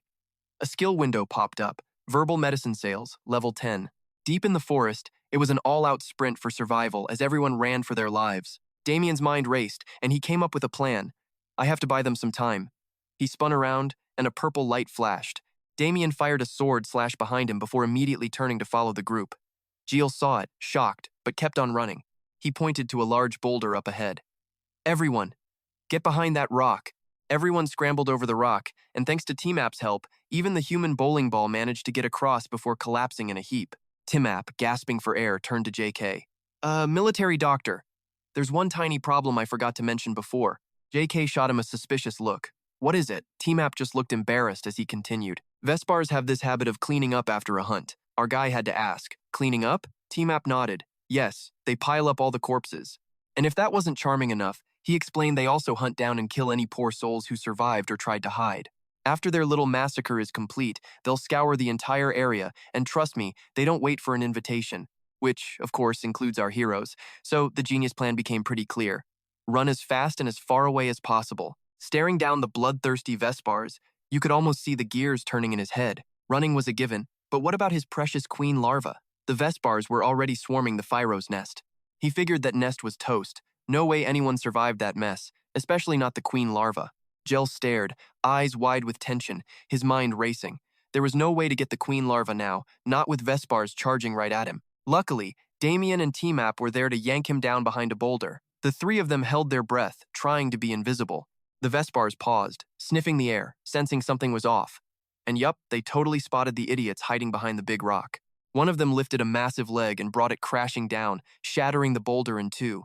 Chaos erupted as everyone scrambled for their lives. Damien drew his sword, but his voice was pure panic as he glanced back. Your Highness, young master, are you okay? Our guy just screamed back. Huh? And then Damien grabbed him by the collar from behind and just yeeted him. Far. With Jiel soaring through the air, Damien turned back to fight the Vespars. The throw actually landed Jiel safely in the forest. He hugged a tree for dear life, already plotting his revenge on Damien. First kicking, now throwing. This was getting ridiculous. Just you wait, Damien, he muttered. That's a month's salary, gone. Down below, he spotted T-Map and had to ask, Hey, T-Map, how are you so fast? The guy, using his head to break Jiel's fall, explained, I grew up in the forest. I run fast. Fair enough. Jiel pressed on. So where are Damien and the Ango Knights? T-Map just pointed into the distance where Damien and the others were, fighting for their lives against giant death hornets. They're over there. Meanwhile, Damien was going head-to-head with a Vespar. He swung his sword, and the monster swung its claw right back. He blocked the attack, then used the momentum to slam his own blade forward. The Vespar flew back with a massive explosion, but it was still kicking. The sharp sound of their weapons clashing filled the air until the weaker bug was finally knocked aside. Perched on T-Map's shoulders, our guy had a question. How did they find us so easily? T-Map, straining under the weight, grunted out an answer. I think it's the smell of pollen, petals, and sap on us. And then it hit him. The very stuff he used to calm the Phyros was basically a giant Eat US sign for the Vespars. Oh, the irony. T-Map looked at him, totally lost. So, what now? Jiel considered his options. Fight? Absolutely not. Even if Damien and the Knights went all out, they could maybe handle 10 of these things. At that moment, Damien himself got sent flying. He told himself to think harder, and then a spark. He had it. Jiel spotted the bag T-Map was carrying and demanded, Let me borrow that. He started digging through it as T-Map watched, completely baffled. Suddenly, he pulled out a bottle. Found it. T-Map just stared. A water bottle? This? He asked, holding it up. Oh, this isn't water. He popped the lid. It's strong liquor I brought for temporary disinfection. Jiel grinned, winding up for a throw straight at the Vespar swarm. You guys are hornets. You must like booze, right? He launched the bottle with all his might, screaming, Please, please, like it. The bottle shattered, liquor splashing everywhere, and in that moment, he remembered the key difference between honeybees and hornets. Everyone froze. The Vespars were immediately drawn to the smell. See, honeybees hate alcohol, but hornets, they absolutely love it. The squad, who'd been struggling to survive, suddenly watched the swarm turn and change targets. Damien paused mid-fight, completely confused. They just stopped attacking. Why? Because they were all flying towards the booze, fighting each other for a drink. Jiel and T-Map were ecstatic. It actually worked. The soldiers, however, came up with some practical advice. Military doctor, this is our last chance. We have to run, another agreed. Yes, right now. But our guy just said, No, if we run now, we're all going to die. T-Map turned back, baffled. What do you mean? Jiel just stated it like a fact. T-Map asked the obvious question. They're distracted by the liquor we threw, right? So can't we use this chance to escape? Jiel had to break it to them. With that little alcohol, the smell is going to fade. Fast. Are you guys really confident you can get to safety in that little time? He asked, full of doubt. So what's our plan then? Came the ice-cold reply as he pulled out a torch. Damien listened to them, having absolutely no idea how to react. T-Map, however, wasn't on board. Huh? What if we get yelled at? We don't have time, hurry, Jiel urged. And so, he obeyed. Yes, sir. Damien just sighed, forehead in hand.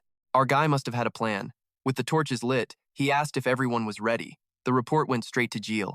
Yes, the torches are oiled and lit. His gaze was firm, a silent order to throw. And just like that, fire consumed the forest. A massive blaze raged through the woods. The wasps, totally caught off guard, suddenly found they had nowhere to run. The whole swarm tried to flee, only to find their buddies were already burnt to a crisp. When they flew down to check the situation, the spreading flames roasted them alive. Jiel screamed, "Run now if you don't want to be barbecued." With that, everyone bolted out of the raging inferno. Jiel ran, thinking, "We roasted the Vesperos, but now my lungs are on fire." Then he immediately tripped on a rock, face-planting as Timop screamed, "Oh dear." While Jiel was coughing up a storm, someone checked on him. "Military doctor, are you okay?" A notification pops up. "Your internal organs have sensed mortal danger and are worried about your impending doom. As a result, they're cheering you on with 500 health points. Current health, 6,000. Our guy, however, was completely zoned out. Military doctor, sir, master?" It finally dawned on Jiel. "Wait, I'm out of oxygen."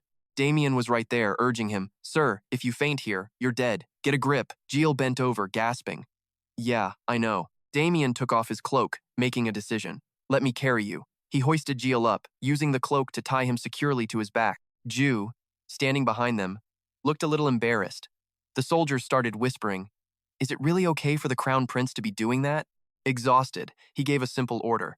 "Damien, just get us out of here and we'll be safe." His knight responded dutifully, "Yes, master." But just as they moved, a huge explosion erupted right in front of them. A massive Vesparos appeared, its eyes burning with rage as it let out a horrifying scream. Timap completely lost it, grabbing his head and shrieking, The Vesparos queen! We are so dead!" Jiel turned, shocked. "What? The queen?" His eyes widened as he yelled for Damien. Jiel's mind raced. Why is he so tense and scared all of a sudden? He'd never seen Damien look this way before. What are we supposed to do now? Damien is our sharpest sword and our toughest shield. As the Vesperos queen prepared to charge, he knew that if Damien panicked, they were all doomed. Jiel made a choice. I have to calm him down. I'll check his energy flow and use acupuncture to relieve his stress. A doctor's solution. Jiel wiggled on his back, and Damien's face was a mask of confusion. The system chimed in. Support feature 1, acupressure points. The system confirmed it was seeking a target acquired, and the target was the giant queen wasp right in front of them. Target locked. Jiel was stunned. Huh? Why did it lock onto that thing? Then it hit him. Since he's on Damien's back, the wasp is the only thing he can see. This sparked an idea. Insects are living things, so they must have pressure points too. If he could see the queen's energy flow like he saw the bull demon king's, he wouldn't just survive, he could make some premium wasp-infused wine. His eyes lit up with this sudden stroke of genius. I see it. Jiel could see everything inside the Queen Vesparos. From the flow of major energy channels to the exact location of its pressure points, it was all visible. He grinned wickedly, then put on an adorable, pleading act. Damien, I have a great idea. The knight shot him a furious look. You're joking at a time like this? What great idea? Jiel laid down the new rules. From now on, you do everything I say. When I say walk, you walk. When I say attack, you attack. You follow my every command. What are you even talking about? Damien asked, still confused. Jiel's response was simple and direct. If you want to live, do as I say. I'm going to predict its movements and guide you. Damien was understandably curious. Guide me? How? How could you possibly predict its movements? But before he could finish, Jiel suddenly screamed, Get down! The queen wasp zipped right over their heads. Thanks to the warning, everyone dropped just in time to avoid it. Jiel saw it preparing another attack. It's coming again. Stay down and take 5 steps forward. It lunged, but his instructions helped them dodge it perfectly. Even Jiel was shocked it worked. What? Meanwhile, Timop was still a crying mess. Somebody save me! The wasp stared them down coldly before flying high again. Jiel ordered the soldiers, all of you, fall back. Damien and I will handle this. Yes, military doctor. Jiel pointed toward the beast. Go, Damien. His knight said nothing. Jiel continued, his voice steady. Just do exactly what I tell you to do. Damien moves. The bee lunges, but with live directions, they pull off a lucky dodge. Forward right, roll to 2 o'clock. He slips between its front and middle legs, sword ready, obeying every command. Jiel just screams orders. Lunge forward. Every word was a gamble with their lives as Jiel yelled his lungs out, telling him to jump high. He screamed with his entire soul, and Damien spun clockwise, slashing upward. With a deafening crash, the queen bee fell. The soldiers hiding behind a tree were just gossiping. Looks like we're not needed. If we jumped in, we'd probably just get in the way. Timap over there looked like he couldn't quite process what was happening. He just nodded along with the soldiers. The furious queen attacked again, but Damien dodged and slashed back, leaving a panting Jiel behind him. But Jiel immediately started shouting directions again. Don't copy me, just focus. He guided him perfectly. Dodge its antenna, take 2 steps right, and smack it up with the flat of your sword. He yelled jump, so Damien just scooped him up and they leaped together, striking according to Jiel's play-by-play. The bee was strong, but it hadn't landed a single hit. They landed on its back, stabbing the base of its left wing. Twist the sword vertically, Jiel screamed. A wing came at them from the right. Dodge it and stomp on it. The two jumped off its back. Jiel was a little dizzy but still called out, land on that tree behind you. Damien landed with total grace while Jiel was just spinning in terror. A successful, if not elegant, landing for both. Damien was stunned. Your Highness, can you actually see its every move? But with attacks like these, we'll never finish it. Jiel just replied, it's working. As the Vesparos charged, he started a countdown. 1. Damien leaped to a branch as the count continued. 2. At the last second, as it attacked, they jumped and successfully dodged. He swung himself up onto a branch. We have about 3 seconds. Wait for it. Jiel screamed as Damien coordinated, letting go of the branch. Now, he dropped down hard, slamming his sword into it. A flash of power erupted as the bee took a direct hit. Everyone watching had their jaws on the floor. Is it over? Why is it moving? Jiel asked. Not yet. Dodge again and find another opening to attack. Damien answered back, I'm sorry. Did I hear you right? Jiel just said, don't move yet, just wait. The queen's eyes glowed with murder as it smashed its claws down. Damien was losing his patience. How long do we wait? Just a little longer, Jiel reassured him. His face full of excitement, he grabbed Damien's hair and yelled, now's the time! Go, get over here! The Queen Vesparos charged, and Jiel gave his final command. Half a hand's length below the left compound eye. He gripped his sword tightly, doing exactly as His Highness commanded. He launched the sword right at the target. The sword sank right into its weak spot. The creature screamed in pure agony. Jiel was still holding onto Damien's hair. Its eyes slowly faded, and then it closed them. Its massive body finally collapsed. Jiel was ecstatic. Look, we won! Damien was utterly speechless. Seeing the queen bee twitching, Jiel thought, it's like a mosquito you just sprayed with bug killer. He used his special sight to review the targets, the leg joints, the underside, the abdomen, and the final spot under the eye. If this were a human, those would be the main acupoints along the 2 most important energy meridians. He thought to himself, I wasn't 100% sure, but it was the most plausible strategy. Damien saw the bee twitching and asked, what's happening to it? Jiel calmly replied, I must have accurately hit its weak points.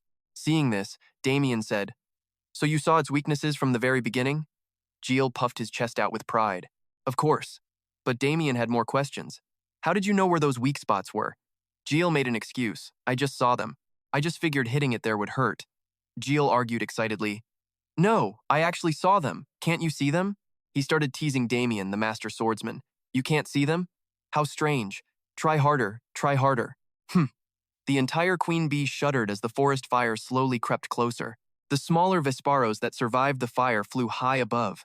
They were stunned to see their queen motionless and rushed to surround her corpse. Then, all at once, they turned to glare at the culprits who did this. Damien braced himself, stunned. They charged forward, looking like they were out for revenge for their queen. A terrified scream for the medic rang out, but incredibly, the swarm flew right through where the two were standing. Everyone was just stunned. Huh? They were swarming the queen's burning corpse, biting at her body, and because of that, they too were consumed by the spreading flames. Everyone just froze, completely stunned. App's heart pounded as he stepped forward, marveling at the sight. He says, of course monsters are scary. Suddenly, tiny raindrops start falling on JK's head. Huh? Everyone shouts at once. Rain! We're alive! We actually made it, Jiel thinks, holding a hand out to the sky in a classic dramatic hero pose. But even though they survived, the mission is an absolute failure. Who cares about a Vesparos queen when they couldn't get the Pheros larva?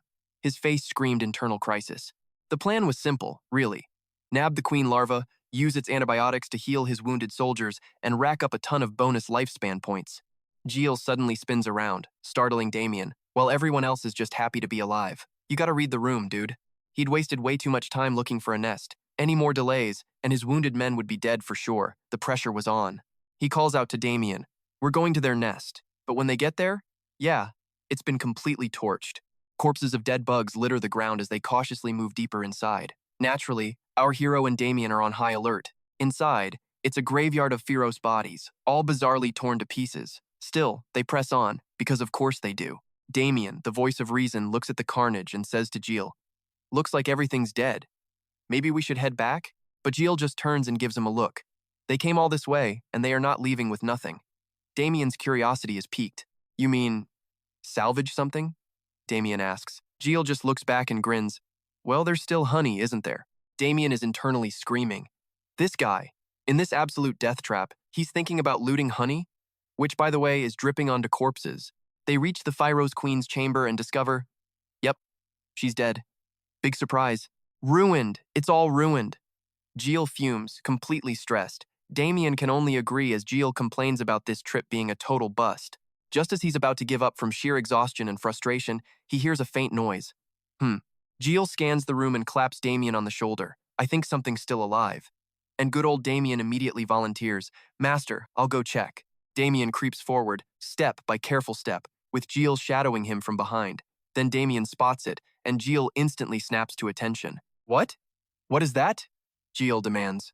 Then he sees it the Pharaoh's queen, trembling and clearly on her last breath. The crew gathers around as Damien, the designated brave one, draws his sword and gives the queen a little poke to see if she's still kicking. He sheathes his sword, turns to the group, and delivers the official verdict. She's definitely dead. But Jiel spots a twitch in her abdomen. Damien, help me push on its stomach, he orders. Ever loyal, Damien complies. Yes, master. Jiel yells with cartoon moneybags in his eyes. It could be something priceless. Harder, Damien. And with a final push, a light flashes and something shoots into the air. Jiel, ever the poet, shouts, Whoa, something just popped out of there. Damien's hand flies to his sword hilt, on high alert. Master, be careful. A ridiculously cute baby Phyros emerges, lets out a chirp, and stuns them both. Before Jiel can even react, it faceplants right onto him. Damien starts panicking. Master! Jiel just peels the creature off his face and holds it up, looking completely and utterly baffled. The little thing just stares back with huge, sparkling eyes. Jiel is mesmerized. This is a Pharaoh's queen larva, isn't it? It chirps as if to say yes. And Jiel's first brilliant observation? It looks like a banana cake. He stares at it, his brain buffering. Seriously? He mutters. The larva chirps again. Damien, always practical, chimes in. It's still a monster, master. Maybe we should just knock it out. At that, the little creature lets out a terrified squeal. Jiel's mind is blown. Wait, did it just understand us? It puts on the most pitiful, please don't hurt me face imaginable. Yep, that's all the proof Jiel needs. It totally understands them. He's over the moon. You understand what I'm saying? He tests it. Left, it looks left. Right, it looks right. Jackpot. He lifts it into the air like a trophy, shouting with pure joy. It's real! A queen larva! It's actually real! The larva chirps back happily. In his head, Jiel is already counting his winnings. Mission success. He pulls the little thing into a massive hug. Then he remembers reading in some book that Pharaoh's queens and their larvae can actually communicate with elves. Does that mean they're highly intelligent? Just then, the larva shyly speaks to him, leaving Jiel utterly stunned. He cannot believe his eyes. What? You can actually communicate? Jiel asks it. So, was your mom weird or something? And the little creature chirps back an answer. Jiel seems to get the message. Wait, what? Your mom fell into a deep sleep after fighting. That thing? He glances at the enormous Vesperos queen corpse lying nearby. You mean this big, ugly one? The little larva confirms it. And all the pieces finally click. The two queens killed each other in an epic battle, leaving this tiny thing as the sole survivor, an orphan. Reading the creature's sad vibe, Jiel asks gently, So, you want your mom to wake up soon, huh? Then comes the great, noble lie. Your mom said she was just super tired from fighting that big meanie, so she needs a really long nap. The little one buys it instantly. Stay with me until she wakes up, Jiel says, patting its head. It happily agrees, and he feels just a tiny bit guilty. But hey, the rest of the hive is gone. Leaving it here would be a death sentence, so he's basically its savior. And look how happy it is. Time for one last fib to get them moving. You know, if we keep talking here, we'll wake your mom up. Let's go outside and play. Smooth. The little baby agreed immediately, shocking everyone. He rubbed its belly, thinking that even for a larva, it was so soft and warm. A system notification popped up. Your internal organs feel pleasant with the soft sensation, and asked him to give it a name. JK looked up. He was a little surprised. Queen Phyros's larva, Phyros Ku? The system continued. Your internal organs applaud your quick thinking in protecting an innocent heart and grant you 500 health. Current health, 6,500. He lifted it up happily. From now on, your name is Ku. His eyes sparkled as he looked at it. If you want to go out and play, you have to help me with something. Can you do it? The larva nodded in agreement. He smiled, cheering for everyone to hear, holding the little bee high. All right, everyone, back to the camp. They all roared with joy, and the little creature was happy too. The scene then shifts to a scorched forest. The trees are all withered, leaving a single, devastated spirit sitting alone. One spirit angrily grabbed a handful of mud and ash, seething. How dare they burn down the forest? This never would have happened in my time. Our generation would never have dreamed of such a thing. She roared with fury. Seriously, the kids these days. A massive burst of power erupted from her. I will find you, and I will make you pay. Through the thick, swirling smoke and dust, the silhouette of an army began to appear. The dense smoke swirled, obscuring everything, before revealing a pristine mountain range under a beautiful sky as the dust slowly settled. The army advanced with overwhelming momentum. Their camp was established on a flat, open plain. Gardin charged forward like a blur the moment he saw them. Jiel hopped off his hedgehog and said to Damien, Knight Gardin is always the same, isn't he, Damien? The spiky-tailed little guy seemed to agree excitedly with his master. Gardin enthusiastically bowed as he greeted JK. You've arrived, sir. JK calmly asked him about the camp. Is there any trouble in the barracks? How are the wounded? Gardin replied, his eyes curious about the small creature beside him. Yes, they're resting now. Noticing his questioning gaze, JK took the initiative to explain. Ah, this little one. His name is Cuckoo, a Queen Pheros larva. Jiel then spoke to Cuckoo. Go on, say hello. This is Knight Gardin. Cuckoo understood and greeted the man. Kuka? The knight was a little baffled by the situation. You mean a queen's larva? Jiel spoke to Cuckoo again. Cuckoo, we've arrived. This is the medical camp I told you about. All while Cuckoo kept making its familiar sound, Kuka. Gardin stroked his chin, his eyes wide with amazement. A Queen Pheros. Jiel stepped forward and gave an order. From now on, you will help me prevent infections and treat the wounded. Damien heard the command and replied. Knight, prepare yourself. Gardin, however, looked completely lost. Sir? What do you mean? Jiel looked at his companion. Spiky tail? Is that heavy for you? Give it to me. The creature squeaked in response. Knight Gardin's face twisted in horror. That giant hornet. Jiel just gave a satisfied smile. The knight stared at the enormous hornet tied securely to a cart. The Queen Vesparos. Gardin panicked. But where did you get that? Jiel replied with a perfectly straight face. I picked it up on the way here. The knight just stared at the monster, utterly bewildered. Why did you bring it back? Jiel put a hand on his chin and replied cheerfully. To make wine. The knight's panic levels went through the roof. Sir? Wine? Jiel's answer made the entire atmosphere incredibly weird. Back inside Jekyll's tent, he was looking at the queen larva and saying, how should I put this? Cuckoo was staring right back at him. Jiel was halfway explaining, halfway coaching Cuckoo. Once a month, you have to vomit that stuff out of your stomach. As Jiel spoke, he was thinking, that thing Cuckoo vomits, when mixed with an ointment called Ziyun Gao, creates a super potent antibiotic cream for treating burns and external wounds. He continued speaking aloud. I'm going to use it to heal the injured people out there. Cuckoo responded in its own language. Jiel listened and began to analyze what it said. It says it'll cooperate, but this is its first time vomiting, so it doesn't know how. Jiel eyed it with a hint of suspicion. Cuckoo looked extremely dejected being stared at like that. Coo. Jiel thought to himself, I can't believe it doesn't know how to puke. I thought it would cooperate, but now we've hit this roadblock. Is there a way to make it vomit? Suddenly, a brilliant idea flashed in his mind. Ah, acupoint scan. Cuckoo was startled. Jiel looked at it with purpose. Hold still, Cuckoo. It stared back at him. A notification appeared. Support feature, acupoint scan. Zekel's eyes focused on Cuckoo as another message popped up. Acupoint scan has detected a lockable target. In his vision, all of Cuckoo's pressure points were now clearly illuminated. The system confirmed. Target successfully locked. After locking on, Jekyll picked up a needle and spoke. Cuckoo, would you like to try some acupuncture? After the acupuncture, you'll be able to vomit just fine. The larva stared at the needle in his hand, its eyes wide with absolute terror, and a horrifying scream suddenly erupts from our guy's tent. Jiel, with laser focus, jabs a needle into a pressure point, a special spot designed specifically to induce vomiting. A strong stimulus on the main point, a gentle one on the opposite. Meanwhile, poor Kuka is trembling, scared out of its little mind. He keeps the pressure on the acupoint. If he stimulates the vomit center just right, another piercing scream, and then success. Kuuka spits out a shiny green gem before promptly passing out. Jiel, however, seems more fascinated than anything. I thought it'd be liquid, but it's a gem. Now that's interesting. He leans in closer to the gem. It even smells like chocolate mint. Just then, Gardin walks into the tent with an announcement. Young master, the ingredients the princess sent have arrived. He says, then stops. A little stunned by the sight of a passed-out Kuka, Jiel just sniffs the gem's aroma. Fascinating. He stands up, slings Kuka over one shoulder, and grabs the gem with his other hand. All right, let's begin. Gardin snaps to attention. Yes, young master. The two of them head outside to join Damien at the cauldron. Jiel gives the order. Gardin, the solution. The man nods, handing over exactly what he needs. Yes, young master. Holding the vial, Jiel explains the plan. Now I just add the ingredients from Adeline and Kuka's gem, and we're done. He pours the vial's contents into the boiling pot. Instantly, a brilliant light and a fragrant aroma burst forth. Jiel immediately barks another order. Damien, now. The knight springs into action, grabbing the heavy pot and moving it over to the fire pit while the other two watch from a distance. Jiel rushes forward, full of energy. Even Kuka, draped over his shoulder, seems to get hyped up with him.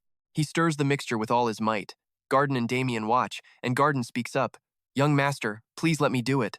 No, Jiel grunts, still stirring furiously. I have to do this myself. He's practically vibrating with anxiety. This cannot fail. Kuka only coughs up one of these gems once a month. If this goes wrong, he'll have to wait an entire month to try again. Images of a grim battlefield flash through his mind. In that time, countless wounded soldiers would die from infections. As Kiel stirs, Damien and Gardin have a quick chat. I'll take the first night watch, Damien says. Suddenly, a triumphant shout from Jiel. It's a success. Against the clear blue sky, his cheers echo. Come on, it's done. With Kuka chirping along, he's absolutely ecstatic. It's done. Behind them, curious soldiers had been peeking in on the whole operation. Jiel's hands are shaking as he covers his face, bursting with joy. Ha! It worked, he says, his hands still trembling from the effort. Have you named this ointment yet, sir? Of course I have. You want to know what it is? Jiel proudly holds the jar of green goo up to the sky. Since I made it, I'm calling it Laidkon. He shows off his creation like a trophy, raising it high. The soldiers gather around, curious. Gardin applauds, while Damien just looks done. A system notification pops up. You have successfully created Laidkon, the very first antibiotic in the history of the Larazor continent. Laidkon is the first shot, signaling a brand new era of antibiotic treatment. Furthermore, you will be recorded in the medical archives as the father of antibiotic treatment. His own organs seem to both celebrate and complain at the same time. Be more careful, they seem to say. His organs grudgingly congratulate him and cough up 800 health points. His health hits 7,300, but Kiel's face goes ghost white. He gasps for air as someone yells, Medic! Army doctor! Wake up! Outside the tent, soldiers are already lined up. They all look exhausted and covered in injuries. But the soldiers leaving the tent have faces full of relief and satisfaction. The ones entering look tired and grim. But Jiel just smiles proudly, Kuka on his shoulder and a gloved hand covered in green ointment. All right, time for your medicine. Don't move. The green goo flies straight toward the soldier's open wound. At incredible speed, Jiel applies the green ointment to soldier after soldier, one after another. The treated soldiers gasp in amazement. The pain is gone. My festering wound. It looks like it's healing.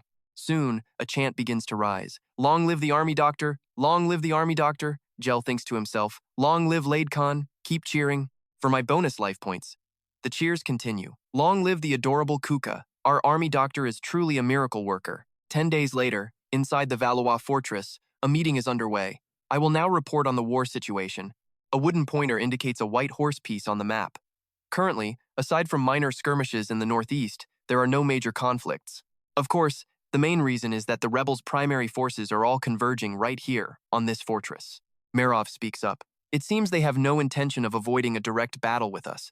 The general replies, it appears so. He thinks furiously, I kept you by my side, despite the court's objections, because you were ambitious. Is this how you repay my kindness? Damn you, Jabilong, he mutters, rubbing his forehead. Are there any other reports? The general, stroking his chin like a proper mastermind, starts thinking. Turns out, there's a camp for wounded soldiers doing suspiciously well lately. In just 2 months, their patient survival rate shot past 70%. A number so wild, the old man couldn't believe his ears. What? 70%? The general just kept on talking. Apparently, rumors about this medical camp were spreading like crazy throughout the entire royal army. The general, stroking his chin, continued his report. To his utter surprise, no matter how badly someone was wounded, if they made it to the 21st Company's camp, they lived. That belief started spreading, and soon enough, the soldiers even gave the place a special nickname. He asked what it was. The general revealed the soldiers called the 21st Company, and hearing it just shocked the white-haired man.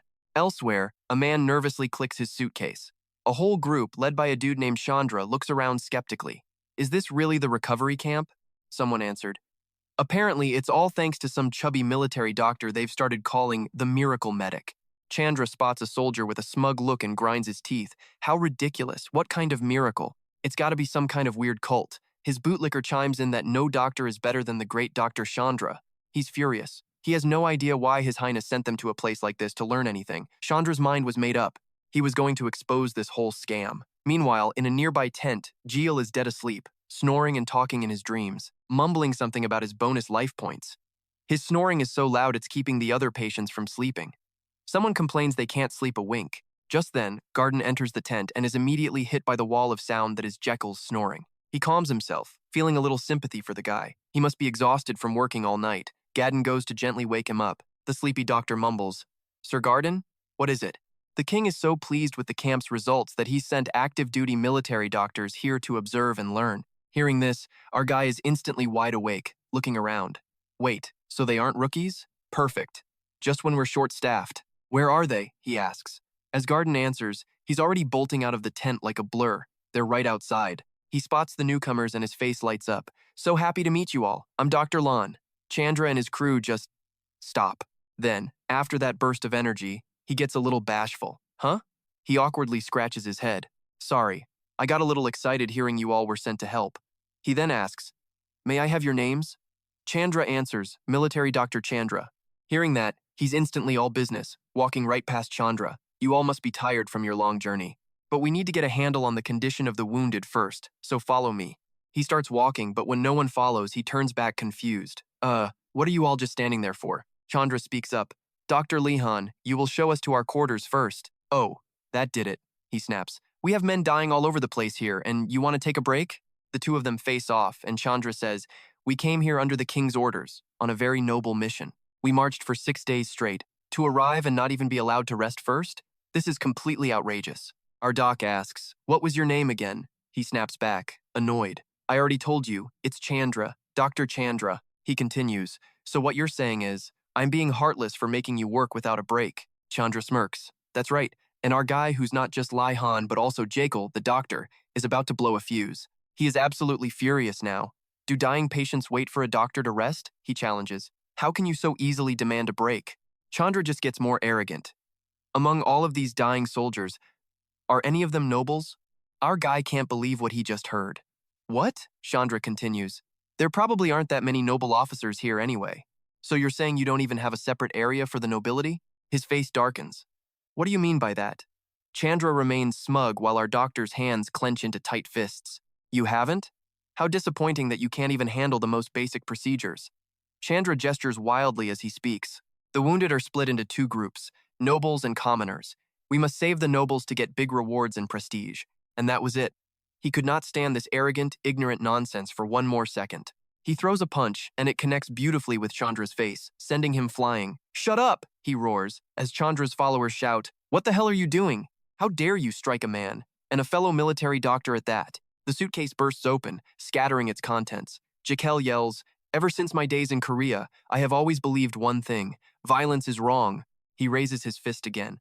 But for absolute scum like you, a good beating is the only language you'll ever understand. Suddenly, one of Chandra's cronies steps forward. You dare to attack without provocation? This is unacceptable, he threatens. Apologize to him right now, or I'm reporting you to our superiors. Just then, Gardin walks out of the tent, completely stunned by the scene. Our guy asks, And on what grounds would you be reporting me? The brilliant answer he gets? For your violent behavior, of course. Violence? He scoffs. What about you lot completely defying my orders? You want to talk about that? He stands his ground. You're here under the king's command to learn, but instead of listening, you just spew absolute nonsense. He crosses his arms confidently. Last I checked, that's called insubordination, isn't it? The other guy actually goes silent for a second. Meanwhile, Chandra, the one who got knocked out, is on a cot surrounded by his frantic entourage. Chandra lies on a wooden bed, his face a lovely shade of purple. Slowly, his eyes flutter open. He sits up, rubbing his head. Where am I? What happened? The classic post-knockout questions, right on cue. You passed out after being hit, sir, so we brought you to the rest tent, and Chandra is absolutely seething. Oh, the internal monologue is juicy. He dared to disrespect me? Unforgivable. That freak made me, the best military doctor, look like a total amateur. And that's when one of his loyal minions decides to speak up. While you were unconscious, sir. I heard some things about this Laihan. They say he saved tons of soldiers without any amputations. Chandra scoffs at the idea. No amputations and a 70% survival rate? Yeah, right. Apparently, it's because of some ointment he uses on them, the attendant continues. They call it Lan, I think. And there's more. They also said he sticks them with spikes and sings weird songs during surgery. But it's completely painless. Hearing this, Chandra just roars with laughter. He gets up, a nasty grin spreading across his face. It's obviously black magic. His men look totally confused. The guy throws a punch on day one? Come on, you've all been tricked. The attendant just smirks, totally pleased. It's not just the soldiers, sir. Even His Majesty fell for it. Chandra, his face still a mess, grabs his medical case with a flourish. I am going to expose this filthy truth. Sir, where are you going? His man asks. But Chandra is already scanning the camp tents under the cover of darkness. He sneaks quietly into a tent. Perfect. That heretic should be sound asleep by now, he thinks to himself. He spots a patient on a bed and immediately gets judgmental, just as I thought. He doesn't even bother with basic post-op care. Chandra stares down at the soldier, his face twisting into a terrifying mask. A heretic for sure. Then he pulls out a scalpel and smiles. I was taught, he mutters, that when the body is injured or sick, it produces a lot of dirty blood. He grabs the patient's hand, ready to slice him open. The logic? Remove the dirty blood, and presto, quick recovery. But the soldier wakes up, terrified. What the hell is this? Who are you? The soldier cries out. Chandra's response is golden. I'm the new medic. Don't interrupt my treatment. The soldier panics. But Dr. Laihan already operated on me. He told me to just rest. Chandra looks down at him with total contempt. Are you, a lowly grunt, daring to question my methods? The poor soldier is shaking. No, sir. Yeah, this guy is nothing like the kind Dr. Laihan, he thinks. Chandra raises the blade. You should be honored. Normally, you'd never get the chance to be treated by someone like me. Blood drips from the soldier's hand into a bucket. Chandra smirks. Don't you dare compare me. The best doctor in this entire camp. His face gets even more twisted and terrifying. To that fraud. The room starts to get hazy, the patient's hand shaking uncontrollably. He can barely see through the thick smell of blood, trying to speak but unable to breathe. Doctor, I feel dizzy, but Chandra is completely lost in his own little psychodrama. I'm drawing out the bad blood so new blood can flow. You'll recover in no time, he raves. The soldier gets dizzier. Doctor, He just screams, Hey, you, wake up! Elsewhere, Jiel stirs from a daze. He yawns. That was a weird dream. No way he can get back to sleep now. He throws off his blanket. Might as well go outside and get some fresh air under the night sky. The night is dead silent. JK walks around, absolutely fuming. Those medics are even worse than I thought. He looks at his own fist. Forget about those useless clowns. Just let them finish their service time and then I'll send them packing. All I need to do is keep racking up that lifespan bonus. Jiel opens his system panel and a satisfied smile creeps onto his face. Hey, this is the first time he's managed to save up over 200 days of expected life. At this rate, he could probably break a whole year. What a massive relief. He starts skipping and humming happily. With less pressure about his short life, he can finally relax a little. But just as he's enjoying the moment, a noise comes from a nearby tent. Hey, wake up! He turns his head toward the sound. Wait, isn't that the single patient area? Inside the tent, Chandra is holding a bloody knife and screaming his head off.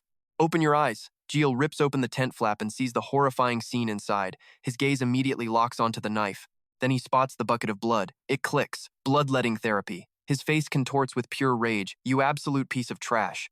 Chandra spins around at the sound. Who's there? Jiel shoves him out of the way. Get out. He glares at the man, who just starts screaming back. What in the world do you think you're doing? Jiel demanded. Hey, what are you doing with my reward lifespan? The commotion drew a crowd of soldiers. What the hell? We heard a loud noise and came to check. The guy actually tried to argue. What? I'm in the middle of a treatment here. Jiel was furious. You call that a treatment? He snapped back.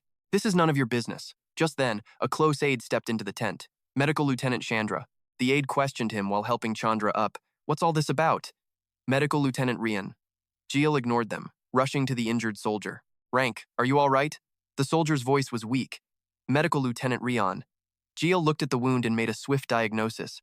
His veins been severed. We have to stop the bleeding immediately. Rummaging through a case, Jiel pulled out a clean white cloth. He pressed the cloth to the wound to stanch the bleeding. Seeing the soldier's frail state, his anger flared. Damn it. Jiel stared at the soldier's blood-soaked arm, filled with rage. He couldn't believe he was witnessing this insane treatment method firsthand. The kind where you drain the dirty blood from a body, believing it'll magically heal itself. Chandra swaggered over, oozing arrogant confidence. Clearly, the treatment was progressing quite smoothly. So why did you interfere like this? The guy had the nerve to act exasperated, to ignore a perfectly good treatment and use violence instead. Jiel couldn't listen to another word. Shut your mouth! Jiel roared in fury. This isn't healing. This is straight-up murder. He spun around, pointing at the onlookers. All of you, take a good look at this soldier. Does he look like someone who's recovering? The injured soldier was fading fast. Chandra is dying from massive blood loss. Jiel's accusation hit home, and they could only lower their heads in shame. And you call this a treatment? His voice was dripping with pure contempt. Even though you call it healing, you all must have felt it. Something is completely and utterly wrong, so why won't you admit it? Are you that afraid of staining your precious reputations? Hearing this, the man tried to argue back. Hey, you!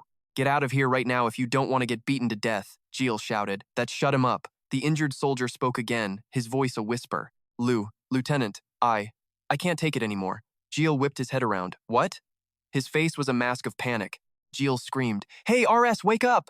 The noise had finally attracted Gardin and Damien, who both rushed into the tent. Gardin spoke first. Young master, what's going on? Get over here now, hurry! Jiel commanded, his voice tight with panic. Damien, lift Vang's legs. We need to focus the remaining blood on his vital organs and brain. He got it instantly. Understood. He continued. Gardin, his vein has been severed. Suture it immediately. The old man nodded, instantly obeying. Right. On it. The three of them worked frantically. A system notification popped up. Begin pulse check. Jiel looked at the soldier as a red system screen materialized. Compiling expert opinion. Patient is currently in a state of severe hemorrhagic shock. Approximately 30% of the body's blood volume has been lost. Due to reduced oxygen supply to the brain, the patient has lost consciousness. More red alerts appeared. Blood pressure has dropped to a dangerous level. Patient is in peripheral circulatory shock, with cold extremities and decreased peripheral blood flow. Jiel stared at the notifications, gritting his teeth. Damn it, this is a real mess. He needs a blood transfusion, right now. But out here, there were no direct injection needles, no blood bags, nothing they needed for it. Jiel grabbed a scalpel. Is this really the only way left? A line of blood trickled from his arm. Gardin stared in absolute horror as he sliced his own skin. Oh my god. Jiel barked at him. Stitch it, quickly. The man obeyed. Yes, Jiel held his bleeding arm. The system lit up. Your 5 viscera and 6 bowels are terrified by this insane stunt. A series of pop-ups appeared. Hey, are you crazy? Oh man, this guy's finally lost his mind for real. Is he planning to make the soldier drink his blood? You call that a blood transfusion? People transfer data over Wi-Fi these days? Jiel thought. Shut up, I need to concentrate. A new notification appeared.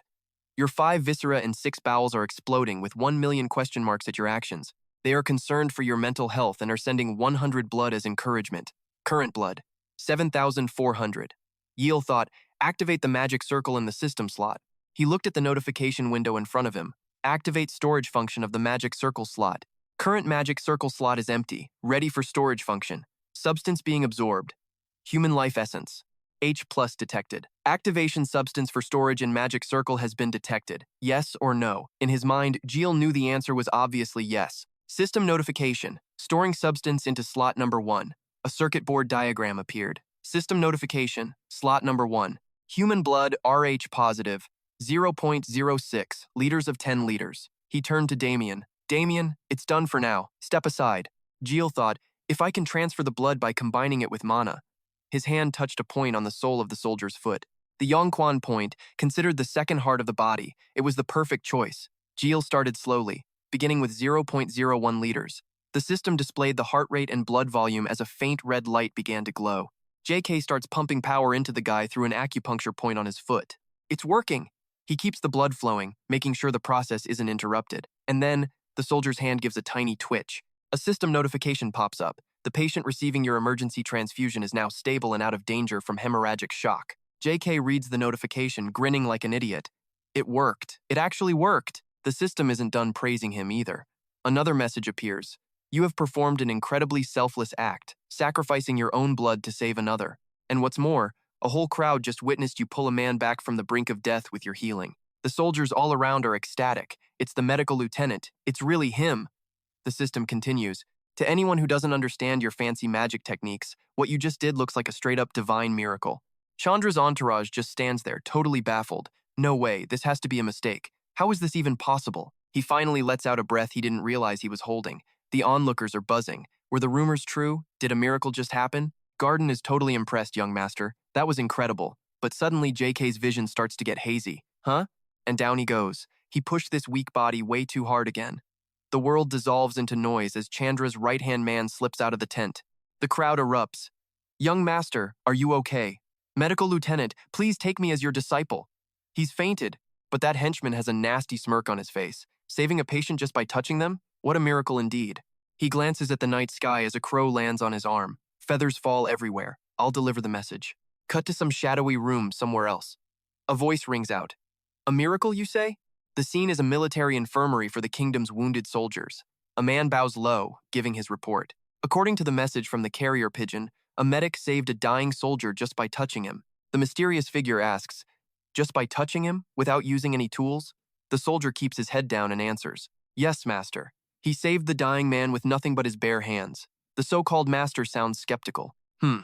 Sounds like a pretty wild exaggeration to me.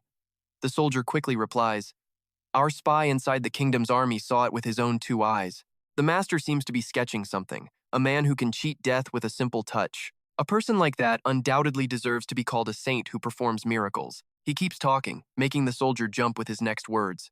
A king who's supported by a living saint? If that person were on my side, he would be a massive asset for the rebellion. He pauses, admiring his work. A saint. His face is a complete mask, impossible to read. I must have him. Back in the tent, an order is being given. No matter the cost, whatever it takes, make it happen. The subordinate acknowledges the command. Yes, my lord. He leaves the room, letting his master think. A saint who can heal by touch is hard to believe. He muses to himself that rumors are always blown way out of proportion. He picks up his paintbrush. The most important thing is that the people will respect and admire this so-called saint. He keeps painting, his plan forming. With someone like that on our side, we can win the people's support. This war, we can definitely turn the tables and seize victory. The strokes of his brush become faster, more urgent.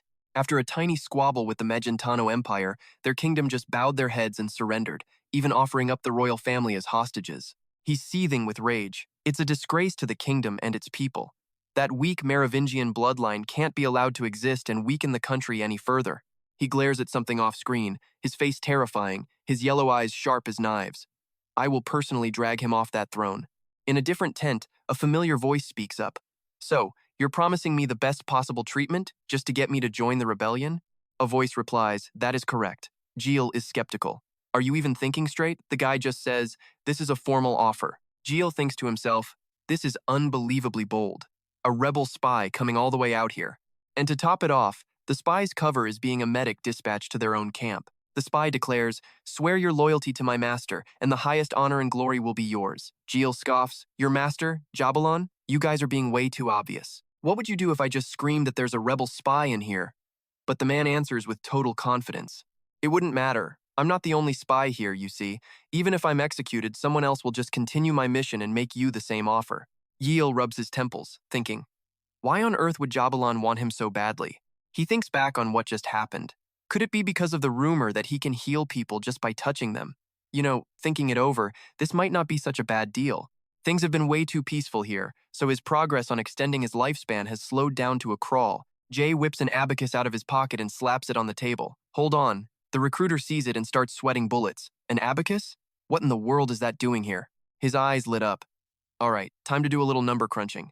JKL gets to work on that abacus. The numbers were flying in JK's head. He figured he'd already milked the kingdom's army for everything they were worth. His hands and brain went into overdrive. He'd gotten bonus skills, a nice little lifespan and blood boost, and even the healing hand skill. Maybe he could just hang out with the rebels for a month, farm some more lifespan rewards, and then bounce straight back to the capital. His fingers flew across the abacus at lightning speed. Add the extra lifespan, get back to the palace, drop the disguise, and no one would even remember some holy medic. Thinking it through, joining the rebels meant double the lifespan rewards, skill points from treating patients, and unlocking a new skill. He bowed his head, a devious grin spreading across his face. I'm getting smarter every day, Jiel thought. I'll do it, he announced. The guy jumped. Wait, what? This medic was supposed to hesitate, maybe think it over a bit. Jay pushed himself up. All right then, if I join the rebellion. Jiel began negotiating, his face turning absolutely terrifying. What can you guarantee me? The man was flustered. Well, that is. The guy was completely unprepared. Jay started pacing back and forth with a threatening look on his face. Didn't you just tell me a second ago? He pressed. You told me to join. promising me the best treatment possible. He leaned in, their faces inches apart. Do you even know how to do business? The man was utterly speechless. I'm only in charge of making the offer, he stammered, but Jay cut him off. Oh wow, so you came completely unprepared. Jay kept up the pressure, making the poor guy panic. You are fundamentally terrible at making a deal. And hey, if you want to do business, don't show up empty-handed. Jay completely dominated him. At least bring a box of energy drinks or something. Then Jiel finally let him go. All right, fine. Go back to your commander and bring me some clear conditions. Be specific, he added. The guy was still dazed. Ah, I understand. Jay raised a hand, and the man immediately went silent and flustered. And stop dragging your feet. This is a lot of pressure for me, you know? Treason isn't exactly easy. You get me? The man backed out of the tent as Jay continued his threats. The recruiter didn't dare argue back. Yes, of course, sir. Jay gleefully propped his feet on the table and waved him off. Good, you get it. Now hurry up. The man practically sprinted from the tent, his heart full of relief. Once he was a safe distance away, the recruiter looked back at the tent, thinking, is that guy a saint, or is he just a complete lunatic? That very night, Jiel immediately summoned Damien and Gardin. Damien, Gardin, we need to talk. Jiel sat at the table and spoke with a seriousness that left both of them completely speechless. I'm thinking of joining the rebellion. Gardin panicked and tried to check his forehead. Sir, do you have a fever? Damien was just as stunned. Have you actually lost your mind? Jiel just calmly replied to them both. Not at all. I'm being serious. Rebel spies have been visiting me every single day. He told the two of them about the massive benefits. They're offering a house, land, and a whole lot of money. Damien finally spoke up. Sir, if you are truly serious, I must try to stop you. Jiel wondered why. He replied, because from a moral standpoint, this is just not right. You came here with the good intention of helping Angboa, dedicating yourself to caring for the wounded soldiers of the kingdom's army. He continued, and now you're planning to join the rebellion? Does that make any sense at all? Jay listened, appearing to think it over. Seriously? Why are you being like this? Damien snapped, jumping to his feet, but Jiel just looked at him with a steady gaze. Aren't the rebel soldiers also citizens of Angboa? As the Crown Prince of Magentado, I have no obligation to be loyal to the Angboa Kingdom's army. The rebels or the kingdom's army to me, they're both just foreign powers.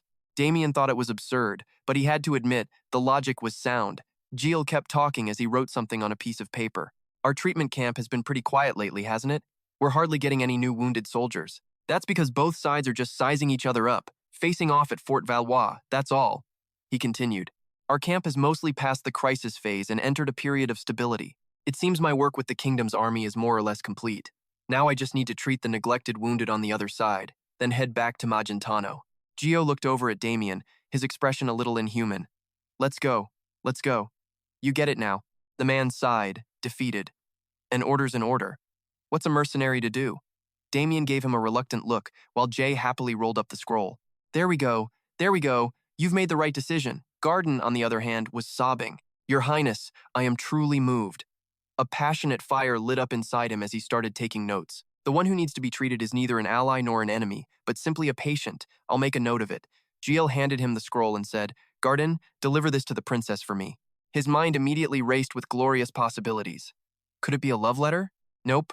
Jiel smacks him for even thinking it. He unrolls the letter for the old man to see. It's a note for the princess, letting her know he's heading to Magentano. Can't just ghost everyone, you know. Oh, and he also tells them to ship some royal jelly wine to the capital. Use the Dongle Pink Horse Express, and he wants it done on the down low, away from the wounded soldiers. A strong wind blows as the carriage rolls down the path. Back at the camp, the soldiers read his letter and burst into tears. Our dear medic, we never even got to thank you. In the carriage, Jiel looks back with a smile. Live well, guys. A reward from the kingdom's army. 3 days later, they're in a hot, barren wasteland with an enemy camp up ahead. The three of them arrive and are greeted by a soldier. The chief is inside, and he ordered that only the medic can enter. Dam Hyun leans in, whispering nervously to our boy, Your Highness, listen, that's the leader of the rebellion. Are you seriously okay going in there alone? But Jiel, he looks more intrigued than scared. It's fine, they wanted me here, right? You think they'd actually hurt me? Besides, I've got my secret weapon. Don't worry. He steps into the tent alone. A voice from within speaks. A pleasure to meet you. Jiel freezes for a second, then smirks. You're Jabon, the patriot so crazy you'd do anything to restore Angbo. The man inside walks toward Jiel, thanking him for coming. Welcome, Jabalon. The so-called saintly medic meets the rebel leader, Jabalon Flamber of Anga. He extends a hand with a dangerously charming smile on his face. The pressure in the air is insane. El swallows hard. Man, the aura on this guy is off the charts. They shake hands, and Jiel speaks first. The honor is all mine, the heart of the revolution. The man replies, I'm delighted you're willing to join our great cause. He continues, we've welcomed you with the highest honors. From now on, our saintly medic won't have to deal with messy things like soldier's blood. Jiel just looks up at him and says, it's okay, I'm fine. But the man continues, instead, there is something else you must do. You could cut the tension with a knife. What could he possibly have to do? Jiel and his crew are just standing around the camp. The soldiers are on patrol. Noticing his master snooping around, Damien finally asks, what is wrong with you? But his words are totally ignored. He's about to yell when Jiel quickly shushes him, a finger to his lips, making Damien even more confused. Then our boy starts flailing his arms and legs, busting out all kinds of hand signs. His two subordinates just sigh. We might be overheard, he signals, so we have to use code. Gardin, ever the loyal one, immediately starts using hand signs too. So, are they planning to have you treat their wounded soldiers? Damien, finally catching on, frantically signs back, I told you we should have just gone back to the capital. Jiel's face scrunches up in anger. I can't believe this, he signals, with two dramatic tear streams running down his face. Even in sign language, the drama is real. Who knew he would use me as a propaganda tool for his little revolution? The patrolling soldiers just stare at the three of them, completely baffled by this silent, weird pantomime. The scene flashes back to Jiel and Jabalon shaking hands. Something you must do? I am now giving you a very important mission. His eyes gleamed with the cunning of an old fox. The mission? Make a declaration to the entire world. Jabalon looks at him with pure excitement. Someone as noble as you supporting my revolution. He keeps going, while Jiel is sweating buckets. Together, we will build a new world. 10 days later, they're on a plain overlooking a fortress. You just need to stand there and boldly announce your support for me. Jabalon is practically bouncing. So, how about it? Awesome, right? Jiel, on the other hand, forces a smile while his mind is screaming. Awesome? What part of this is awesome? That smile is so strained. Internally, he's panicking and plotting his escape. Oh, this is bad. I can't believe I'm being used like this. I have to run. Now, Jiel snatches his hand back. I have something to say. Jabalon immediately permits it. Speak. Our boy puts on his most pathetic face and whips out a handkerchief. My lover said if I don't see her before the end of the week, she's going to break up with me. But Jiel gets hit with a stone-cold fact check. You don't have a lover. Oof. That truth stings like a dagger to the heart. Jiel is absolutely crushed. But then Jabalon says, so you want to go see this lover for a bit? Yeah, that's basically it, right? Jiel nods frantically, sweat beading on his forehead. That's right. Jabalon saw right through him. If this were some arranged marriage, you probably wouldn't come back, would you? Jiel jumps, waving his hands in denial. No, but... Jabalon cuts him off. I know your heart, medic. You want to fulfill your duty and care for the wounded. He turns his back, clearly not buying a single word of the excuse. But I hope you can understand. For now, I can't let you do that. Jiel fired back. So if my cover gets blown before the big announcement, it's a problem? You think my grand debut will lose its impact?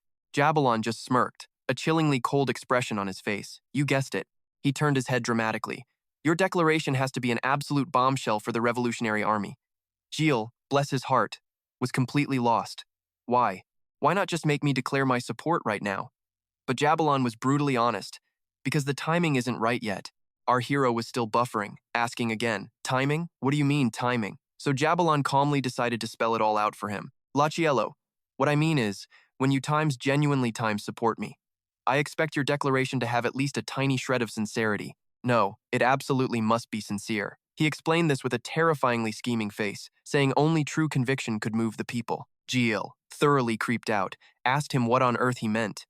Jabalon just leaned in closer, his voice laced with a challenge. I'm giving you 10 days to really get to know the rebellion. By the end, you'll sympathize with my ideals and goals. And at that point, he said, your declaration of support will finally have a hint of honesty in it. He just kept on talking, completely ignoring Jiel, who was sweating absolute bullets. Oh, worried you can't fulfill your duties as a medic? That's not my concern. The constant threats made our boy tremble. Since you're so anxious about it, I'll let you do your job. From now on, you are my personal medic. You'll be by my side 24/7. Jiel's mind was just screaming in panic. Total disaster. The three of them huddled up, crying a river over this mess. From now on, I have to sleep next to that guy.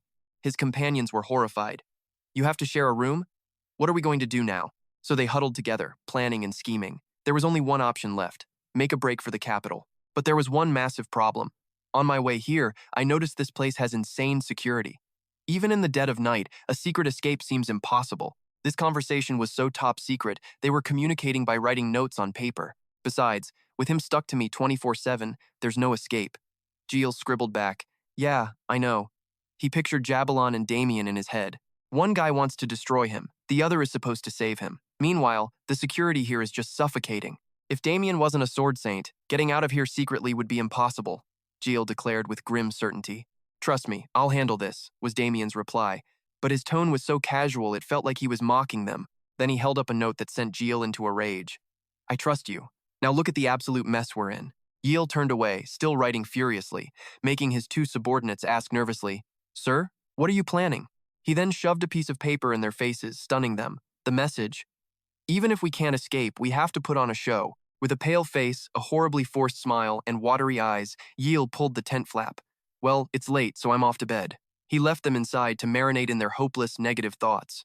The scene shifts to a starry night with a full moon, all centered on a magnificent castle. A soldier, clutching a letter, rushes inside. A man named Pedro quickly bows. "Your brilliant majesty." The king on the throne simply looks down. "You're late." The messenger, looking panicked, explained that he was busy gathering and compiling information. "I deserve death."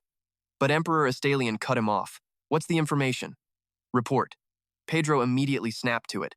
"Your Majesty, this is the 107th periodic report. 5 days ago, His Highness the Prince left the kingdom's camp for the wounded, also known as the recovery camp."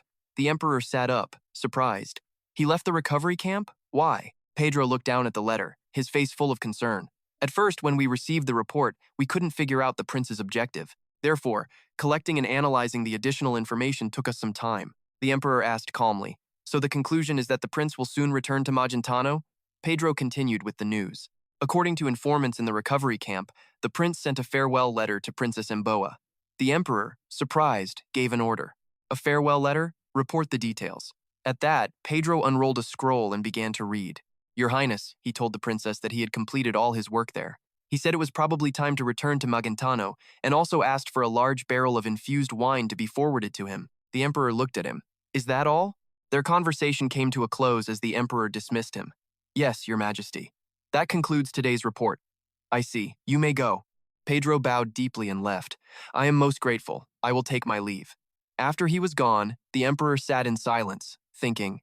A smile slowly spread across his face, which quickly turned into a booming laugh as he threw his arms up in excitement. "My son is finally coming home. Hurry back, son, and show me that you're safe and sound." His thunderous laughter echoed down the hall, startling the people behind the door. He had no idea that his son was, at that very moment, looking haggard and staring into space with worry. "At this rate, I'm never going to get back to the capital." Jiel wailed, clutching his hands together like a child begging for help. Talk about a rude awakening.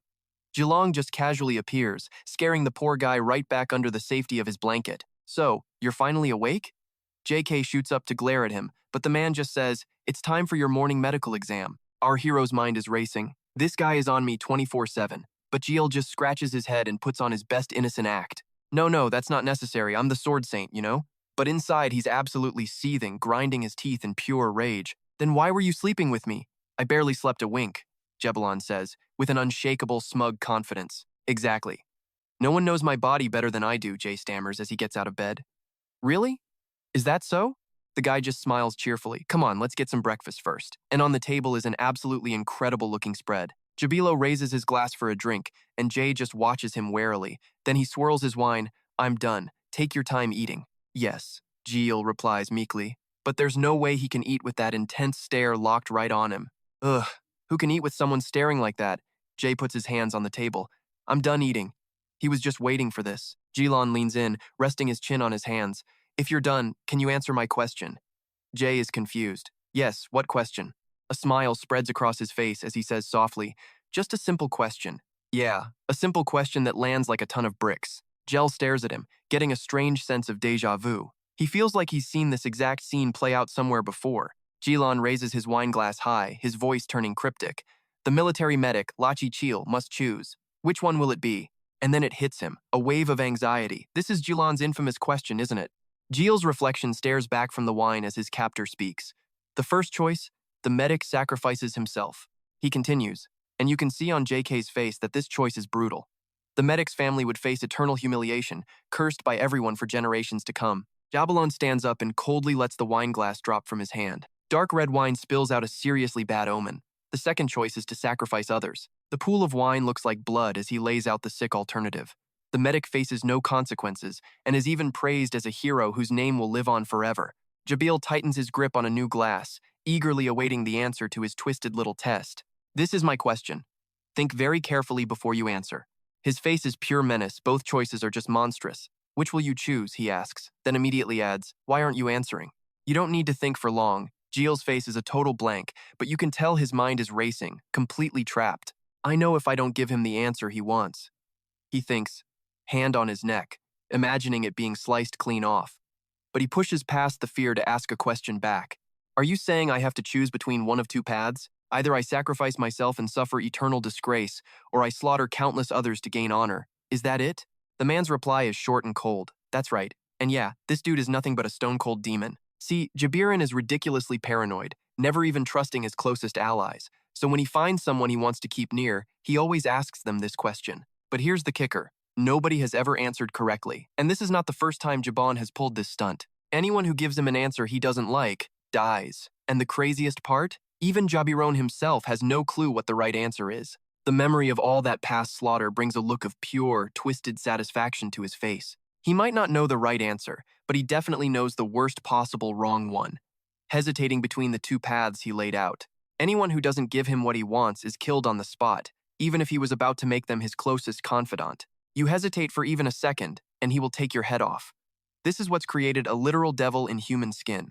And right now, Jabong looks almost gleeful, his eyes filled with anticipation. What's wrong? Can't you make a decision? Gio's face darkens as he finds his answer. He mumbles it out, then slams the table and yells, "You bastard! That's just too damn cruel." Jabalong's eyes narrow in absolute fury. What? He shoots to his feet, hand on his sword, ready to end our boy's life. His eyes are brimming with killing intent as he points his sword forward. You gave an answer that wasn't even an option. How incredibly disrespectful. Whoops! Jiel just poked the tiger. He panics and tries to salvage the situation. I was just saying what I was thinking. Even he seems confused by his own actions. Was that answer really what he believed? But strangely, Jiel just stands there thinking, I should be angry, but I'm not. And just like that, the sword in his hand lowers. Has anyone ever dared to speak to me so rudely right to my face? He sheathes his sword, a strange feeling stirring deep in his heart. Why? Who cares why? He survived. Jiel slumps over, head down, his mind an absolute whirlwind of thoughts. He must be reeling. To finally hear an answer to the question he sought his entire life, spoken from the mouth of a man about to die, that's gotta be confusing. And just like that, the big boss actually spares JK's life after that little outburst. He just calmly pours some wine and says, All right, I get it, now beat it. Then he adds, Oh, and you better stay out of my sight for the rest of the day. Barely escaping with his life, our boy lets out a huge sigh of relief. Okay, message received. Now he just has to figure out what to do next. Ah, man, that was way too close. How am I supposed to hide now? Just then, a guy shows up and points him in the right direction. The medic, Rakiel, just went this way. Still shaken, our boy asks. Went where? Jiel jumps, looking back in terror at the tent he just escaped from. The guy told him not to show his face again, but his own tent is literally right next door. You could see it with a single glance. Pure terror takes over, and the waterworks start as he silently begs for help. Gardin, Damien, somebody save me. Meanwhile, back with Jalen, he's swirling his wine glass, deep in some very angsty thought. For so long, he believed that changing the world could only be done with blood. But now these weird ideas are popping into his head, and honestly, even he's confused. Why does it all feel so disgusting now? The very thing he put all his faith in? Jalen's eyes go sharp as bullets, and the wine glass in his hand gets crushed without him even noticing. His own thoughts make him mutter out loud, This is ridiculous. With one powerful squeeze, glass shards and wine go flying everywhere. Outside, the camp is still on high alert, with guards posted all around. Gardin pops up from a bush, watching Damien intently. Shouldn't we be getting His Highness out of there? He left Jabirin's tent 3 days ago for the one next to it. The guy is a nervous wreck, unable to sit still. The Crown Prince having to serve a man like that? It's completely unacceptable. Damien, standing right there, just replies, We don't have a choice right now. We just have to trust in His Highness. He looks over at Gardin, who's now crying like a little kid out of worry for the prince. A patrol guard holding a lamp hears a noise from the bushes and shouts out, Who's there? He peers into the darkness but doesn't see a thing. He mutters to himself, confused, then walks away. What was that? A stray cat? Behind the bush, Gardin and Damien are practically holding their breath in fear. Ugh, he sighs to himself. To think he'd have to resort to doing this kind of stuff. The sky begins to brighten as the sun starts to rise. Jiel peeks his head out of the tent, looking at the soldiers with a cheerful grin. Seeing the guards posted like this must mean that guy is still inside. 2 whole days and he hasn't come out. This might be the perfect chance to escape. But then, a voice suddenly rings out. I think I'd like to go for a little walk today. Jiel curses under his breath, damn it, then looks up obediently at the figure. Yes, of course, welcome, sir. Jaban waves a hand, telling his subordinate to back off. You stay here. The man immediately follows his order. Yes, sir. Then he crosses his arms, giving Jiel a threatening look and asks, Medic Rakiel, how long do you plan on staying like that? This makes our boy tremble in fear as he stammers. I'll get ready right away. The two of them then head out to a rather scenic spot. Jiel is panting, completely out of breath, thinking to himself, he said a walk, but this is straight up mountain climbing. Jabulan suddenly calls out his name, and he answers in surprise. Yes? The man then says something incredibly strange, and in a soft voice too. I've been thinking constantly about that disrespectful answer you gave me, and I've come to a conclusion. Jalen looks at him with genuine kindness. I accept your answer. Jiel is a little thrown by this sudden 180. You do? Looking into his eyes, he thinks. His gaze is still a total mess, though. Jaban places a bandaged hand on his chest and looks at Jiel, finally voicing the thoughts that have been bothering him. Any sacrifice is noble, whether it's one you wanted to make or one you were forced into. Jiel watches as his hand clenches into a fist. The more blood is spilled in sacrifice, the more noble we all become. But Jiel's mind cuts right through the BS. What a twisted argument. Right. It's not like this guy had some grand epiphany on his own. He just heard the answer he's been searching for his whole life from someone else. Kinda pathetic, really. But this is the moment Jiel has been waiting for a chance to escape. If this guy is distracted by his little identity crisis, he just might get an opening. The second I see a chance, I'm gone. He clears his throat and asks, but how did you hurt your hand? Jaban quickly makes up an excuse. It was just a small mistake during training, that's all. Jiel is shocked since that seems pretty unlikely and immediately offers to take a look. A mistake with a sword? Who's gonna believe that? Let me examine the wound for you, if you don't mind. But he just turns his back, flatly refusing. No need, it's just a minor cut. It'll heal on its own. You don't need to worry about it. Hearing this, Jiel scratches his cheek, completely baffled. Even though I'm your personal physician, he looks at the man, feeling utterly useless for a second. What does he mean his personal doctor doesn't need to worry? This is awkward. He has to say something. Jiel starts looking around, taking deep breaths and making a scene. Ah, the breeze feels so refreshing. Jilan once again walks right into his terrible acting, making him sigh. There is no wind right now. But Jiel doesn't stop there and tries it one more time. Ah, the air is so fresh. The guy doesn't care at all, and the act backfires when Jiel gets a face full of dust and starts sneezing.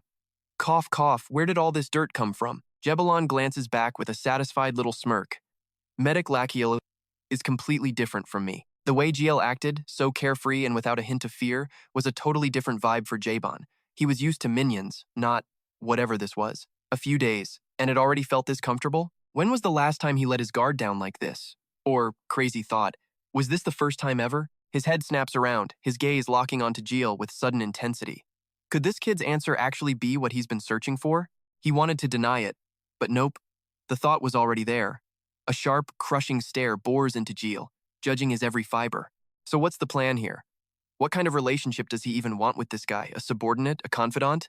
1,000 thoughts flooded Jaban's mind, and every single one was wrong. It wasn't that simple. Then, he just smiles, completely dropping his guard. And get this, he starts talking about wanting to be a painter. Jiel's just standing there like, did this dude's brain just short-circuit? Why is this guy suddenly acting so chummy? Staring out at the mountains, he was really spilling his guts out there. Turns out he's loved drawing since he was a kid. Don't let the muscles fool you, he says. I'm still pretty good. Jiel, ever the realist, just asks, so why did you pick up a sword and become a swordsman then? And just like that, they're talking like old friends. Jabin lays his soul bare. The reason? He was abused. Jiel is completely stunned. Abused? A gentle breeze seems to carry Jabin's heavy confession through the air. His own father would whip him every single night, trying to beat the artist out of him. But he wouldn't quit. And his father was one stubborn old man. He remembers being 12 years old, making a high-stakes bet with his dad. He knew he had talent, even back then. If he got into art school, he could chase his dream. If he failed, he'd trade his paintbrush for a sword, just like his father wanted. Jiel states it bluntly, so you failed. But the memory is different, Jabon holding that acceptance letter, his eyes shining with pure joy. No, I passed. So why? But an unbelievable betrayal was waiting. My father, he had my acceptance canceled. The man had secretly abused his power, and just like that, Jaebon's dream of attending art school was permanently erased. The next scene he recalls is standing over his father's body, a sword plunged right through him. 10 days later, the old man was dead. Jiel stammers in absolute horror. Don't tell me, you killed him? But Jaebon just smiles. Who knows? Let your imagination run wild. Jiel's head drops, his face a mask of pure terror. He has no idea what this psycho's game is, telling him all this. Right now, all he wants is to get away. Fast. Jaebon turns on him. I see my story doesn't interest you. Jiel frantically waves his hands. Huh? No, that's not it. But Jaebon isn't even mad. I get it, he says. Who honestly cares about some other guy's miserable childhood anyway? He holds up his bandaged hand. Forget it. Take a look at this wound for me. I think it's getting worse. Jiel is confused. Didn't he just say he was fine? He unwraps the bandage and lets out a gasp. Jaebon immediately asks, what is it? The wound is raw, red, and angry. Jiel's brain screams one thing. This looks like cellulitis is setting in. His eyes begin to glow as he scans the injury. Wound location confirmed. Commencing detailed examination. A system window pops up. Pulse diagnosis initiated. Scan complete. All of Jaebon's vital information appears in a neat little summary. Subject, Jabiran Flamba. Race, human. Gender, male. Age, 37. Height, 190, 3.4 centimeters. Weight, 90, 1.9 kilograms. Blood type, Rh positive, AB. Jiel is shocked. What a physique. And wait, he's younger than me? Then he spots something. Wait a second. Inside his mind, the Crown Prince starts doing a victory dance. There it is. A chance to escape. Suddenly, a new system window flashes, making him jump. It's a bright red warning. Severe chronic migraines detected. Subject requires immediate rest and stabilization to reduce mental stress. Jiel stares, his eyes going wide. Severe, chronic. Migraines? You have got to be kidding me. Hold on. The novel never said anything about this. A warmongering fanatic, a zealot like Jaebon, is suffering from chronic migraines? That is the most ridiculous thing he's ever heard. But Jiel trusts his diagnostic skills, and the system agrees, adding, your internal organs are now jealous of Jaebon's internal organs. And sure enough, inside Jiel's body, all of his organs are literally staring out with their jaws on the floor. Their little organ eyes are sparkling. Whoa, look at those things down there. So cool. They're all staring at Jaebon's two giant healthy lungs. Look at that condition, that body. I'm so jealous. Hey, you think we could swap bodies with them?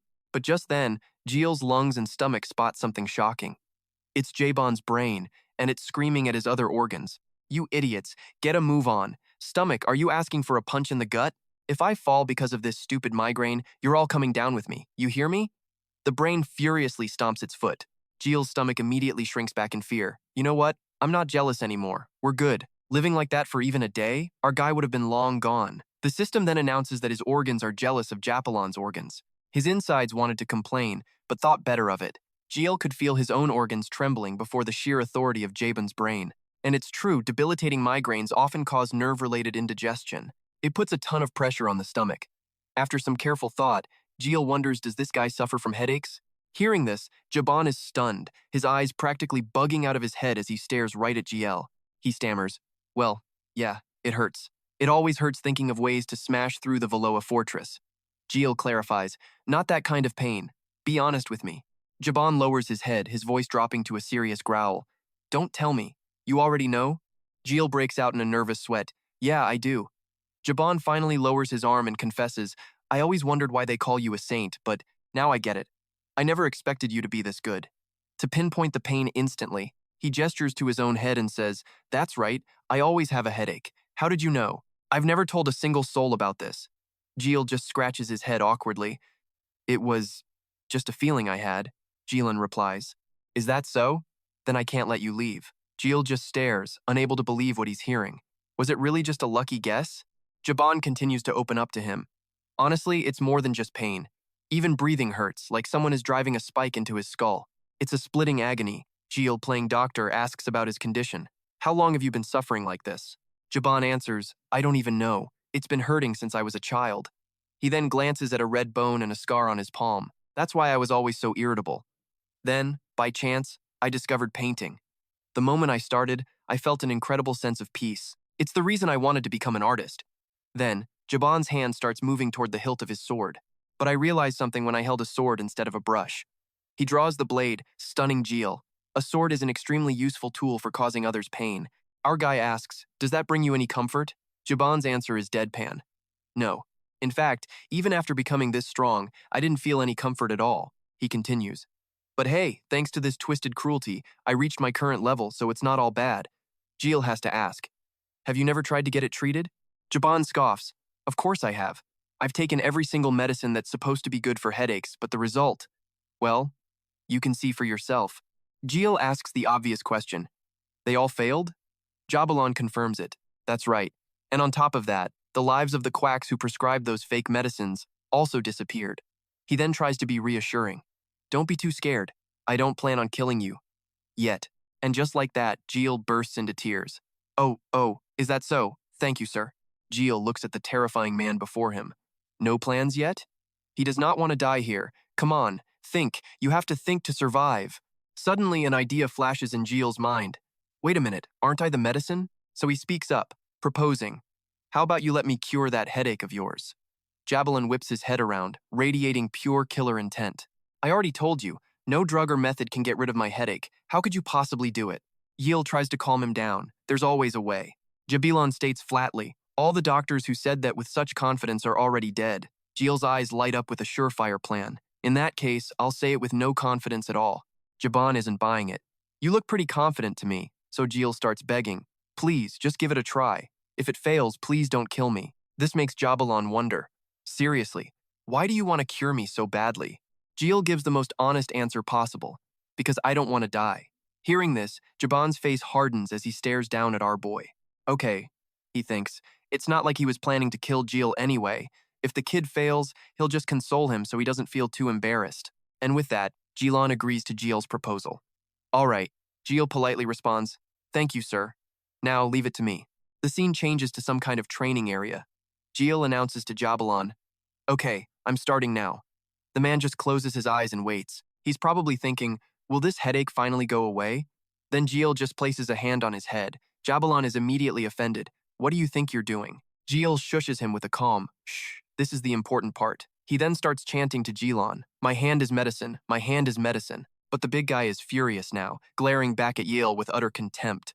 What in the world do you take me for? Just then, the system pops up, skill activated. My hand is medicine, level 1. As Jiel's hand rests on Jaban's head, a bright light begins to glow. He recites a strange chant. The words make no sense to Jaban, but, this is actually kind of interesting. He's completely baffled. It feels so refreshing. When has he ever felt this good? Astonished, he asks, what in the world is this? How is this working? Jiel just whispers to him, my hand is medicine, my hand is medicine. Please focus. Then he checks in. How do you feel? The usual headache isn't there anymore, right? Jaban just sits there quietly, obediently letting Jiel work his magic. I don't know. Jiel just stared at Jaban, then added, I seriously have no idea what to say. This is so weird. Is this really okay?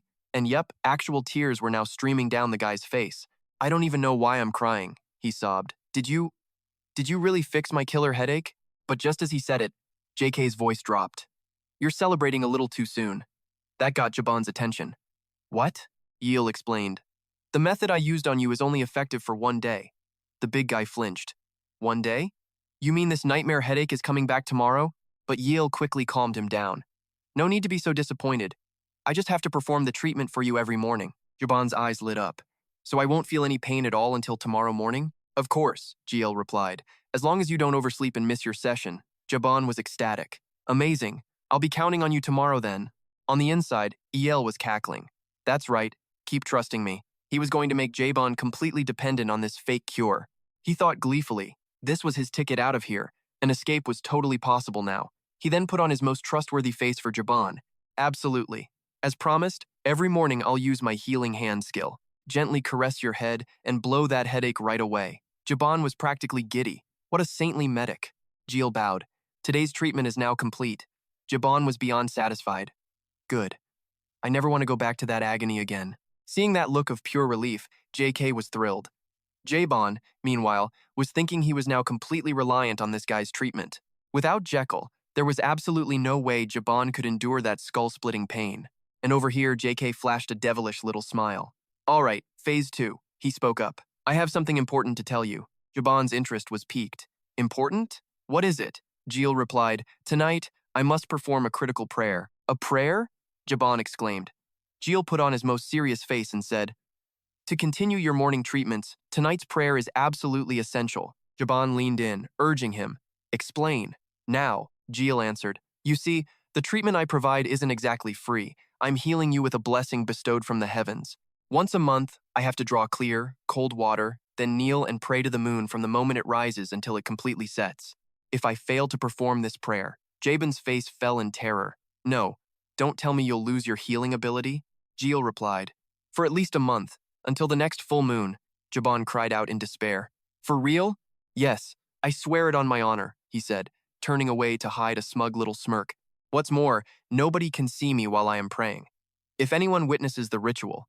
Jabin finished the sentence. "You lose your healing powers?" Jiel turned back to face him. "Which is why I need a place where no one can see me, where I can pray in peace. I've already selected a location. I hope you can prepare it fully for the prayer ceremony." Jiban immediately started sweating buckets. If this guy was telling the truth, he was facing that endless headache all over again. He couldn't go back to those days of torment. He really had no other choice. Jiban caved completely. "All right. Just tell me the location. I'll prepare everything." Jiel bowed his head. "Thank you, sir." "Thank me? I should be the one thanking you." The scene shifts. Jabin is ordering his soldiers that no one is to turn around. They all roared, "Yes, sir," in unison. Jiban then told the kid he'd wait at the bottom with the soldiers. Jiel replied, "See you in the morning."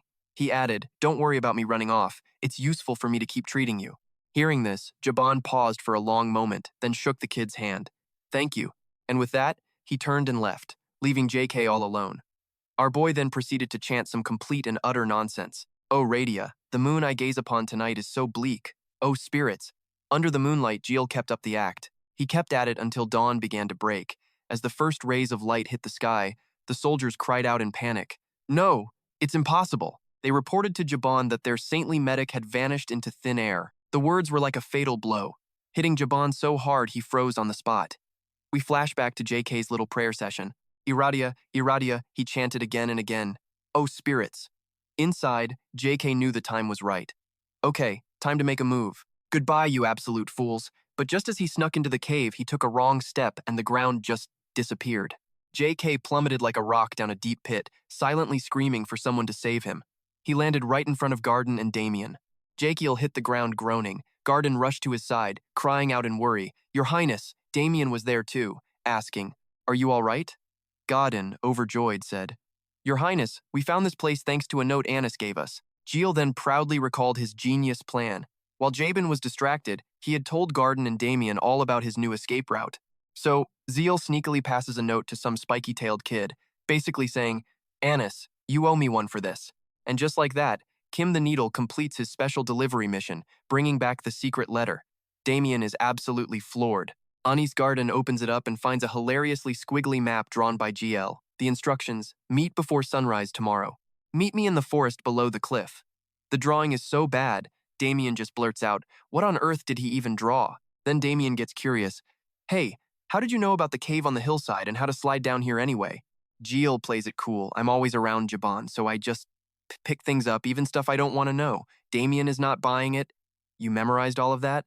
Jiel just gives a weak smile. His inner monologue? Of course that was a total lie. See, it's the place Damien discovers in the original novel during the war. But out loud, Jiel just says, "All right, let's get moving." He points into the distance. "We're heading toward the kingdom's army, and then we make for that giant rock over there." Huddled behind the boulder, Gardin looks around nervously. "Your Highness, are you absolutely sure this spot is safe?" Jiel explains.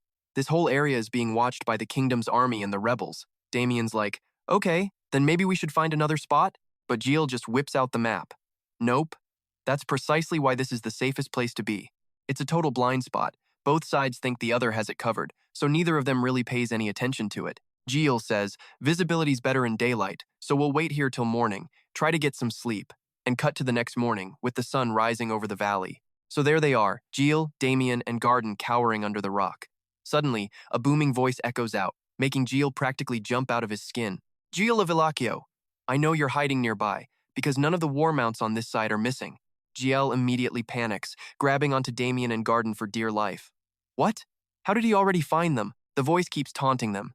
"You can't escape, not even with those two loyal little followers of yours. There's no escaping my army's watch." Hearing this, Jiel starts sweating bullets. "You really do know me too well," he thinks. as Jaban keeps on talking.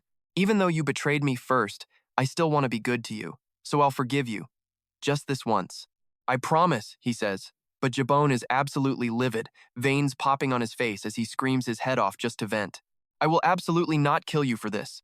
Jabon is basically begging through gritted teeth now. Please, just show your face. I'm going to count to 3. You'd better appear. Elsewhere, Maravich is startled by the noise. Is that Jabon's voice? And so Jabon begins. 1. Hiding behind the rock, Jiel is terrified. If I go out there, is he going to chop off my legs and drag me away? Gardin looks mortified. The prince's legs? Jiel tries to calm himself down. It's fine. If that psycho makes a move, the kingdom's army will have to react. A torch flares to life, burning as bright and as hot as the hatred boiling inside Jabon. 2. Jabon roars, making Jiel tremble. But our guy holds his ground, staying completely still. After a moment, silence. Jiel is thrilled. See? I told you it was fine, and right on cue, a flaming arrow flies over. Gardin frantically blows it out. Jiel is freaking out. What are you doing? He peeks out cautiously, wondering, what in the world is going on? An entire squad armed with flaming arrows takes aim. On command, they let loose a volley right at Jiel's hiding spot. The weeds around them go up in smoke. Jiel is in a full-blown panic. Damien shouts, Your Highness, if we stay here any longer, we're toast. Gardin lets out a terrified scream. Ah, Your Highness. Jiel is totally stressed, brow furrowed. Damn it! What do we do now? Even the system pops up with a notification. Your internal organs are utterly stunned by the current situation. His heart is pounding violently. His liver, panicking, grabs his intestines and shakes them, asking, Hey, what's the plan? Jiel, head down, finally has an idea. We run. To the northeast. Damien is completely lost. Yes, sir? Gardin pipes up. The northeast? You mean toward Mboa? Jiel snaps. Are you trying to get 500 lashes? I had to lie to the princess just to get us here. If we get spotted, my life is over. With that, he bolts, shouting explanations as he runs. Because of the wind, the fire is spreading from west to east, and it's moving faster than we can run. If we run against the wind, we'll get caught. We have to move perpendicular to the fire's path. There's no time. Go! The moment Jabon sees the tall grass rustling, his eyes lock onto the movement. He's found them. Jabon is filled with bitter disappointment. I treated him so well, and he runs away from me, betraying my kindness? Spotting his target, he signals the royal guard. Jabon draws his sword and orders the attack. The royal guard follows, fueled by their leader's absolute burning rage. And then Jabon just charges straight into the fire he started, hacking away at the flames with his own sword. Radiating pure killing intent, he vows, I'll chop off both your legs. Then you'll never be able to run from me again. Meanwhile, back at the castle, Maravich is just staring out the window, completely baffled. What is happening? Who on earth made Jabon set a fire, scream his lungs out, and then charge in with the royal guard? His aide just blames the thick smoke for their poor visibility. Yeah, right. Blame it on the fog. Pretty sure it was 3 men. Marov muttered awkwardly. Okay, how am I supposed to spin this situation? He then asks if that Jaw Island guy yelled anything crazy before he launched the missiles. You know, anything useful? Apparently not. The guy just replies, Honestly, I wasn't paying much attention, so I didn't really catch what he was trying to say. Super helpful. Marovec guesses he was probably trying to wreck their morale. His guard, of course, chimes in, My thoughts exactly, Your Highness. We can't just let them run wild like this. We have to send someone to rescue those 3 civilians, his guard declared with dramatic flair. Excellent. Can I go personally? Marov asks, hoping for some action. He gets a swift and solid, No. You need to stay here and protect me. We'll send the royal guard instead. Think of the optics. It will be a fantastic symbolic moment for the kingdom. And with that, he deploys the troops, with the royal guard ready to ride out. Leading the charge is none other than Princess Adeline. She roars with absolute confidence. We ride! All troops, advance to the northeast. In her head, she's vowing, Just you wait, my people. We will save every single one of you. And right then, 3 figures emerge from the haze. There they are, she thinks, directing her thoughts to the absent prince.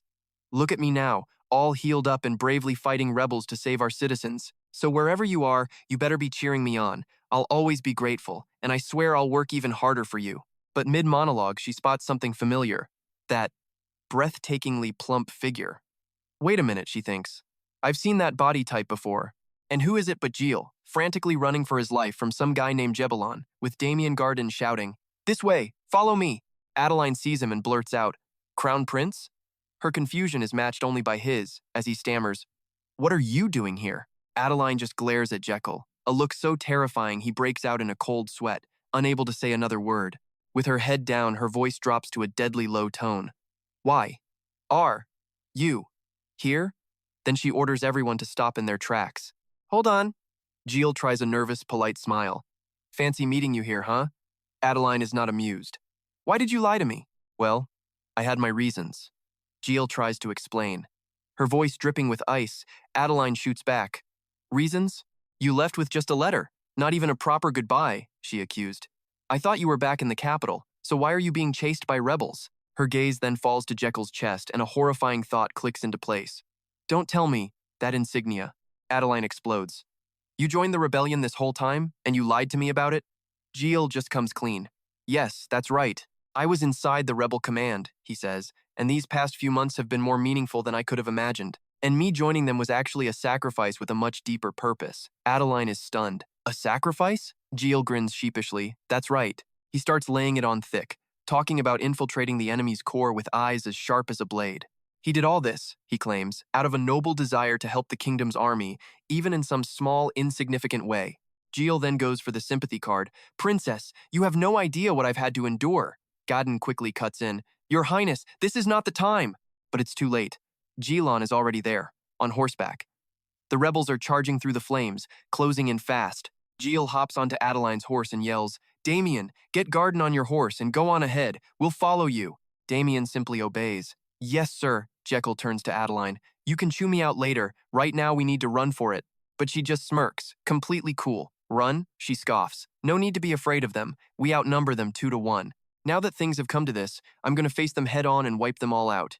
She's already thinking of the political win. This is a golden opportunity. Crushing them here would be a great example and a huge morale boost for her troops. Jiel, however, is screaming in terror, convinced that if they fight, they are all going to die.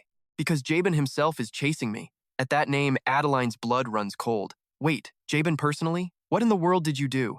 Jiel just panics. I don't know how, but I seem to have become the most important person to him. Looking at the wall of fire, Adeline starts reconsidering her plan. But while she's busy thinking, the enemy gets dangerously close. If Swordmaster Jabin is leading their cavalry, we have to make our stand here. She raises her sword high. All troops, assemble! The horses stomp the ground, ready to charge. The soldiers stand at attention, awaiting the order, but Jiel grabs her arm, still shaking. What are you doing? He cries. I told you we need to run away. She calmly replies that they need to buy some time for that. Adeline brings her sword down. Second and third ranks, prepare crossbows. In an instant, her soldiers obey, weapons at the ready. An entire line of deadly crossbows takes aim at Jabin's forces. Adeline gives the final swift command. Fire!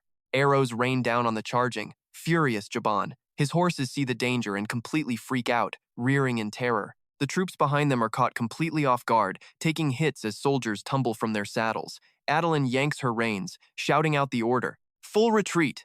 Adeline bolts, screaming for her guards to get them to safety. The entire troop roars back in agreement. Yes, ma'am. Adeline turns to our boy, saying, see? The arrows bought us time. We can actually make a clean getaway now. But suddenly, a strange sound makes her whip her head around. What was that? Adeline looks back, her face a mask of pure horror as she screams his name, Jabalon! That monster had somehow blown past every obstacle and was now right on their tail. Jekyll's face drains of all color. The psycho is staring right at him with the creepiest grin imaginable. Jekyll's brows furrow so hard they nearly fuse. But then, wait. Jabalon's figure seems to get further away. And then, poof, he's gone from his horse. Jekyll panics, shouting a warning. Princess, Jabin vanished! This just leaves Adeline completely bewildered, letting out a confused, huh? Their faces, utterly dumbfounded. Because guess who's now blocking their path? The pressure from Jabalon alone sends their horse toppling over. Jekyll and Adeline scramble up as he approaches, radiating pure killing intent. You must have enjoyed tricking me, huh? Jabalon points his sword right at Jekyll. I'll make sure you never even think about running away again. Like an arrow, Jabin rockets towards Jekyll. He's shaking uncontrollably, covering his eyes, too afraid to watch what's coming. Somebody help me! While his eyes are shut, Damien appears in a flash. A blast of power erupts, throwing Jekyll far away. Damien is there, barely blocking the blow for Jekyll. Jabin scoffs, you're just the medic corps' guard. Jabin sneers to himself. Is this all he's got? At best, he's probably just a mid-tier swordsman. Jabalon jumps back, then lunges with a series of powerful strikes at Damien, but somehow he manages to block them. But Damien's speed and power are no match for Jabin's, and he takes a direct hit. From afar, Jekyll watches Damien gasping for air. Damien, stop fighting and run. But Jekyll immediately thinks again. This is no time to be worrying about somebody else. And then Adeline rushes over and scoops Jekyll up. She cries out, Your Highness, please wake up! She carries him toward safety, shouting, Wake up! We have to use the time your guard is buying us and escape now. But Jekyll refuses. No, I can't leave him behind. I told you, we have to go. If we leave him here, everyone is going to be in danger. Jekyll lowers his head, thinking it's not just because Damien is the novel's main character, or because he's destined to become one of the strongest people alive. And Jekyll couldn't possibly explain why, because telling the truth meant revealing a cosmic secret. If he did that, the entity that put Damien in this world would personally intervene. Done thinking, Jekyll calls out Princess. She responds, Yes? He tells her, You're the one who can save everyone. Adeline is stunned. What? Jekyll calmly continues. From now on, you must do exactly as I say.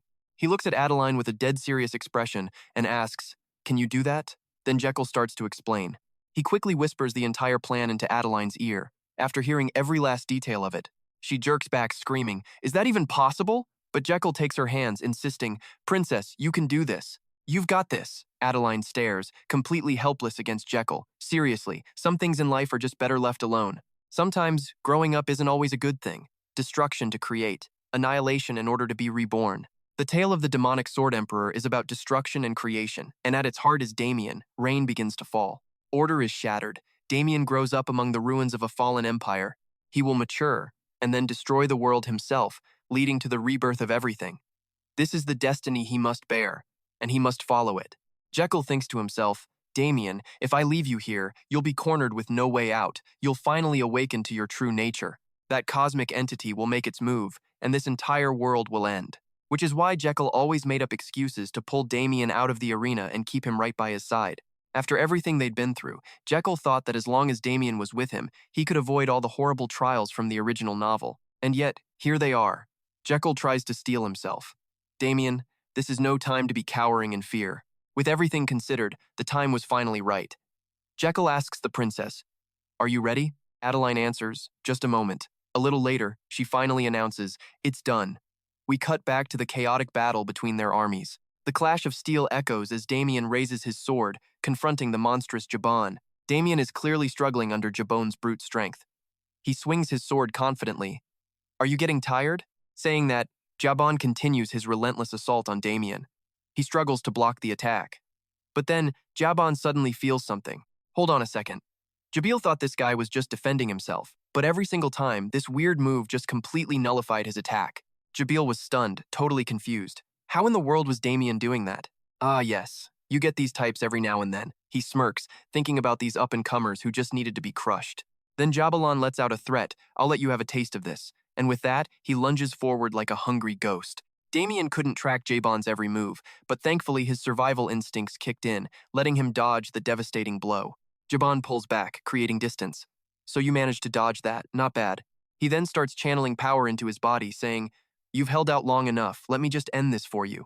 Damien raises his sword to face him. I can still fight. Jabalon just scoffs. You talk a big game. That taunt makes Damien freeze up, a bit of fear creeping in. Jabin immediately attacks, and Damien barely manages to block the strike. Just then, his sword unexpectedly snaps in two. Jabon seizes the opportunity and moves in to finish Damien off. He sends Damien flying, his head smashing into a huge rock. Jabalon slowly approaches, his energy just overflowing. This boring game had to end sometime. Damien couldn't say a word, just lying there gasping for breath. Jiel moves in, pointing his sword at Damien for the final blow. It's over. With no fight left, he just watches the attack come at him. To think he'd end up dying in a place like this, Damien lets go, bowing his head as if he's accepted this crushing defeat. Damn it. Damien squeezed his eyes shut, preparing himself for the inevitable end. But something was surging inside his body. Damien looked ahead as his vision started to blur. What is this? Something feels wrong. He had the strangest feeling, like time itself had just stopped. Damien looked down, completely stunned. A sword was aimed right at his heart, so why wasn't Damien scared? A strange power started radiating from him, which even left Jabon confused. What in the world? Damien clutched his chest and knelt down. Watching him, Jalen noticed the kid's mana flow was going haywire. At that very moment, Jekyll's voice rang out. Princess, throw it now! Jilon spun around, on guard. Who was that? It was Adeline, holding a giant rock. Okay, I'm on it. She focused, took a deep breath, and hurled the boulder towards Kaon. He just sneered at it. You think this little thing can do anything to me? Jabon swung his sword, splitting the boulder clean in two. But from behind the debris, Jekyll came flying out like a superhero. He screamed, Jabon! Jabon looked up, stunned, realizing the trick far too late. It was medicine. Jiel glared as Jekyll basically crash-landed a few meters away, absolutely furious. How dare you? After his rough landing, Jekyll coughed violently, while Damien just stared in shock. The system announced that the skill Hand is Medicine Level 3 was activated. The patient Jalen's headache was now gone. He felt like he was in heaven again. That's right, this is the feeling. Jekyll was thrilled to see Jabalon frozen like a statue. It worked. Jabalon was completely bewildered. My aura, it's gone. What happened? Jekyll, however, knew exactly what was going on. That headache was basically a lifelong habit of his, something he'd had since childhood. Jekyll smirked, but now it was gone. The first time he checked his pulse, Jekyll realized Jabon got a headache whenever he started swinging his sword. A chronic pain he'd had since birth, one he had to just grit his teeth and endure. Back then, he trained constantly while also fighting off that miserable pain all by himself. He powered through the pain, and that mental state became a habit. Even at the moment he became a sword saint, headache and enduring it. That pain itself was a fundamental part of Jabalon's swordsmanship and his magic. And with that part of him gone, he couldn't help but panic. While Jabon was frozen, Jekyll rushed to check on his friend. Damien, wake up! He was struggling to breathe from the sharp pain in his heart. Your Highness, Jekyll asked him. Damien, what happened to you? He replied. A moment ago I thought I was going to die, but then time just stopped. He then recounted that strange, quiet moment. It felt like he was about to drift off into an eternal sleep. Then Damien slowly passed out. But in that moment, he heard Jekyll's voice and the enemy yelling, Jabin, my hand! And then Damien's eyes snapped open as he heard a familiar voice say, Is medicine. He recognized that voice. Your Highness. Damien weakly reached out his hand. That's right, I haven't finished my fight with that bastard yet. As he retold the story, Damien picked up his broken sword and said, I don't know what happened either. When I woke up after hearing His Highness's voice, I was like this. Jekyll gritted his teeth, feeling helpless. Damn it, this kid Damien just got one step closer to his true nature. Just then, Jabon's voice made both of them jump. Are you two done talking? And then, he didn't forget to send a powerful sword strike straight at them. Jabalon silently peered into the smoke and rubble. But suddenly, something behind him made him whip his head around. And that's Damien for you. He closed the distance and went for the attack, forcing Jiel to dodge on pure reflex. Damien went head-to-head with Jiel, thrusting his sword forward with everything he had. Just barely, he managed to slice Jiel's cheek, making him freeze for a second.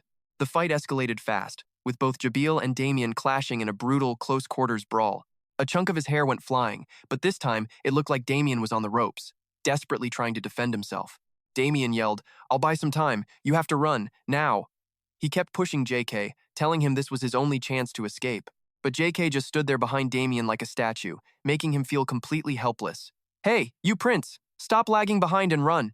It was like JK could read his mind. Hey, you prince! Stop lagging and run already. That's what you're thinking, isn't it? Damien trembled, barely holding back Jiel's massive sword, thinking to himself, man, he knows me too well. Then Jiel walked over, putting a hand on his shoulder. You really don't have much faith in your master, do you? He launched his attack from behind, unleashing a full blast of poison gas from slot number 1. Jiel looked smug as the toxic smoke poured out. Looks like he'd been saving that up. With a cloud of poison suddenly hitting him in the face, Jiel was bound to inhale some of it. Next, he signaled to Adeline. Princess, initiate Plan 119. She brought the army forward, just as Jekyll planned.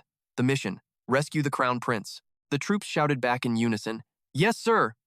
Jiel then gave Damien the heads up. 5 seconds, max. Get ready to mount up. Damien nodded in agreement, but suddenly the monster Jabalong appeared, standing right between them. You really think you're leaving? Then with a single swing, he sent an unguarded Damien flying through the air. Next, Jiel used his sword to just bonk Jekyll on the head, and just like that, both of them collapsed, defeated. Jiel trembled, blood dripping from his nose as he looked at him. Jiel, don't pass out. His vision of Jiel was already fading to a blur.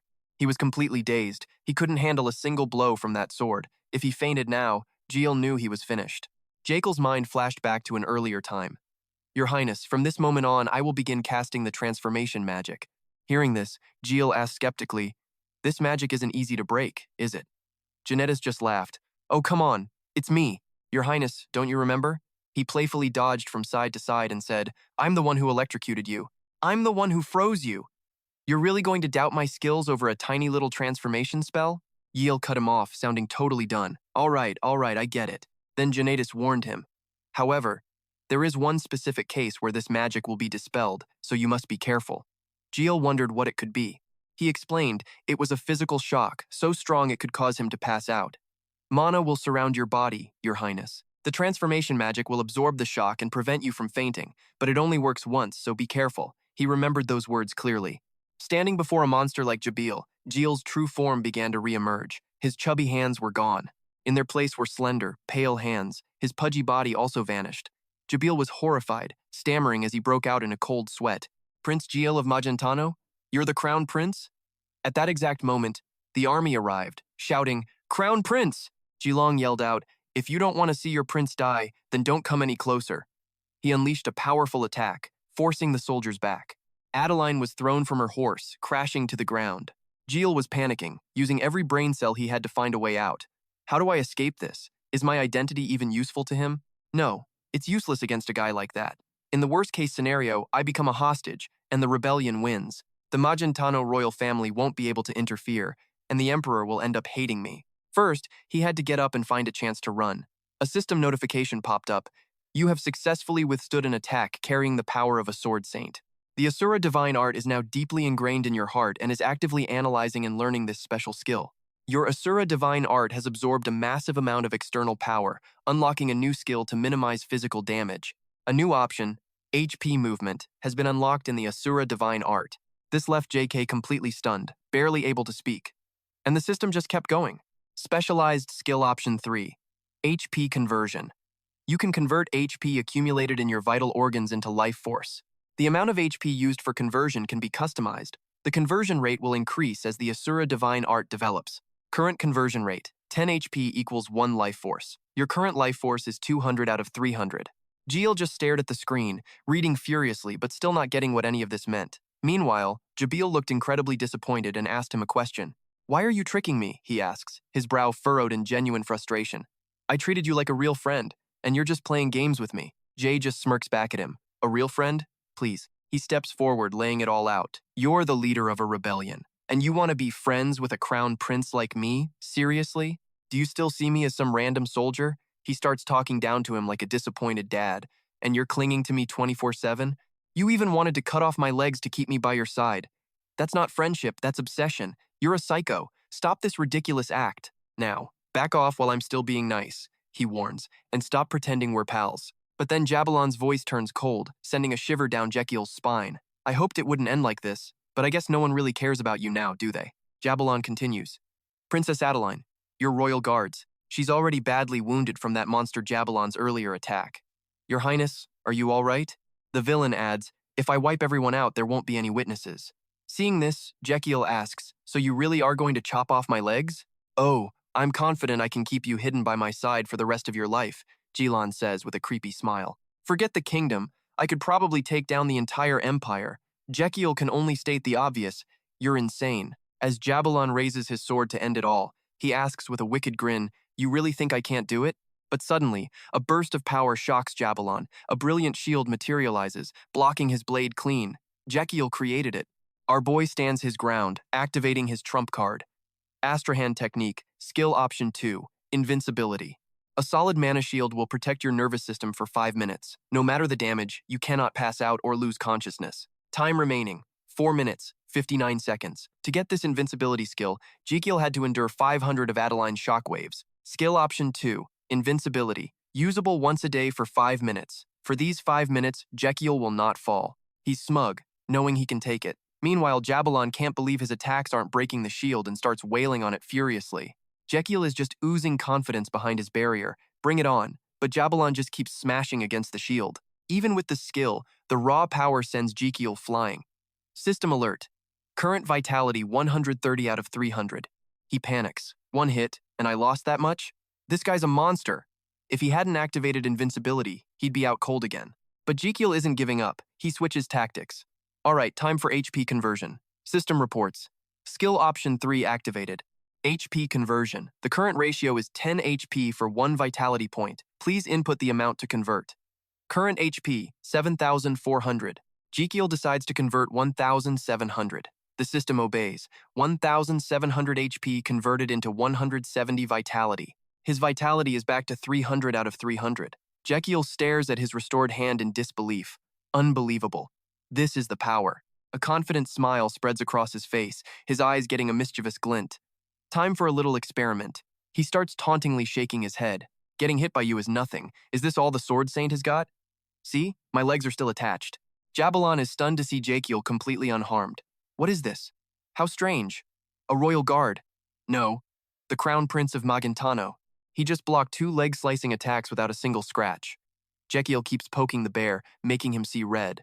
Hey Jabalon, is that really it? He's straight up mocking the beast now, calling him weak and not scary at all. He calls him the Sword Saint sarcastically. But beneath the trash talk, there's a purpose. He has to stall for time so his allies can recover. Don't disappoint me this time, he yells. Rakiel laughs, full of confidence. Come on, over here, Jabalon snaps. He charges toward Rakiel at blinding speed. Do you think I'm so easily baited by such pathetic taunts? He roars. He unleashes a flurry of attacks, and Rakiel's stats start to plummet. System alert. Vitality 190 out of 300. HP dropping fast. Seeing this, Rakiel just uses his cheat skill again. Looks like you're getting better. HP conversion again. 1,100 HP becomes vitality. He's back at 300 out of 300, tanking hits like a champ. As Jabalon uses him for a punching bag, Rakiel thinks to himself, a man's got to keep his stats topped off. Just when he's feeling good about his shield, a crack appears. Rakiel's confidence evaporates. Wait, what now? Just as he could barely handle the attacks, the eternal snow starts acting up. He remembers the instructions in Fuse mana to deploy the ice shield. Rakiel realizes he has to use the Astrahan technique to concentrate his mana. Then, use that mana to strengthen the eternal snow, absorbing power from everything around him. And so, he starts pulling it from the plants and trees. He even draws mana from the nearby horses. It soaks into his muscles, his nerves. Every one of his senses is pushed to the absolute limit. Jabalon is getting desperate but tells himself not to give up. Then, suddenly, he vanishes.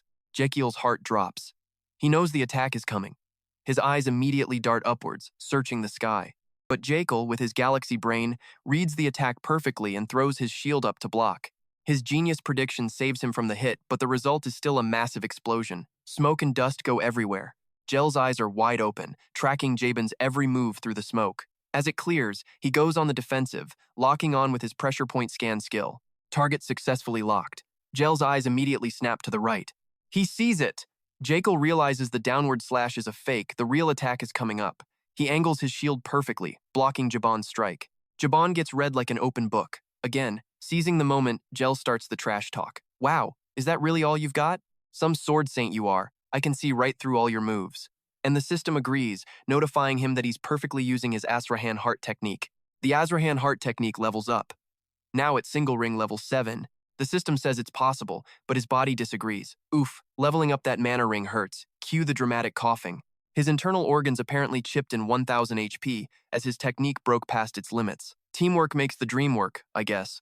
He's on the edge of life and death, body burning. This is no joke, one wrong move and he's done for. The system keeps adding and subtracting 10 HP. Jiel is thrilled with this. Terrible support. His lungs scream, endure it, while his stomach reports, not now, and his liver just panics. His intestines join the party, shouting, don't die, and throwing in another 10 HP. The system reports. Mana ring delay is down, invincibility time is up by 1 minute, and HP conversion rate is increased. His skill hits level 8 with 230% mana efficiency. He gets invincibility and HP conversion with 7,000 HP in the tank. Fully buffed, both Jiel and Jabalon charge at each other. It's shield versus sword. Jiel can't help but wonder, isn't it time for you to let go of that obsession? Rakiel's plan is simple. Keep taunting, then turtle up. But he's at his limit. The only winning strategy is for him to defend while Damien attacks. If Jiel can just tank all of Jabalon's hits, Damien won't go berserk and can focus solely on the counterattack. To make Jabalon's attack simpler, Jiel has to poke at some childhood trauma. He feels a little bad about it. Just a little. But why are you living such a lie? Jiel yells. What happened to your father? That was no simple accident, was it? Jaban goes silent. So Jiel keeps pushing, hitting him right where it hurts. You hated your father, but you never actually wanted to kill him, right? That does it. So noisy. Jabalon roars, throwing a raw punch straight into Rakiel's shield. Rakiel is genuinely surprised by the punch, which means the taunting worked. He's basing this on some sleep talking he overheard when they were bunking together. Back then, Jaban had muttered in his sleep, and yup, seeing his reaction now, It was a dead giveaway. Jiel goes for the final blow. I knew it. One clumsy stab killed your father. Neither of you ever realized his true talent. Jaelon finally snaps. He screams in pure agony, "Shut up," and an insane amount of power explodes from within him. Whoops. And of course, at this exact moment, Jiel's system helpfully announces his invincibility has just run out. He's completely frozen. This wasn't part of the plan. A massive explosion erupts from Jaban's rage. Jiel can only throw his arms up to shield himself. When the smoke clears, a figure stands in front of Jael. Damien has arrived to save his master. This guy just never quits. Jiel is absolutely floored. Let's rewind a bit. While Jiel was struggling, Damien was off trying to find himself. He blinks. Was I just unconscious for a second? He looks around and sees Adeline is seriously injured, and the princess is in pain. Across the field, Jiel is barely holding on against Jabilan. Damien realizes Jabilan's aura is recovering. He has to act now, before his enemy is back at 100%. But as he prepares to move, his entire body freezes up. How? He calms himself and remembers all his training. He refuses to repeat the tragedy of Jimo. Fueled by that memory, Damien pushes himself harder than ever. His sword moves in a blur, slicing through wooden posts. A final spinning slash sends the pieces flying everywhere. When he turns back, the wood explodes into splinters. He holds his sword, ready to protect Her Highness. He's determined to get even stronger. He has to push his mana to the absolute limit, far beyond what he's done before. As he concentrates, his body reaches its breaking point, unlocking a new power source. The bad news? He immediately coughs up black blood. He remembers his master's warning. Hey, rookie! Reversing your mana flow is suicide. You trying to die or something? Who's gonna handle your funeral? So this is reverse mana flow. Damien clutches his chest as his heart seizes up. He has to stop. But wait. There are no side effects. In fact, this reverse mana flow seems to be pushing him beyond his old limits. He decides to try controlling the mana in a new direction, a completely different path, just a half turn of the flow. This way feels much smoother. Damien closes his eyes, feeling the rich stream of mana coursing through his body. When he opens his eyes, they're glowing. He's unlocked a whole new level of power through his clever and skillful mana control. Damien immediately slams his sword into the ground, a strike with way more power than usual. Even after all that training, he'd only ever managed a half turn. But nope, let's try a full reverse while Kiel's busy holding off that beast. But there was no time to hesitate. If he couldn't protect his highness, everyone was doomed. So he had to try success wasn't even the point. Damien decided that today, he would shatter his limits. A dark power began to transform, surging completely beyond his control. The mana flowed backward, just as Damien commanded. You are the seed I sowed upon this world. That seed will finally sprout into a flame, consuming all life on this land. On that day, I will raise you high with a triumphant laugh. A voice echoed, then faded, as Damien clashed with Jabon. Two immense powers collided, creating a massive explosion. Jiel quickly shielded his eyes, and there in front of him stood Damien. Jabon grunted, calling him a man who just doesn't know when to quit. Jiel was just stunned, relieved he made it in time. Damien stood tall, a solid wall in front of Jiel, saving him from certain defeat. Jiel gasped in disbelief. It was the Labursa sword art. Meanwhile, Jabon was still trying to process how he blocked his sword. A sword saint's aura can only be stopped by another aura. Could it be? Was he actually afraid of this guy? No way. Absolutely impossible. In that moment of distraction, Damien swung his blade toward Jabon. He roared in fury. I will kill you!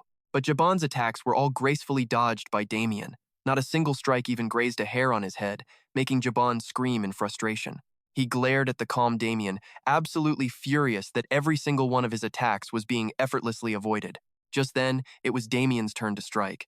But Jabon cried out, My aura! He was floored. It was shattered in a single blow. From behind, Jiel watched and analyzed the situation. Pretty unbelievable, right?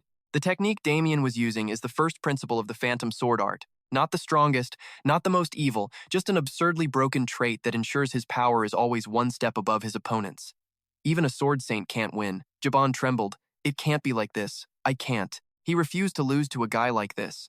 Jabon hadn't given up yet. He charged forward again. Don't think this is all I have, Jabon yelled. I'll use these hands to grab you and use my final technique. Just then, an arm shot out. Wait, he's mine. Jabon was shocked. The Crown Prince was trembling. Damn it, you can't stop this technique once it's been activated. At this rate, Jabon was going to accidentally kill him. He demanded, Do you even know what I'm about to do? Jiel shot back. Of course, you're using the Eli formation, right? I don't want to provoke this guy, so let me handle it. The Eli formation is a primitive, brutal technique that absorbs all pure mana from both the target and the user. In a contest of pure mana, even the legendary Labursa sword art is completely useless. Damien is smaller than Jabon. so he would definitely lose. Jiel continued. The leader of the rebellion is more modest than I thought. Huh? Only knows how to bully people smaller than him. Jaban was surprised. Are you really going to sacrifice yourself for your guard? It's not a sacrifice, Jiel replied. I'm about to crush you. He activated the Kuzman skill. System warning. You have used a red sunflower seed meant for phantom beasts. You are a human, not a phantom beast. The buff effect's duration is only 3 minutes. The red sunflower seed can cause serious side effects in the human body. Please see a doctor, pharmacist, or traditional physician. After the effect ends, you will fall into a coma for 5 straight days. Then Jiel started growing massive. In the middle of the intense fight, Maravich just asked, "What in the world am I looking at?" His guard replied, "I have no idea, sir." Jiel flexed his arm. "Aren't I the traditional physician right here?" He grinned, knowing that now, even the Eli formation couldn't touch him. By overcoming this, he could stop Damien from reaching his final awakening state. That way, everyone survives. Then Jiel called out to him, "Hey, Jabin! Looks like this match is decided. Just surrender already. Drop your sword and let's end this." But Jaban's massive ego wouldn't let him. He couldn't. His blood vessels were bursting. The pure mana in his body was being crushed by the Crown Prince. Jiel yelled, "Didn't you hear what I said?"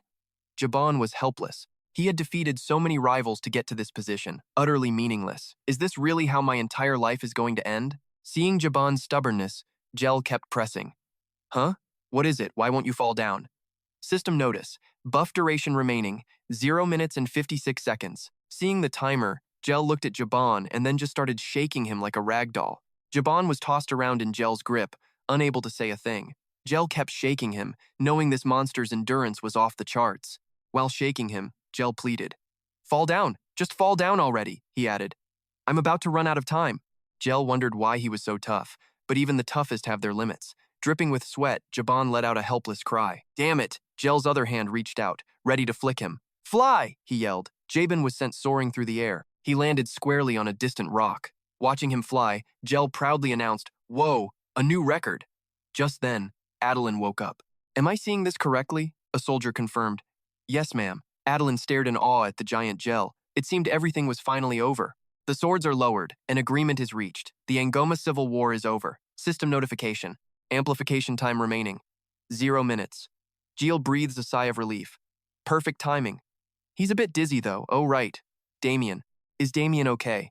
Jiel stumbles over to him, arm outstretched. Damien, and then Jiel promptly collapses right into his arms. You all right? Damien is seriously touched by the display. He holds the fainted Jiel and just says, "Your Highness." While passed out, Jiel gets whisked away to rest. "Your Highness, the Crown Prince." A voice cuts through the fog, forcing Jiel awake. The Crown Prince groggily opens his eyes and... Wait a minute. He finds himself in a groom's outfit, arm in arm with Adeline. What in the world is this situation? Jiel is completely baffled. "Princess? What are you doing dressed like that?" Adeline just smiles. "Your Highness, please come up to the stage." Jiel is still buffering. "Huh? Go where now?" Just then, an announcer's voice booms out. "Yes, ladies and gentlemen, a warm welcome for today's main character, His Highness the Crown Prince. The Pride of Magentano, a celebration for the Crown Prince's dual circle upgrade. Azrahan skill, dual circle level, mana amplification rate 400%. Your Azrahan stop skill has been upgraded. Accordingly, the circle slot is now enhanced. Skill 1 has a new dedicated option. The circle slot has been enhanced. Slot 2 has been unlocked. Unlocking slot 2 has activated a new function. Please give him a huge round of applause. Jiel is panicking. All he can manage is a series of uhs while the audience claps and congratulates him. Congratulations. Congrats, Your Highness. The announcer beams. Congratulations to the Crown Prince on achieving the dual circle. Jiel is floored. I achieved the dual circle? He glances up at the system window, still in shock. He's completely stunned and confused. Slot 2? Slot fusion? The announcer pipes up. Allow me to explain, Your Highness. Jiel quickly spots his aide, Gardin. He explains that slot fusion lets you mix materials from each slot together. Then, Gardin demonstrates by clinking 2 cocktail shakers together, giving them a gentle, suave, and frankly sensual little shake. It'll feel just like this. See how easy that is? Jiel still has absolutely no clue what is going on. What is this?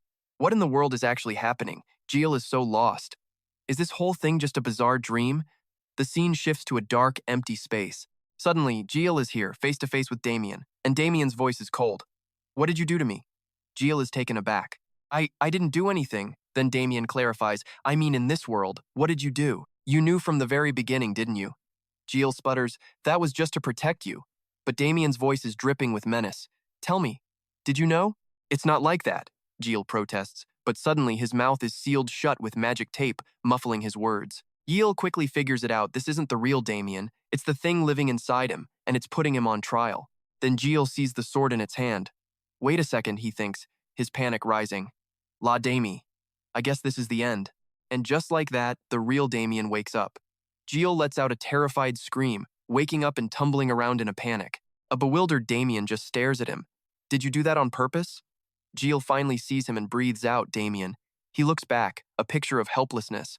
Jiel's mind races. Wait, is this guy in his fully awakened state right now? Then Damien points to his own forehead.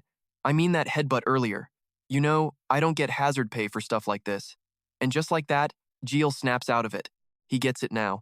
Instead of some epic comeback, Damien's first thought is about his paycheck. That's our guy. Damien just keeps muttering, damn it, I risked my life for you. Employees should get high salaries and hazard pay. Jiel just grins. It's him. It's really Damien. He happily walks over to Damien. Oh, please, who do you think I am? Jiel looks at him and can't help but smile. Even Damien feels it, a strange sense of quiet relief. Thank God. Jiel then says, Damien, give me your hand. Damien looks surprised. Huh? I want to check your pulse. Damien wonders why so suddenly. But Jiel's actually checking the progress of his Labursa mind-awakening technique. Jiel insists, hand it over, consider it a welfare benefit for a subordinate. Then he asks, you've reached the highest level of despair, haven't you? Hearing this, Damien is shocked. How did you know? Jiel explains with a bit of a brag, I recognized the symptoms with a single glance when we first met. Have you forgotten? If you keep this up, your insomnia will get worse, and your nerves will be shot. At that, Damien lets out a long sigh of relief and says, yes. A system window pops up, beginning pulse diagnosis. The report lists the subject as Damien Ken, human male, age 3009 to 112, 186.6 centimeters tall, 79.2 kilograms. Jiel's eyes widen. 3,000? He's so different from when they first met. The awakening is progressing.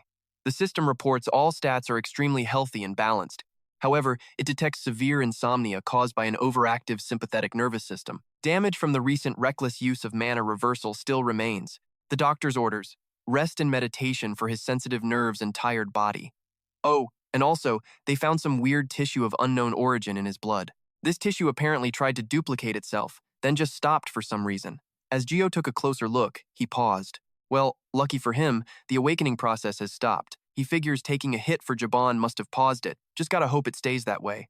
Jiel then lays down the law. Absolutely no reversing mana from now on. Damien, completely baffled, just says, but my body feels perfectly fine. Don't get cocky, Jiel warns him. A ban is a ban, got it? Why the long face? Anyway, if you reverse your mana again, you're fired. Damien suddenly realizes, wait a second, isn't that wrongful termination? Jiel, completely fed up, just tells him to become the Crown Prince then. With a big stretch, Jiel says the exam is done. Report time. Tell me everything that happened while I was unconscious. And what about Jaban? Just as Damien starts to explain, a voice cuts in, startling them both. Allow me to explain. Jiel and Damien immediately bow their heads. It's the King of Angoma. They pay their respects. The king speaks up. I wish to speak with the Crown Prince alone. King Merovich begins. First, regarding the punishment of the wicked traitor who brought such suffering upon the people. On behalf of the royal family, I express our sincere gratitude. He then welcomes the Crown Prince of Magentano. Jiel just stands there, looking awkward as heck. Then a system notification pops up. For his selfless contribution to the Angoma Civil War, his deeds will be recorded in the history of the Laser Continent. The Angoma royal family officially expresses their gratitude for his achievements. Jiel is, understandably, completely stunned. What? What is this? While Jiel is distracted by the system window, the king is still calling his name. Crown Prince. Crown Prince. He finally snaps out of it and quickly replies, Your Majesty, it was my honor to contribute. Hearing this, Merov gives a satisfied smile. Excellent, now I will tell you what you want to know. He explains that after Jalen was knocked out, the rebel army surrendered immediately. All those involved have been sent to a military tribunal, and Jabalong was arrested for high treason. Jiel can only wonder if that's really it. What about all the rebel soldiers? Merov clarifies, I won't punish them. They were simply forced onto the battlefield. Jiel asks curiously, then what will happen to Japan? Merov's answer is chilling. He'll be used for experiments. He was a rare triple aura swordsman after all. A traitor deserves neither forgiveness nor a glorious death. Don't you agree? No need to pity such a wretch. This tragic end is exactly what he deserves. Understand? Eel just gives an awkward smile and agrees. This whole situation is a mess. Yes. Merovich thinks for a moment, then asks another question. Jiel looks at him, wondering, is there something else? And oh, there is.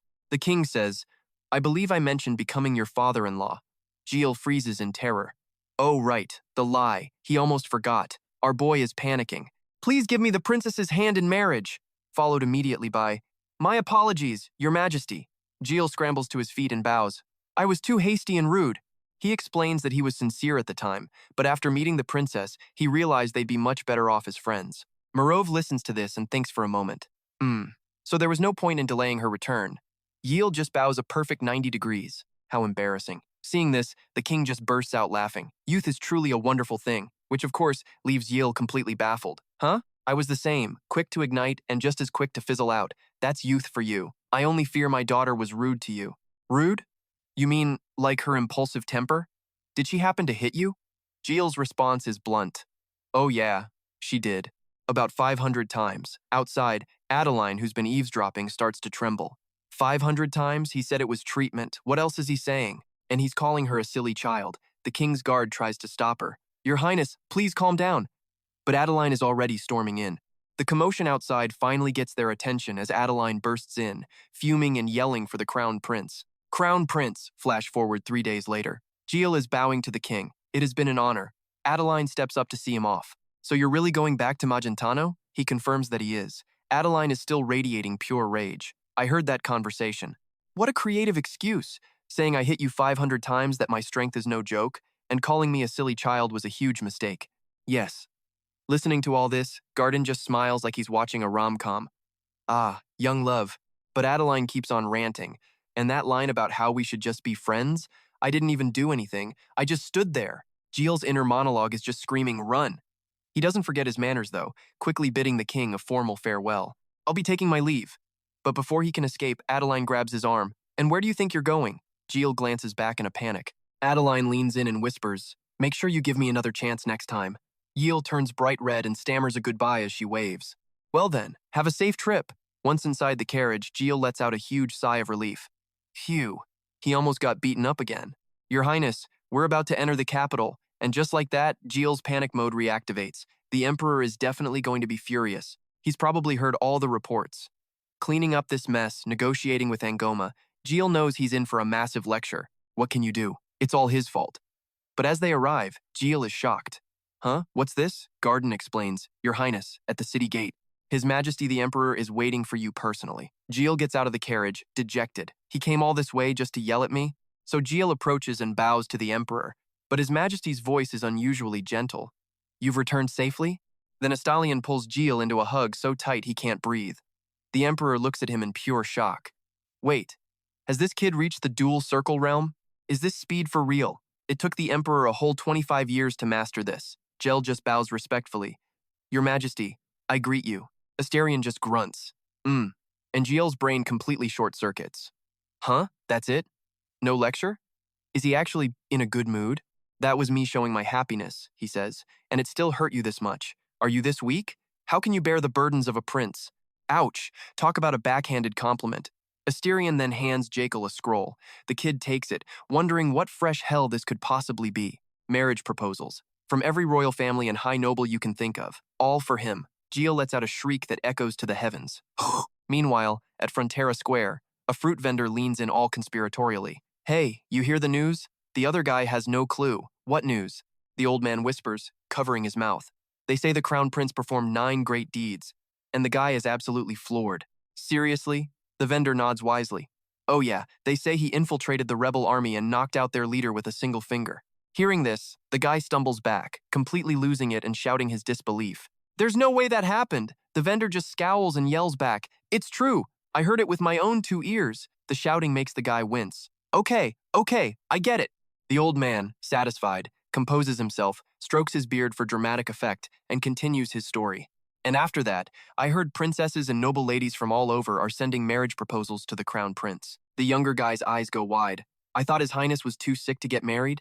The vendor just cuts him off. Guess all that worrying was for nothing. Instead of worrying about the royal family, he adds, you should be worrying about yourself. The kid immediately grits his teeth, absolutely furious. What did you just say? The old man turns his back. Isn't it true? You need a job to get married, after all. And that burn lands a direct hit, because our boy here is, in fact, still looking for a job. He yells at the vendor's stall. I didn't ask for your concern. You always say stuff like this. Apologize for your outdated remarks. Hearing that, the old man turns back with a stone-cold face. Fine. You apologize for your overdue rent first. And just like that, the fightin'. Inside, Rakiel is sprawled on a sofa, whining. So tired.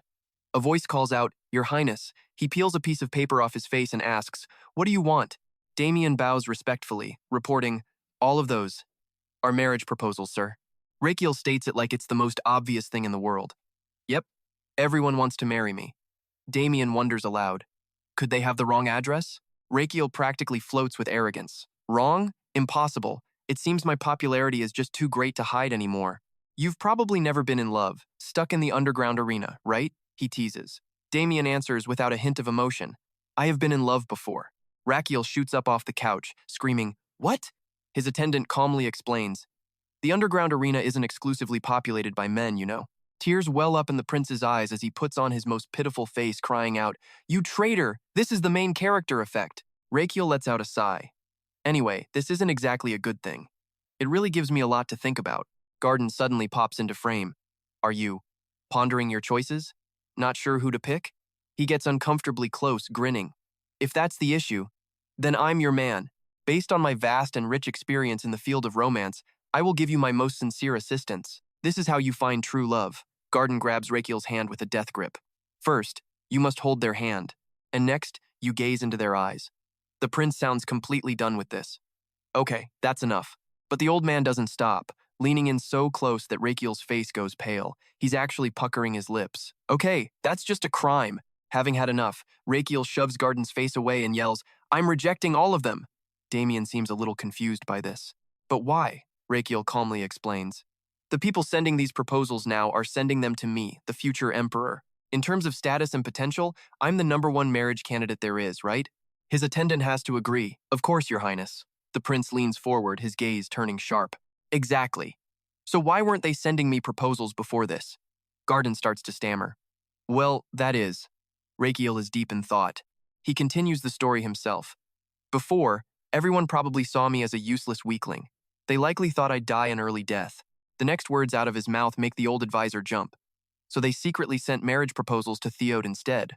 Right? Gardin yelps. You knew? Rakiel reaches into a box of letters. I have ears, you know, he says matter-of-factly. But I heard he rejected every single one, saying I had to be first. He pulls out a letter, showing it off proudly. In any case, after this whole fiasco, I'm now the #1 husband. The old man looks completely confused, asking in a low voice. Everyone now acknowledges your power and potential, Your Highness. So why are you planning to reject all the proposals? Rakiel just shakes his head. I'm not telling. Hearing this, both Gardin and Damien are frozen in shock. Huh? The prince turns to look at his reflection in a pane of glass. Because Rakiel is grinning ear to ear with pure, unadulterated excitement. Becoming emperor? No thanks. This guy's goal was a long, healthy life in the lap of luxury. That was his whole reason for being. Or so he thought, clutching the letter tighter. He could already guess the emperor's game with this whole marriage proposal, but hey, if he could squeeze some benefits out of it, then it was time to get to work. Rakiel pointed ahead, barking an order. Let's head to the second prince's palace. Gardin just about had a heart attack. At this hour, sir? Beside him, Damien was already on it. I'll be filing for night shift allowance. Just then, a sharp voice cut through, making everyone freeze. Turn the carriage around. Rakiel gazed outside, a million thoughts racing through his mind. Has it been that long since our duel? First time seeing him since then, huh? This guy had been seriously swamped. He probably should have dropped by when visiting the emperor. But letters and flowers? Ugh, way too cheesy for his taste. Was he overthinking this? After all, he wasn't the Times' real Times Rakiel. He propped his chin on his hand, lost in thought. They weren't his real family. He sighed, his eyes drooping. And that begged the question, what happened to the actual Rakiel? Suddenly, a system window popped up with some serious sass. Wow, you're only curious times now? How long have you been here, dude? This guy was seriously something else. He blinked up at the screen, utterly confused. Wait, you knew I'm not the original owner of this body? The system shot back. Of course we knew. We're this body's managers, duh. Rakiel just lowered his head, his mind completely blown. He pressed on. Then where is the real Rakiel? His lips formed a tight line, waiting for the answer. About that, things on the other side are just as tense. In that moment, Rakiel held his breath, desperately trying to hear every single detail. And then he just stared, dumbfounded, as the system displayed the words, "We don't know either." He gritted his teeth, fuming. They made it sound so dramatic. So what was the punchline? Right on cue, a voice interrupted. "Your Highness, we have arrived." He stepped out of the carriage, tilting his head to get a good look. So this is what the second prince's palace looks like. A butler, who seemed to appear from nowhere, bowed deeply. This old servant in charge of the second prince's palace greets the crown prince, the rightful heir to the empire. Rakiel offered a hand. "Sorry to drop in so suddenly. I need a word with him, if you'll lead the way." He glanced back at Damien's crew. "My brother and I need to talk alone. You guys wait here." His men nodded. "Yes, sir," they replied in unison. Following the butler, Rakiel decided to make some small talk. "Is he having dinner this late?" The butler replied, "Yes, Your Highness." As they walked, he added, "The second prince has been spending a great deal of time on his meals recently." Then he stopped, turning back to propose a plan. "I shall escort Your Highness to the reception room and then summon the second prince." But Rakiel wasn't having it. "No need. I'll go to him right now." Rakiel thought to himself, this was perfect. He'd just dump all those marriage proposals on his brother, then throw a massive party right here. He'd invite every single noble lady and let them see the second prince's true form, Theode, glowing with an otherworldly aura, stepping into the hall like a god. The ladies at the party would go absolutely wild. "It's the second prince!" Theodore's handsome face flashed in his mind. Tall, built, and gorgeous. He's good at sports, works hard, doesn't drink or smoke. Absolutely perfect. Rakiel was 100% sure of it. Who wouldn't fall for a guy like that? A wicked, excited grin spread across his face. "I'm a genius." This was that top-of-the-class Korea University brainpower at work. His plan to offload the proposals was flawless, but for some reason, tears were streaming down his face. He forced a smile, but it was anything but convincing. "So why do I feel like I'm about to cry?"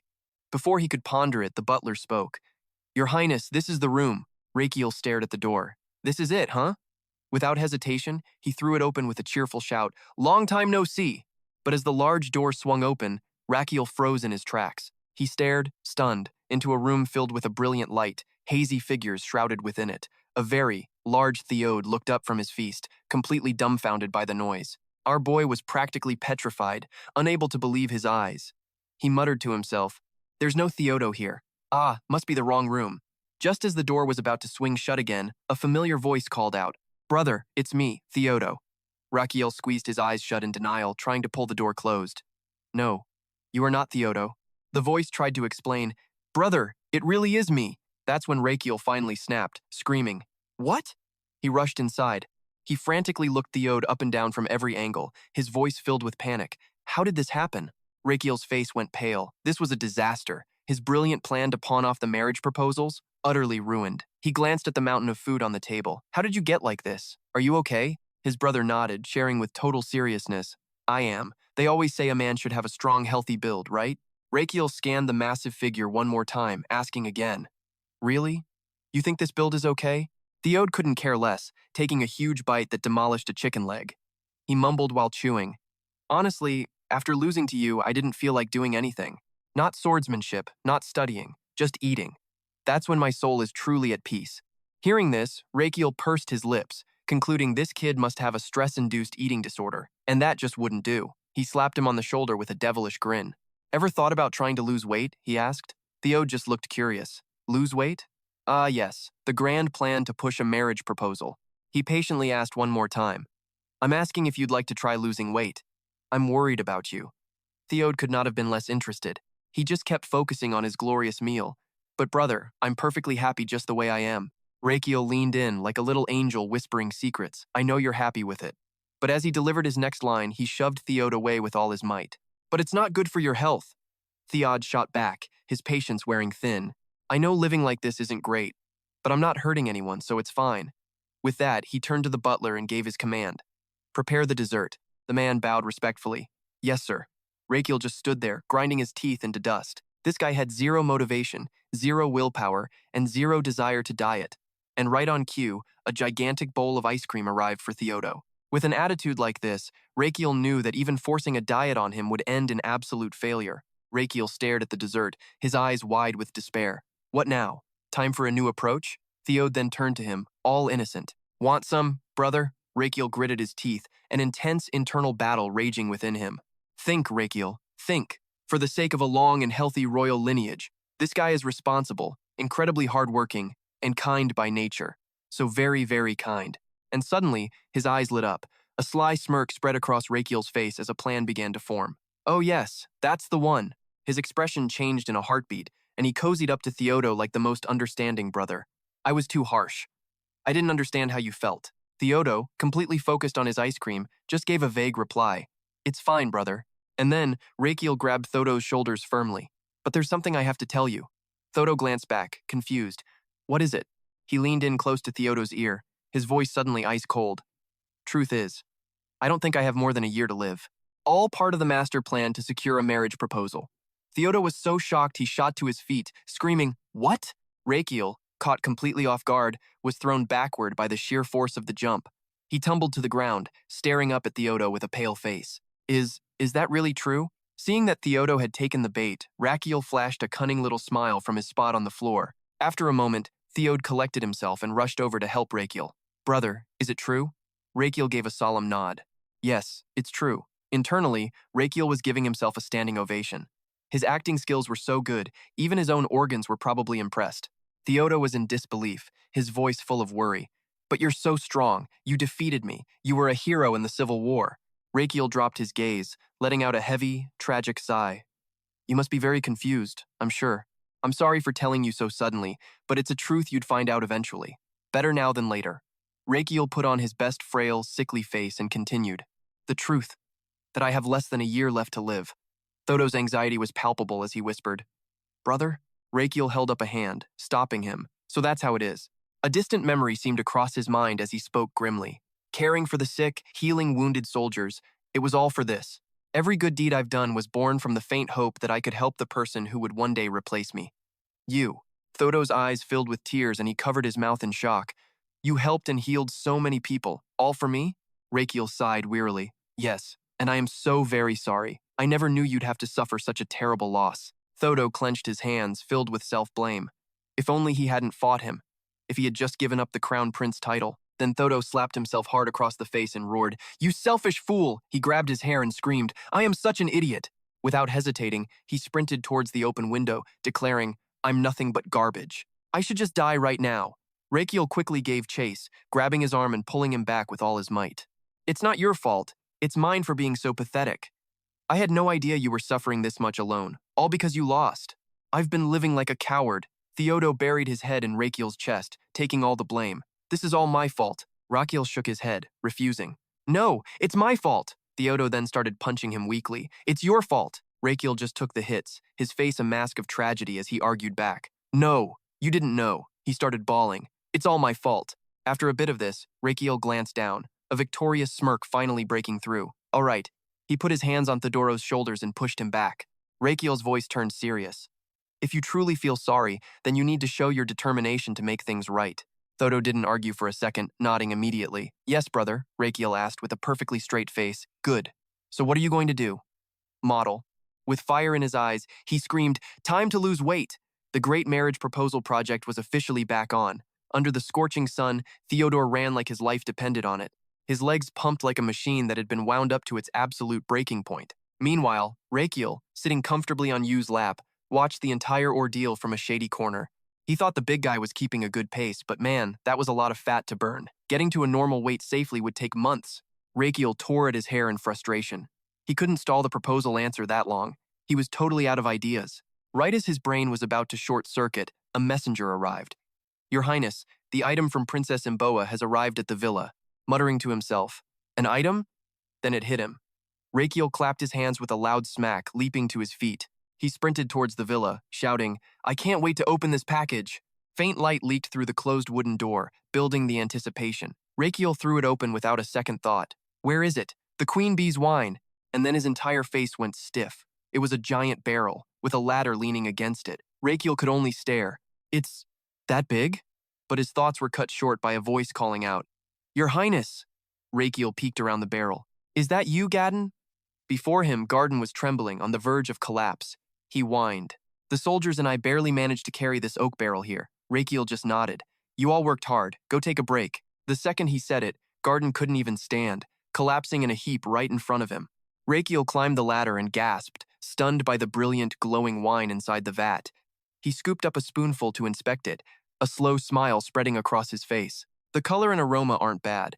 It seems fine to drink right away, but to analyze the ingredients properly, I'll still need to.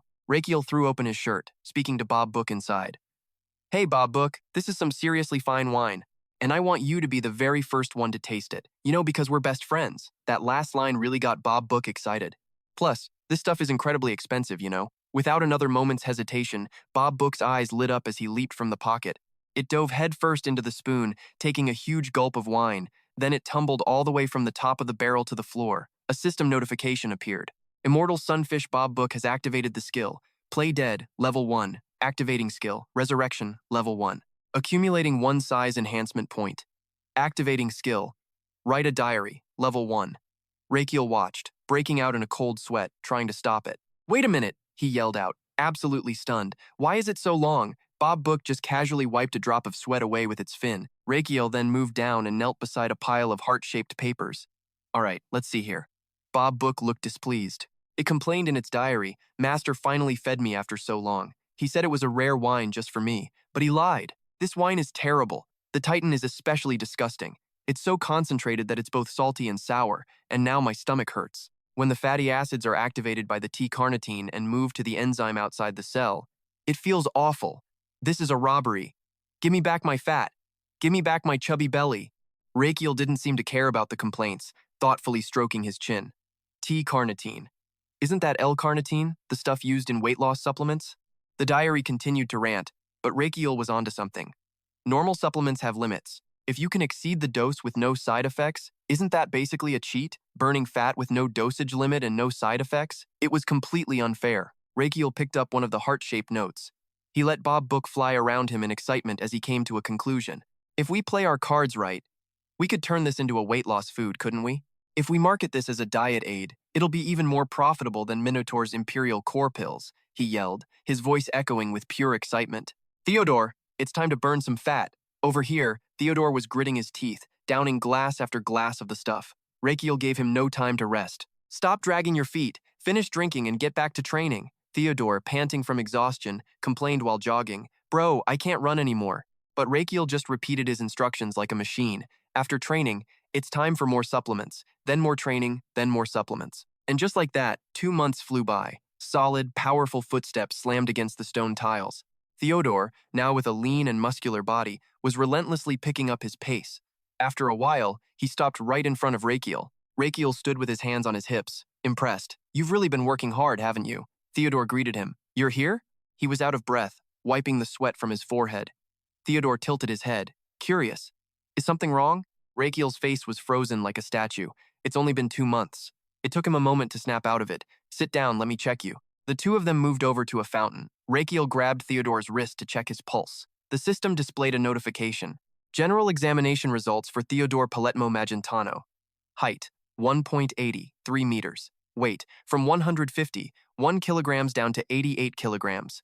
The summary concluded that due to sudden weight loss from a state of severe obesity, his body's metabolic functions had been disrupted. His liver and kidneys had accumulated serious fatigue. Rakiel read the report, nodding in grim acknowledgement. Yeah, the diet was a little extreme. So extreme, in fact, that all his internal organs started to complain. Talk about a tough crowd. He tried to shut them up. But his kidney, crossing its arms like a tiny gangster, was not having it. It whined, if you treat this body like that, I'm just going to form a kidney stone and clock out. Rakiel's eyes snapped open, asking, who are you? Then a light bulb went off. Oh, that's right, the kidney in Mboa awakened, didn't it? My apologies. I've been so out of it, especially with the king right here. Thodo, seeing him completely spaced out, kept calling his name with no response. Finally losing his patience, he shouted, Hey, are the test results that bad? That definitely startled Rakiel. Snapping out of it, he replied, No, they're so good it's surprising. You worked hard. Thodo then asked, So does that mean I can stop the diet? Rakiel got serious. Your liver and kidneys are exhausted. You need to rest for at least a month. Hearing that, the guy started to look worried.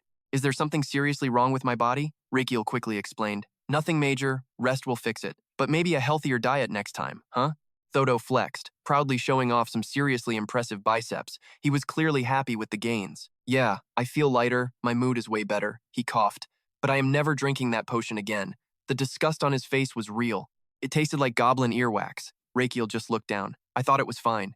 Don't complain. You can't deny the results, right? Thodo stood before him and bowed his head respectfully. Yes. Thank you. Rakiel crossed his arms, smirking. See? You should be grateful.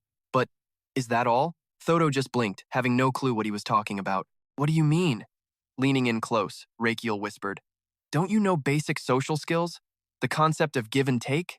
Startled, the guy yelped. I haven't gotten to that part yet. Rakiel pulled back with a sly grin.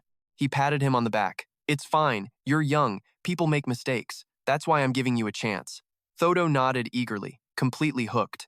Thank you for the opportunity. Is that the right thing to say? Finally, Rakiel decided to make his move. Just help me with one thing. It's not hard, Thodo replied instantly, full of excitement. Just tell me what it is. And so, Rakiel laid it on him, straight up. Marry her in my place. Thodo broke out in a cold sweat, frozen solid as if he couldn't believe what he'd just heard. What? Seeing his expression, Rakiel pushed. I thought you said you'd do anything? Was that just all talk? Thodo just stammered, totally cornered. Rakiel heaved a long, dramatic sigh. I see. I asked for the one thing you're unable to do. I understand your true feelings. Across from him, Thodo's eyes started tearing up, which clearly caught Rakiel by surprise. Hey, why are you crying? All right, fine, I'll ask for something else. But Thodo, blushing bright red, quickly cut in. No, it's not that. I was just so shocked is all. Rakiel's expression didn't flicker as his blue eyes sized him up. Yes, I suppose that's an understandable reaction. He was making such a huge request because he was literally living on borrowed time. So then, why not just tell the truth? But every word Rakiel said was like an arrow striking straight through poor Thodo's conscience. No, my remaining time must be kept secret as long as possible, especially from His Majesty, who hasn't fully recovered yet. He knew just how close His Majesty had come to death. Even with the miracle recovery, risks and complications were still very real. What if His Majesty heard the news with absolutely no warning? Panicking, Thodo shouted. That can't be allowed to happen. Without another moment of hesitation, Thodo made his choice.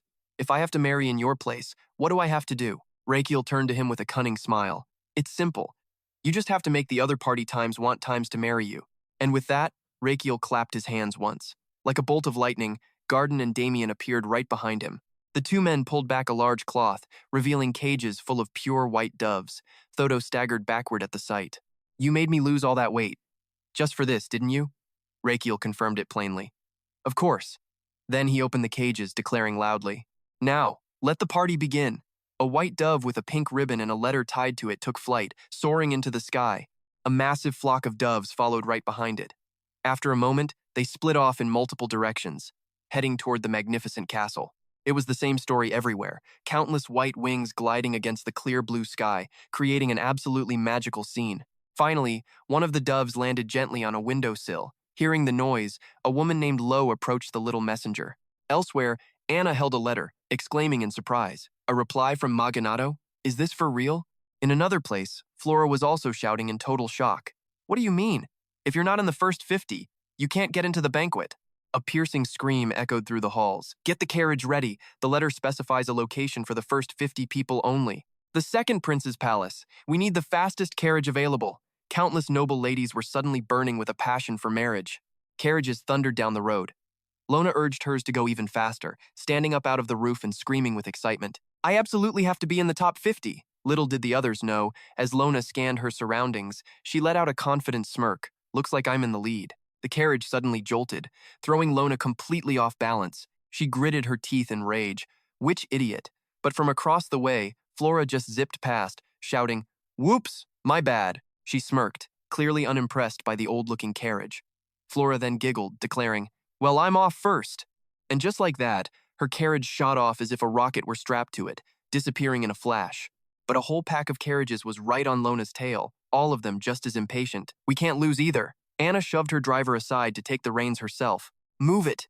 As another carriage zoomed past, Lona could only stare at what would one day become an international women's race held every 5 years. Her face went dark as she barked orders at her poor servant. Faster! You'll be fired if we're late. And nobody knew this chaotic mess would become the famous Imperial merch rally. The butler stood before the closed gates, announcing with grave finality, That is all. The event is now closed. A few late girls started panicking. Just 10 more people, please. Misa sighed in relief, realizing she just times made it. Mary, next to her, was also catching her breath. That was close. From high above, a mysterious figure watched the whole party unfold from the shadows. Seeing the perfect moment, the person leaped down into the festivities below. Inside, crystal chandeliers cast a warm golden glow. Anna touched her cheek, blushing as she wondered, I wonder what kind of person the Crown Prince is. Flora, nearby, had the exact same thought. I'm so curious. The rumors about him being weak have to be fake, right? Mary glanced over, sharing what she knew. I heard he recruited a legendary swordmaster on the battlefield. Hearing this, Lona stated with absolute certainty. See?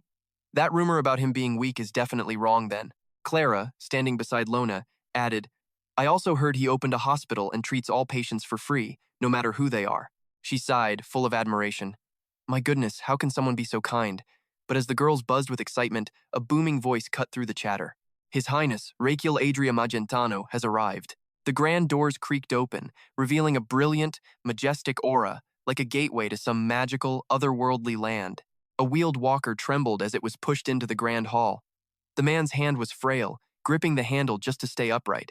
The noble ladies who witnessed this sight simply froze on the spot, their jaws practically hitting the floor. Whispers immediately filled the air. What's with that appearance? Is that really the Crown Prince? Am I dreaming? This has to be a joke. What is that thing? Can't he walk without it? Did I come all this way just to catch the eye of him?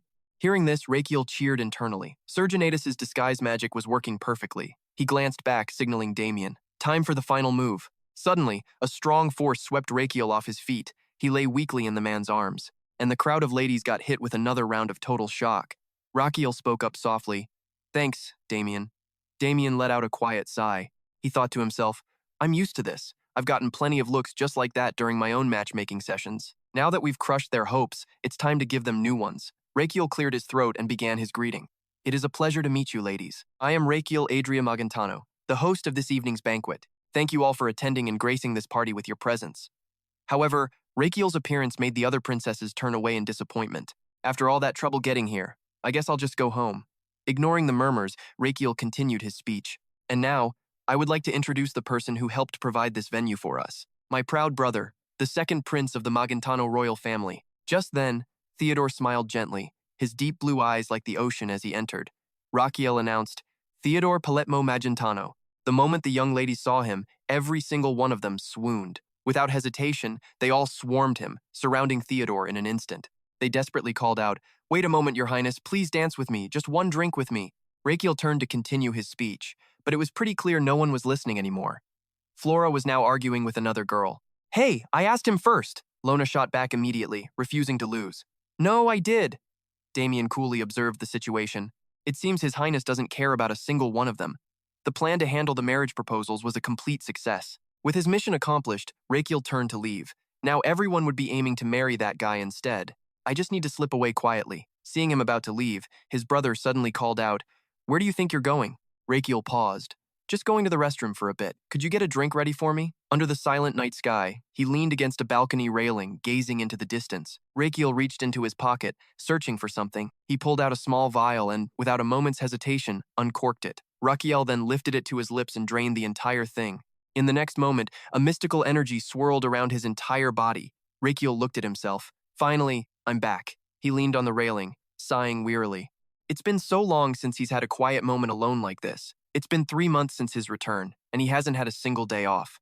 And just like that, a shadowy figure appears, clamping a hand over his mouth while a sharp blade presses against his throat. Sylvia just hisses at him to be quiet. Our boy Rakiel, currently being held hostage, is just a little confused. What is this? He tried to piece it together. Could it be an elf? How else could they slip past the guards? Not even Damien noticed a thing. She leaned in close, whispering in his ear, Hey, you little human. Have you been playing with fire lately? Rakiel was utterly baffled. Lately? Sylvia snapped, cutting him off. Don't ask questions, just answer. He thought for a second, then replied, No, not recently. Liar! Sylvia yelled, her voice filled with fury. Half a year ago, you burned down the forest with the Apollos nest. Didn't you, eerie hand soldier? He wasn't even scared, just questioning her logic. Does that really count as recently? I mean, yeah, I did it, but this feels unfair. She was completely taken aback. What? Unfair? He calmly explained. Most people wouldn't call something that happened 6 months ago recent. Sylvia was a little stunned. What? I carefully considered everything before coming here, you know. Rakiel grabbed her wrist, twisting around to face her. First, let's get this thing off my neck, then we can talk. You're here to ask for something, right? So just spit it out. Caught off guard, she didn't hide it. I want compensation. Rakiel raised an eyebrow. Compensation for burning down the forest? Sylvia nodded firmly. Yes, you mercilessly burned that beautiful forest to the ground. Rakiel's face was unreadable. I'm sorry, I have no excuse for that. Of course, he was thinking that setting the fire was necessary to kill the Vespar. Elves are basically plant fanatics. They love plants so much they don't even eat them. They're a species of pure carnivores. Looking at Sylvia's enraged face, he pegged her as the ultimate apex predator. After a moment, Rakiel made his decision. I will provide fair compensation. Please, just tell me what you desire. Sylvia laid out her terms. You will go to that forest yourself and restore it. Okay, Rakiel nodded, but then she continued. You will plant new trees and grass in the forest you burned. That's when it hit him. Wait, I have to go myself? How many do I have to plant? He asked. Her reply was simple. Enough to make it look exactly as it did before the fire. So I just have to plant them and that's it? He wondered. She looked down. You must care for them until they've returned to their original state. Sylvia's eyes turned ice cold as she stared at Rakiel. That is what true restoration means, is it not? He started to get a little worried. You do know it takes at least 20 years for a forest to fully recover, right? Sylvia just scoffed, totally unbothered. 20 years? That's nothing. He was absolutely fuming inside, but kept his cool. 20 years to someone who lives day by day? Is this lady serious? For her 1,000-year-old race, that's nothing. But for me, 20 years is a massive chunk of my entire life. She cut him off with a growl. Are you saying you refuse? Rakiel tried to negotiate.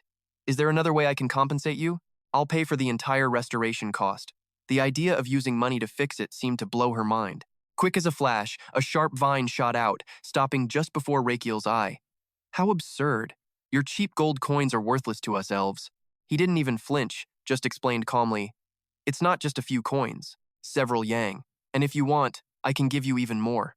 At that, Sylvia's eyes widened, and she started muttering the number to herself. Rakiel noticed her expression change immediately. Yep, she was wavering. Time to press his advantage. So, how much will it take? I just want to find the most efficient and practical solution. What good will it do if I spend 20 years planting trees? It would be much faster to hire a team of gardeners, don't you think? Sylvia was stunned. She was speechless for a second. The human was absolute trash, but she couldn't argue with his logic. Sylvia gritted her teeth. I understand your point, but Rakiel just laughed. Meaning you're still not sure, right? Why not think it over for a bit? Think it over for a bit, she repeated. He just nodded in confirmation. Yes. This is an important matter, so it's best to take some time to think before we proceed, right? She finally gathered herself and made a decision. That does make sense. I will think for a moment and then return. He bowed his head. A wise decision. Sylvia turned to leave. But not without a warning. I'll be back soon. Take your time, Rakiel replied, still bowing. He even waved. I'll be waiting in the palace.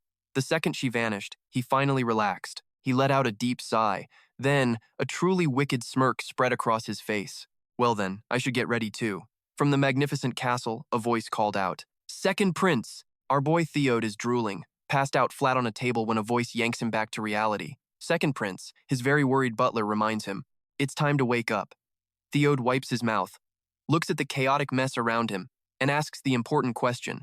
So where's my brother? The butler bows respectfully and reports, he returned to the palace this morning, sir.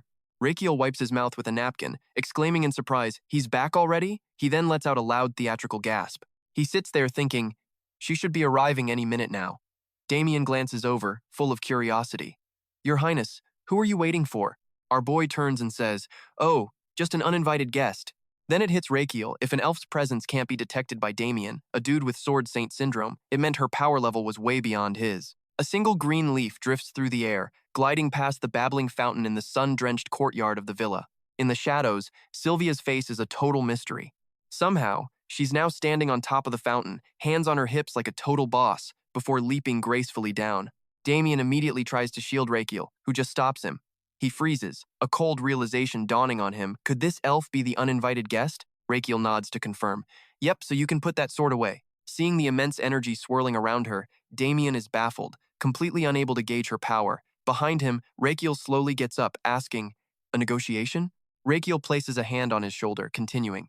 If we're going to negotiate, we should probably start with names, right? Sylvia crosses her arms and introduces herself. Sylvia, that's my name. Rakiel claps his hands, walking towards her excitedly. You're here early. I was worried you wouldn't show up until tomorrow. Sylvia's expression doesn't change a bit.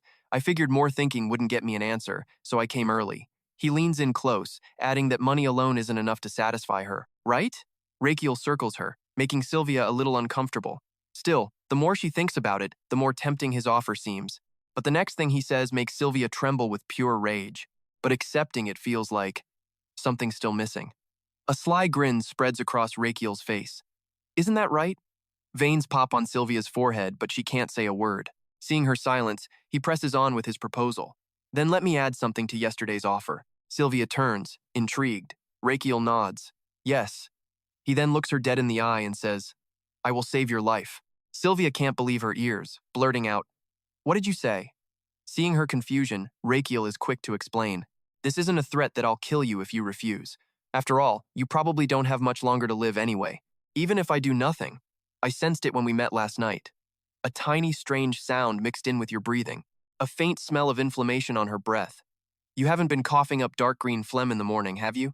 He hit the nail on the head. Sylvia snaps back furiously. And what if I have? If you accept the reward money, I'll heal you.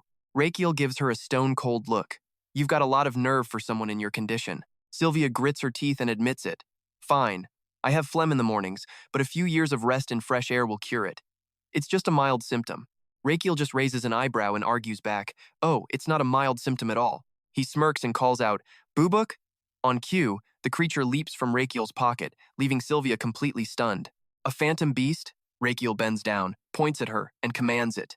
Can you show us the image I transferred to you from her pulse reading? At his word, Bubuk's entire body inflates like a balloon.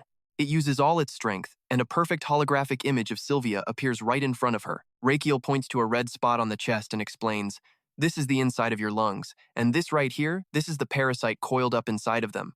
If you just leave it like this, your condition is only going to get much, much worse. Sylvia glances away, thinking to herself that he's lying. I can't possibly trust that human.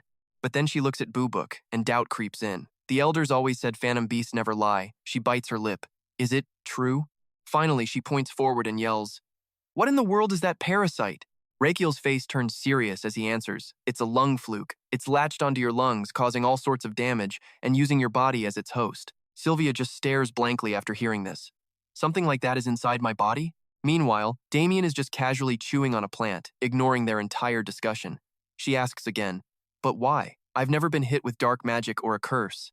Rakiel answers, Because you accidentally swallowed the fluke larvae without even knowing. The more she hears, the more panicked she gets. How could swallowing larvae cause this? He calmly explains his conclusion. It's because of your eating habits. All the raw food you've eaten in the past is the cause. That's how the fluke larvae entered your body and latched onto your lungs. That faint smell is a sign of inflammation. And the weird sound in your breath could be a warning sign of a collapsed lung. Right now, fluke cysts have already formed in your lungs and are developing into fibrous tissue. Sylvia's eyes went wide. A fluke bag? Rakiel just nodded. Yep, a bag literally full of parasites. Okay, now she looked seriously worried.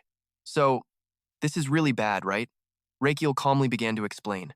First, you get recurring chills and a low fever, followed by a nasty cough with blood, constant fatigue, and then, eventually, a complete nervous breakdown.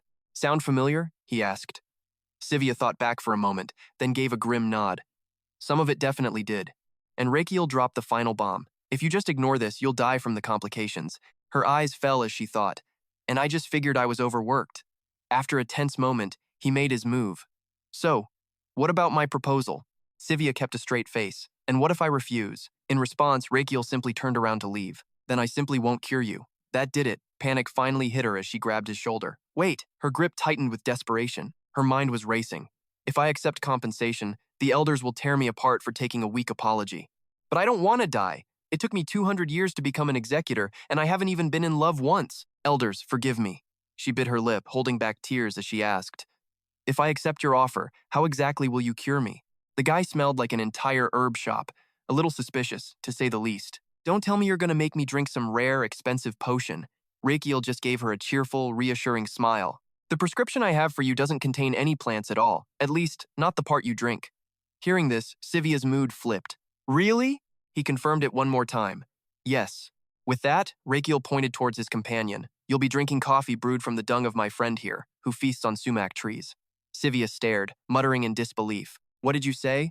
Her eyes were practically bugging out as he delivered the final, killer name for his new menu item, Urawak coffee. Sylvia slapped a hand over her mouth in horror, a curse escaping her lips. You monster, she yelled, grabbing his head. Urawak?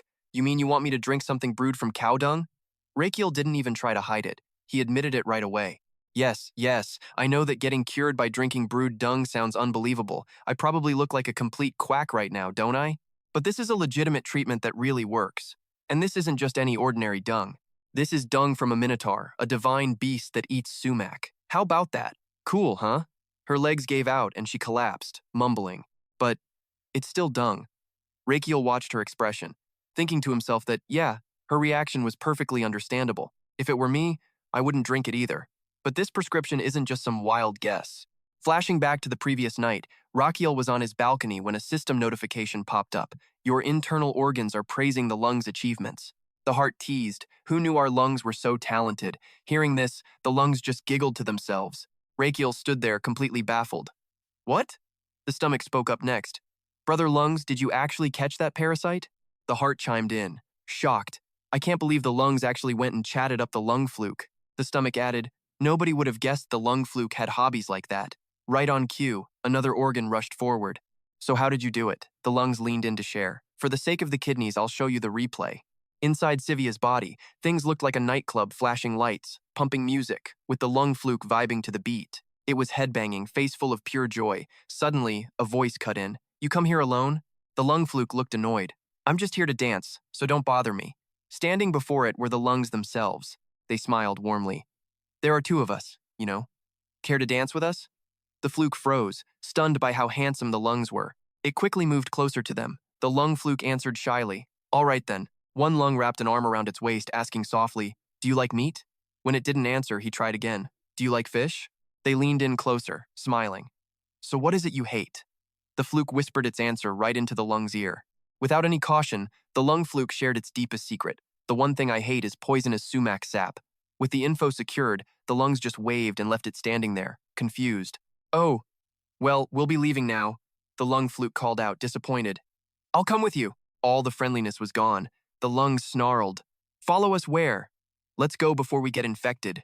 And now, back in the present, Rakiel stood before Sylvia, thinking. The main ingredient in sumac is urushiol. They say that urushiol, when passed through a powerful herbivore's digestive system, becomes its most potent. He turned and asked cheerfully, Sumac is delicious, right? His minotaur friend let out an excited cheer.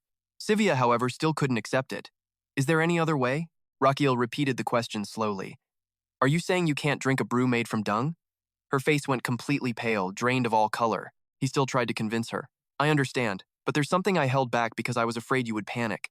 And those they crawl up the optic nerve from the brain right into your eyeball, he says. Sylvia looks absolutely horrified. And then what happens? He lays it all out for her seizures, headaches, vomiting, a stiff neck, weak muscles, and then, well, you die. Nothing to it. She freaks out, tears welling up as she screams, No way! Sylvia grabs his collar, completely losing her cool. I'll drink it! I swear I'll definitely drink it! Her scream echoes through the dead silent room. I'll do anything! We find Rakiel standing in front of a massive fireplace, the flames dancing. He looks at his masterpiece, muttering, This should be enough. Damien approaches him. Your Highness. Rakiel turns to him. What? Damien states his purpose simply. My mission is to protect you. Rakiel casually replies, This is also part of your mission. Damien suddenly remembers having to shovel the most disgusting smelly stuff. The smell of manure.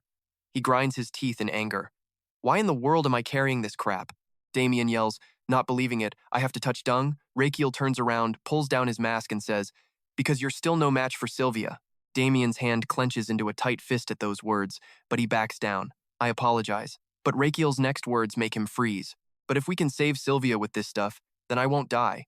So yeah, making medicine totally counts as guard duty. Damien seemed to understand that line of thinking. So, not wanting to argue, Rakiel just tells him, So stop talking and start grinding this. The knight obeys, Yes, Your Highness. Damien tightens his grip on his sword and then swings it in one clean motion. He lowers his eyes and starts channeling his energy, slamming his fist on the table and sending everything flying. Little cow patties fly up into the air, and Damien starts swinging his sword at lightning speed. Swish! In a single moment, every single piece was sliced in half by his razor-sharp blade. He sheathes his sword, a deadly serious look on his face. After finishing the job, Damien asks for Rakiel's opinion. Is this enough? Rakiel picks up a handful of the powder, nodding with satisfaction. That powder was then brewed into a liquid. Rakiel warns her, it'll lose its effect if it gets cold. Meanwhile, in the palace's oriental medicine room, a new drink is introduced. Uruk coffee. First, Sylvia has a huge internal debate, then pushes the cup back toward him, clearly refusing. On second thought, this doesn't feel right at all. Rakiel just smiles and pushes it right back. She grimaces and shoves it back again, refusing completely. Nope. Finally, he picks it up, shoves it in her face, and reminds her, didn't you say you'd do anything to get cured? That snaps her out of it. Oh, right. Sylvia takes the cup, her hands shaking. She tries to steel herself. I don't even know anymore. This is not manure, Sylvia chants, breaking into a cold sweat. She takes a deep breath. The moment she takes the first sip, it takes all of her strength. She struggles, thinking, I can't swallow this. It stinks. Then, out of nowhere, Rakiel appears behind Sylvia. He covers her mouth, reminding her, you can swallow it. With no way to spit it out, Sylvia clenches her jaw and forces it down. She's exhausted, panting heavily. Sylvia slams the now empty cup on the table and impatiently asks, so is the lung fluke cured now? Rakiel hesitates. Well, about that. Suddenly, she clutches her chest and jumps up, thinking, what's happening? Sylvia starts coughing violently in pain. Her body slams into the chair, knocking it to the floor. Trembling, Sylvia collapses to her knees, wondering, could it be poison? Rakiel's smug face flashes in her mind. Right, I'm such an idiot, I was tricked. Her brain supplies, complete with him sticking his tongue out, saying, it was poison, you moron. Sylvia grits her teeth in hatred. In her imagination, Sylvia tries to form one last sentence. That guy, I'm definitely going to kill him. With that, Sylvia bends over and throws up everything in her stomach. Rakiel, standing nearby, sees it and cheers excitedly. It came out? Sylvia wipes her mouth and glares at him, shouting, what is this trick? I'm not falling for it again. Rakiel calmly tells her, what trick? Just calm down and look at what you just threw up. The two of them then lean down to take a closer look. Rakiel continues, right here, don't you see it? That's the lung fluke from inside your lungs, Sylvia. She cries out, is that for real? It's not fake or something? He waves his hand dismissively with a grin. I don't joke around when it comes to medical treatment. Realizing she was wrong, Sylvia asks sheepishly, so, I'm completely cured? Rakiel answers bluntly, no, not at all. Her eyes go wide as she screams, what? He holds up a knife, reminding her, don't make a face like you've just been chewing on dung. He then pinches his nose to tease her. Well, you did just eat dung. Anyway, from now on, drink this twice a day, morning and night, until you stop seeing lung flukes. Simple, right? A single hot tear of pure despair falls to the ground. Sylvia sobs, screaming in utter hopelessness. In the morning sun, the empty cup lies on its side, next to the bowls containing, well, everything she just threw up. Rakiel stands behind her, patting her back gently. Good job. Then the system screen pops up. Ah, you gave patient Sylvia a Eurowalk coffee that you brewed yourself. Thanks to your level 5 potion-making skill, the drug's effect is up by 14%. Rakiel reads the words, his heart sinking. Success! The system lights up. The patient's lung fluke infection was so severe, she was looking at a 3-year countdown to death without treatment. But thanks to the Uruk coffee he brewed, every last one of those nasty parasites inside her has been completely annihilated. Level 2 treatment fee skill activated. Patient Sylvia's lifespan has been extended by a grand total of 732 years and 6 months. But since Sylvia isn't human, her lifespan calculation gets a 50% nerf. Total added time comes out to 67.71 days. The system rounds up to the nearest day for interest. So the final bonus is a clean 68 days of life. Her projected lifespan now sits at 376 days. He cracks a satisfied smirk. Good stuff. You can always count on the elf race. Then Rakiel clears his throat with theatrical flair. Congratulations, my lady. You are completely cured. Hearing this, Sylvia looks genuinely shocked. Really? He earnestly explains that she doesn't need to drink that Uru coffee anymore. She blushes with pure relief. Thank goodness, that stuff was truly awful. But then, as if remembering something, Rakiel asks if anyone she knows has similar symptoms to the ones she had. Sylvia gives him a funny look, asking why he'd care. A flash of a bad memory hits her, and she scoffs internally. Yeah, why would you ask? The system promptly flashes another 60-day bonus notification, and Sylvia puts 2 and 2 together. This guy is trying to farm everyone she knows for double the lifespan reward. So she shuts him down flat. I don't know. Rakiel's face falls. Huh? Why not? Sylvia doesn't hold back, explaining it's because she hasn't been home in over 30 years. Rakiel, ever the drama queen, immediately assumes she ran away. She shakes her head, denying it. Not exactly. I'm a field agent. Rakiel offers his own 2 cents on the matter. When she's on a mission or has orders, she doesn't return to the village. Her hands gesture as if catching floating seeds in the air. She explains the High Elder blows on a dandelion to send out orders, and all she has to do is receive them. Rakiel glances off to the side with a theatrical sigh of disappointment. What a shame. He'll just have to wait for the next opportunity. I mean, this elf still owes him compensation for burning down his forest, but the thought of just getting what's owed is so boring. That was his hard-earned money. Time to squeeze out every drop he can. He lowers his voice, getting down to business. So, about that medical bill? A cold sweat breaks out on Sylvia's forehead as she stammers. Wasn't it free? I heard it was free. And with that, Rakiel slams his hand on the table, making her jump. He leans in close, his voice a low threat. Who told you that? She timidly mentions the other people he's treated. So why are you only charging me? You never said you'd treat me for free. As he speaks, he starts rummaging inside his coat for something. I said I'd cure you, not that I'd do it for free. Therefore, I'm just asking for what's rightfully mine. Rakiel shoves a piece of paper in front of her face, announcing loud and clear. See this paper? Anyone who fills out this registration form gets treated for free. Miss Sylvia here never filled out a registration form. She's baffled. A registration form? Is that a thing? He snaps his fingers with a smug look. Yep, so you gotta pay up. Outside the room, the sound of frantic footsteps echoes down the hall. A wide-eyed Uros peers inside, taking in the scene. Standing before the whole crowd, Rakiel goes on a tirade. Trying to skip out on the bill? I never thought the elf tribe was like this. When you demanded compensation from me, what did I do? I agreed to pay without a single complaint, didn't I? I even gave you my best treatment. And this is how you repay me? Seeing the crowd closing in, a panicked Sylvia jumps to her feet. How much is it? He drops the number. 100,000 mon. Hearing that, her entire body freezes solid before she makes one last desperate plea. Can I pay in installments? Rakiel just tilts his head, cutting right through her. You don't have any money, do you? A dejected Sylvia admits she's completely broke. Rakiel nods slowly, glancing over at his butler. Well, this is difficult. The varnish I fed to my horse Uros was very expensive, and all the tools for the coffee. The butler gets the signal, playing along perfectly. He starts muttering about their finances. We're taking a loss here. A loss this big. I might have to sell the house again. Sylvia suggests asking the royal family for a subsidy. Our guy just scoffs at the idea. You clearly don't know the emperor. His Majesty told me to be independent, so he won't give me a single coin. Sylvia's face drains of all color. Is there any way to pay besides money? And just like that, Rakiel's entire expression changes to a sly grin. Well, you could always pay. With your body. Soon, the chaos from moments before vanishes completely. The tower falls silent, leaving only the faint echo of a very noisy day. Staring at a room now piled high with gold and jewels, Rakiel couldn't be happier. He can't believe he sold everything out in just one night. Right on cue, the door bursts open and Sylvia storms in, absolutely fuming and shouting at the top of her lungs. You con artist, he says, faking a cheerful laugh. Ah, the sold-out model has arrived. She furiously retorts that he told her all she had to do was stand still. Sylvia leans in close to Rakiel, pointing a finger right in his face. How dare you drag me into your little scam? You're not a crown prince. You're just a common swindler, Rakiel replies with an infuriatingly calm voice. Why would you say such hurtful things? But a mischievous glint flashes in his eyes. I'm not a swindler, he says, as the scene itself begins to shift. Cut to last night. Inside a magnificent ballroom, the enchanting sound of a violin fills the air. Soft music weaves through a room dripping with flowers and shimmering crystal lights, creating an atmosphere of pure, intoxicating luxury. All around, the best and brightest are dressed to the nines in stunning evening wear, each one a walking masterpiece. And right in the middle of the hall is Theode, completely surrounded by a flock of gorgeous women. A gentle voice purrs.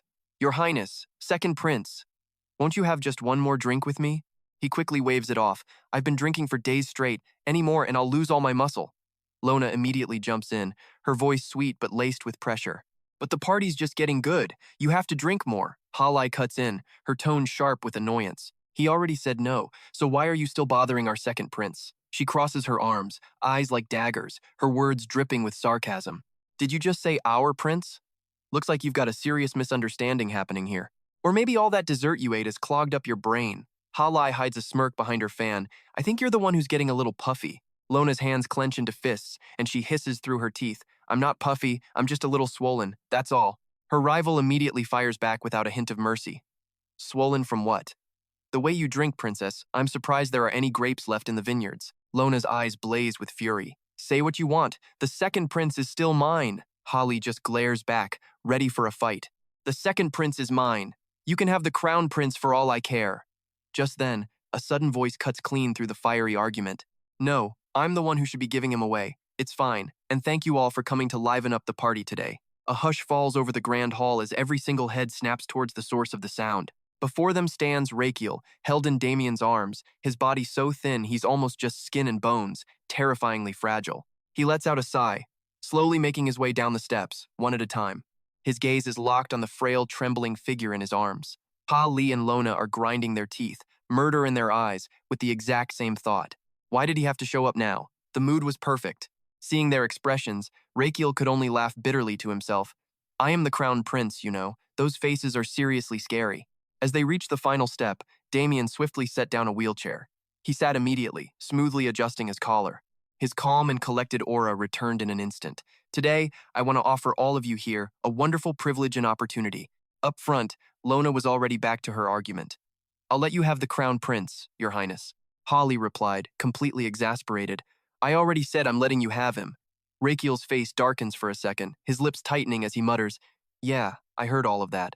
But he quickly recomposes himself. All right, time to get down to business. Let's see if they can stay so calm after hearing this.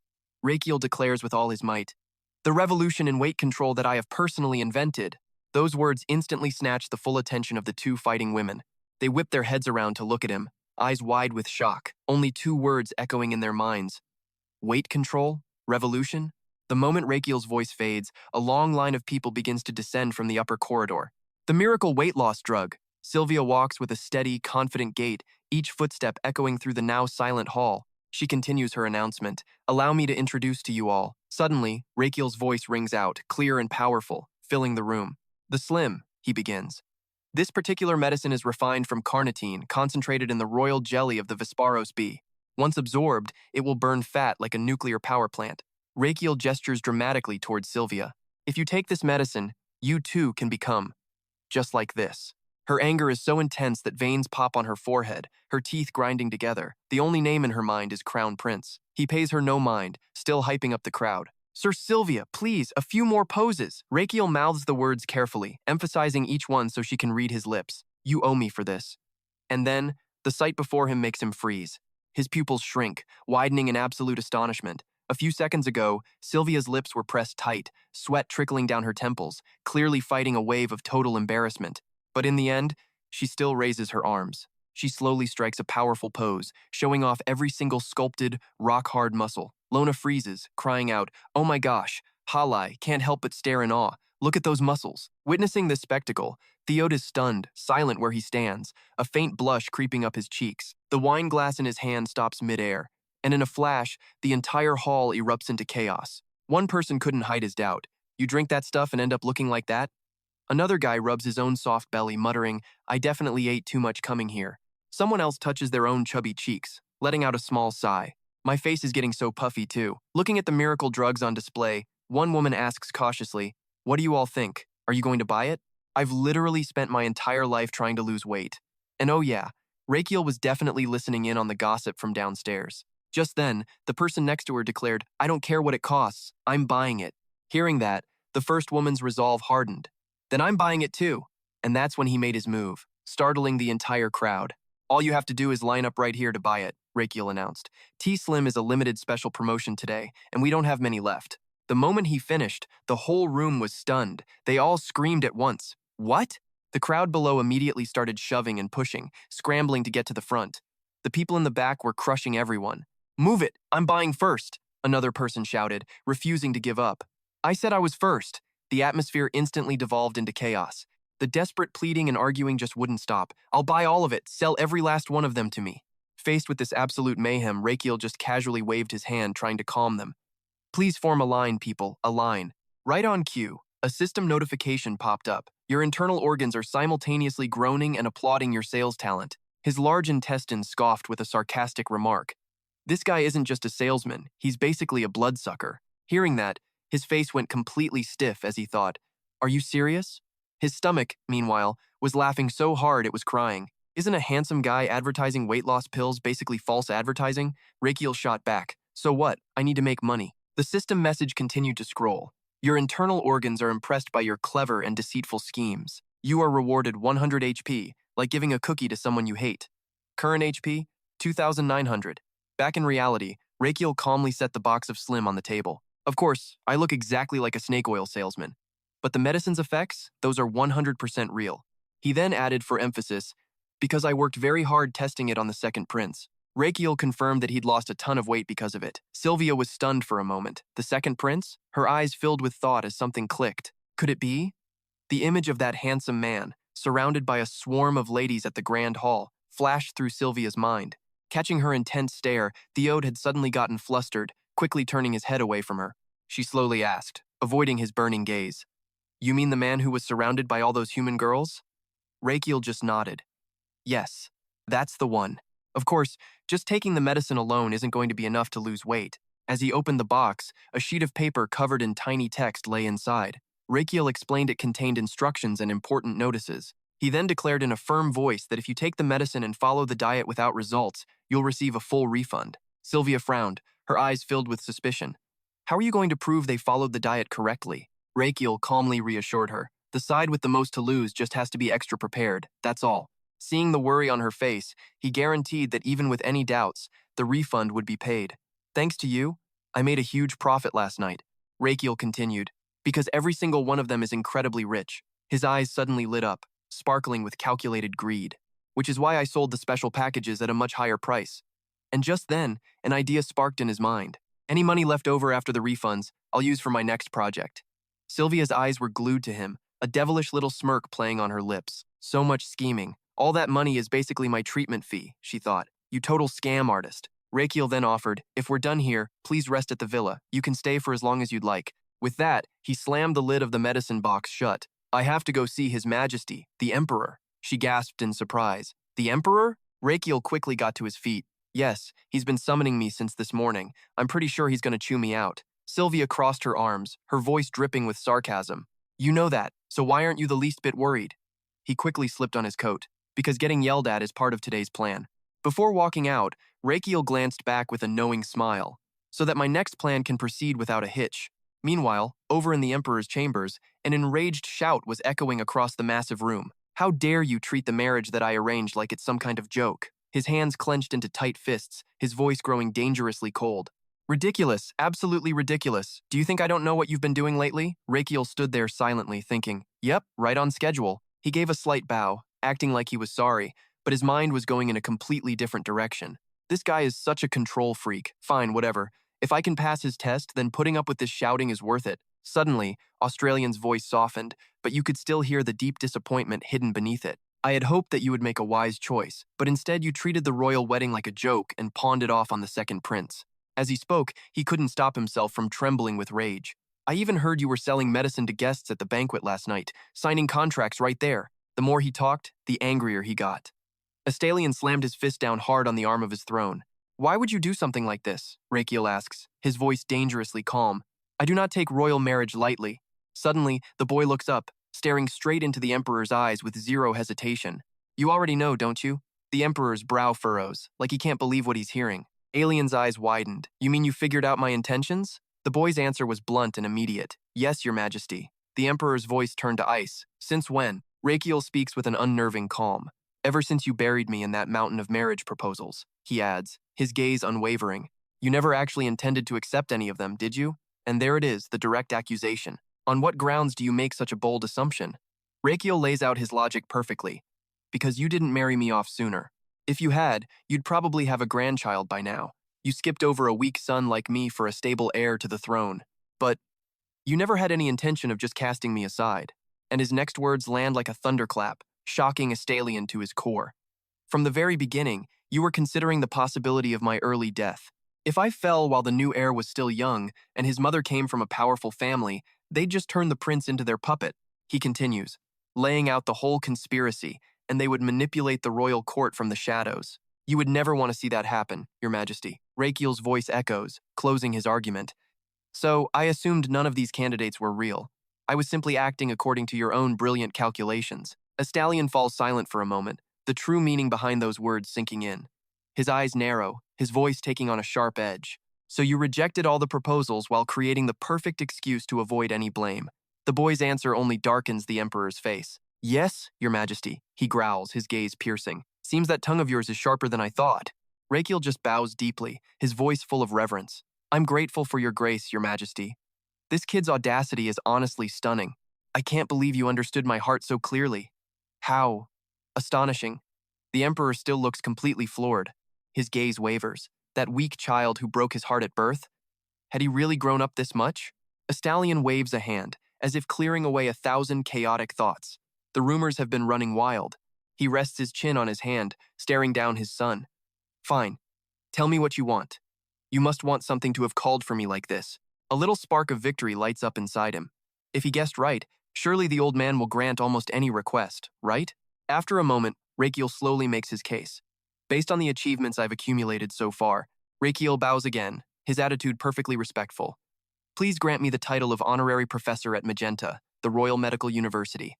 But the moment the words leave his mouth, a new worry hits him. If the clinic gets more famous, he's going to be so much busier.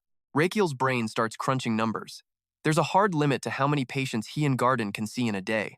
The thoughts just keep on coming, one after another. We need more doctors with different specialties, but I don't even have a license. So technically speaking, his special clinic is a completely illegal medical facility, a fact Rakiel knows all too well. By Imperial law, unlicensed facilities can't hire licensed doctors. An image of smug, elite physicians sneering at him pops into his head.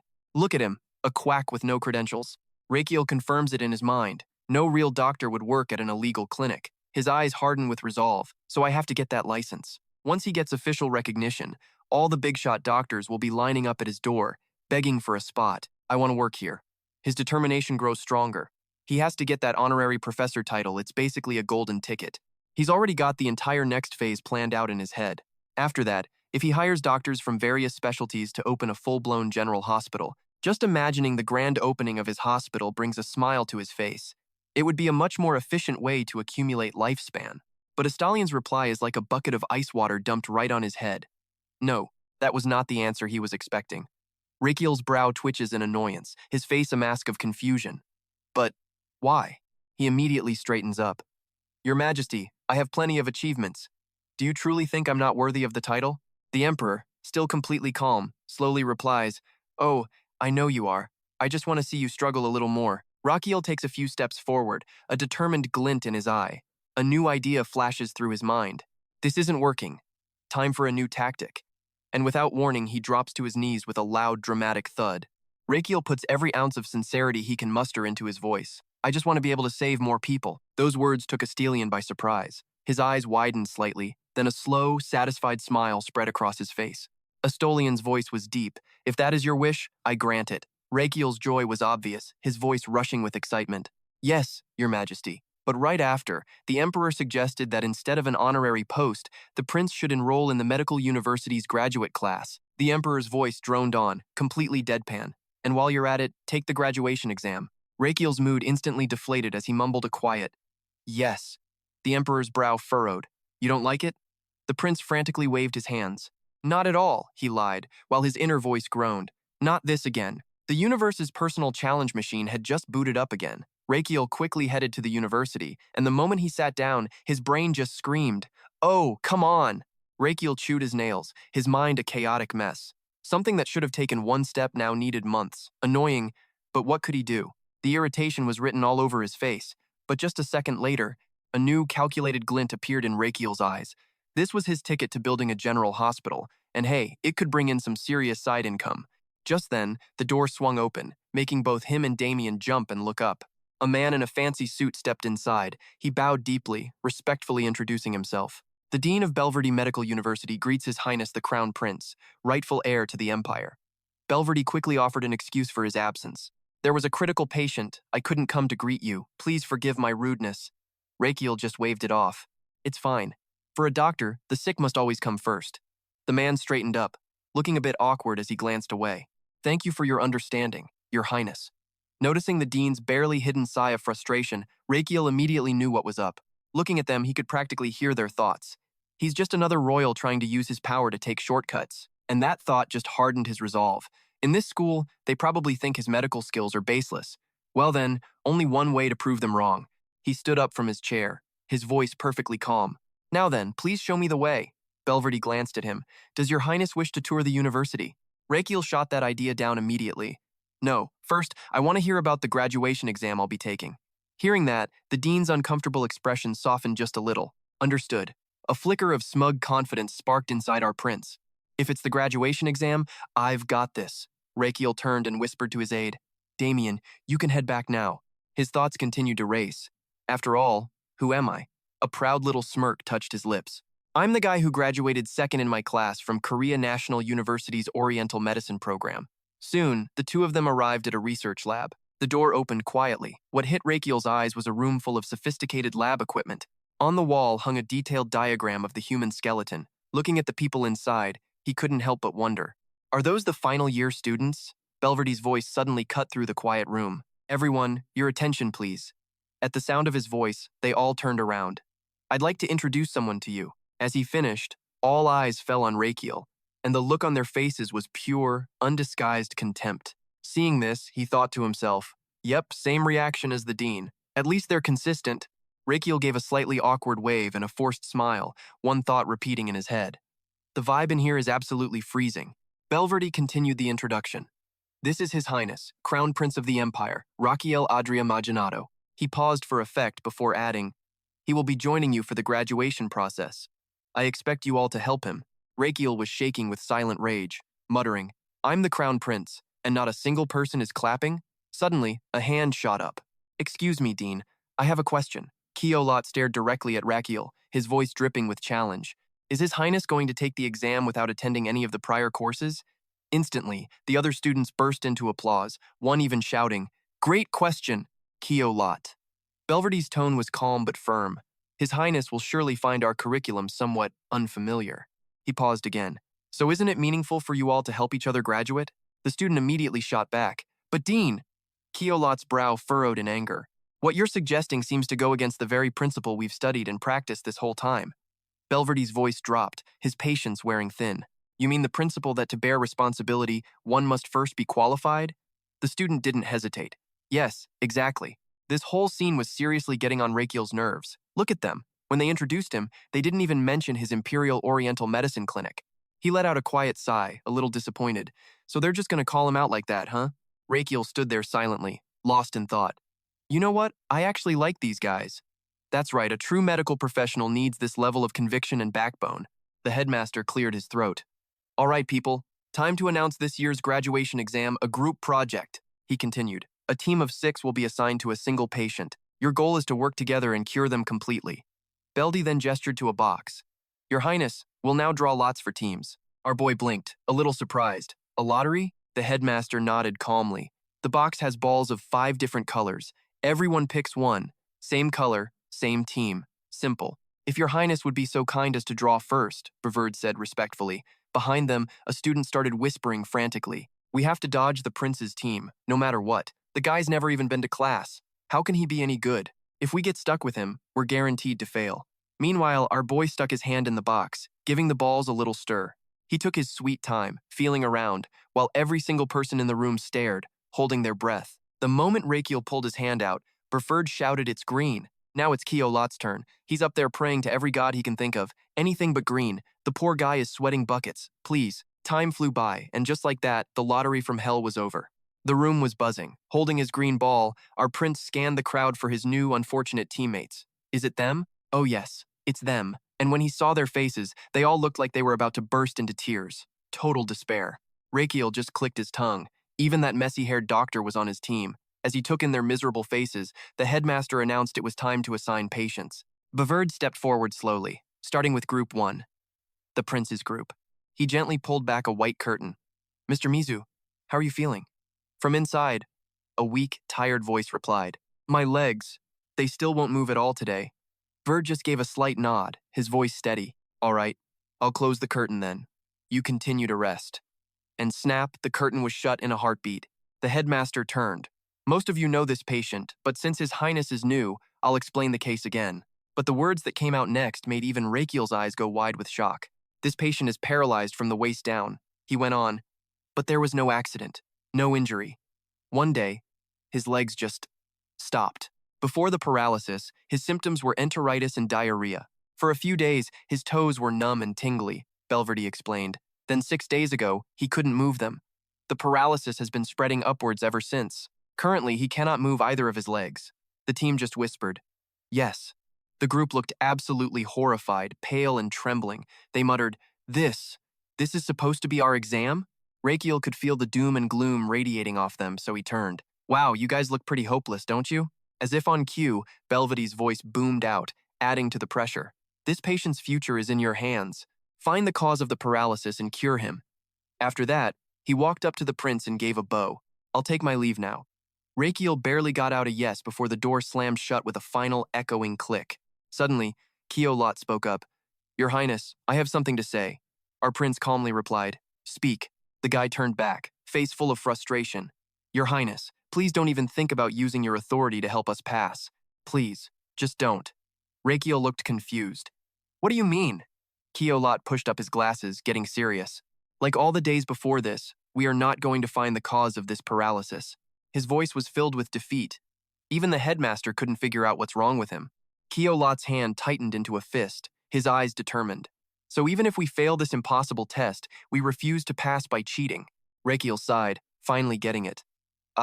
They just want all the students to be graded fairly and don't want him abusing his power. The others all agreed. "Yes, that's right, Your Highness," and in that moment, Rakiel was absolutely delighted. "The more I look at you guys, the more I like you." His eyes locked onto them. "I understand what you're saying, but what can I do? I already know the cause." Those words dropped like a bomb, leaving everyone completely stunned and speechless. "What did you say? For real?" Rakiel just nodded, his voice completely certain. "I figured it out the moment the headmaster started explaining." Instantly, everyone's eyes lit up, hanging on every single word about to come from his mouth. "The cause of the paralysis is..." He paused, ran a hand through his hair, and gave a wicked little smile. "But I'm not telling you for free." Rakiel just leaned back casually, hands behind his head. "Yeah, I'm not giving that information away for nothing." Keolot was totally flustered. "Can't you just tell us?" he stammered, his patience clearly snapping. "Are you messing with us?" He immediately shot back, his gaze turning sharp. Why on earth would he tell them anything for free? Keolot took a step forward, but His Highness maintained his serious expression, his voice dropping low. This whole thing was about a patient's future. Rakiel stared down the guys in front of him, his eyes deep in thought, calculating everything. "Let's see about you guys," he said, his voice dripping with ice. "If I find the cause of the paralysis and cure him, do I get all the credit?" Rakiel's next words left the group totally stunned, just looking at each other, speechless. "I heard you still haven't figured out what's causing the paralysis, have you?" Keolot froze, his pupils shrinking in an instant. Then, Rakiel slowly raised a single finger, a smug little smirk on his face. "Looks like they're all getting held back." As soon as he heard that, the guy's face twisted, pure annoyance flashing through his mind. He couldn't believe this guy was barging in using his power and status just to mess around with weird treatments to satisfy some bizarre hobby. Keolot was trembling with rage, his hands clenched into tight fists, but right at that moment, a hand suddenly landed on his shoulder, making him jump and whip around. Keolot's eyes went wide, his mouth hanging open in shock. At that moment, everyone else's eyes hardened with resolve, as if they'd all made a decision. His mind was a tangled mess, a war raging inside him. What was the right choice? After a bit of hesitation, Keolot finally made up his mind through the firm nod. He turned back to Rakiel, his voice low but resolute. "I'll accept." The prince narrowed his eyes, repeating each word for clarity. "Your Highness, no matter how Mizu's recovery goes, we'll all have to wait another year to graduate. Is that understood?" Keolot didn't hesitate for a second, answering loud and clear. "Of course, that's what we were taught." He placed a hand over his left breast in a pledge of honor. His voice was firm. "The patient's recovery is far more important than our graduation. But just so we can fully understand your condition," Keolot continued, "we'd like to examine Mizu one more time." Rakiel propped his chin on his hand, looking lazily at the man before him. Did he really think that would help? The guy bowed low, his voice urgent. "Please, Your Highness." A small smirk played on Rakiel's lips, a flash of satisfaction on his face. And right after that, everyone headed back to their assigned patient's room. Keolot stepped forward and once again began to examine the patient. "Have you experienced any other shocks recently?" Mizu answered softly. "No." He took his temperature and then asked, "Any serious falls?" The man's voice was hoarse. "No, nothing." Keolot gave a slight nod. "Is that so?" Watching the scene unfold, Rakiel gave some silent praise. Not showing any confusion, he's handling this pretty well. A doctor should be like that. He knew that a doctor showing anxiety would be a fatal blow to the patient. Rakiel's eyes narrowed in thought. "Looks like I've seen enough. Time for me to step in." Right after, he quickly walked toward them, his voice calm. "So, is it my turn now?" Rakiel gave a friendly greeting. It's a pleasure to meet you, Mizu. Seeing him, Mizu panicked and shot up in bed. Your Highness. Rakiel immediately raised a hand to stop him, his voice impossibly gentle. Just stay lying down. He then carefully helped the man lie back. Right now, I'm here as a healer, not as the Crown Prince. Mizu was a little flustered, but still managed to nod. Yes. Rakiel began asking about the disease's progression. The headmaster said that before the paralysis symptoms appeared, you had enteritis for a while, correct? The man confirmed it. Yes, Your Highness. Then your toes started to feel numb, and gradually you became paralyzed. He continued. You also said you never had a serious injury to your head, neck, back, or waist, right? Mizu's voice was raspy. Yes, at first I just thought it was from exhaustion. He bit his lip, trying to stop the tears welling in his eyes, wondering how it all came to this. Rakiel lowered his voice, asking gently, when exactly did the paralysis start? Mizu choked out the words. About 6 days ago. Rakiel's eyes were glued to the motionless feet on the bed as he mumbled. I see. Rakiel quickly made a suggestion. I'll start now. May I take your wrist? The moment his fingers touched the man's wrist, the familiar sound of the system rang in his head, beginning pulse diagnosis. In a split second, a stream of information appeared clearly. Pulse diagnosis is complete. Please check the comprehensive examination report below. The general assessment. Fundamentally, the body is still in good health overall. However, it detected damage to the myelin sheath of the motor neurons due to inflammation. This is acute inflammatory demyelinating polyneuropathy. The system let out a little exclamation. This must feel like some serious pins and needles. Rakiel closed his eyes, a thought flashing through his mind. Just as expected. After a long moment, he gently placed Mizu's hand down. That's enough for today. Rakiel stood up, grabbing the white curtain beside the bed. As he stepped out, he told the group, let's go talk in the next room for a bit. A moment later, in the adjacent room, an impatient voice could be heard from inside. Your Highness, please tell us now, what's the cause of the paralysis? Rakiel calmly explained. It's Guillain-Barré syndrome, an autoimmune disease that affects the peripheral nervous system. One guy just stared, muttering self-exempt. Another couldn't help but echo, Gilu. For real. Keolot had to ask. So what's the cause? Rakiel paused for a moment before answering slowly. I don't know the exact cause. Probably nobody does. The best theory is a virus or an immune disorder, but Rakiel's next words made the entire room freeze. It can also rarely happen after a vaccination. They all gasped in unison. A vaccine? He explained it's usually triggered by things like Campylobacter or Mycoplasma, pneumonia, Epstein-Barr, the flu, other viruses, HIV, and even the infamous COVID-19. Rakiel's voice was crystal clear in the dead silent room. Those things can throw the immune system into chaos.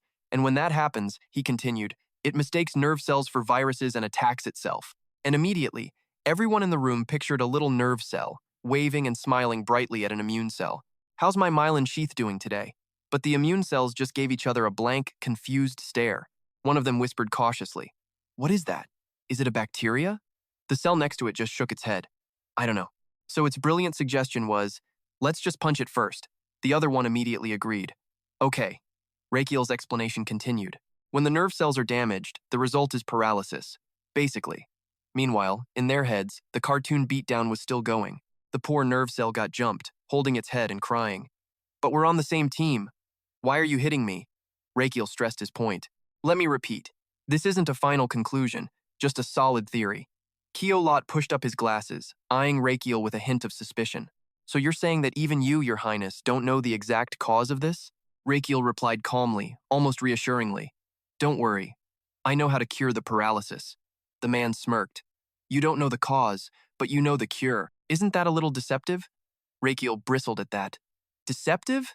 You think I'm bluffing? Keolot's brow furrowed as he pressed him. Then this knowledge you just shared. Where did you learn it? Could you tell us? Rakiel's eyes narrowed, his gaze turning razor sharp. It wasn't hard at all, he answered decisively. I read it in the ancient archives on the palace's 7th floor. They contain countless records from lost super-civilizations and their forgotten ancient medical arts. His words left the entire group speechless, their faces scrunching up in frustration. You could practically hear them all thinking, well, it's not like times can go in there. He stood from his chair, his voice low.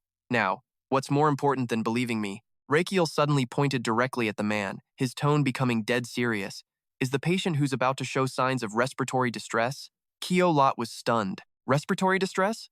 What do you mean? Rakiel elaborated. Some patients with this syndrome suffer acute respiratory failure due to diaphragm paralysis. At that moment, a clear thought surfaced in Rakiel's mind.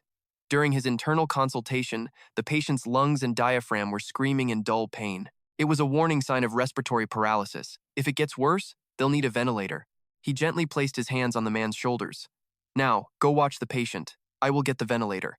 The moment he finished, the room filled with doubtful whispers. What's he saying now? The man in front stared, repeating in shock. A ventilator? Seeing everyone still frozen in place, Rakiel angrily peeked over the man's shoulder and yelled, "What are you all still standing there for? Aren't you going to check on the patient?" They flinched and hurriedly bowed. "We'll go right away." In a flash, the door slammed shut, the sound echoing in the empty space. Rakiel stood with his hands on his hips, eyes glued to the closed door. A moment later, he crouched down and began checking every nook and cranny with extreme caution. He bent low, feeling through every gap, not missing a single detail. Inside the room was a perfectly made bed with shining clean sheets. Rakiel slowly sat down, his gaze sweeping across his surroundings once more. Suddenly, he sensed something wasn't right and whipped his head towards the window, but beyond the glass, Rakiel only saw green leaves rustling in the wind. Looked like no one was there. He gently opened his tunic, calling softly to his little pets. "Hey guys, it's time to meet some new friends." Outside the window, in the distance, a dark figure peeked from behind a tree trunk. The man quickly scribbled down what he'd just observed, letting out a silent sigh of relief. That was way too close. This was Agent 3, of the Royal Special Intelligence Bureau, Valentino. A confused look crossed Agent 3's face. Again.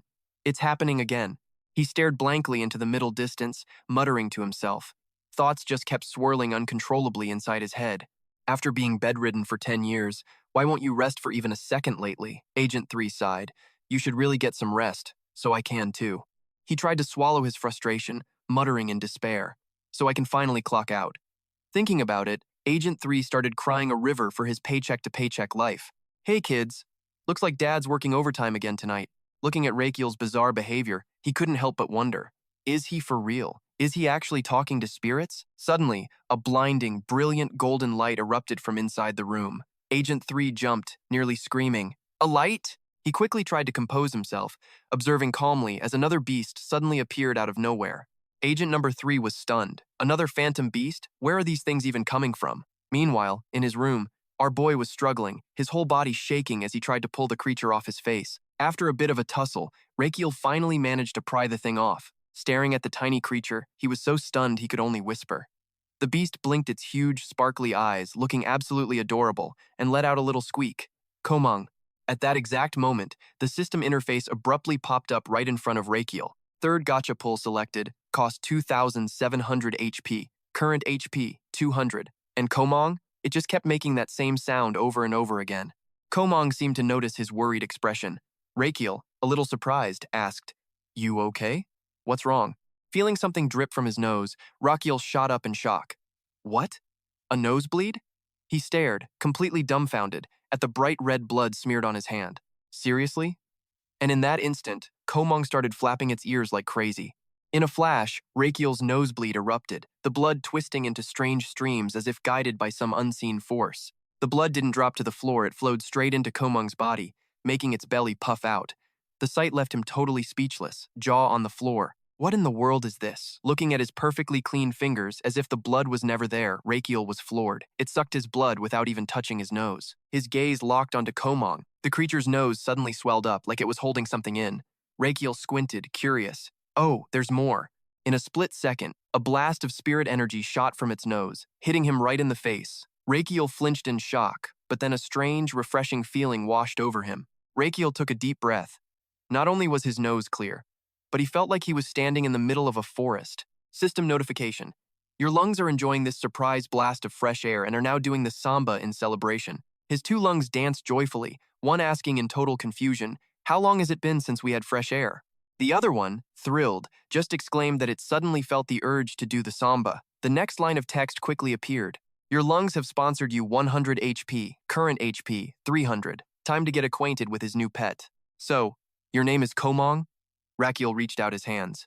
Komang, did you just suck my nosebleed and then blow air into my lungs? His eyes were glued to the creature, cheeks slightly flushed with excitement. Remote suction and wireless artificial respiration? This is insane. He knew he had to figure out its abilities, and fast. Rakiel gently patted Komang's cheek, his voice full of hope. Komang, do you have an instruction manual? Seeing it frantically search itself, his face instantly lit up with joy. Komang promptly spat a saliva-drenched piece of paper directly onto Rakiel's face. He froze for a second, trying to suppress the rising anger, his mouth twitching slightly. Thanks. Rakiel quickly unfolded the paper, muttering as he read the list of Komang's skills. And right then, the system screen popped up. Passive COS mode. Thanks to its large, sensitive ears, it can sense a patient's condition in real time through their breathing rhythm. It listed powerful inhale level 1, can remotely suck out fluid blockages from a patient's trachea and nasal cavity. The system continued. Fresh breath level 1, sends clean air remotely to provide respiratory support for the patient. It links with the COS mode to sense the patient's real-time condition, automatically adjusting for the optimal artificial respiration pattern. He just kept reading the lines over and over. The room was so quiet you could hear a pin drop. Rakiel spoke softly, his voice filled with pure astonishment. It can even change settings in real time? A huge grin spread across his face, eyes sparkling with excitement. Today's gotcha pull was a massive jackpot. Cut to the patient's room, where students were gathered in a corner, faces etched with helplessness and fatigue. Keolot peeked through the curtain, his eyes full of doubt. The guy was just lying there peacefully, and he's supposed to get respiratory paralysis? Remembering Rakiel's smug face, he gritted his teeth, still refusing to believe it. Just then, Mu's eyes fluttered open, still a bit dazed. At that same moment, Mizu's eyes slowly opened. Seeing Keolot, he looked surprised. Sir Keolot. He flinched. Ah, Mu, did I wake you? Sorry, Mu panted, forcing a weak smile. It's all right, I'm okay. You should go get some rest. Keolot gently pulled the blanket higher for him, his voice firm. No need. This is my job. Mu struggled to breathe, sweat trickling down his cheek as he shakily reached a hand out. His voice was choppy. Sir Keolot, you're doing a great job. Keolot called his name softly, a bad feeling rising in his gut. Mu used every last bit of his strength to reply. So today, just please. Before he could finish, a violent coughing fit erupted. He clutched his throat, mouth wide open, desperately trying to gasp for air. Breathe. Breathe. His panic screams sent everyone rushing over. Mizu. Keolot's face went pale. His heart pounded in his chest, his mind racing. It's really happening, respiratory paralysis. What do I do now? He spins around, barking orders. All right, raise his upper body 30 to 45 degrees to help him breathe and secure the airway. Everyone scrambles to obey, but after a bit of fumbling around, nothing improves. Someone panics, yelling. It's not any easier for him to breathe, but Keolot insists he already cleared the airway. With everything on the line, he hesitantly suggests, how about we try an herbal remedy? Jakaka nervously asks the obvious question, isn't that dangerous? Sa, still holding on to a sliver of calm, points out, we don't even know the cause. Shouldn't we call Headmaster Cherry? Meanwhile, Keolot is having a full-on internal meltdown. So helpless. His teammate's voice rings in his ears. Keolot, what do we do now? The stress is so intense his vision starts to blur. Was all his medical training completely useless? The patient's ragged gasps feel like a countdown to failure. What now? The sunlight flooding in feels like a final judgment on his barely started career. Keolot hangs his head low, his voice cracking, and right as he's screaming in utter helplessness, of course, Rakiel appears at the door, just watching the whole chaotic mess. Hearing the yelling, Rakiel's sharp voice cuts through. Are you really shouting like that in front of a patient? Keolot just stares blankly. Your Highness. Then he spins back around, voice filled with urgency. Mizu is having extreme difficulty breathing, Keolot reports, adding that every breath looks painful. Rakiel is stunned. What? Without a second's delay, he rushes to the bedside and says, with finality, step outside for a bit. Watching Mizu struggle for air, one thought crystallizes in his mind. He never thought acute respiratory failure would hit this fast. Rakiel quickly summons his mythical beast, Miss Mong. Instantly, she hops onto the patient, her enormous ears perked up, listening to every single breath. Just then, the system's voice rings out. Kamos mode. Activated. Miss Mong's long nose coils like a spring, gathering power before releasing a burst of spiritual energy. In a flash, a stream of fresh air is puffed right into Mizu's nose. A brilliant red, purifying light washes over the campus, as if time itself has stopped to witness the miracle happening in this small room. After a moment, Mizu's breathing starts to even out. Someone's eyes go wide. His breathing. It's stabilized! Nas can't hide his curiosity, whispering, is that little elephant the mythical beast from all the rumors? Jakaka, still completely dazed, mumbles, I think so, a mythical beast that helps people breathe. Keolot stands silently, head bowed, his mind racing with heavy thoughts. He'd assumed it was all just a cheap act to fake being a doctor. But Rakiel had predicted the patient's condition and handled it with total calm. Keolot looks down at his own hands, shaking with self-loathing. What kind of medic just freezes up like that? Keolot lets out a long, shameful sigh. A heavy weight settles in his chest. He was all talk and no skill, and he had the nerve to act prideful in front of the Crown Prince. So pathetic. He clenches his fist and finally asks, "Your Highness, what is the treatment plan from here?" Rakiel turns, thinking to himself. So he does value saving a patient over his own pride. "I like that," he says, his tone serious. "Don't just depend on me. Try giving me your own opinion." Kielot fidgets nervously, his hands twisting as his voice drops. "To be honest, I don't really know." He hesitates before continuing his thought. "I considered an herbal medicine, I know, but I was scared of harming the patient without knowing the true cause." A smirk plays on Rakiel's lips, his voice dripping with sarcasm. "That's a very different attitude from a little while ago, isn't it?" Kielot admits it bluntly. "That's because you were the one who made the correct diagnosis and acted in time, Your Highness." Rakiel calmly asks back, "So you don't doubt me anymore?" But Kielot holds his ground. "I don't trust you 100%. Rakiel takes a slow step toward Kielot, his gaze calm but intense. "Fine by me. It's not like there isn't a cure." He continues.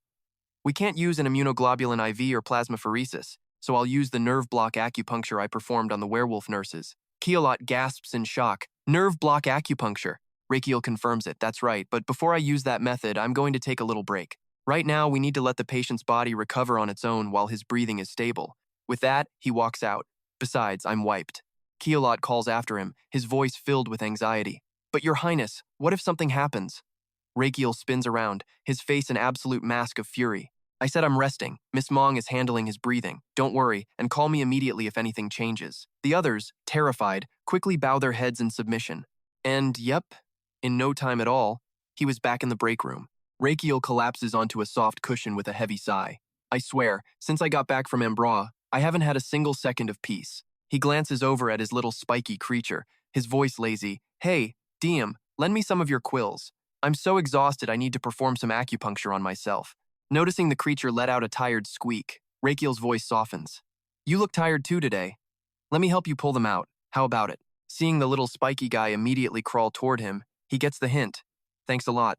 Rakiel adjusts his posture, briefly thinking back to when he first took over this body. "All right, time to begin." Then he quickly plucks a quill right off the creature's back. He skillfully pricks a pressure point on his big toe, the Dadun point to be exact. Next up, the spot between the big toe and the second one, and then the Xingjian point. The moment he does, a flood of notifications fills his vision. Your liver function has been slightly activated. Your liver does a little happy dance, thrilled to get some acupuncture after so long. Inside his body, the liver is bouncing with excitement. "Oh yeah, it's been a while since I felt this good." The text keeps scrolling. "The liver has sponsored you 100 HP. Current HP, 400. Seeing the reward, Rakiel gets a little too excited, stabbing all the points on his foot. Next is the Taichung point. But suddenly, Rakiel freezes, noticing something is very wrong with his body. "What is this? Why does it feel like my foot is on fire?" He looks down at his bright red foot. "What the? It's getting hotter!" Rakiel's eyes lock onto the thorn stuck in his skin. His pupils shrink. Seeing its true shape, he lets out a horrified scream. It's a Vika thorn. An agonizing pain explodes from his foot, shooting through his entire body. He falls backward, letting out an endless, soul-tearing scream. The system flashes a bright red warning. "You have stabbed yourself with a black Vika thorn. Enjoy hellish pain. You have activated the true effect of Vika. The Vika thorn effect is now active. Your metabolism has accelerated to maximum speed in 8,282 mode." Rakiel collapses on the bed, his head spinning, utterly bewildered. 8,282 mode? What in the world is that? Suddenly, his heart pounds like it's about to explode. His chest tightens, making it hard to breathe as a wave of pain nearly kills him, paralyzing his whole body. His body convulses non-stop, veins popping out everywhere, as if some terrifying power is erupting from within. Right on cue, the system announces, "Your internal organs are losing control due to the sudden metabolic acceleration." Inside Rakiel's body, it's total chaos, like a train with no brakes, and his heart is gleefully shouting, "Let's go. Time to pop a wheelie." The heart keeps shoveling coal into the furnace, screaming, "Faster! Go faster!" Amid the chaos, a faint voice calls from outside. "Brother Heart." All the other organs are crowded at the door, one of them complaining. "Isn't this a little too fast? I'm getting dizzy." The lungs chimed in, feeling just as sick. "Yeah, seriously." But despite their whining, the heart was having the time of its life. "Who cares? It's been ages since I was this pumped." Tears of joy sparkle in its eyes as its whole body trembles with excitement. "Okay, now for some real speed. Everyone hang on tight." The train hurtles forward completely out of control, black smoke swallowing the terrified screams from within. The system continues to display more information. Your internal organs are extremely excited, experiencing metabolic acceleration for the first time. Rakiel clutches his chest, his face pale with uncontrollable pain. It feels like he chugged 100 energy drinks. Then he freezes. What was that? At that moment, a tiny fly buzzes across the room, but for some reason he can see every single detail on it. From its vibrating wings to the microscopic hairs on its body, Rakiel's eyes widen in absolute shock. How can I see this so clearly? He shoots up in bed, breathing heavily, his eyes flashing with disbelief. It felt like time itself was slowing down. Rakiel waves his hand back and forth. No. Am I moving faster? A moment later, the system chimes in. The Vika Thorn effect has disappeared. 8,282 mode has ended. He clutches his chest and breathes a sigh of relief as his entire body finally relaxes. Rakiel thinks to himself, "You guys still alive in there?" The system displays a message. The internal organs are stunned by the aftershock of 8,282 mode. Inside his body, after the chaos finally settled, one organ stumbles against a door, looking pale. We almost died. Then it sees the heart, collapsed on the floor with drool leaking from its mouth, and screams in horror. "Bro, are you okay?" The heart weakly gasps. "I'm fine." Nearby, the two lungs are blushing with excitement. One eagerly asks, "Hey heart, can we go again? That was way more fun than I thought." The other agrees, "I almost got sick, but it was awesome." The heart's eyes suddenly light up. Even though it's trembling from exhaustion, it looks absolutely thrilled. "You heard the guys, let's do it again." The system chimes in. Your internal organs have added 8,282 mode to their favorites and donated 100 HP. Current HP, 500. A muscle in Rakiel's cheek twitches. These guys are insane. But it looks like there are no side effects. His eyes are glued to the sharp thorns at his feet. But what in the world are these things, really? I always just assumed they would be extremely painful. Rakiel gently plucks out the black thorn, holding it up to get a closer look. So, this nerve acceleration technique jacks up your metabolism, delivering insane results at the cost of unimaginable pain. Yeah, he's not trying that again anytime soon. He continues thinking aloud. This is probably just for fighting monsters on Jabon's level, not for casual use. But just then, the system screen suddenly flashes a message. Your acupuncture experience has exceeded its limit. Rakiel was stunned. What in the world is this now? It slowly began to explain. You have treated countless patients, administering thousands of needles in the process. The system decided the best way to upload knowledge was to just jam a brand new spike into our boy, explosively expanding his experience. And just like that, all that condensed acupuncture knowledge officially unlocked as a skill. Skill name, Acupuncture, level 31. Effect, a 15% boost to efficiency. Seeing that juicy reward, he practically started drooling. A 15% boost? If he poured some HP into this, the results would be insane. The system immediately offered a choice. Skill-specific option, Acupuncture Simulation. HP needed for next level up, 500. Did he want to use it? Of course he did. Rakiel didn't hesitate for a second, smashing the button for the Acupuncture Simulation. In a flash, a brilliant light erupted from the system, flooding the entire space around him. A moment later, a new line of text popped up that made him jump in surprise. It could link with the Scan Acupoints option, letting him load patient data directly into the simulation. Rakiel shot to his feet, his voice filled with pure shock. Today's reward is on a whole other level. He immediately issued a command. Load the Acupoint data I scanned from Mizu earlier. The system instantly replied, loading Mizu's data. In an instant, a swirling vortex of blue light appeared, overlapping like streams of raw data. The system's voice rang out once more as Mizu's form slowly materialized. Patient data for Mizu has been recreated. Staring at the dense analytical data on the screen, Rakiel's brow furrowed with a hint of worry. Today's data would be slightly different from tomorrow's. He had to experiment fast before the information became outdated. Without hesitating, he reached for a needle. There was a faster way, but taking a shortcut would trigger a system report. The needle was formed. His face went cold, a dangerous smirk playing on his lips. Not Korean, huh? Rakiel gripped the needle tight and got to work. He practically roared, "Full speed, 8282!" The moment the needle touched the points on Mizu's body, the system spammed him. Failure. Failure. When he reached the acupoint on the knee, the result was exactly the same. Failure. Failure. No matter how many times he tried, that same chillingly familiar sound just kept repeating itself, cold and terrifying. Failure. Failure. By this point, Rakiel was completely wiped out, bent over and gasping for every single breath. But his resolve was unshaken. Even with all these failures, he thought, at this rate, I'll definitely figure it out tonight. Rakiel's body was about to give out, sweat pouring off him in streams, but then finally the result he'd been waiting for appeared. Guillain-Barré syndrome, completely overcome. Early the next morning, the students were gathered by the window, quietly discussing a report. Suddenly, a pained groan made Keolat spin around in surprise. What was that? In the distance, a dark figure was slumped against a pillar, hand gripping the edge for dear life. As the figure came into focus, they saw it was none other than Rakiel. The guy looked absolutely haggard, his face pale, his whole body trembling so badly he could barely stand. Seeing the group, Rakiel weakly called out for help. "Catch me, would you?" The guy panicked, rushing over. "What on earth happened to you all night?" Then, seeing the countless needle marks on Rakiel's leg, Keolat's eyes went wide. "What are all those marks on your body?" Rakiel just smirked, his voice dripping with exhausted humor. "Oh, these? You could call them traces of some intense self-reflection." His mind flashed back to the absolute hell he'd just put himself through all night. "I tried every possible method in dozens, hundreds of high-speed simulations. It was like watching dozens of movies on 32 times speed. Failure. The thorns effect was shorter than I thought, so it was exhausting," Rakiel mumbled, sounding like a machine running on empty. The moment it wore off, it was just poke and poke and poke again. He silently cursed how much it all hurt. Seeing a tear roll down Rakiel's face, the other guy cried out in worry. "Your Highness, why are you suddenly crying?" Rakiel simply said, "Because I finally found a way to completely cure Mizu." Keolat was stunned, not daring to believe it. "Really?" Rakiel gave a slight nod. "How's Mizu's condition now?" He quickly reported. "He's been asleep since yesterday, and his breathing is much more stable." "All right then," Rakiel decided. "Let's start the treatment." Keolat looked a little worried. "Are you sure you're okay?" Rakiel glanced at him, his tone half joking. "What, you worried I'm gonna collapse?" The man didn't hesitate at all. "Yes." Rakiel managed a weak laugh. "It's fine, I'm not gonna die." Outside the patient's room, the other students stared with wide eyes, watching every single move inside. Rakiel held 3 acupuncture needles. Before starting, he gave careful instructions. "Kosum, you're in charge of the spikes. Got it?" The creature let out its familiar little chirp. "Koyum." Next, he turned to the girl with a serious tone.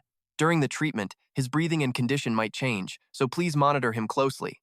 Rakiel then warned everyone behind him, "I'm focusing from this point on, so unless it's an absolute emergency, model. Don't talk to me, and definitely don't interfere with my acupuncture." His eyes narrowed, flashing with ice.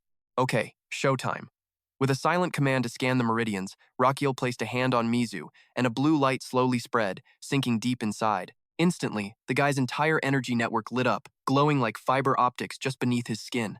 He gently brought a needle down near the ear, aiming first for the gallbladder meridian's key point. Rakiel pictured every move he'd practiced last night, perfectly replaying the entire simulation in his head. Every action had to be perfect, one tiny mistake in timing, and this whole thing goes sideways. Suddenly, the door burst open. Rakiel froze at the sight of the headmaster as students scrambled in a panic to block Beldia. But it was too late. The old man's eyes had already locked onto the patient, Mizu's face looking like a human pincushion. He let out a horrified scream. "Your Highness, what are you doing?" Rakiel gritted his teeth, a wave of pure annoyance washing over him. Crap! He was tracking moving meridians in real time, which meant he couldn't just jump up. A chill ran straight down Rakiel's spine. If the headmaster interferes now, this whole thing fails. Xia and Nasi were still desperately trying to hold Beldi back, yelling and pulling. In that tense moment, Keolat suddenly lunged forward, clamping both hands over the headmaster's mouth. "Please, stay quiet." Headmaster Brevard struggled, furious. "What do you think you're doing?" Keolat's voice was firm, his eyes locked. "Do not interrupt the treatment." The old man was shaking with rage. "You call jabbing him with thorns a treatment? Is this what I taught you?" Keolat stared him down without flinching. "Sir, please just look. The procedure is going exceptionally well." The headmaster slowly tilted his head, his gaze following past him. Rakiel's hands were a blur of motion, each needle hitting its mark on Mizu's body, not a millimeter off. A flicker of understanding began to dawn on Belverdy, and right at that moment the patient's toes twitched. The old man's pupils shrank to pinpricks. He was in absolute, unfiltered shock. It moved. What in the world is this? Bertie was still completely stunned, his eyes glued to Mizu's body. "How is this possible?" he muttered. "He hasn't moved a single inch this whole time." Brevard turned to the students, his voice low. "You knew the prince's treatment would work, didn't you?" Keolat answered slowly. "Honestly, we didn't expect it to go this far," he admitted. "We just figured we'd trust him for once and see what happened." The headmaster smirked, his voice dripping with sarcasm. "Trust? With absolutely no basis for it? That doesn't sound like you at all." Keolat immediately shot back. "That's not it." His tone was firm. "My teammates and I saw His Highness, up all night, struggling to come up with a treatment method. Keolot's gaze was more determined than ever. That's why we all decided to try, he confessed, to put our faith in him just this one time and see what would happen. Keolot gestured toward the hospital bed. Headmaster, you should take a good look at His Highness, too. He sighed softly. He looks like he's about to fall over, but he's still putting the patient first. Seriously, what kind of prince acts like this? Keolot declared he'd never seen a healer like him before. His voice echoed again. He looks more like a patient than the actual patient. So who's the doctor here and who's the patient? Even deep in concentration, Rakiel's ears twitched. He heard everything. Wait, did they just say I look like a zombie? That did it. He whipped his head around, eyes blazing with fury. I can hear you. You think I can't hear you just because I'm busy? Keolot let out an embarrassed cough and quickly looked away, suddenly fascinated by a random spot on the wall. The others couldn't hold it in and burst out laughing, completely shattering the tense atmosphere from before. Right on cue, the needle on Mizu's knee began to vibrate gently. Seeing the toes tremble and move, a satisfied grin spread across his face. There we go. Rakiel dusted his hands off, letting out a long breath. That's enough treatment for today. He glanced back over his shoulder, his voice casual but dripping with smugness. As you can see, it was a complete success. I saved part of the nerve. Rakiel's eyes lit up with pride, his voice full of excitement. See that? Look, it's moving. And sure enough, the patient's toes were slowly regaining feeling, twitching with movement, no longer completely paralyzed. A curious Belverdy finally spoke up. Your Highness, if I may ask, what kind of treatment method is this? Rakiel rubbed his chin, thinking for a moment. In short, he said coolly, I found and opened up a bypass to replace the nerve damaged by the inflammation. The old man was stunned. Is that even possible? Rakiel gave a slight nod, his voice calm. Of course it is. Though it wasn't exactly easy, Rakiel began gently removing the needles. For now, he can only manage small movements. He leaned in, his voice dead serious. That's why what comes next is the most important part. We have to use acupuncture daily to widen the pathway. Bird was still trying to wrap his head around it. So you can cure paralysis with just acupuncture? Rakiel hesitated, speaking cautiously. Maybe. It would take about 2 to 3 weeks. He kept laying on the very convincing arguments. With consistent treatment, he might be able to walk again, even if it's slowly, Rakiel said, his voice low. After that, it's all up to the patient's own will to recover. Hearing this, the old man seemed to finally get it. Ah, so that's how it is. The prince glanced back, a thought crossing his mind. The principal is probably going to lose his mind, right? As a man whose pride was built on medicine, his hand tightened into a fist. The Crown Prince's treatment methods were bizarre, to say the least. Beldy stood silently, seemingly giving Rakiel a chance to prove himself, while also believing it would work. He wasn't a man who bet his life on medicine like me, he thought, so how on earth does he do it? Meanwhile, as the last of the thorny needles were being pulled out, our boy quietly mumbled, finally got them all out. Then he made a bold proposal. So, I can just keep treating him from now on, right? Bertie was silent, his eyes glued to the floor, clearly having an intense internal debate.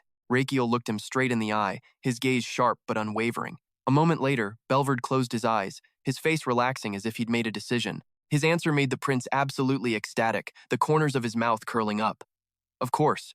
A few days later, at the medical university, warm golden sunlight streamed through the windows, creating a peaceful and refreshing atmosphere. Inside, Belverdy was chatting with Rakiel's group. He gently set down his teacup. Your Highness, Sir Mizu was able to walk this morning. Bird's voice couldn't hide his absolute joy. It was only a single step, but with steady recovery, his progress would be great. He felt a little grateful, saying it was all thanks to the prince's treatment. The prince offered a polite, light smile. Is that so? Rakiel brought the cup to his lips, taking a small sip of the warm tea. And in that quiet moment, the system suddenly announced the activation of the treatment fee calculation skill, level 2. The information kept rolling in. Thanks to your CPR and acupuncture, patient Mizu's lifespan has been extended by 31 years and 3 months. Therefore, you will receive a corresponding lifespan reward equal to 1 over 1,950 of that time. The system reported that he received a total lifespan reward of 6 days, added to his expected lifespan of 357 days. And for successfully performing his first real-time active acupuncture, his skill leveled up. Acupuncture level 3, level 6. Its effectiveness increased from 15 to 30%. The text just kept scrolling on the system screen. Your internal organs are celebrating. They send you 800 HP. Your current HP is now 1,300. Looking over all his new rewards, he was extremely satisfied. Not a bad haul. A calculating glint appeared in Rakiel's eyes. Now, there was just one more thing. He still couldn't quite believe it, asking again for confirmation. So, I really passed the graduation exam? Bertie nodded. Yes, that's correct. Rakiel spoke up, his eyes probing. What do you think? The man frowned slightly, confused. What do you mean, Your Highness? His next words sent a shock wave through the students sitting there. Every single one of them went pale. My dear friends, if it weren't for me, none of you would have graduated. Now, would you? Bertie scratched his head, answering hesitantly. Well, of course, Your Highness's contribution was enormous. Rakiel just shrugged, his voice dripping with arrogance. You hear that, my friends? He planted his hands on the table and slowly stood up, his gaze sweeping over each of them. So you should all be repaying my kindness, right? With that, Rakiel suddenly leaned in close to one of them and yelled, You graduated because of me! He then turned to the other side, his face a mask of pure dissatisfaction. The students immediately shot to their feet. In perfect unison, they shouted, We are eternally grateful to Your Highness. Rakiel's voice dropped low, as if deliberately dragging it out. Then all of you. He pointed straight ahead, his tone dead serious. Will come work at the palace's Institute of Eastern Medicine. The moment he finished speaking, the whole group froze, then screamed in unison. The sound echoed throughout the entire school. Cut to a stone bench opposite a fountain in the palace, where Damien was sitting, feeding honey to his little furball. The small creature stared intently at the honey jar in front of it, letting out a few pitiful squeaks as if it was being teased. He sat there silently, his gaze lost in the distance, seemingly deep in his own thoughts. Damien sighed softly. Why am I the only one left behind at the palace? He moved the honey jar closer to the creature, as if to taunt it, his voice filled with frustration. His Highness took Gio and all the other members with him. Suddenly, Damien slammed the jar down on the bench, his eyes fixed on his own hand, silent for a moment. Was I left behind because I'm too weak? Damien suddenly recalled his time back at the academy. As Rakiel trailed Belverdy, he coldly told Damien, Go back. The guy just froze, totally stunned. What do you mean by that? He explained, I'll be staying here for a while, so you can head on back to Beikung. Before taking off, Rakiel casually laid out some rules. Rest up, and keep an eye on Nomu. Then, dead serious, he added, Absolutely no reverse mana training. Damien just let out a frustrated sigh, but hey, an order's an order. He had no choice but to obey. Back in the present, he grumbles in frustration. I don't need this vacation. Ever since coming back from Mboa, I've only been given these lightweight jobs. Damien still couldn't figure it out. On top of that, banning him from practicing reverse magic flow was just plain weird. An indescribable feeling welled up inside him, a tingling sensation like his blood vessels were about to burst. It was like being reborn as a completely different entity. He wanted to feel that again. Noticing Kukuku stop fidgeting, Damien gently asked, Want more honey? He suddenly looked up. What are you looking at? Just then, the villa doors burst open. Rakiel led a group of people inside, his voice full of pure enthusiasm. All right, everyone. This way. They all formed a neat line, following right behind him. At the end of the line, a man with striking pink hair walked silently. His face was a cold, emotionless mask. Damien offered a greeting. Your Highness. Rakiel just gave a little wave. Damien, he said, proudly showing off a certificate. I've graduated. Second in my class at Korea University, by the way. Rakiel then looked back. Go on and say hi. He began the introductions. These are the intern doctors who will be working at the villa's Oriental Medicine Clinic. Rakiel zipped over and slung an arm around a stunned Kellet's shoulders, and they were absolutely insistent on working here. He said with a mysterious tone, aiming his words at Kellet, These kids are deep thinkers. Damien, ever the serious one, asked, Is that so? Your Highness, I have something to report. Before he could say more, Rakiel put a hand up right in his face. Hold on, he said, mid-gesture. He's coming. From a distance, you could already hear Gardin's sobbing voice. You've returned. Not about to let the old man get there first. Annis quickly stepped in. It's been a while, Your Highness. She then pointed towards the students. Are these the students you mentioned in your letter? Rakiel answered. That's right. He then raised his voice to address them all. Attention, everyone. You will learn the treatment system here from these two. Annis bowed happily while Gardin was still gasping for air. For 1 month, each of you will be paired with a werewolf nurse to participate in treatments. At that, Kellet's eyes went wide, staring at the werewolf nurse. What's wrong? He asked. Scared? Kellet didn't dare answer that. Rakiel waved a reassuring hand as Annis gave a very friendly smile from behind him. It's fine, our nurses don't bite. Her face twisted into a bizarre expression as she flexed her sharp fingernails. We just tear them apart. Annis was clearly enjoying their horror while he continued his announcement. I will monitor your internship and then assign the department where each of you will work, Rakiel informed the two of them. Mr. Gardin and Annis, please assign them their partner nurses. They responded in unison, Yes, Your Highness. Kellet was sweating buckets but had to obey. All of you, follow those two now. And with that, all the students began to move as he watched them go. Suddenly, Rakiel's attention landed on a student walking past. He watched the man's back, lost in thought. Since we were short-staffed, I asked the dean to send more people. Some of them were probably forced to come here against their will. As Rakiel shrugged it off, Valentino shot a glance at him from across the way. Prejudice or misunderstandings, only time will sort this out. Might as well ignore it. Rakiel was now filled with determination to help them adapt to this clinic. A few days went by, and he pushed open the door to a room. Rakiel's face was a perfect picture of complete surprise. All the students were diligently taking notes, listening to Gardin and Annis lecture up front. Even Kalat was scribbling away intently. Way better than I expected. Everyone is working so well. He leaned back and grinned. Yes, this is it. This is the scene I was hoping for. A voice called out, Brother Rakiel. He turned. What brings you here? Theode approached gently. I heard you returned from medical school, so I came to see you. The party also just ended yesterday. Rakiel replied, closing the door behind him. That soon? He asked. Theode shot back. Soon? They threw parties every other day for an entire month. Rakiel asked for more details. I heard the average weight of all the ladies went up. Theode wasn't surprised. Of course it did. They were eating whatever they wanted. Rakiel, on the other hand, was thrilled. Great news. My slim potion will sell like crazy. He switched topics. So what was the outcome of the party? Did anyone catch your eye? Theode hesitated a bit. Well, about that, he mumbled, covering his blushing face. Yes, there was someone. Rakiel put a hand on his shoulder as he looked down. Oh, really? Rakiel's face immediately lit up with excitement. Let's take a slow walk and talk for a bit. The scene then cuts to Fabio's mother, innocently playing with flowers while a grave conversation about her is underway. Dr. Valentino, I'm begging you. Mr. Fabio, I sympathize with your mother's condition, but no means no. Pleading won't cure her. Fabio dropped to his knees, searching for any glimmer of hope. Can't you at least run some tests on her? But the doctor remained firm. Absolutely not. Please stand up. Valentino appeared, a deep frown on his face. I have already given you my diagnosis. He was so irritated he clenched both his fists. The woman has dementia. To be blunt, she's gone senile. Valentino ran a hand through his hair, frustrated. I've said it many times, there is no cure for dementia. Besides, this clinic may look big, but our beds are limited. And boom, he hits Fabio with a verbal splash of cold water. You want me to waste a bed on someone who's incurable? The poor guy was sweating bullets, unable to finish his sentence. But Dr. Valentino wasn't having it, yelling right over him.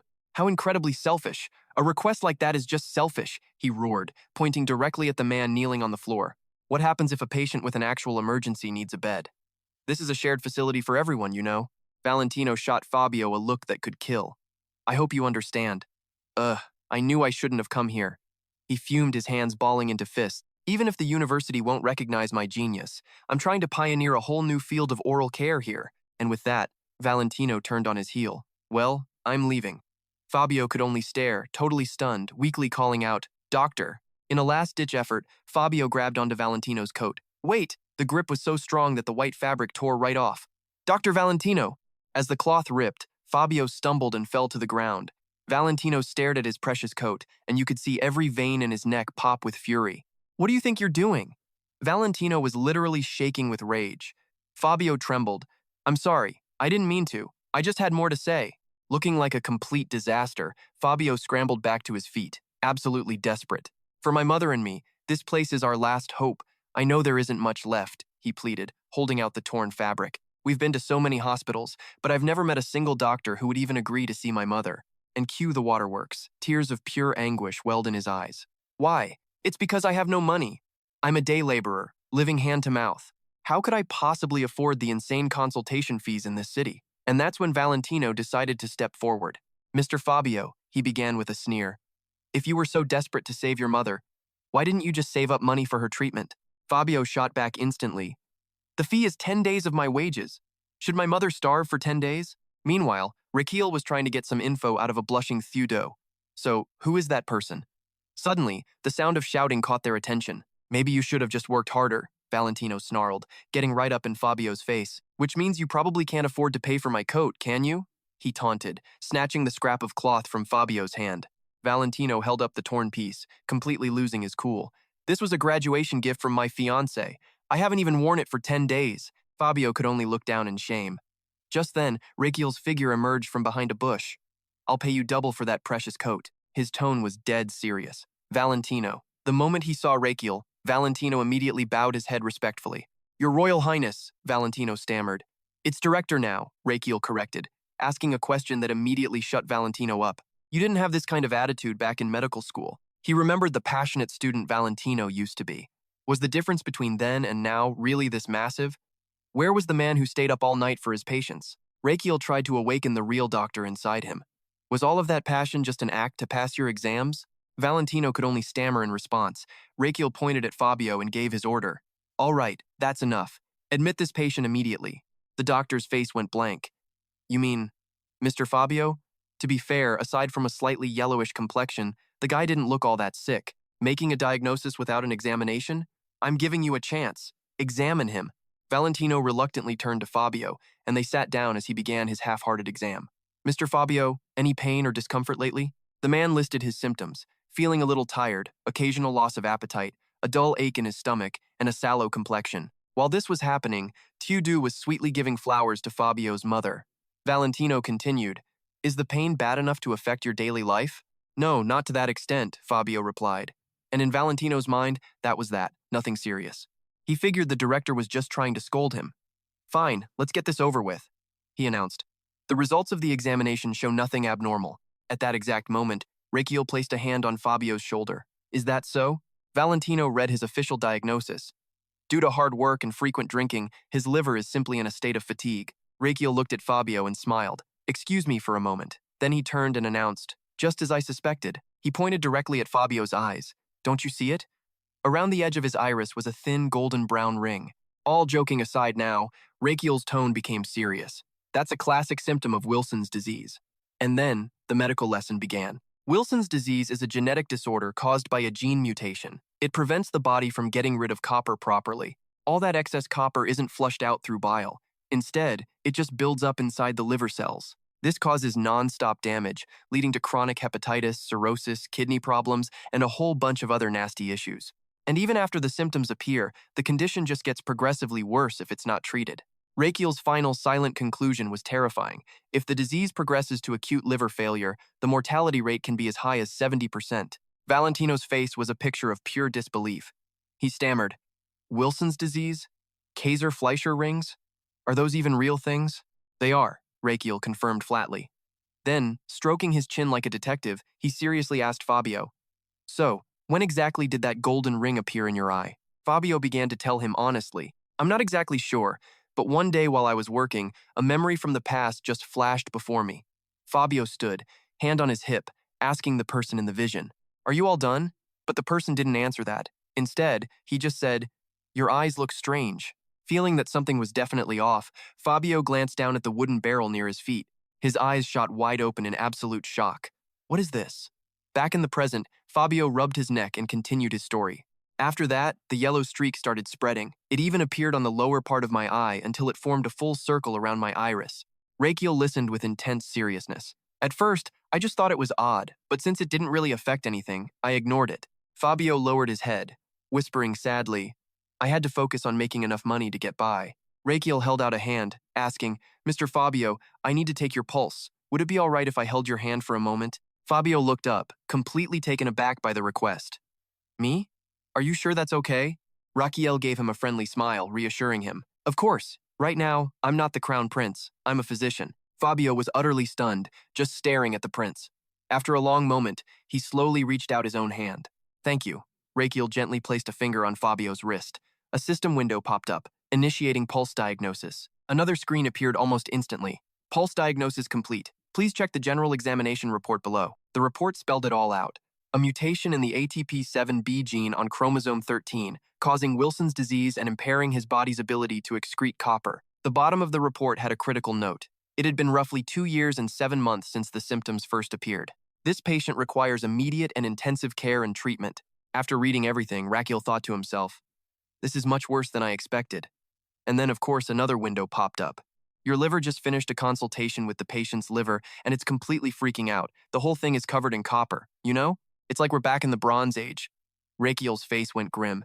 He covered his mouth, asking, the Bronze Age? How bad is it? The liver just shook its head, its little brow furrowed. The copper levels were so high, you could probably start mining his liver for ore at this point. Fabio looked up and asked, Your Highness, did I do something wrong to deserve such a terrible illness? Rakiel immediately waved his hands to deny it. Not at all. This is simply a case of incredibly bad luck. Hearing this, Fabio could only close his eyes and sigh in resignation.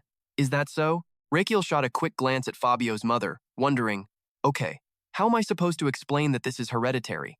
He then said, Mr. Fabio, leaving this untreated is incredibly dangerous. You need to be hospitalized immediately. Then he turned to Valentino, who answered his name. Yes, Rakiel gave him his orders. You will be the one to take care of Fabio's mother. Valentino could hardly believe what he was hearing.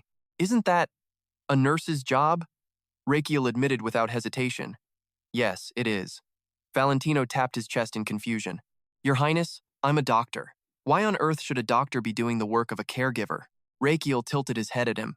A doctor who is incapable of caring for a patient and their family. Veins bulged on his forehead as he ground his teeth. Does he even have the right to call himself a medical professional?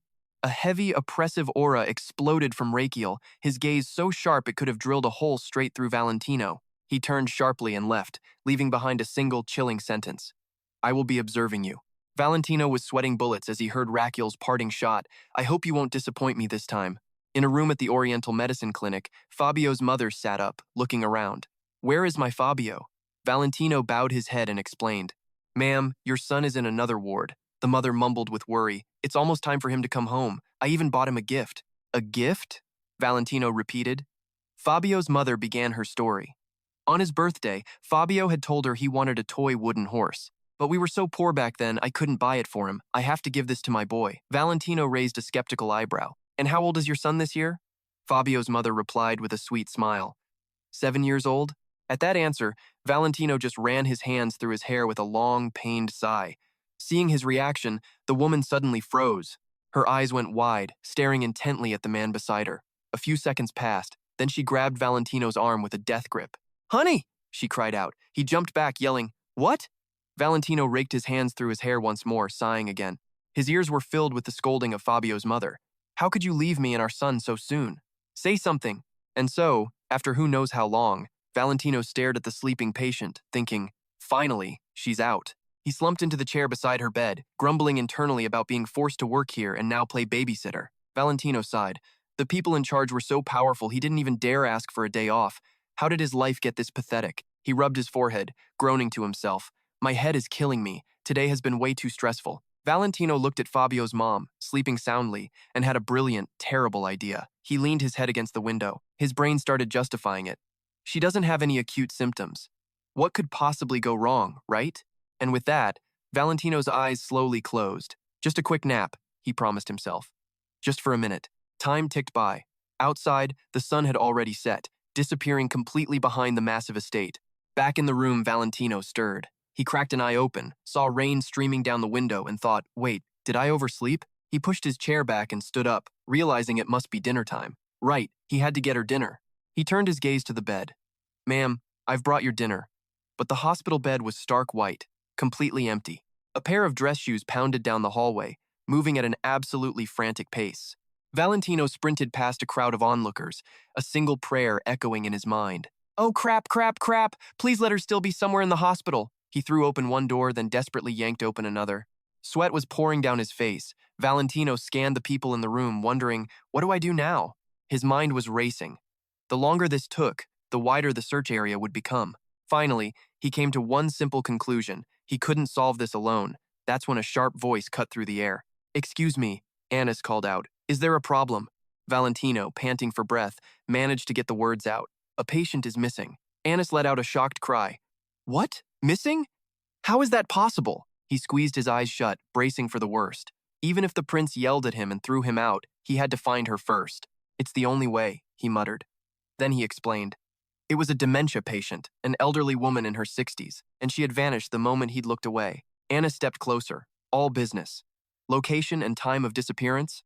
Valentino confessed everything. Room bone, 3rd floor. She's been gone for at least 30 minutes. Annis then turned, her voice booming to the nurses behind her. Everyone understands this is an emergency, right? In perfect unison, they all responded with a grim, yes, and then Annis's eyes began to glow a brilliant gold. Sharp fangs emerged from her mouth as her entire body transformed into a werewolf. Our poor Valentino was so shocked by this that he fell right on his butt, thinking, this is my first time seeing a real werewolf transformation. Annis glanced back over her shoulder, giving a sharp nod to the other werewolves. Valentino saw them all start running towards him and began screaming internally. What the hell is this? Why are they rushing me? He shut his eyes tight and yelled, I'm sorry, please don't kill me. But when Valentino opened his eyes, he just saw a bunch of werewolves sniffing the air around him. A werewolf's nose got within inches of his face, and all the color drained from Valentino's cheeks. Anna stood up, crossed her arms, and jerked her head in a specific direction. Somehow, he understood the signal and gave a shaky nod. And now he was sprinting down the long corridor right behind Annis, his own thoughts torturing him. This is all my fault.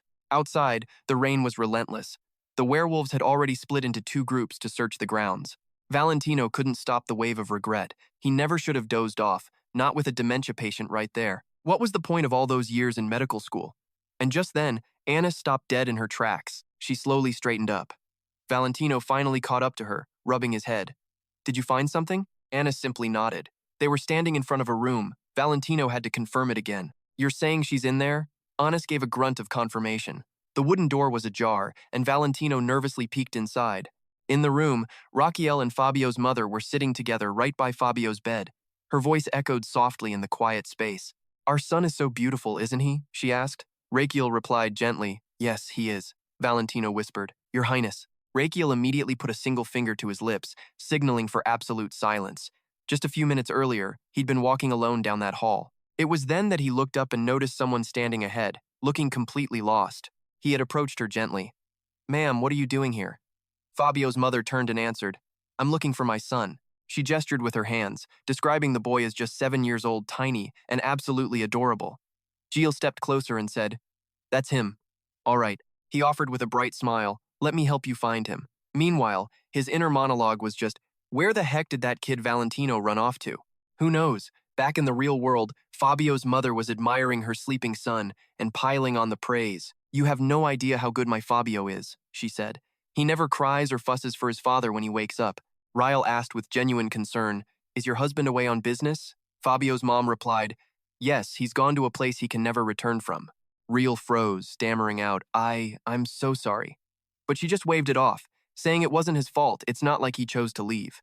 She placed a hand on Fabio's forehead, stroking it gently. By the way, doctor, is my son very sick? Jiel gave a simple answer, saying it just looked like a small cold. Fabio's mom smiled, holding out her pinky. Doctor, please promise he won't be in any pain. Can you promise me that?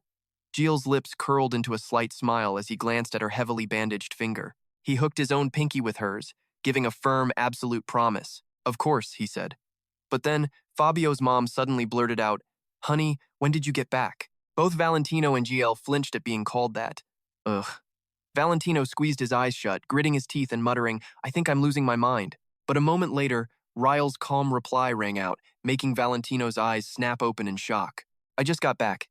With tears welling in her eyes, Fabio's mom pleaded, I was so worried you would never come back again. Please, never get on that ship again. Valentino could only think, for the Crown Prince, this whole hospital charade is probably just for fun. Rael let out a small laugh and once again reassured her. All right, I won't. Watching this whole scene, Valentino resolved to do his best to keep the patients from suffering. He stared at the doctor's coat in his hands, thinking even the Crown Prince is this dedicated. Valentino gripped the coat so tightly that blue veins popped out on the back of his hand. And then what? A few drops of sweat fell from his cheek as his jaw dropped in utter disbelief at what he saw. Valentino lifted a corner of the doctor's coat. A torn section had been neatly stitched up, but when did that happen? His gaze shifted to the side and it finally clicked. For the first time, Valentino noticed the mother's fingers, all wrapped up in bandages. The sound of sobbing made Rael turn his head, suddenly interested. A smile spread across his face at the sight. Rael watched Valentino clutch the mended coat and weep, thinking with satisfaction, now you're starting to look like a real doctor. Outside, the rain had finally stopped. A clear night sky appeared, with a full moon shining brightly. A few days later, Damien was relaxing with JK's divine beasts in the palace garden. In the medicine lab, several ingredient lists were crossed out, failure after failure. Another day, Thor was taking a walk when he was startled to see Sinvi fast asleep high up in a tree. Back in the hospital room, Valentino was carefully feeding Fabio's mother. In the lab, more lines were crossed off the list. Jiel's voice rang out again. Another failure. In a different room, Keolat was also bringing a meal to a patient. Returning to the lab, surrounded by mountains of failed formulas, Rael sighed in defeat. For half a month, he'd brewed countless potions, and not a single one was remotely useful. He thought, hands on his hips, that he couldn't find the right ingredient to treat the disease. As Rael lit the stove with a matchstick, he analyzed the problem. He had to create a medicine that could flush out copper from the body. The goal was to reduce copper absorption in the intestines and restore liver function. He grabbed a spoon and stirred the steaming mixture in the metal pot. This was his 100th attempt. It had to be the one. A notification window popped up. The system has detected the potion you just brewed. Activate the potion-making skill option and analyze components, yes or no. JKL's finger reached out and pressed yes. The panel just read, analyzing. Jiel waited anxiously, his mind screaming, come on, this is the 100th try. The info panel turned bright red with a warning. Experimental potion 100. Whoever drinks this is a goner. And then another window appeared. The 5 viscera and 6 bowels are absolutely thrilled with the disaster you just created. Riel's hands balled into fists as the laughter of his own internal organs echoed around him. You absolute moron, we're giving you this out of pity. Notification. The 5 viscera and 6 bowels have compassionately donated 500 HP. Your current HP is 1,800. They cheerfully mocked. Eat up so you can grow big and strong. Veins bulged on JK's forehead from sheer rage. He shot a threatening glare in their direction. You damn pests. Another info panel popped up. Potion-making skill level has increased. Potion-making is now at intermediate level 11. Rakiel asked, completely unamused. What is it now? The system began to explain. Your potion-making skill rank has been upgraded. Through countless experiences in grinding, you have elevated your potion-making skill to the intermediate level. A new skill option unlocked. Preview ingredient combination. Now he could see a potion's effects based on the ingredients and their ratios. Riel's eyes widened in thought. A preview for mixing ingredients? So he could check the results times before times actually brewing it? He was ecstatic. No more pointless grinding over a cauldron for him. The system window simply flashed 2 words. That's right. Like a shot, Rakiel grabbed the tray of ingredients. He turned and shouted at the top of his lungs. Is anyone out there? A voice immediately answered back. Yes, Your Highness. Rakiel laid out his request. I need more ingredients. Can you prepare some for me? Pav peeked his head in, replying respectfully. Of course, Your Highness. A moment later, Rakiel was staring at a glass jar full of leaves, wondering if he should try using these, too. Just then, Pav returned with the ingredients. He set the tray down on the table. Your Highness, I've brought the herbs. Rakiel looked confused. Huh? Why is there so little licorice? Beads of sweat dripped from Pav's brow as he explained. For the past few days, some of the herbs haven't been delivered. Rakiel pressed on. Which herbs? Pav listed them off. Licorice, milkvetch, ephedra, and aloe. I'm afraid the supply will be difficult for at least half a year, maybe more. Rakiel grabbed his head and groaned internally. He could manage without the others, but he absolutely could not go without licorice. Of all things, why licorice? He gave an order to the person standing beside him. Ask the other pharmacists and check the licorice distribution across the entire empire. Pav bowed respectfully. I will investigate it thoroughly. After Pav left, Riel closed his eyes and let out a long, heavy sigh. He thought to himself, licorice reduces the toxicity of other medicines, so it's a key component in almost every single prescription. That's why there was a saying about licorice in the medicine cabinet. Rakiel gritted his teeth. Since they couldn't grow it in the royal garden, he was forced to rely on outside supply. He picked up the glass jar containing the other leaves. For now, he'd just have to work with what he had. The leaves were dropped into the tray. Right, he thought. Let's start again with the most basic formula. The system window popped up, activating brewing skill option Z, preview ingredient combination. Riel saw the words loading. 1% on the screen and his excitement exploded. It's working. He waited, muttering to himself, is it done yet? But time dragged on, and the screen still read loading. 1.1%. His expression began to sour. Furious, he smacked the system window, cursing at it. This loading speed is garbage. I could brew it faster myself. After the hit, the screen updated to loading, 1.2%. But right then, a thought struck him. Wait a minute. Is speed. He spun around and called out, Comsium, let me borrow your thorn for a second. The little thorn creature lying on the table heard the call and enthusiastically raised its hand to answer. Comsium's face went pale, and the hand holding the thorn started to shake violently. His eyes darted back and forth, his mind chanting a mantra. To do it or not to do it? Should I or shouldn't I? With grim determination, Rakiel plunged the sharp thorn straight into his own thigh. Guess I have to, he thought, then threw his head back and let out a terrifying scream. The system window flared to life. Your metabolism has now switched to hyperspeed mode. The text on the loading bar instantly changed to super fast loading, 21.2%. Seconds later, the bar actually cracked under the insane speed at 53.8%. Finally, a new message appeared. Brewing complete, 100%. Face down on the table, he muttered. Now that's what I call speed. A different, red notification appeared. Preview option 2, brewing skill. Result. How many people are you trying to kill with this? Rael gritted his teeth, coming to a conclusion. This recipe is a total failure. He thought with burning determination, I will find the golden ratio today. Meanwhile, in another location, a man pleaded desperately. Is there really no other way? Please, you have to help us. The woman next to him added her voice. The royal palace is in total chaos because of the licorice shortage. But Braz didn't hesitate for a moment, shutting them down cold. Absolutely not. He crossed his arms, his voice firm. We only do business with certified warriors. The man tried to beg again. Please, at least just hear me out. Before he could finish, Tunlun walked out of the house, coughing. Nayla, are you all right? Braz asked with concern. Tunlun just shook his head and uttered 3 words. Go groom yourself. Tears welled in his eyes as he said, choked with emotion, if I lose this child too, I'll have no reason left to live. I won't be able to face my daughter and son-in-law in the afterlife. Braz placed his hands on the man's shoulders to comfort him. Don't cry. You'll lose muscle mass. He looked at the man before him, offering some truly genuine, if bizarre, encouragement. Tunlun, you have to be strong so En can live. Meanwhile, back in the lab, Rael was shaking, screaming through the pain. I will save her. I have to save my patients to survive. A series of progress reports flash on screen loading at 45%, now at 99%. The information panel shows a preview of 2 decoction skills, both designed to promote copper excretion.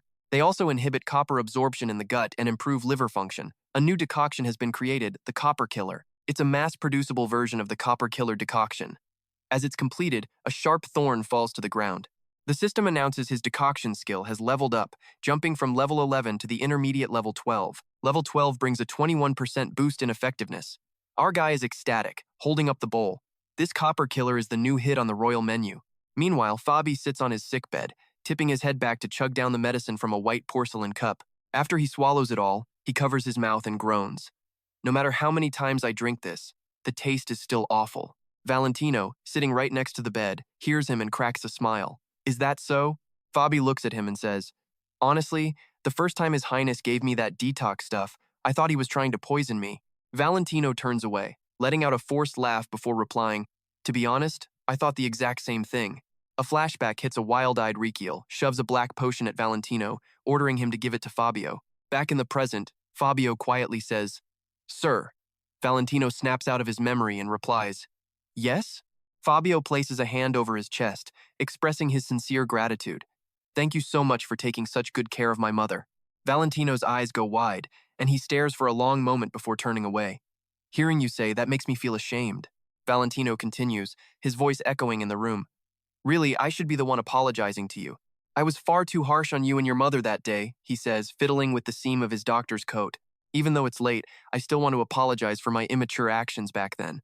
Fabio just bows his head, moved. I was a little hurt, I'll admit, he says.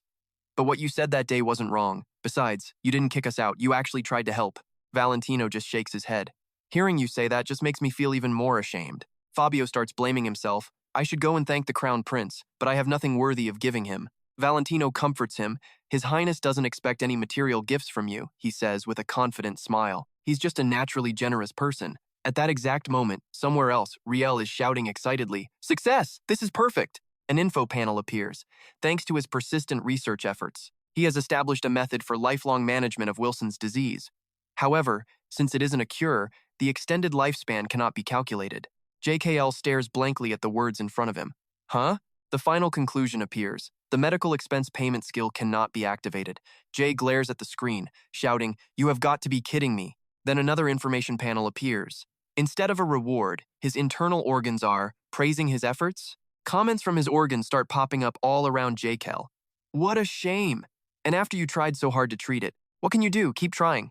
Seeing their smug little messages, he gets furious. Seriously? Are you guys really my organs? Another info panel appears. Current HP jumps from 1800 to 8800. Just then, a knock comes from the door. Raquel calls for them to enter. Pav walks in, holding a stack of files. Your Highness, I've completed the investigation you requested. Jiel just replies, Oh, tell me everything. Pav begins his report. The licorice supply hasn't just been cut off in the capital, but across the entire empire. He opens a document in his hand. Apparently, all the licorice has always been imported from a cold, dry, northwestern region called Granos. Rael crosses his arms, repeating the name he just heard. Granos. Pav slowly begins to explain the cause. The climate there is perfectly suited for licorice, so the quality of the herbs is always the best in the world. But the desolate land is so harsh that only an orc tribe has managed to live there, and one merchant guild holds the monopoly on trading with them. The Taiyin Lung Merchant Guild seems to be in some trouble, Riel asks, intrigued. What kind of trouble? The guildmaster's granddaughter is gravely ill. Rakiel takes the file to look it over. So he's just neglecting the guild's management? Pavos confirms it. Yes, Your Highness. He looks at Riel, ready to explain in more detail. His only daughter and son-in-law passed away years ago, so that granddaughter was literally the only family he had left. Riel squeezes his eyes shut, a wave of frustration hitting him. No wonder the old man was a wreck. He asks, is there really no medicine in this region that can cure her? Pav confirmed it. Even the most famous doctors around here took one look and admitted defeat. Riel throws out an idea. Could we request a direct transaction with the palace's medical department? Pav breaks it down for him. This is going to be tough. Even the guildmaster spent 6 years just opening a trade route with them. Riel flips through documents, asking, even if I use my authority as the Crown Prince? Pav, sweating buckets, has to explain. Granos is an autonomous region, a gift from His Majesty. They don't answer to the Empire. Riel clutches the papers, finally getting it, meaning my influence there is basically zero. With that, he grabs his files and heads for the door. All right, I get it. Pav cocks his head. Your Highness, where are you going? Riel just deadpans to use my father's trump card. Pav, ever so helpful, just says, oh right. In a flash, Riel is right in his face. What's with that look? You think I'm about to go commit a felony or something? Pav avoids his gaze. Your Highness, do you honestly think that trick is still going to work? Riel grabs his shoulders, his eyes turning menacing. It'll be fine. Don't kill my vibe. Now, how about a smile? Pav lets out a terrified laugh, looking absolutely horrified. As Riel leaves, he tosses back. Just trust me on this one. The sky above is clear and gorgeous, with sunlight creating brilliant, dazzling halos of light. A gentle breeze sends leaves fluttering down as Riel sulks, trudging forward one step at a time. He grumbles to himself. I gave him all that sensitive intel. Shouldn't my dear father give me a little help here? Then again, I did run my mouth a bit. I guess I should be grateful he's at least letting me go to Kranos. And man, His Majesty's information network is seriously on another level. Riel recalls what a stallion asked him before. Did you really think I'd be that easy to handle? The way his father tested him, it felt like he already knew everything. It's so suspicious. He remembers kneeling on the ground, quickly denying it. No way, Your Majesty. Then, a sudden, awful thought hits him. It's as if someone had already given his dad a full report. Riel yanks open a bush and just yells into it. Don't tell me my father has spies hidden literally everywhere. He then turns to glare suspiciously at the towering stone pillars. Suddenly, a voice from another direction cuts through his paranoia. Your Highness. When he turns to leave, the figure of Agent Number 3 from the Royal Special Intelligence Bureau, Magenta, steps out from behind a pillar. Pav reports to him, I have prepared the carriage and 30 guards as you commanded. Riel gets right down to business. Excellent, let's move out. Over there, Damien holding Cuckoo and Anis are already waiting. In the distance, 30 guards and Urus are ready. Riel hops onto the carriage, motioning to his companion. Damien, you get on too, or else Gardin will start whining about being left behind. Damien just points to a lurking figure. He's been here the whole time. Gardin's eyes are already welling up with tears as he asks, Your Highness, my heart is shattered. Are you truly abandoning me here? The tears start flowing like rivers. I'm your personal physician. I have to be there to serve you. Riel turns back, totally bewildered. Abandon you? What on earth are you even talking about? He takes a few steps forward. I am simply entrusting my second-in-command with the greatest responsibility of all.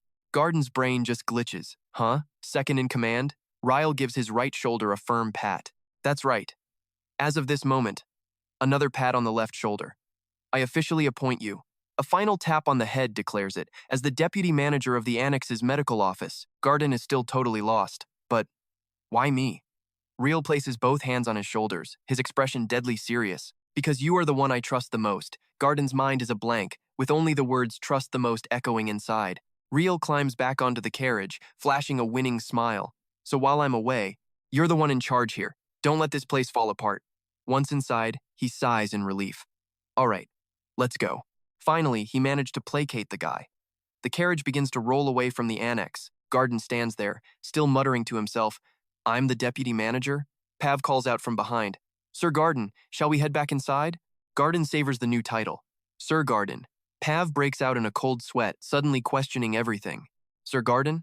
Gardin's eyes light up as he declares, with newfound authority, it is now Deputy Manager Gardin. Elsewhere, Riel's carriage makes its way through a thick, dense forest.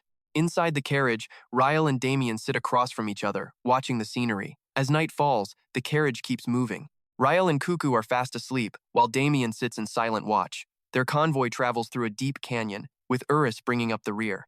After what feels like an eternity, their group finally approaches the Granos headquarters. Rael slowly opens his eyes as a voice cuts through the quiet. Your Highness, we've arrived. A tall, black-booted foot steps down from the carriage. There, before him and Damien, stands the Granosic headquarters. Riel looks at the black fabrics hanging everywhere, thinking, what in the world is going on? But Damien, standing beside him, spots something. Your Highness, look over there. Riel's eyes go wide in shock. Why is the Merchant Guild headquarters holding a funeral? He stares at the scene unfolding inside the guild headquarters, completely baffled. What is all this? A man inside the main hall spots them at the entrance and just about jumps out of his skin. He practically sprints over to Riel and Damien to greet them. Greetings, Your Highness. Riel cuts right to the chase. Are you the one in charge here? The man bows his head respectfully. Yes, Your Highness. Riel presses on. Whose funeral are you holding? Could it be that something happened to the guildmaster's granddaughter? The man keeps his posture, hesitating before dropping the bomb. It is the funeral of our guildmaster, Tunlun. Riel is floored, demanding to know how. What? How did the guildmaster die? From behind them, a new voice speaks up. Lord Tunlun was consumed by worry over his granddaughter's well-being.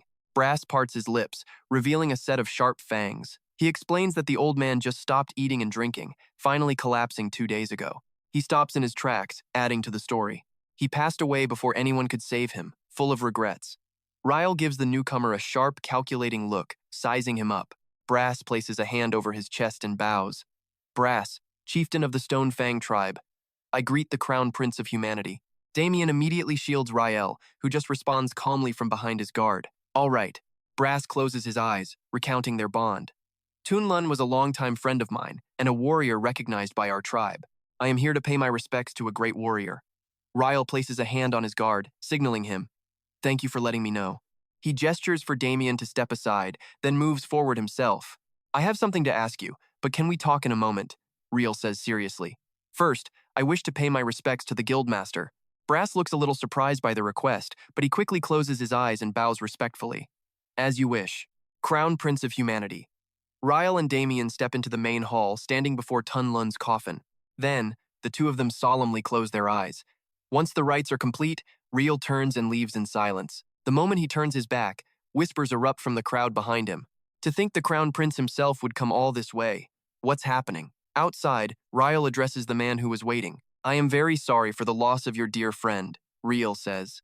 Brass replies, to be paid respects by the Crown Prince of Humanity himself. I am sure Tunlun can rest peacefully in the afterlife. Riel then asks, shall we speak outside? And Brass readily agrees. Of course. Meanwhile, Riel's mind is racing. After rushing for over half a month to get here, the guildmaster is dead. This is a huge problem. Frowning, he quietly calculates his next move. The Merchants Guild still stands, so he just has to find another way. The high sun blazes down on the earth as a voice rings out from a training ground. Did we really have to talk here? Brass says with his arms crossed, watching orcs train. In a place like this, you won't lose muscle just by breathing. And to prove his point, he takes a huge theatrical breath, enjoying himself immensely. Inhale, exhale. So, what did you wish to ask me? Riel closes his eyes and states his purpose clearly. After the funeral ends, I wish to continue the herb trade. The herb trade, you say? Brass asks. Riel cracks his eyes open and explains, I have opened an Eastern medicine clinic in the palace at the Imperial capital. I treat and prescribe medicine to countless patients. But the supply of medicinal herbs from this region has been cut off, causing me some difficulty. He then makes a proposal. I don't have to be the one buying them directly. I heard that Guildmaster Tunlun spent years of effort just to be able to trade with your tribe. Riel holds up one finger, continuing. Therefore, all you need to do is continue trading through the guild he left behind. That's it. Brass listens with a frown. And then, he suddenly throws out an arm and flexes, showing off a bicep the size of a melon. Next, Brass changes his pose, raising both arms high to show off his massive, muscular frame. Riel just stares at this spectacle, completely dumbfounded. His brain can only think one thing. Is he actually thinking while posing? After who knows how long, Brass raises both arms and shouts, I've made my decision. Riel's face immediately lights up. Excellent. Brass crosses his hands and delivers 3 words. I refuse. Damien, standing nearby, grinds his teeth in anger. Should I draw my sword? Riel asks, ever the helpful sidekick. But nope. Our guy just strolls up to Brass and asks, so, mind telling me why? Bras, not one for subtlety, just lays it all out there. It's simple, he says. We're orcs.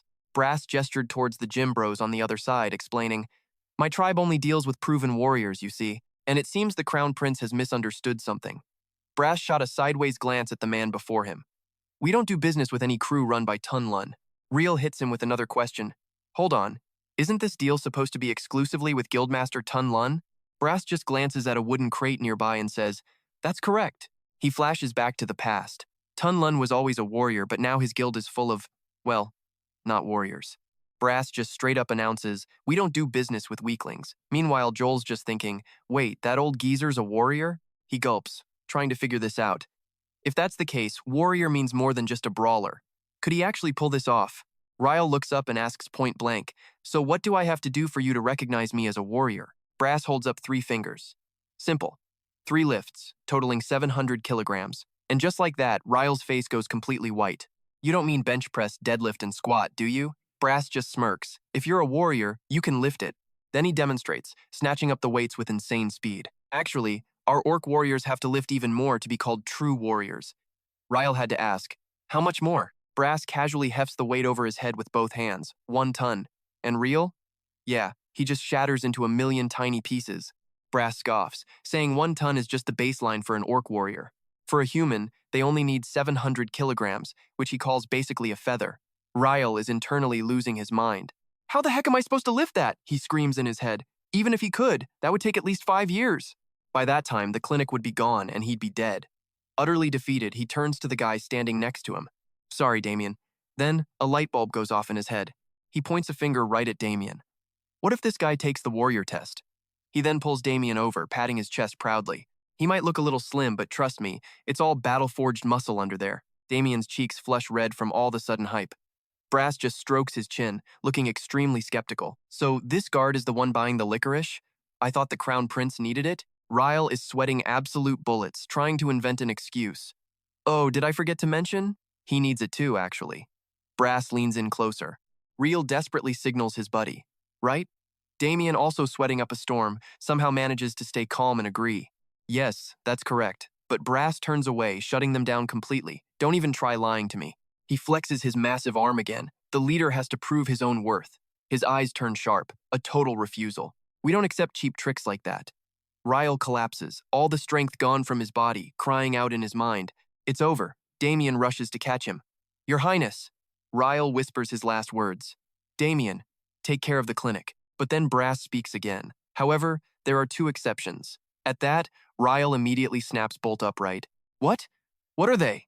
Brass begins to lay out the conditions. 1, being the Emperor, and 2, being a blood relative within 3 generations of a recognized warrior. Rakiel closes his eyes, analyzing. His Emperor father would never help, so that only left the second option. He remembered a document Pav gave him about bloodlines. Rakiel confirms it one more time. So, a blood relative within 3 generations can trade without the test, right? Brass replies, that's right. His ears twitch, listening to what Rakiel is muttering behind him. The granddaughter of Guildmaster Taiyin Lung. Since we're here anyway, I figured I'd check on her. Real waves a hand. Where's the Guildmaster's granddaughter? Grass turns and stares right at him. You planning on saving her? Rakiel just smirks back at him. You only mentioned the exception because you wanted the same thing, didn't you? Brass doesn't bother hiding it and admits it straight up. Exactly. He gestures with his hand. Allow me to lead the way. Inside a 2-story wooden house, you can hear the sound of someone coughing their lungs out. Brass leads the other 2 to a room. Real thinks to himself, just from the sound, this is really bad. He starts analyzing it. It's not just a violent cough, there's a wheezing, whistling sound mixed in with every breath. As Rakiel enters the room, he silently concludes she must be in horrible pain. Brass speaks to a maid sitting by the bed. This person is here to treat Na. Everyone else, please step out for now. As one of the maids walks past Real, she lets out a small cough of her own, making his head turn instantly. Real slowly walks to the bedside, frowning as he observes the patient. Her arms and neck are covered in dense red spots. The coughing just doesn't stop. Rakiel freezes, his mind immediately jumping to the symptom of petechiae. He reaches a conclusion. It means her blood isn't clotting properly. Just then, Na's eyes flutter open as she mumbles, Grandpa, Grandpa. His eyes flashed. All right, first things first, he needed to check her pulse. He gently took the little girl's hand as a system window popped up to begin the scan. Rakiel muttered a silent prayer. Please, Let this be something I can actually fix. Then 2 more screens appeared, scanning. 3, 2, 1. A crimson light bathed the room, and a shiver went down Ryle's spine. The red alert panel was not good. The physical exam showed severe recurring fits of violent coughing. Then another red screen popped up, whooping cough bacteria detected. Ryle saw the words and his face immediately turned a lovely shade of purple. A warning blared from the info panel. This was a textbook case of whooping cough. It demanded he set up quarantine and start treatment immediately. Riel instantly slapped a handkerchief over his own nose, thinking this was bad. Whooping cough could be 10 times worse than the flu. He squeezed his eyes shut, a horrible thought dawning on him. Wait a minute. I'm in danger too. If his own trash-tier body got infected, who knew what fresh hell would break loose? Ryle spun around, barking orders at the person behind him. From now on, everyone was to cover their face and only eat or drink when completely alone. Brass just planted his hands on his hips, head tilted in confusion. Why? Riel held up a hand to explain that this was a highly contagious disease called whooping cough, spread by tiny droplets from a patient's cough. He then asked, "Has anyone else had a nasty cough lately?" Brass scratched his face, trying to remember. Yeah, come to think of it, the servants taking care of the child had all caught it. He added, and even Tulun's cough got pretty severe toward the end. Riel's eyes went wide. The maid. He remembered her quiet little cough as she passed him. Oh no. She's infected too, isn't she? Brass crossed his arms, looking doubtful. Is it really that serious? Oh yeah, absolutely, Ryle said grimly, pinching his nose tighter. The cough is so violent it can cause vomiting, hernias, and even, well, let's just say things can fall out. Brass laid out the local situation. The human crown prince probably had no idea this even existed, being new to the area. Around these parts, this particular cough was pretty common. Everyone gets it at least once as a kid. You had to survive it to be considered a true adult. Brass glanced over at the girl on the bed, and it looked like this poor child was just taking her turn. Ryle quietly processed this new, awful information. So it was an endemic disease, meaning the locals might have some resistance, but he closed his eyes and muttered, "No, it's still not okay." Ryle snapped into action. "Brass, get the word out to the residents. Damien, you inform the servants." Both of them replied in unison, "Understood." And with that, the two of them hurried off to complete their tasks as the door clicked shut behind them. Ryle began to pace back and forth in the room, thinking to himself, nope, still not okay. Whooping cough has an incubation period of 1 to 3 weeks before it really explodes, meaning the girl had likely been suffering for a while now, her stamina totally drained. He thought about the modern world, where vaccines and medicine made this preventable, but here, they had absolutely nothing. Ryle wondered if he should use that Make Mundong Tang herbal soup, but he immediately shot down his own idea. No, it was way too weak compared to modern treatments. Herbal stuff wasn't a real cure. He looked at the child, suffering on the bed. They were more like health potions. Even if it restored a bit of her strength, it wasn't nearly enough for a kid to beat this disease on her own. Just then, the door was thrown open with a bang, making him jump. Brass stood in the doorway, hands on his hips. Is there really no other way, human crown prince? Ryle turned his head to ask. You scared me. Are the orders delivered already? Brass replied. I suddenly remembered something, so I rushed back. Ryle pushed. What is it? Brass answered. There's something that might help treat her. Then he asked suddenly, ever heard of desert licorice? A rare plant, apparently only found in this region. Riel stared blankly. No, never heard of it. Brass nodded like he expected that. It's a plant only the insiders know about. Ryle's curiosity was officially piqued. Is it some kind of miracle herb? Brass stroked his chin and began his tale. This is a story from our ancient ancestors. Once upon a time, a handsome orc chieftain of the Holy Steel tribe named Eros was wandering the desert when he stumbled upon this licorice. You see, us orcs have a long-standing tradition of drinking boiled licorice water in the winter, so Eros thought this was perfect and immediately started digging. He put all his strength into it, tearing up the ground around the plant, but then he realized something was very wrong. The root just kept going and going, supposedly for over 10 meters. Eros kept digging until he basically jumped into the hole himself. He finally managed to pull up the incredibly long licorice root, brought it back to his village, and boiled it into a tea to drink. As the orc tribe gathered around to enjoy the tea, one member respectfully offered the first cup. You should probably have the first cup, sir. After one sip of tea, Eros just froze, his eyes bulging wide open. Then his biceps suddenly swelled to an insane size, with green veins popping out all over. Even his calf muscles swelled up, becoming huge and powerful. Eros let out a roar, hoisting 2 rows of benches into the air with both hands. A few guild members on the right side were so shocked by this display that their jaws just dropped. Meanwhile, the members on the left were clinging to each other in terror as he benched a total of 10 tons for 3 reps. Back in the present, Brass finishes his story and asks, isn't that just an insanely terrifying effect? Rakiel thought to himself, sounds an awful lot like an energy drink, doesn't it? He asks aloud. And you think that long-root licorice can help Anis? Brass nods firmly. Yes. He closes his eyes and gives a sincere bow. So please, you must save this child. Rakiel, pinching a cloth over his nose, asks, so how do we find this stuff? Brass holds up a finger, saying the only way is to gather a ton of it. The appearance rate is apparently 1 in 10,000 plants. Rakiel repeats his words. 1 in 10,000? Brass explains it looks identical to the normal kind. Rakiel does some quick mental math. The only difference is the root, so you have to dig up every single one to check. In a place this massive, how long would that take? He turns to leave. Thanks for the info. I'll keep it in mind. Brass bows once more, replying, then we're counting on you, Your Highness. After Brass leaves, Rakiel thinks it over in his room. If it takes too long to find the licorice, he might miss the treatment window.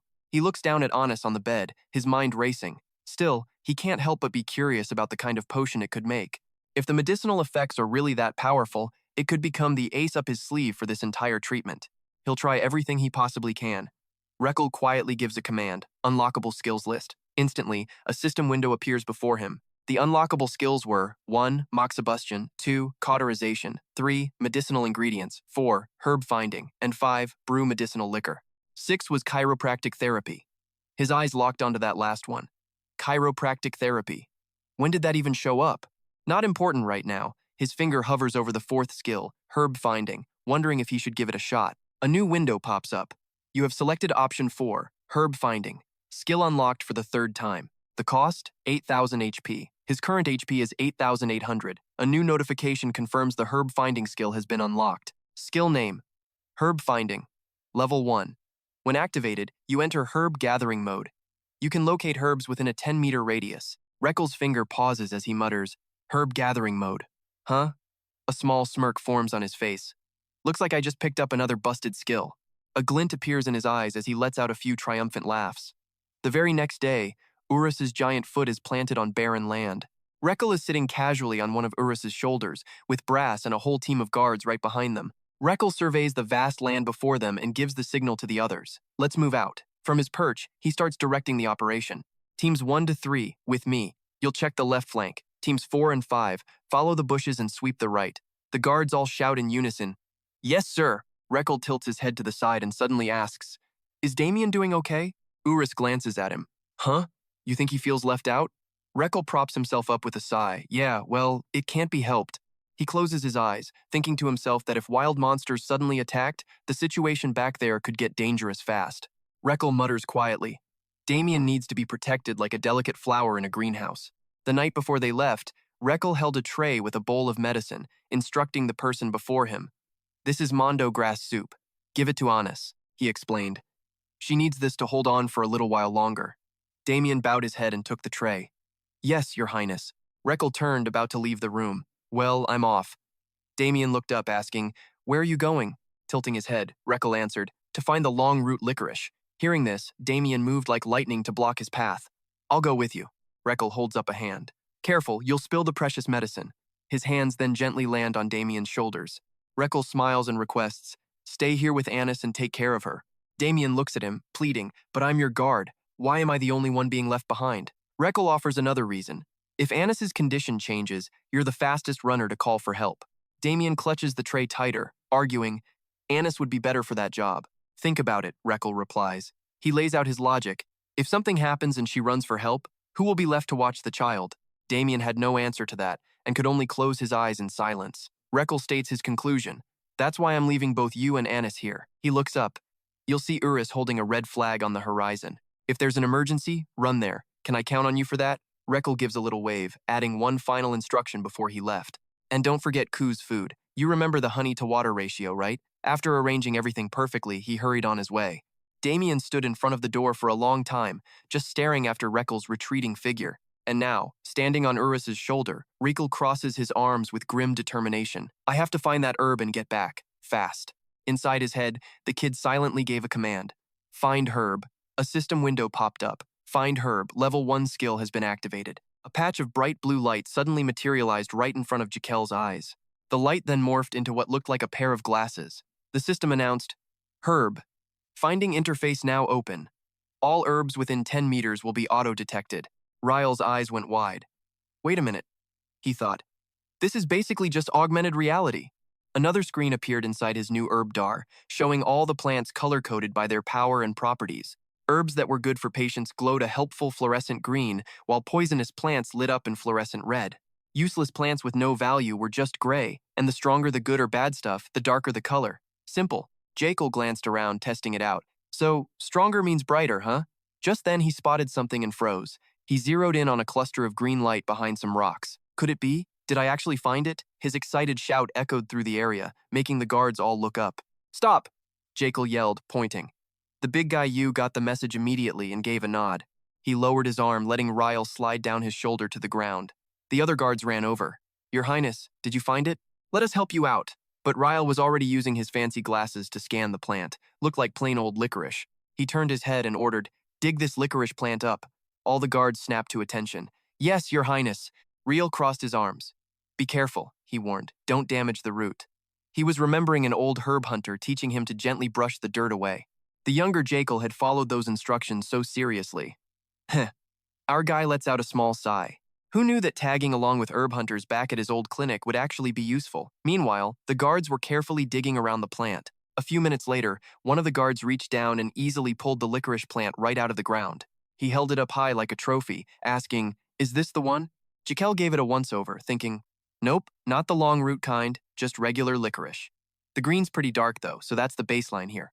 He closed his eyes. Of course it wasn't the first try. A shame. But hey, now he knew how the skill worked. Just find a darker green. Rael turned and got back to business. Not the long root kind. Let's keep moving. Team 1, move further to the left. The guards responded in unison. Jekyll's screen was just a mess of countless red and green dots. So, Brass and his squad just kept digging up one licorice plant after another. An unknown amount of time passed, and the sky turned a warm orange. Rael figured, yeah, there's no way we finish this in one day. The sun's about to set, we better head back. He hopped back onto Yu's shoulder, striking a casual pose to give his orders. Everyone, retreat! Uos led the way, turning to head back. But then Jekyll's eyes darted down and he stared in shock at something on the ground. He was immediately suspicious, asking himself, Oh, licorice? But with a gray color?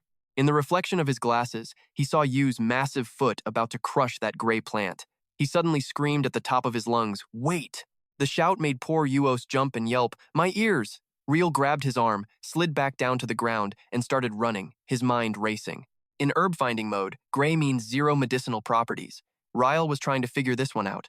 But licorice with no effect at all? Was that even possible? Even the worst kind should do something, right? Then a theory began to form. This licorice plant was different then. It wasn't like the other useless gray weeds. Rael crouched down to get a closer look. Hold on! He started digging at the dirt around the gray plant with his hands. Seeing this, the guards immediately sprinted over. Your Highness, let us do it. But Jekyll was sweating, completely focused, chanting one word in his head. Find, find, find. And finally, on the screen of his glasses, a single bright green dot appeared. The deeper they dug, the more the root's brilliant green color was revealed. Rael let out a small gasp before throwing his head back and yelling, I found it! Looking incredibly pleased with himself, Rael got his face right up to the licorice, analyzing his prize. So, all the nutrients of long root licorice are packed into the root itself. The rest of the plant is basically useless, which is why it showed up gray. He turned to the others. Everyone, be on guard. The hard part starts now. Brass walked over and asked, So you really found it? Rael answered with total confidence. Yep. Brass leaned down to inspect the plant, but honestly it still looked exactly like the regular kind. Rael stated it with absolute certainty. This one's different. You'll know as soon as we dig it up. Brass got serious. Then we have to change the harvest method. The root cannot get a single scratch. Rael was stunned. Don't tell me one little scratch will drain all the nutrients and make it worthless, Brass added. Our ancestors said it takes at least 100 years to find another one. Rael rested his chin on his hand, pondering. If he was right, one more screw-up would be the end. Damn that Eros. Was he always this ridiculously careful? He eyed the guard's tools, wondering what on earth to do now. 10 meters deep at least. Normal shovels were not going to cut it. Suddenly, Rakel's eyes flew open as if he'd just remembered something. He glanced at Euros's ridiculously huge foot in the distance. That's right, we have him. Rakel pointed in one direction and shouted. Nur, dig over there! A plan was forming in his head. If Nur digs a 10-meter hole, they could tunnel over to the root and attack from the side. And finally, when the root's entire flank was exposed, they could just slide it out sideways. Not far from the tree, a thick cloud of gray dust was already blanketing the entire area. Rakel cheered on the others. Just a little more, everyone. They all yelled back in agreement. Yeah. Meanwhile, somewhere in the shadows, a pair of mysterious red eyes flashed. Outside, Brass was just digging away, humming a little song. Forearm, forearm, forearm, forearm. His unique singing echoed through the air. Ingantuko, Ingantuko. The mystery creature's mouth slowly opened, revealing rows of sharp fangs and a disgustingly long tongue. Outside, the ground suddenly began to shake violently. A guard screamed, "Is this an earthquake?" Rakiel, standing above, saw them stop and just got annoyed. Why are you hesitating? Massive cracks started spreading across the ground, and a few seconds later, a huge chunk of earth just collapsed. An immense wave of power blasted from the ground, shooting straight up into the sky right in front of them. After that insane explosion, dirt and rocks rained down everywhere, forcing a nearby Rakiel to throw his arms over his head and face. Suddenly, his face twisted in horror. From that deep smoking hole, a ferocious serpent was slithering out. In the middle of the chaos, thankfully Brass was quick enough to save 2 civilians in time. Uros also moved fast, grabbing a group of soldiers and leaping away. Brass landed safely. Uros struggled for a moment, but ultimately stayed on his feet. Every single one of the soldiers was safe and sound in his arms. Once he confirmed the danger had passed, he asked, "Are you guys okay?"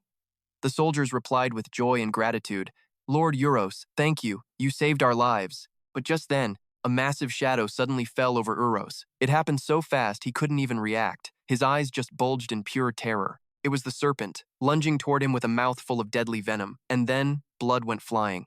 Uros had used his own body to shield the soldiers, so the serpent sank its fangs deep into his waist. The creature's eyes suddenly flashed with a bloodthirsty red glow. That look sent a chill down Uros's spine, like he knew what was coming next. And yeah, he was absolutely right. The serpent bit down hard, then with all its might, it ripped Uros into the air and tossed him away like a ball. Uros landed hard, crashing to the ground in agony. The horrific sight left the soldiers completely frozen, unable to even process what they saw. Panic filled their eyes as large rocks started flying everywhere, once again knocking them flat on their backs. The serpent was now on a full-blown rampage, forcing everyone to scramble for safety. A few brave souls tried to attack it, but they were swatted away by its tail. Screams mixed with desperate cries to protect the Crown Prince. As for Jiel, he was running for his life thinking, "It's so fast," and right on cue, he tripped over a rock. He went sprawling onto the ground. At that very same moment, a massive boulder was falling from right above him. Everything was happening so fast, all he could do was stare. Meanwhile, somewhere else entirely, a bowl of soup had just been finished. Damien sighed as he fed Annis, muttering, "I'm not a nurse, I'm a guard." But seeing the girl obediently finish the whole bowl gave him a tiny sliver of satisfaction. Well, looks like she's finished eating. His mood didn't get any better, though. Instead, he just worried to himself, have I completely lost their trust? Annis, who was wringing a cloth nearby, could sense his gloomy aura and kept staring at him. Finally, she just told him to go. Her tone was icy. "If you're that uncomfortable and hate this so much, then just leave. I'll take care of things here."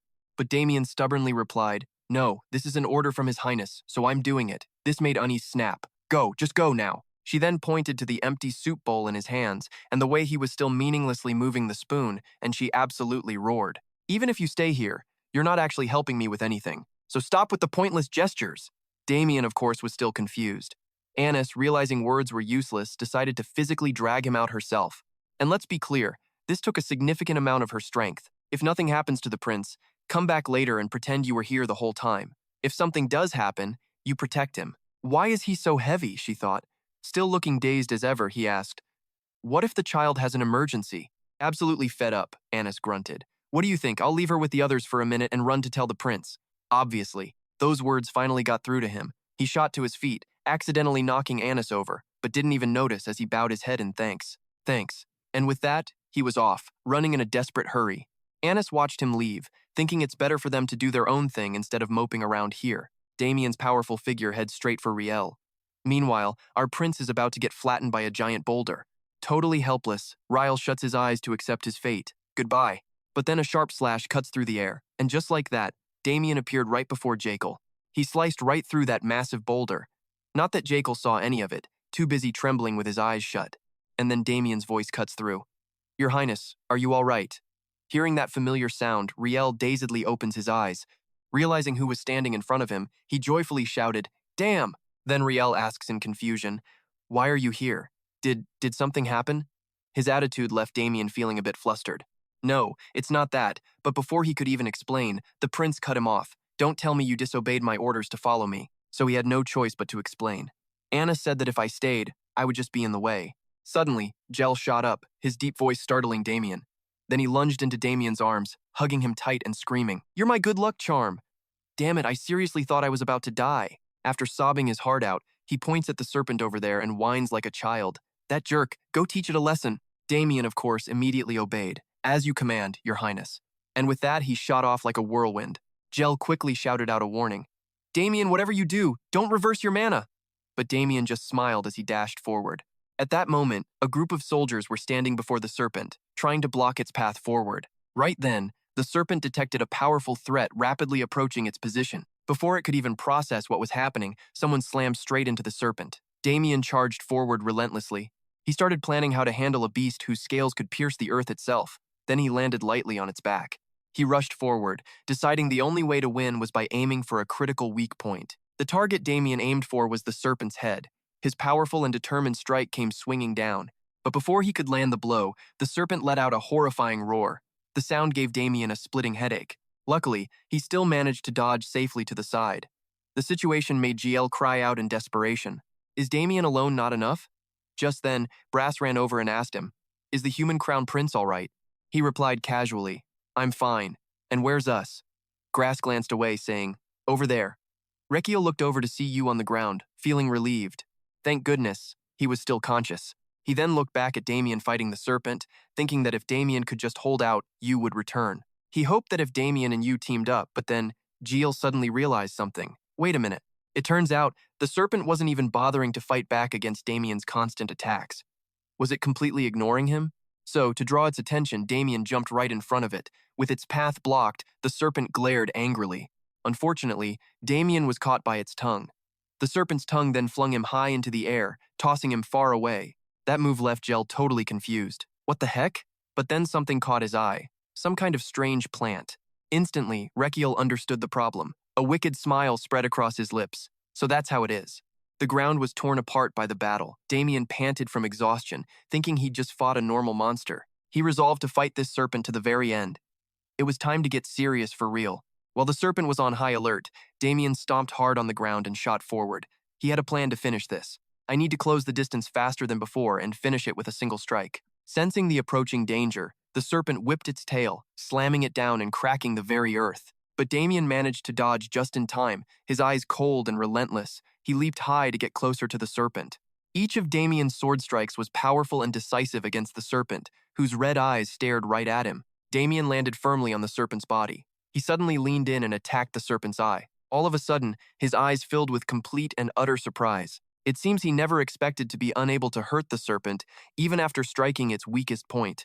Not a single scratch. Just then, the serpent's tail swung around and slammed into Damien, stunning him. The blow was so powerful he coughed violently. And just like that, our hero gets launched clean across the field. He was expecting a painful faceplant, but instead, he landed on something. Soft. Way too soft. He looks up and realizes he just used someone as a human airbag. "Lord Urus," he shouts, ever so politely. "Thank you." But a giant snake monster decides this is the perfect time to roar. Anyone who stands in my way dies. It lunged, ready to attack anyone who even breathed wrong. Total rampage mode. Urus and Damien just stood there, completely frozen, about to become snake food. But before they're flattened, a familiar voice cuts through the chaos, stopping the monster cold. "Hey! Smash the snake!" The voice was all confidence and power. "Now repeat after me." What followed was a chorus of shouts and yells. "Thank you, sir." The air filled with people screaming their absolute lungs out. "Got it? As loud as you can." It turns out the guy in charge is Jiel, who immediately has to correct them. It's unclear how the message got so twisted, but his underlings just repeated his instructions word for word to everyone else. Ditch the got it part. Their cluelessness was killing him, but he had to roll with it. Whatever, so the mob starts yelling to get the snake's attention. "Smash the snake! We're gonna crush you flat!" That's when Jiel points his shovel at a single lonely herb on the ground. A wicked little smirk spreads across his face, and that simple move sends the giant monster into a full-blown panic. As it winds up to attack again, Jiel just asks, "You're not gonna stop?" He'd found its weak spot and was ready to exploit it. "Okay then, I'll just pull these out one by one. We'll see what happens." His hand deliberately touches the stem, pretending he's about to yank it. Should I or shouldn't I? This move totally worked, scaring the snake so bad it started sweating and screaming, "Don't!" It immediately started begging, explaining why that weed was so precious. That licorice plant is my treasure. I've been raising it for 97 years. In just 3 more years, it would have let me become something close to a dragon. And of course, Jiel knew this, which is why he was holding it hostage. He knew better than anyone else. Just one tiny scratch and all its medicinal properties would be completely ruined. So why don't you just back up? Terrified he'd actually pull the plant, the snake trembled and started to retreat. I can't believe a human is robbing me. Watching it back away and lose its killer instinct, Jiel knew he'd made the right call.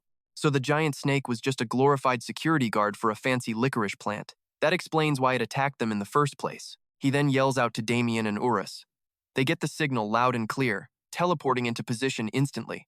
Urus uses his raw strength to clamp down on the serpent's head, prying its jaws open, but he totally forgot about its super fast tail. That tail wrapped right around Urus, squeezing with incredible force.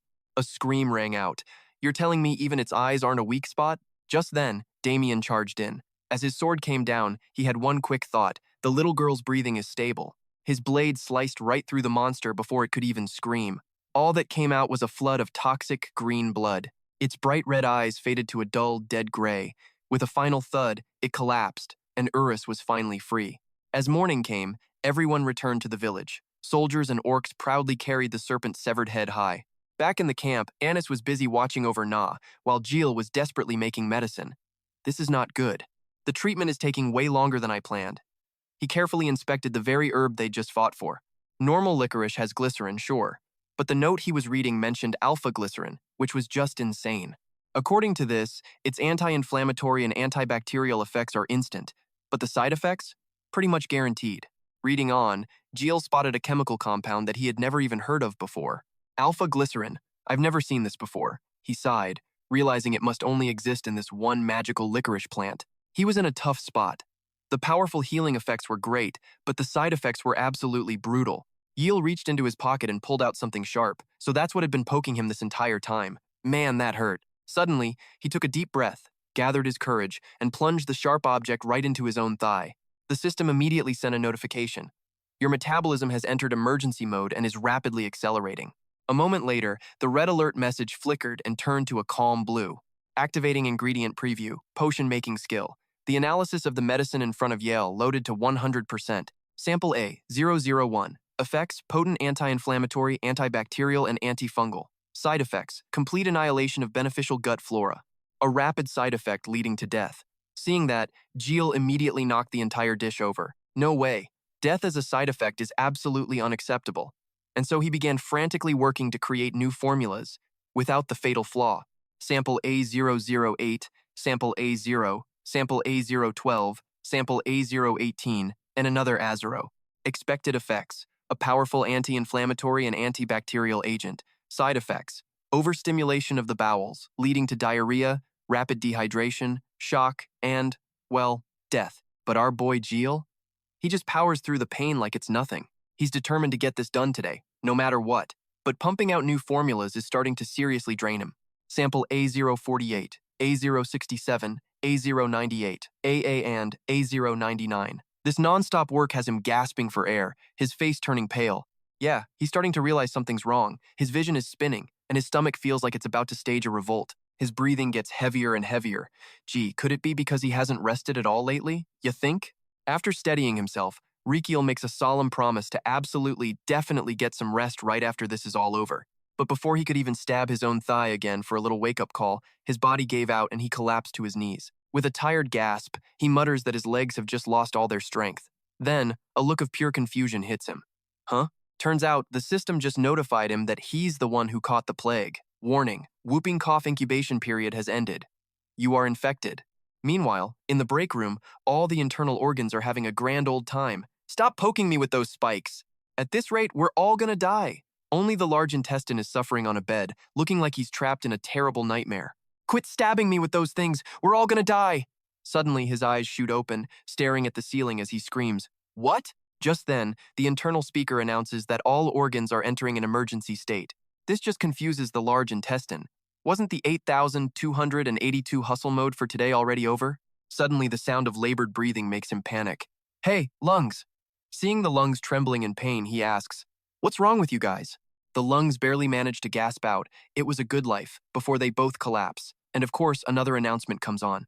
During the incubation period, you repeatedly entered the metabolism accelerating 8,282 mode.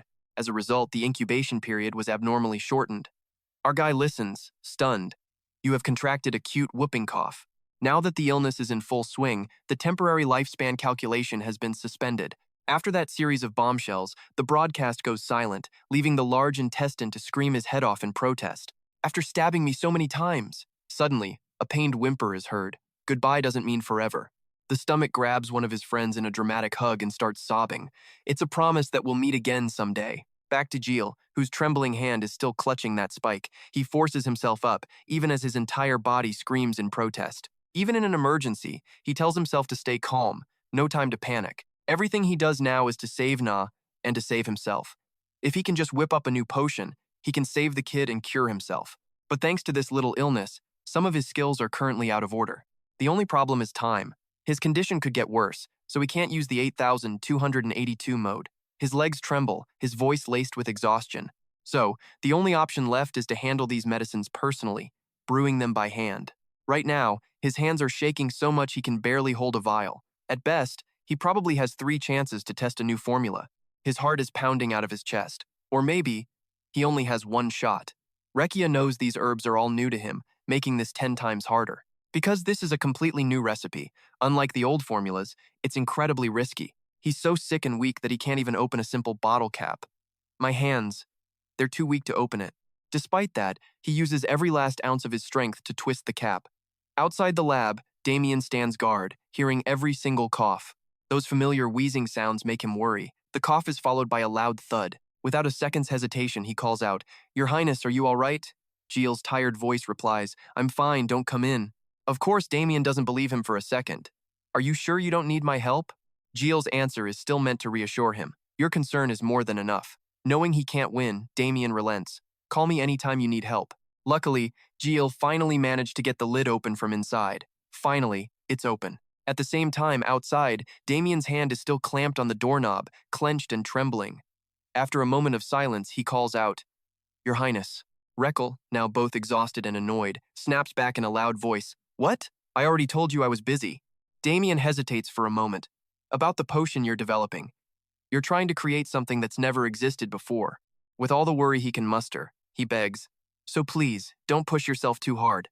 Admitting he knows nothing about potion making, Damien just says what he truly knows for sure. Damien suggested that instead of relying on books, maybe he should just trust his gut for once. Real's response was dead silence. Fearing he'd angered him, Damien quickly apologized for overstepping his bounds.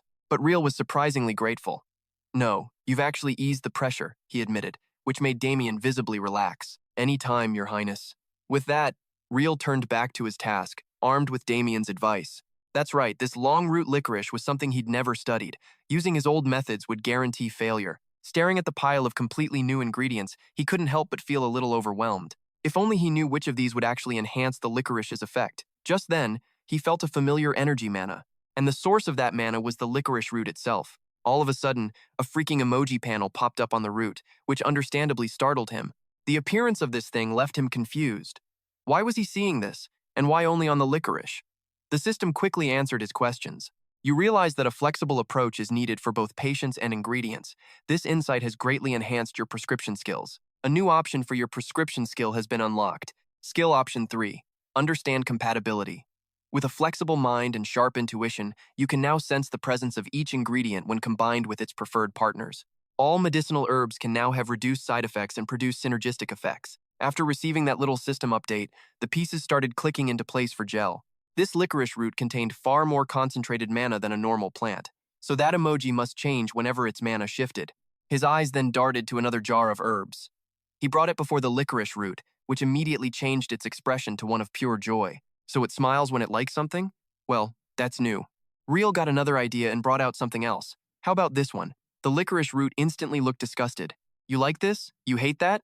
The plant's preferences were so obvious it was almost frustrating. The emotions on this thing are crystal clear. In the end, Jiel decided to brew a potion using only the ingredients the licorice liked. "I'm only choosing the ingredients it seems to approve of," he mumbled while stirring the pot. "Please, let this work." His dedication was apparently getting cheers from his own internal organs. Your liver and spleen sincerely cheer for your will and determination. Then his organs started gossiping. Is this guy really not giving up? Seriously. Can we even trust him? Trust him, brothers. It's not like we have a choice. At this point, Jiel was getting dizzy, but he fought to stay conscious. The licorice root looked thrilled as he added its favorite herbs. Meanwhile, his internal organs were working overtime to support him. Your internal organs desire for everyone to survive. Current HP, 2300. The situation was dire. Jiel was so weak, his legs were trembling, and his vision was starting to blur. I can't see. Can't stand anymore. He collapsed, hitting the ground hard as his breath grew heavy. Knowing he couldn't hold on, Rakiel used his last ounce of strength to call for Damien. When he opened his eyes again, he saw Damien's worried face by his bed. Your Highness, do you recognize me? Suddenly, Jiel shot up and shouted a single name, Javelin. Damien was stunned to hear his full name. Your Highness? Then Jiel just smirked and said, just kidding. Of course, this little prank did not amuse the very stressed out Damien. If you can still joke, you must be fine. After a moment, Jiel finally asked, what happened? I was just in the kitchen. Damien broke the news. That was 2 days ago, Your Highness. You've been unconscious ever since. 2 days? The news shocked him, but then he remembered something far more important. Naya, how is Neela? At her name, Damien and Anis shared a mysterious smile. Just then, a perfectly healthy Nyla appeared, shyly calling his name. Ryle's confused look prompted Damien to explain, it seems you don't remember anything at all. He began to recount what happened. Right before you passed out, you handed me a potion and told me to give it to her.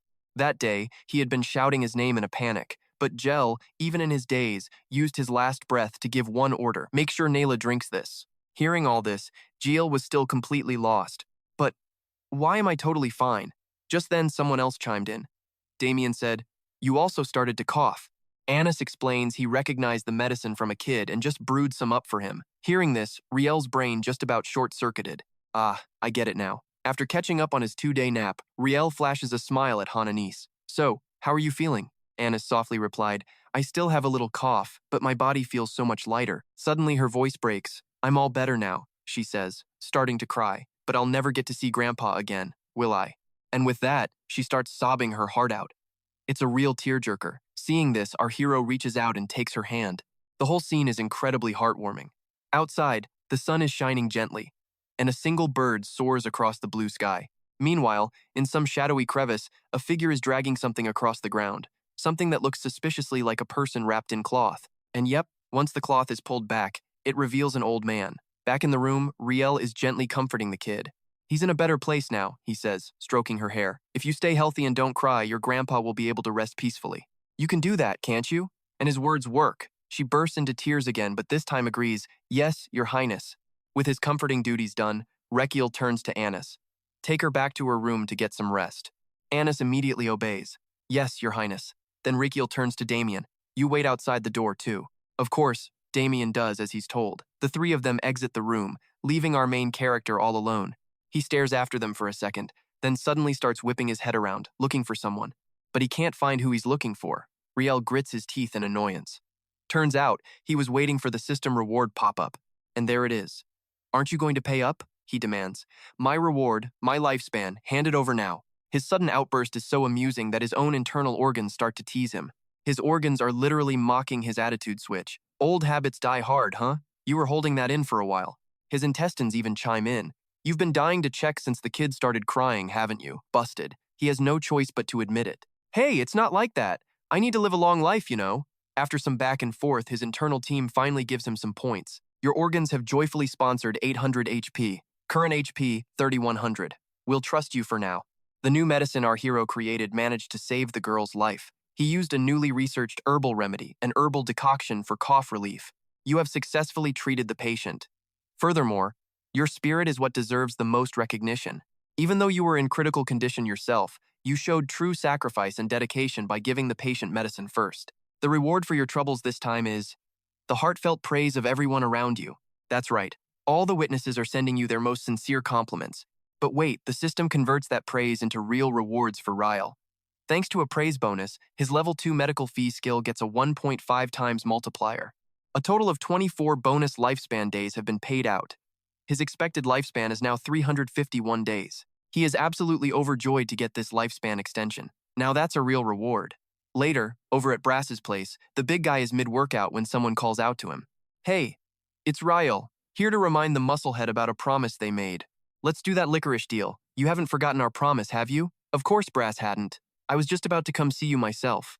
He says this while casually walking toward Rael, never once stopping his weightlifting routine. You saved my best friend's only living relative. How could I not show my gratitude? Hearing this, Rakiel decides to mess with him a little. If you were that grateful, shouldn't you have been here at dawn? Brass's voice suddenly goes high-pitched. Absolutely not. He punctuates this with a powerful swing of his stone weights, showing off every muscle fiber. His chiseled physique has the others in the room mesmerized, as he proudly yells, "Mornings are for back day." Brass himself admires his massive muscles, explaining, "If I break my 3-part workout schedule, I'll lose my gains." Looking at the crowd just gawking at Brass's ridiculous muscles, Rakiel can't help but feel totally defeated. He knows you can't change a muscle freak's mind, so he just sighs, giving in. Train whatever you want, just keep your promise. Brass casually replies, "Of course."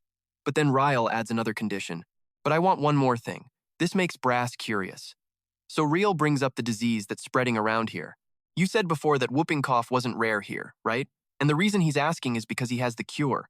I have a way to cure the sick children, so I want to open a temporary clinic to treat them. This completely stuns Brass. Why? He asks. With a look of pure determination, Rakiel gives his powerful reply. Because treating the sick is the right thing to do. On the outside, he looks like a total hero. This may be an autonomous zone, but it's still the Empire's territory. And those children are citizens of the Empire. They are the future of the Empire, are they not? But on the inside? He's thinking it's a goldmine for bonus lifespan points, isn't it? His mouth says one thing, but his mind is on the profit. As the Crown Prince, I can't ignore the suffering of children, but his brain was crunching numbers. Plus 10 HP, plus 10 more. Can't pass up those sweet lifespan rewards. Hearing these heartfelt words, Brass was so incredibly moved that he dropped a giant stone weight right on the ground.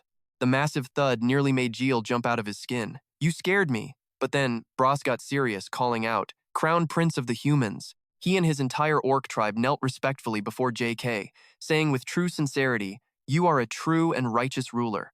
Then he suddenly shoved his face right up to the prince's, needing to reaffirm his newfound emotions. I am deeply moved. The sheer intensity of this guy's face made our prince stutter in fright. "Are? Really?" Before he could even recover, Brass slammed his head to the ground and shouted, "Your unconditional love and sacrifice." The orcs all chanted Jekyll's praises in unison, leaving the poor guy completely unsure how to react. Such devotion and mercy. They performed their highest rite of respect feat straight up in the air to show their absolute loyalty. "We will trust and follow you in all things."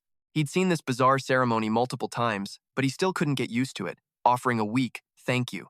In his heart, though, he understood. It was one thing to say the children who survived would be strong, but seeing them die must have been agonizing. After their display of loyalty, Brass spoke again. "If you ever need our help, we will gladly lend our support." Rakiel immediately saw his chance and jumped on it. "Could I ask for just one last favor then?" He laid out his proposal. "Are you interested in starting a licorice root farm with me?" Brass was a bit puzzled by this. A licorice root farm? So the prince explained, "We'll mass produce it by using the secondary roots as seedlings." However, this explanation was a little too technical for Brass. Its main components have antibacterial and anti-inflammatory effects. We can mass produce a natural antibiotic. The more he talked, the more Brass's head began to spin. It might be less potent than wild ones, but it's still way better than common licorice, and we'll have a stable supply, which, in simple terms, means the recovery rate for whooping cough patients will skyrocket. After that long-winded pitch, Rakiel simply said, "So, I'm putting you in charge of the farm." The fact that the prince trusted him so easily left Brass baffled. "Why?" Rakiel shrugged. "I can't stay here forever." This just confused Brass even more. "But Your Highness," the orc thought he meant he couldn't run a business because he wasn't a recognized warrior. That's when Rakiel revealed his real plan. "I'm going to appoint you as my legal representative." Okay, Brass understood that part, but he was still totally lost on everything before it. "If you're the farm's official CEO, there won't be any issues." "I trust you and I accept," Brass declared, "but I didn't understand a single word you just said." Realizing the orc was a bit slow on the uptake, he called for backup. "Sir Frandon!" And just like that, Frandon appeared like a flash of lightning. He bowed respectfully. "You called for me, Your Highness?" Without missing a beat, Rakiel ordered, "Sir Frandon will explain it simply, so listen closely." And while Frandon launched into a detailed explanation for Brass, Rakiel and Damien just casually walked away. After listening for a while, Brass asked, "So, I'm the president, right?" A few days later at the temporary clinic, Rakiel was seriously examining the sick children. "Take this prescription and follow the instructions exactly." Next, this noble deed was earning him a flood of lifespan rewards from the system, getting him more and more hyped up. The call echoed non-stop. "Next." Our boy JK never seemed to take a break. Next. Next! The system popped up. Expected lifespan. 1,280. 2 days. The massive number made Ryle's eyes bulge. Over 1,000 days? Is this for real? His greedy, reward-crazed face was so terrifying it made the poor kid in front of him burst into tears. "Mommy, I'm scared!" The child's tears welled up and fell to the ground. At that very moment, somewhere else, another drop of water fell. Inside a dark cave stood a man cloaked from head to toe. Before him was a crazed man, mouth gaping with broken teeth. And he wasn't alone. There were dozens more just like him, all crammed together inside a massive cage. The mysterious man walked slowly toward the cage door. This number clearly wasn't enough to satisfy him. Why have so few people died from that cough lately?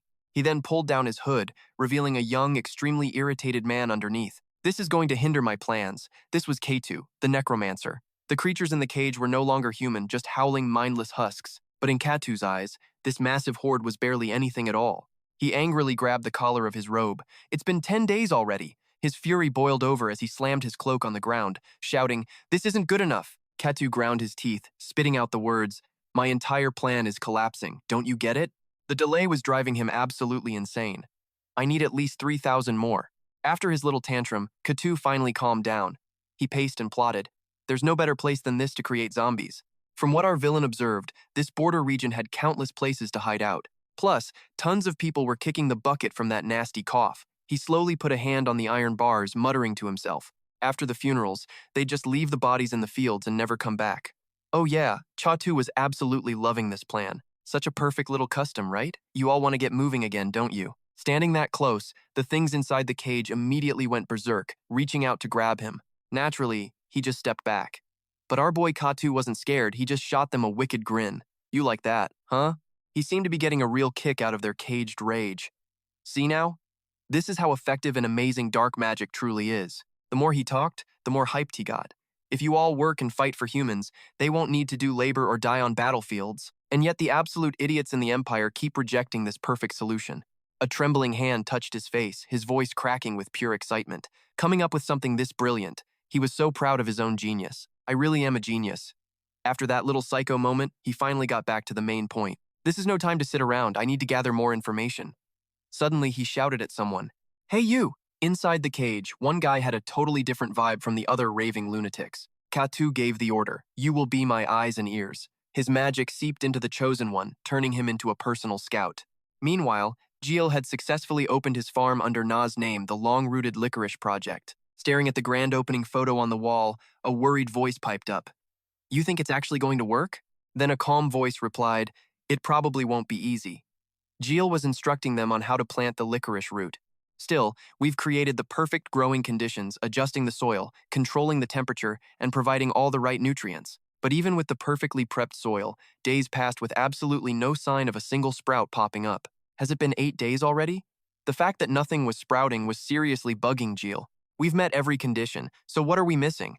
Does it need some special nutrient or a unique environment? While he was completely fixated on planting this long-rooted licorice, Brass couldn't care less. He just wanted to go lift weights. "I want to train." One guy wants to train, the other is obsessed with plants, plants, plants. Just then, Jiel shouted out, "That's it!" Brass's face lit up as he yelled, "You figured it out?" But his excitement was a little premature. Turns out Jiel hadn't figured out a single thing, which was kind of annoying him. Nope, his big idea was just to get some help. "So, I'm inviting an expert over." Brass heard this and was a bit confused. "What kind of expert?" Jiel grinned slyly and said, "A plant-obsessed expert." At the same time, over at the training grounds, Sin was sparring with Thoro, and she actually had to praise him. For a kid, your fundamentals are pretty solid. Her compliment made him blush. "I'm an adult, you know." But even with the praise, Sinvi wasn't really buying his skills just yet. "But to me, you're still basically a newborn." As soon as the words left her mouth, she poured more force into her sword, crushing down on Thoro's wooden one. Luckily, he dodged just as she was about to strike. Of course, the session wasn't over. Sinvi ordered him to go again. At that very moment, a conversation was happening in the royal carriage. "The carrier pigeon must have arrived by now, right?" Damien asked. "What did you send to Miss Sinvi?" Jiel answered with a sly grin. "I told her I found a super rare plant and that she should come see it." Despite his confidence, Damien couldn't help but worry. Is that really going to be enough to make her come? But when faced with Jiel's sly, fox-like expression and his incredibly confident words, "I said if she doesn't show up within a month, I'll boil it and eat it." That threat sent a shiver down Damien's spine. I see. The carriage rolled slowly down the road. Inside, Jiel and Damien had fallen silent. After a moment, Damien finally spoke. Your Highness. He explained that he had something to get off his chest. There's something I need to say. Seeing him so serious threw Jiel for a loop. What is it? He hesitated. My duty is to protect you, Your Highness. And to do that, I need to be by your side. So why did you? It was a question Damien had wanted to ask for ages. Station me somewhere I can't protect you? The question made Jiel sigh. He figured it out, he thought. Afraid the truth would crush Damien's feelings, he knew he had to choose his words very carefully. If he gets angry and leaves, that's going to be a huge pain. I have to smooth this over. After thinking, Jiel asked, What? You think I'm ignoring you on purpose, so you're complaining? Damien answered honestly, This isn't a complaint. It's a protest, and it's also a request. Kiel will saw right through him and decided to call him out on the spot. You want a more important post, don't you? A place that needs you more? And since he was caught, the guy didn't bother denying it. Yes, Your Highness. But just then, Kiel hit him with a question that cut straight to the core. You think you're the only one here protecting me? Then he started listing off all the other people with the exact same job as Damien. There's the Special Task Force, the Royal Guard, and you're just one member of that team. With an entire army of bodyguards, he couldn't understand why Damien was so desperate to do it all himself. So why are you trying to handle everything alone? Damien answered awkwardly. I'm not trying to do it alone. But Kiel, seeing right through that lie, immediately exposed his true motives. No, that's exactly what you're doing. He then raised his voice, demanding, Do you honestly think I want to be in danger? His tone then softened. That's precisely why I organized the Royal Guard and the Special Forces in the most effective way I could, to make the best possible use of everyone's abilities. And during that process, you and I might have to be separated for a while. Hearing that he'd be separated for a long time, Damien tried to protest, but Kiel shut him down with a warning shout. What now? Damien looked downcast and said, I can't shake the feeling that I'm becoming nothing more than a flower in a greenhouse. Those words were a little surprising, but Kiel understood. And with a totally casual look on his face, he suddenly said, Hey, you know I'm jealous, right? I wish I could do nothing, just lie around all day like some pampered plant in a greenhouse. Seeing his prince being a total troll, Damien got serious. Your Highness, I'm being serious. But Kiel just calmly replied, I know, so am I. Then he continued, The frustration and dissatisfaction you're feeling, from now on I will remember it. At this point, he spoke with real sincerity, and I'm going to make you a promise. He swore it with all his heart. I will never be the one to abandon you first. This profound oath left Damien completely stunned. Not until the day I die. Seeing Damien's flustered reaction, Kiel felt satisfied. Time to put that drama on hold for a bit. In a situation like this, he had to deal with every unnecessary problem. He needed a way to eliminate all risks completely. But then, something outside the carriage caught him completely by surprise. He'd spotted a beggar sitting on the side of the road. His eyes went wide with pure terror, and he screamed for the carriage to halt. The moment the carriage stopped, Kiel bolted outside. His frantic move startled Damien, who yelled out, Your Highness! Kiel ran straight up to the beggar and said, Excuse me, but may I ask you something? He was out of breath but spoke with urgency. I practice a technique that lets me sense the flow of mana. His face turned dead serious. And you? He stated with absolute conviction. You aren't human, are you? See, a little while ago, Catu had used magic to possess Tunlun's soul, so now, the guy's every action and emotion was under his control. Right now, Tunlun times is times Catu, and while taking a stroll, he used his new puppet to overhear some local gossip. He heard that the neighbor's cow had 2 calves. They threw a party, but one of the calves apparently kicked someone. Thrilling news. Further down the road, Catu then saw 2 children playing together. A little further on, he saw Brian talking to Ella. Are you going to that temporary clinic where the Crown Prince is treating people? She replied casually, Of course. Back in his dark cave, hearing this familiar name made him mutter to himself in complete shock. What? Why is the Crown Prince here? And what's this about a temporary clinic? Did he seriously travel to this remote dump just to play doctor for fun? Not stopping there, Catu deliberately made Tunlun's body move. He had him stand right there to eavesdrop. A woman said, After taking the medicine the prince gave us, my son's cough is gone. Brian quickly added, My father's regained his strength, the woman said happily. Then no one else will die from that illness. Hearing this, the man laughed. That's right. And after learning this, Catu was so mad he just plopped right down on the road. Inside his own mind, Catu was screaming. So it was that damn Crown Prince. He's ruined my plan. No, wait, think it through, don't panic. The prince can't stay here long, maybe 3 or 4 months. Time is on my side.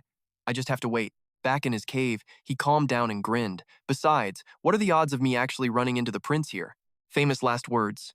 A moment later, someone walked right up to Tunlun's body and asked loudly, making Catu totally freak out. "You're not human, are you?" The person asking was Kiel. Right after, Damien and his soldiers rushed over, demanding, "Your Highness, what's going on?" Rakiel turns and says casually, "I just wanted to check on something." His sudden appearance completely throws Catu for a loop. His eyes dart over to Damien's crew, his mind racing. "What the? Your Highness?" Catu glances back at him, the gears finally turning. "So, he's the Crown Prince?" He shoots Jiel a death glare, which honestly just makes our boy more curious. A second later, Catu gets so stressed he makes the poor body he's possessing start sweating bullets. But right then, Jiel feels something is off and yells out, "Gotcha!" Instantly, the guy springs to his feet and bolts, his mind screaming, "Run!" Seeing this, the prince gives his order. "Damien, take him alive. Be careful not to get bitten." He immediately accepts the command. "Yes, Your Highness," and with that, Damien is gone. After running for a bit, the guy dares to look back. But Catu has no idea that Damien is literally right above him. Dang it. Why is the Crown Prince here? How long has he known? A moment later, Damien blocks his path. Seeing him, Catu is totally baffled, thinking, where did this guy even come from? Out of options, he charges forward to fight. Damien sees him coming, draws his sword, and with one smooth move, trips the guy straight to the ground. Catu hits the dirt hard, cursing under his breath. Ouch. Later, as the others tie him up, Rakiel remarks, "I knew something was off the moment I saw him." A few steps later, he suddenly freezes. It's because he detects a very peculiar type of mana radiating from their new captive. The mana flow around him is bizarrely twisted. It doesn't feel like a living person's energy, but more like a corpse. Wanting answers, he asks directly, "Hold on, I feel like I've seen you somewhere before." The moment the man looks up, Riel completely freaks out. "Huh?" The second he sees the face, the name Tun Lun flashes in his mind, and a second after that, Riel screams, "Guildmaster Tun Lun?" In response, the captive just roars with fury. Later, after bringing him back, Grass has the exact same shocked expression. "You've ended up in this state again." But as usual, the guy just keeps on screaming angrily. Riel, still not convinced, asks him, "What do you think? Is he really Guildmaster Tun Lun?" Grass immediately confirms it. "Yes." He points to a scar on the man's face, explaining, "This scar proves he is Tun Lun." All the while, the prisoner just keeps on growling. This gets our prince thinking about the natural movements and vivid expressions he'd seen earlier. It has to be a high-level zombie, which means a necromancer is nearby, and whoever made this thing is no amateur dark mage. In the world of Emperor of Sword and Magic, at this point in time, only one person could create a high-level zombie, the dark mage, Cat. It was a signature style of dark magic that only he possessed. Catu, the worst of the worst, a one-of-a-kind psycho, and the sole survivor of an Imperial subjugation army. The guy literally taught himself dark magic. He dreamed of a society that used zombie labor, believing it was a more rational world, and so he built an undead army. This led to the Midgat disaster, where he leveled 3 cities and left devastation everywhere. But wait, that's all supposed to happen 7 years from now. He wasn't planning on worrying about that guy for ages. So why on earth has he already started his operations in a place like Samad G?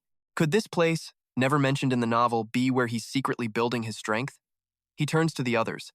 "If there are zombies here, a necromancer is nearby." Brass, clearly confused, asks with a hesitant voice, "A necromancer? Should we prepare the warriors?" Riel immediately shuts him down. "No, not yet.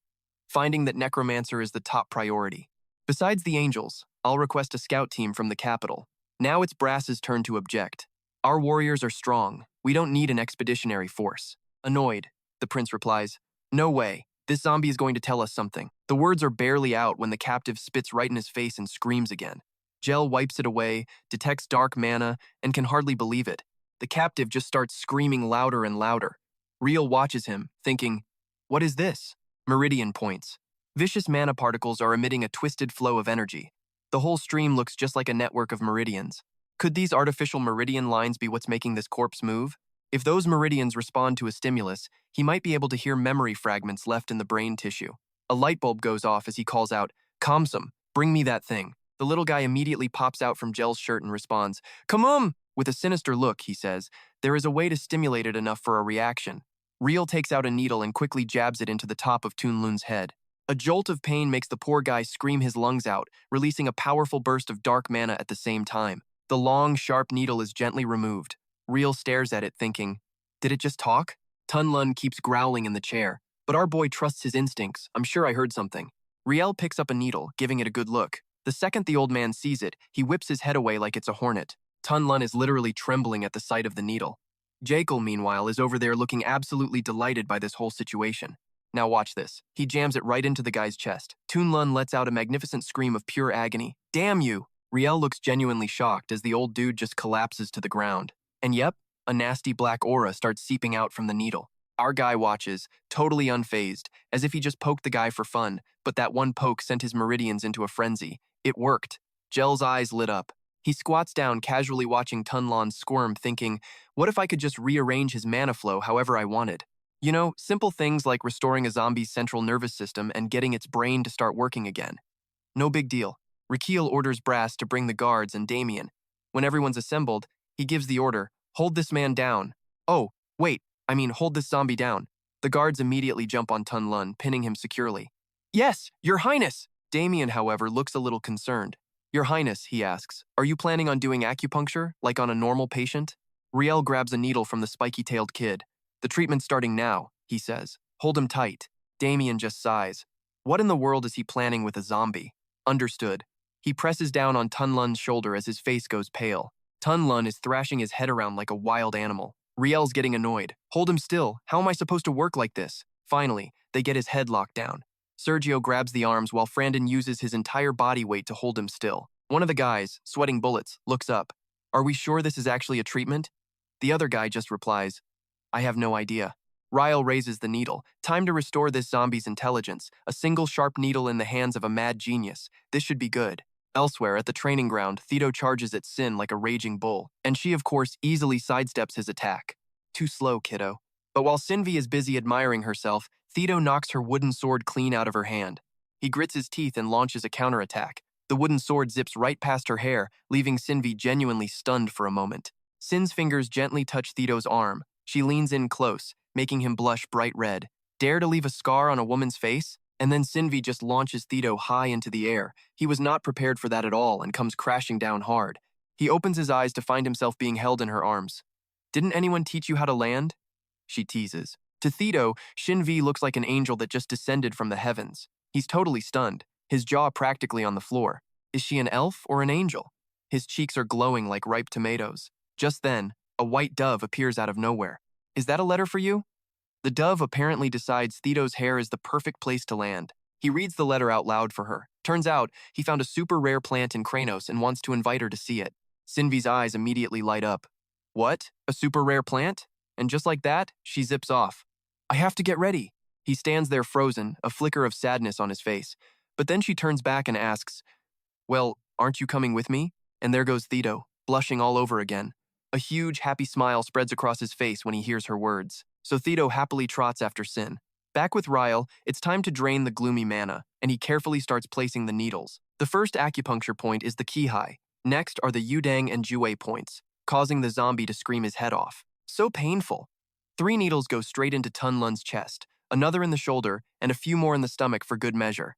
And another at the Guanyuan point. He's held down so tight he can't move. Reo covers his ears. Of course it's painful. That's where all the main meridians intersect, you know. The mana inside Tun Lun's body is just going absolutely wild. You've got normal mana flowing down and twisted mana coming up from his core. They meet in the middle and basically start a civil war. Rakiel looks over at Damien. Hey, lift up his feet so I can see the souls. And Damien just does it. Damien lifts up his feet. Rakiel grabs the last 2 needles and announces, here's the grand finale, as they fly straight into his souls. The Yangquan point. Tun Lun's entire body goes rigid. Then he starts making this weird coughing, laughing sound. Even Rakiel isn't sure what's going on. All the different mana flows begin to mix inside Tulun's body. And we're done, he says, pulling out the needle. Perfect. Rakiel grins, proud of his work. All right, Chi, get flowing. The energy inside Tun Lun swirls violently, and he lets out one final massive scream. Tun Lun's eyes turn completely pitch black. Stop, he says. And what do we have here? A system alert. Thanks to our boy's acupuncture skills, the zombie Tun Lun just got a major dark magic overhaul. From now on, Tun Lun is no longer a dark mage's slave. He's a free-thinking entity with a brain who just happens to be in a zombie's body. Tun Lun was gasping for air, completely exhausted. The system notification was blunt. Zombie Tun Lun's remaining intelligence time. 5 seconds. Rakiel's jaw just dropped. 5 seconds? You gotta be kidding me. But the system continued. However, there is a way to extend zombie Tun Lun's intelligence time. Our boy Joel lets out a sigh. Guess he should have actually listened to Magentano. Then the system dings. New skill unlocked. Spirit Awakening Acupuncture. You can now poke zombies with needles if they meet certain conditions. The skill turns a zombie's eyes pitch black, transforming it into a being with reason and intelligence, retaining every memory from before and after death. The system lays out the fine print. Option 1's activation condition: the zombie must be created by a dark mage. Condition 2: the zombie must be less than 49 days deceased. Joel just scratches his chin, grinning. For real? This is actually possible? But then, a red warning flashes. This is dark magic that defies nature's laws. The price? 100 days of the user's lifespan. Joel just stares, absolutely stunned. The system then displays the exact lifespan Joel would have to sacrifice. His total lifespan, 1,273 days. For a total cheapskate like Joel, that number just broke him. That's the lifespan he painstakingly saved up. Naturally, he's not about to trade it away. Nope, no way, not gonna happen. But just then, Taiyin Lung coughs, a pained, rattling sound. Staring at the witness right in front of him, Joel's resolve starts to waver. 100 days for a clue about Catu. And yeah, he knows Catu's plan is to unleash whooping cough again to grow his zombie legion. The licorice they're using for the cure would be a major roadblock for that plan. He also knows that if he just leaves now, everyone here is pretty much doomed. If he returns to the capital, the licorice farm becomes target number 1. He glances at the system again. 1,273 days. Welp. Looks like he has no choice. He's out of options. Instantly, the system asks him to please select a target to apply the skill. And the moment his lifespan is deducted, Joel lets out a few screams of pure agony. Based on your selection, 100 days of your expected lifespan will be deducted. His life force slowly transfers into Taiyin Lung's body. The process is over in an instant. The system updates his stats 1,173 days left. The whole thing leaves Joel in a world of pain and misery. He's gasping for air when suddenly, Taiyin Lung starts to scream. Seeing him struggle so violently, Frandon and Mew team up to hold him down, pinning him even tighter. Yeah, that's it. Dark magic erupts from Taiyin Lung's body, forcing him to scream in agony. After a few moments, he suddenly goes quiet and stops moving. Joel sees this and orders them to release the man, but Damien immediately objects, saying he's not even human. Mizu even joins in, pleading, "Your Highness, this is too dangerous." He adds that no matter how skilled the prince is, turning a zombie human is impossible. Joel can see they're just worried, so he tries to reassure them. It's okay, trust me. His firm tone makes Damien and Mizu exchange a confused glance, but they finally unlock the iron chains on Taiyin Lung. That's when Joel finally speaks up, asking, "How are you? Feeling better?" Taiyin Lung, now fully conscious, just exclaims, "Yes, yes." The moment he's lucid, he doesn't hesitate for a second to ask about his granddaughter. "Nayla, what happened to my granddaughter?" His question completely shocks everyone in the room. Ignoring everyone's reaction, Taiyin Lung desperately grabs Joel's hand and asks, "Is the child safe?" He begs desperately, "Please, just tell me." The pure love this man has for Nayla actually moves Joel. He wakes up and his first thought is his granddaughter. The moment he asked, Joel knew he'd regained his humanity. His body might still be a zombie, but his memories and reason have returned. After a moment of silence, Joel finally tells Taiyin Lung the good news. Rest assured, Nayla has already recovered. The news makes Taiyin Lung light up with joy. "Is that true?" Joel quickly confirms. Since that's settled, let's change locations and talk properly. You're lucid now, so let's move before we continue. Staying here makes it feel like you're a criminal. Taiyin Lung is overwhelmed with gratitude. "Your Highness, thank you for saving my granddaughter," he says through sobs while wiping his tears. "This debt, I don't know how I'll ever repay it." Seeing how hard he's wiping, Joel suddenly shouts in alarm. "Whoa, hey, be careful. If you do that, the skin around your eyes will peel off." Hearing this, Taiyin Lung immediately stops. Yeah, at that point Joel decides not to hide the man's condition anymore. "You are a zombie." He seriously reminds him that even with his mind back, his body is the same. He has to be careful, because any injury won't be able to heal. Taiyin Lung nods in reply, "I understand."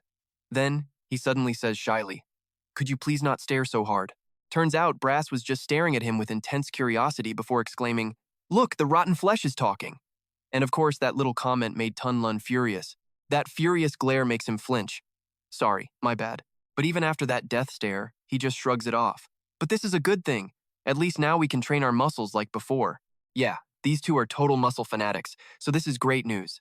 But then Joel's words completely crushed their newfound passion. That's useless. But then came the crushing news that left everyone disappointed. His zombie muscles weren't going to get any bigger. Bummer. In the end, Taiyin Lung had no choice but to accept this heartbreaking reality. Fair enough. Just then, Jiel decided to speak up. "Since you remember your past life, does that mean you also remember being a zombie?" Taiyin Lung answered honestly, "Yes, I do." Besides my memories from when I was alive, I recall everything after becoming a zombie. It's all crystal clear. From the moment I woke up under the Dark Mage's spell, knowing he remembered everything, Joel immediately made a request. Tell us everything you can recall. Without missing a beat, Tunlun stated, First, I remember the face of that Dark Mage. Based on his description, the guy was gloomy and skinny, and he even drew Cato's face a portrait of pure grumpiness. His drawing skills, however, were a bit of a shock. Turns out the picture was so horrifyingly bad it could scare a ghost. What is this supposed to be? After regaining his composure, Riel asked, Ahem, did you feel any emotions at that time? Tunlun replied, faintly, but yes. He also added that even though they were just fragmented feelings and thoughts, he managed to overhear a lot from him. One thing he noticed about Kay, the dude muttered to himself constantly. Besides that, Riel wanted to know if there was any other important info. Tunlun confirmed it instantly. Of course, there is. However, before dropping the intel, he asked for permission to get a drink of water. May I have some water? Obviously, Jiel was going to say yes. Sure, it's over there. He and Brass watched as Tunlun went for the water, but then a thought struck Cariel. Wait, can zombies even drink water? Their digestive systems probably can't handle it. Meanwhile, Tunlun was casually chugging from the pitcher when he suddenly started choking. One look was all it took for Jiel to know his guess was right, and he rushed over to the sputtering Tunlun. I knew it. He handed him a basin and said, Don't puke all over the place, do it in here. The zombie tried to suppress his nausea, took the basin and replied, Thank you. The second he had the basin in his hands, Tunlun started vomiting like his unlife depended on it. Watching him hurl so violently, Rakiel was a bit helpless, not sure what to even say. After he was done, a flustered Tunlun apologized. Sorry, I'll be more careful. Jiel didn't seem to blame him at all and just said, All right, let's continue the story. He got straight to the point. First, I want to know the location of the Dark Mage's lair. Tunlun immediately replied, Yes, may I have a map? Without a moment's hesitation, Riel gave the order. Ras, bring a map of this region and summon everyone here. Using the map, Tunlun pointed out a secret passage where Catu was hiding his zombies. He'd created a massive undead army there. From what he saw, the numbers were huge.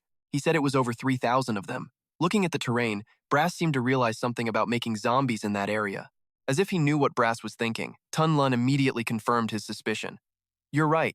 Then, his voice dropped low as he asked, Our families and friends were all turned into zombies. Did you see any familiar faces? Tunlun was silent for a moment before he dropped the bomb. I saw Croxy. Those words left Brass completely stunned. What? One-eyed Crossy? The fact that his friend had been turned into a zombie filled him with absolute rage. Crossy, the mightiest warrior of our tribe, turned into a zombie? His powerful friend had been twisted into something not quite human, not quite monster. That bastard dared to do this to a warrior. It was then that Tunlun warned Jiel, Your Highness the Crown Prince. That man is extremely dangerous. He's not just creating zombies. His goal is, he didn't even need to finish. Jakel knew exactly what he was going to say. To build a new undead empire, right? This took Tunlun by surprise. How did you know that? The prince replied casually. Just a hunch. But the real reason? He'd already read about it in Sword Demon Emperor. Frandon nodded, whispering, If he can save a zombie, figuring that out is nothing. Mizu nodded in agreement. True. Even Tunlun confirmed it. His Highness's deduction is completely correct. Then he added more. He wants to burn this unjust world to the ground and build a new paradise run on the labor of the undead. The guy is a total psycho who wants to judge everyone and turn those who don't meet his standards into zombies. The situation was getting pretty urgent. Your Highness, you don't have much time. I felt his thoughts just before the magic link was severed. And then he revealed a critical piece of information: the mage was planning to move his hideout. Joel heard this and immediately started calculating. Contacting the capital and forming an army would take 2 months. They were out of time. That's when Frandon spoke up. Your Highness, we still have the Orc Warriors. With the Orc Warriors and the Royal Guard, I can form a punitive force right here. He believed Brass's Orc army was more than enough to handle Catu's undead horde. This force is strong enough to confront the undead army of that dark mage. Hearing this, Riel quickly recalculates his forces. If he combines the Orc Warriors and human soldiers, his army will swell to 40,000. But even with those numbers, he can't help but worry about everyone's safety. But Cat wasn't your average run-of-the-mill dark mage. Honestly, the guy was a walking headache. He'd paid the price for underestimating him in Demon Sword Emperor. So this time, he's forming an army to take K down. Alright, we will immediately form the punitive force you've requested, but consider yourselves warned. However, he forced everyone to accept his own backup plan into the mix. Basically, my way or the highway. A few days later, out in the Grandos Desert, Catu casually talked to himself. The Crown Prince should be leading his army to capture me right about now. And how did he know this? Because our genius here sent another zombie out to scout the situation. The moment contact with the first spy was cut, I sent another one. I am just brilliant. And just like that, he knew absolutely everything. The entire plan, from organizing to departure, was laid bare. So, he cooked up his own little strategy. My real plan starts now. Catu had already set the trap. The very second they step into his lair, he'll use an entire swarm of zombies to block their only way out. The hidden zombies will seal the exit. They'll just waste away and die in that empty cave. He seemed incredibly confident in his master plan. If this works, their army becomes my zombie legion. So yes, he was very much looking forward to welcoming Jekyll's forces. So come on, get here already. Catu waited impatiently in the swirling desert dust. From the distance came the thunder of hooves and footsteps. Hearing it, Catu seemed a little confused. They're here already? In the distance, a figure appeared, charging toward him. Watching the person rush at him, Catu shouted with glee. Here they come. From afar, Uros charged ahead. On the other side was Riel, with Yusu up front and Riel riding the little spiky tail. He held something in his hand and yelled excitedly. All right, let's go. Uros next to him suddenly spoke, as if asking a question.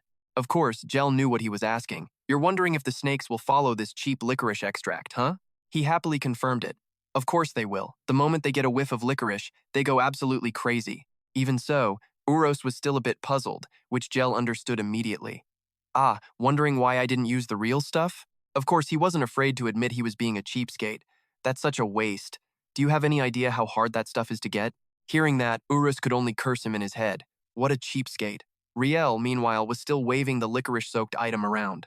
Droplets of the essence flew everywhere as he swung it around, shouting, Come and get it! Here's the licorice you're all crazy for! And then, a pair of wild eyes appeared in the darkness, followed by several more pairs, all just as ferocious. Those eyes seemed to have given Catu a good scare, while our hero just grinned with a sly look on his face. Turns out, he'd lured giant pythons straight out of their cave.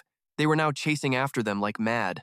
Looking at the size of this swarm, he realized the snake that attacked before must have been the alpha of the pack. These guys probably never got a taste of the real licorice because of their boss, so how could they tell this was a cheap, extract-only fake? Watching this entire slithering stampede charge towards him, Catu was in a state of pure panic. He was also a bit confused. Why are there giant snakes here? This wasn't their natural habitat. The crazed pythons charged forward, opening their mouths wide, ready to swallow them whole. At that exact moment, Uros charged out and body slammed that python into next week. The python hit the ground hard, scaring the nearby zombies so much they scattered and ran. The more snakes appeared, the faster the zombies fled. The pythons tried to bite Kielo, but Yusu was already on standby right next to him. Anytime one got close, Uros would just pin it down.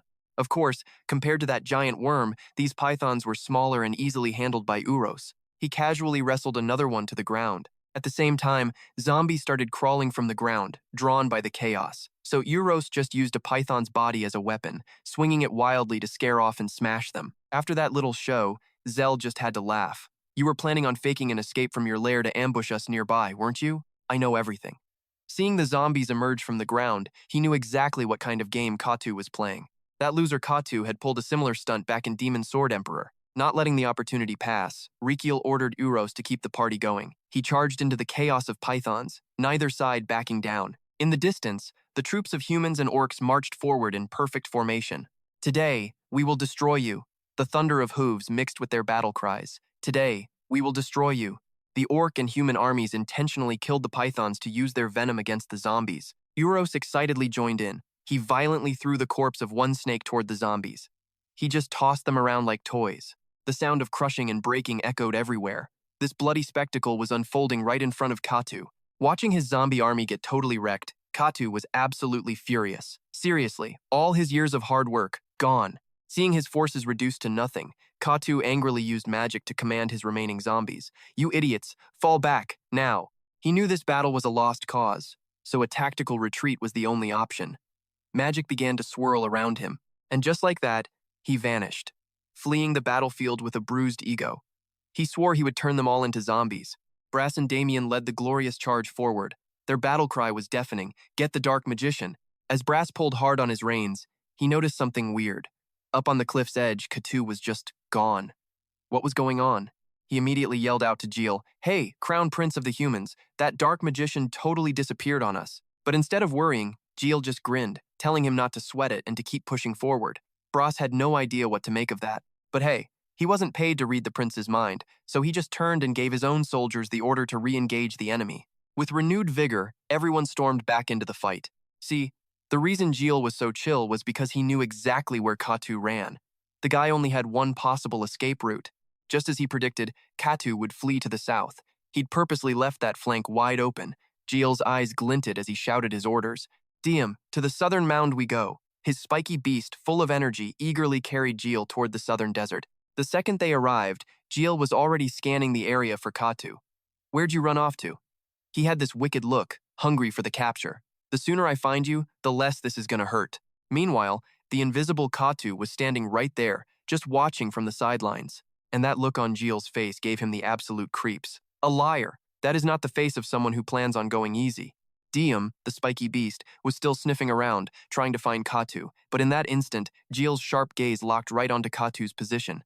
This sent a jolt of panic through the magician, and he quickly ducked to the side.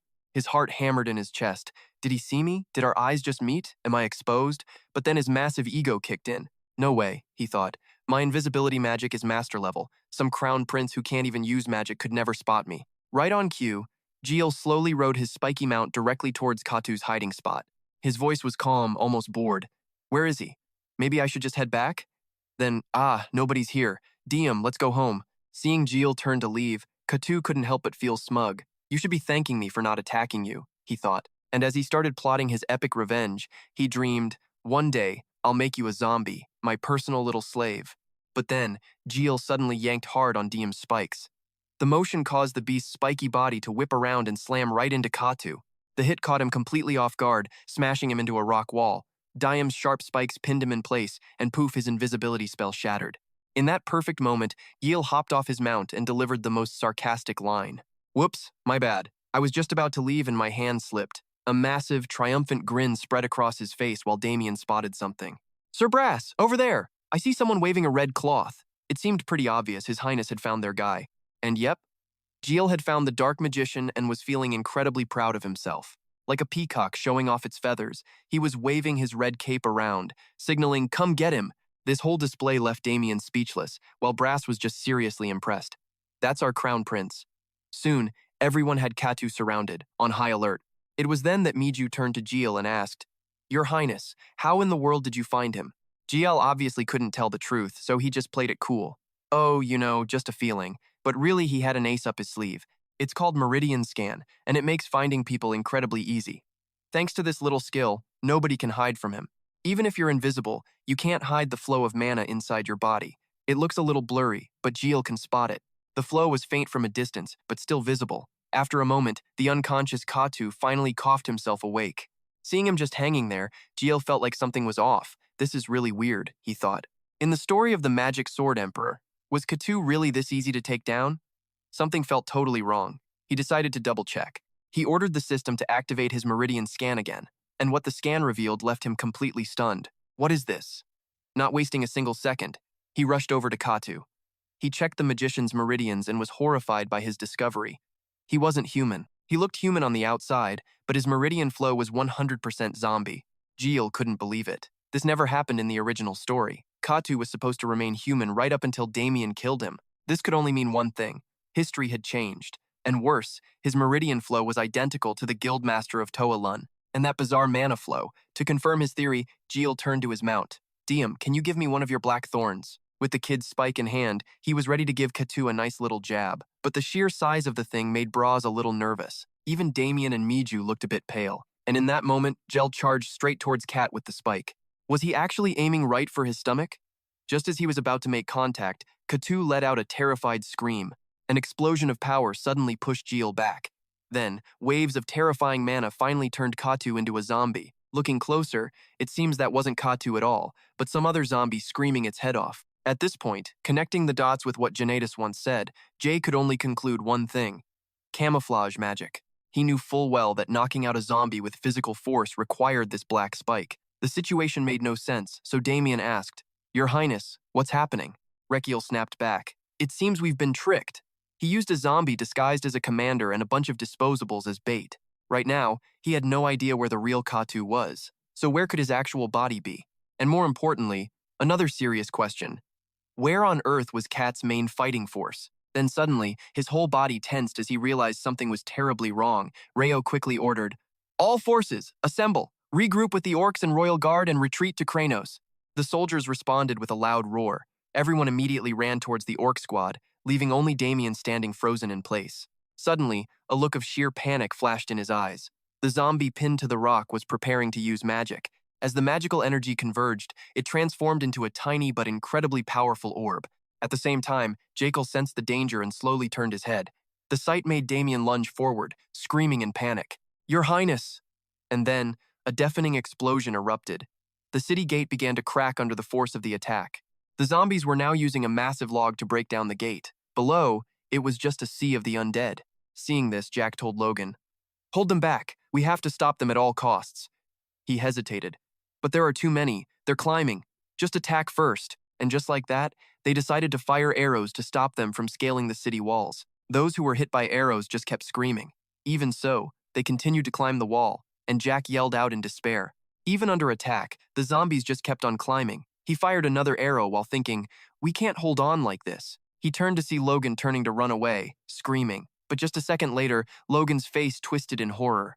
Right in front of Z, the zombies had grabbed him, and he was screaming, "Help me! Please help me!" Just then, another zombie bit his arm, making Logan howl in pain.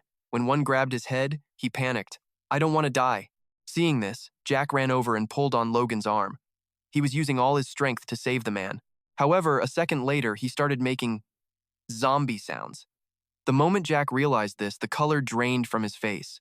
Finally, having completely turned into a zombie, Logan grabbed him by the neck and slammed him to the ground. Z choked, his body trembling, unable to speak. In the end, Logan finished him off. After a while, the zombies successfully broke into the city. The people inside began to scream for each other. "The zombies are attacking. Grab your things and evacuate immediately." "Mommy!" Everyone began to evacuate. Nay, seeing this terrifying scene, burst into tears. She then ran to B and asked, "Nanny, are we going to die today?" She hugged N tightly, unable to utter a single word. Out of fear, the little girl just hugged her tighter and tighter. A few seconds later, NL whispered, "Grandpa." At that same moment, Tun Lun was peeking through a door, thinking, "Nah, I'm afraid you'll be shocked if you see me like this. The Crown Prince was also worried about you seeing me." The scene shifted, as he suddenly remembered his previous meeting with Jiel. After they finished their discussion, the young man said quietly, "You've worked hard. This strategy meeting is now over." Taking the opportunity, Tun Lun asked Rakiel directly, "Your Highness, may I go see NLA for a moment?" The kid heard him and hesitated. "That might be a little difficult.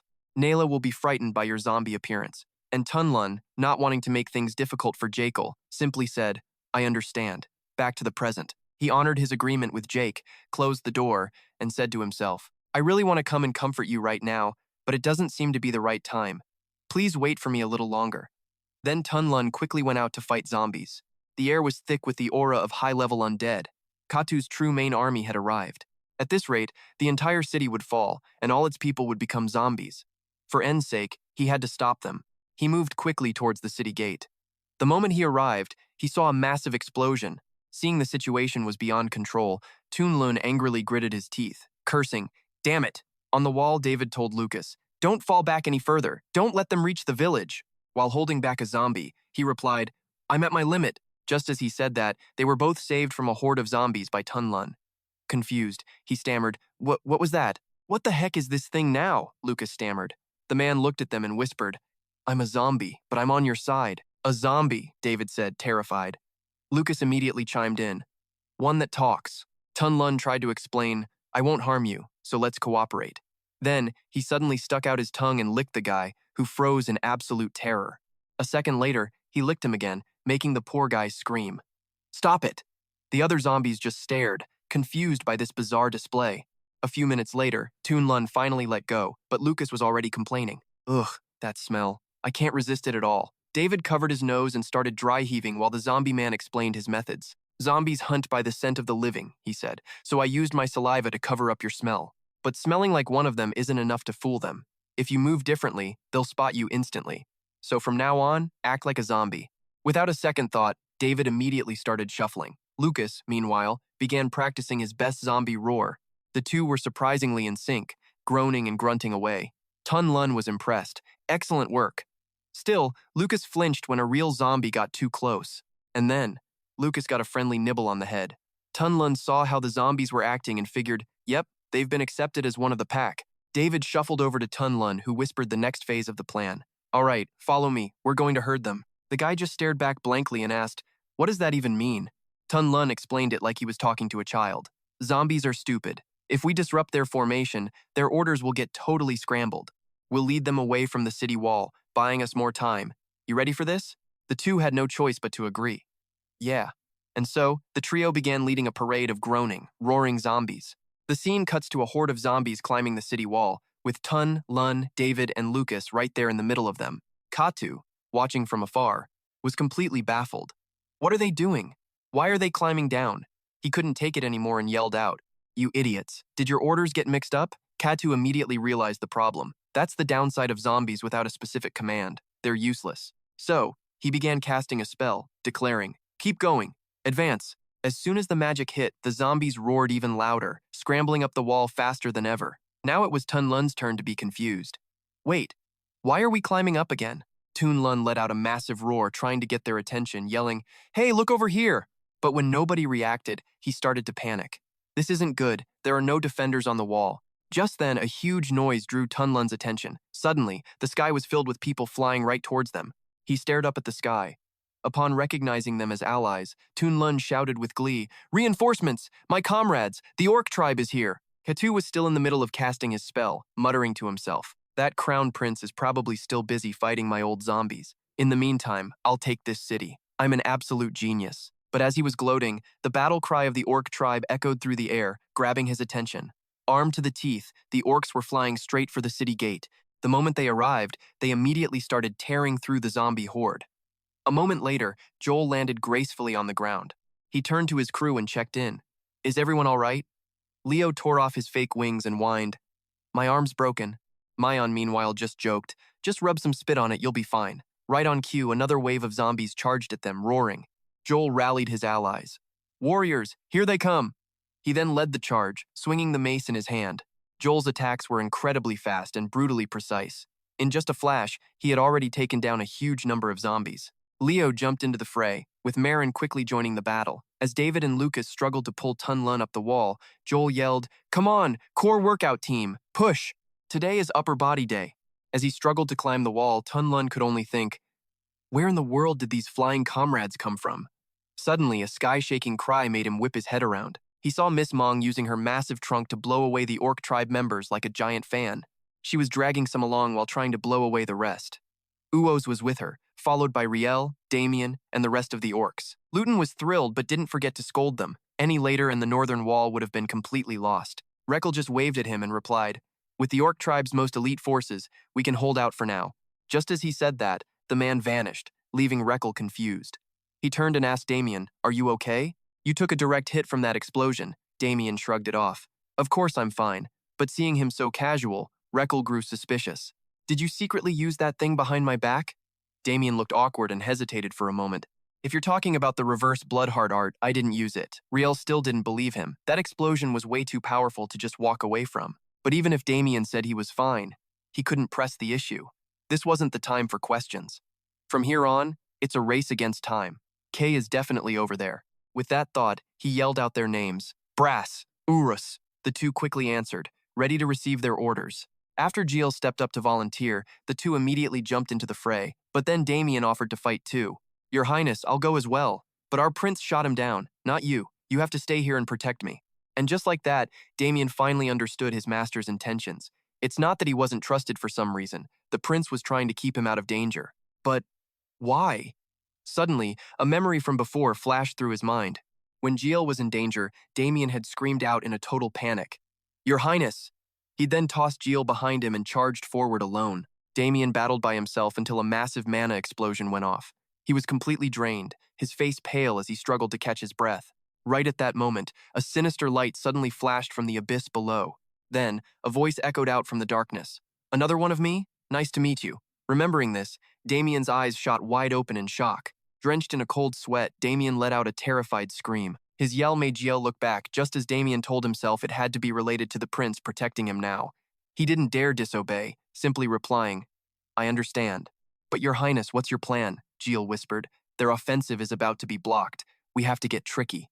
Meanwhile, Eros was mowing down zombies left and right. but after a while, he suddenly stopped when something blocked his path. Kato had summoned a magic circle, blocking everyone's advance. Eros looked on, his brow furrowed in utter confusion. A second later, figures began crawling out of the circle. A whole squad of giants appeared in a flash. Eros saw a familiar face and shouted, "Croxy!" But his old friend was now a zombie, roaring aggressively right back at him. And he didn't stop there, he charged forward to attack.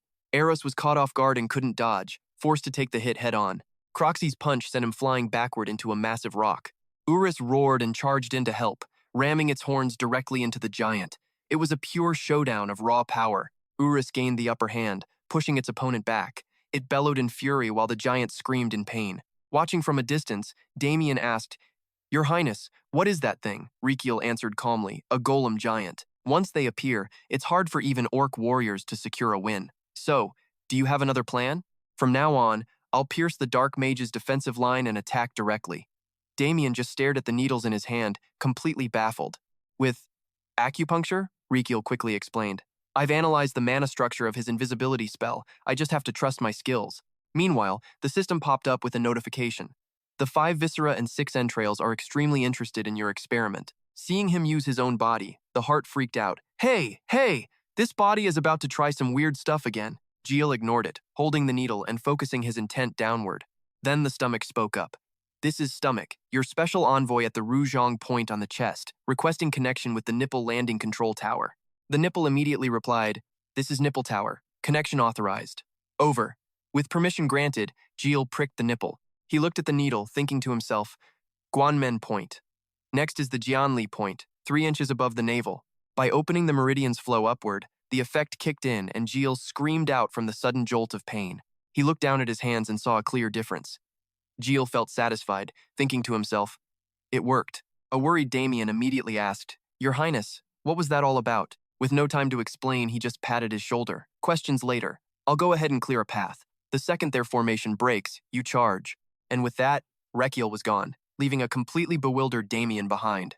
Not seeing the giant anymore, Damien muttered in confusion. It disappeared. Nearby, Catu was still gloating. "You think that kind of attack works? There's no way you'll get past my golem team." Just then, Jiel's voice cut in. "Is that so?" Catu whipped around and yelled, "What?" The moment he spoke, an acupuncture needle slammed into his shoulder, making him howl in pain.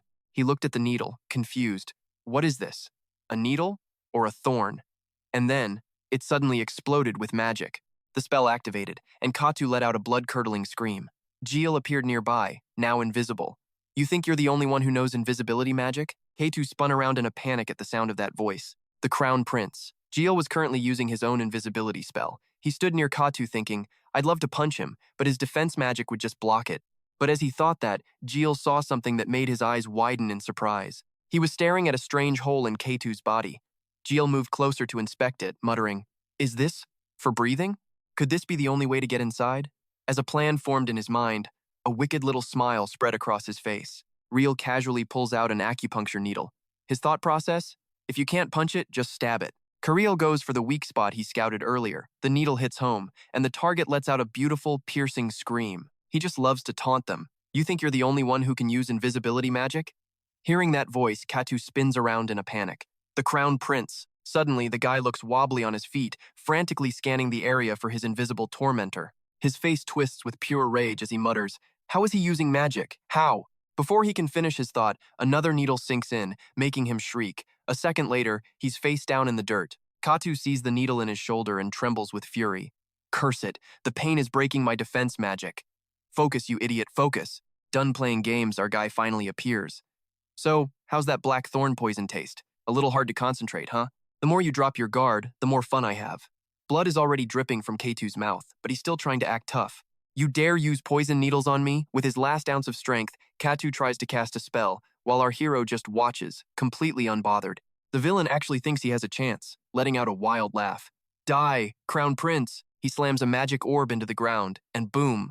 A massive explosion of mana and rock erupts in every direction. As a tidal wave of mana rushes towards him, he looks bored. But a second later, his face goes pale with worry. Then, another explosion. When the dust clears, Catu is trapped on a tiny island of sinking earth, coughing his lungs out. But Rakiel is perfectly fine, having popped up a shield. He smirks at his opponent. "Ooh, that almost stung." Though he's secretly thinking, "Yeah, but compared to what Jaban dished out, This is basically a tickle. Damien then blitzes in, shouting as he attacks. So this is the chaos formation, huh? He's closing in on Catu at blinding speed. He lands a solid hit with his sword, but Catu takes 0 damage. Annoyed, Damien clicks his tongue in frustration. A defensive spell. Damien then spots the acupuncture needle on his shoulder. With no other choice, he temporarily backs off. But it only takes Damien a second to form a new plan. He strikes again, hitting Catu's right shoulder, then immediately his left. He follows up with 2 swift strikes to the back. Wounded, Catu roars in pure agony and frustration. "You're good! How dare you!" But as the pain becomes unbearable, the needle's magic suddenly kicks in, soothing it. He just stares at the needle, completely baffled, wondering to himself, "Wait, the pain, it's fading." Catu looks at his own hands, getting an evil idea. "Now I can summon the zombies." But just as he's about to get his revenge, Urus arrives with a deafening roar. One of the orcs from the tribe shouts, "The zombie defensive line is broken, let's get him." Riel's group has their swords drawn, ready to charge in at a moment's notice. Catu can't believe his eyes, thinking, "Why are they here? Where are my guards? Don't tell me." He looks over at his horde and realizes something is wrong. A horrible thought pops into his head. Is my magic link severed? Crown Prince, was this your plan? To use poison to break my focus and cut my connection with the zombies? The battle-crazed Euros lets out another earth-shaking roar. At its signal, the entire orc tribe charges straight for Catu. With no escape route, he frantically draws a magic circle in the air. "Fine, if it's come to this, I'll finish you myself." The spell activates, and countless demonic spirits pour out. They dive-bomb the orc tribe, sending everyone into a panic. What in the world are those things? Monsters are coming. One of the demons wraps itself around Joel. But then, it speaks, and the warrior is stunned. "My son?" Joel drops his weapon, stammering, "Father?" in disbelief. The other spirits also begin to speak, and weapons clatter to the ground everywhere. "Son, why are you here? Min? Put down your weapon this instant." Overcome with guilt, Joel starts to cry. "I'm sorry, Father." Linus weeps too. "I'll do as you say. They can't attack their own ancestors." And just like that, the demonic spirits completely stopped the orc tribe's attack. Seeing his plan work, Catu sneers. "What a bunch of fools. This is what happens when you value useless things. Today, right here, I claim my victory. I'll turn the prince into a zombie, kill the emperor, and bring this empire to its knees. Die, all of you." But just then, a loud voice cuts through the chaos. "Stop. Don't you dare drop those weapons. Did your arm muscles give out? Did those spirits help you lift weights at the gym? Don't even try running. That's just a fancy term for speed walking, you know? And what happens if you do too much cardio? After that weird pep talk, they all pick their weapons back up. Too bad their minds are completely controlled by someone else, even with Jiel over there screaming about losing his gains. Yeah,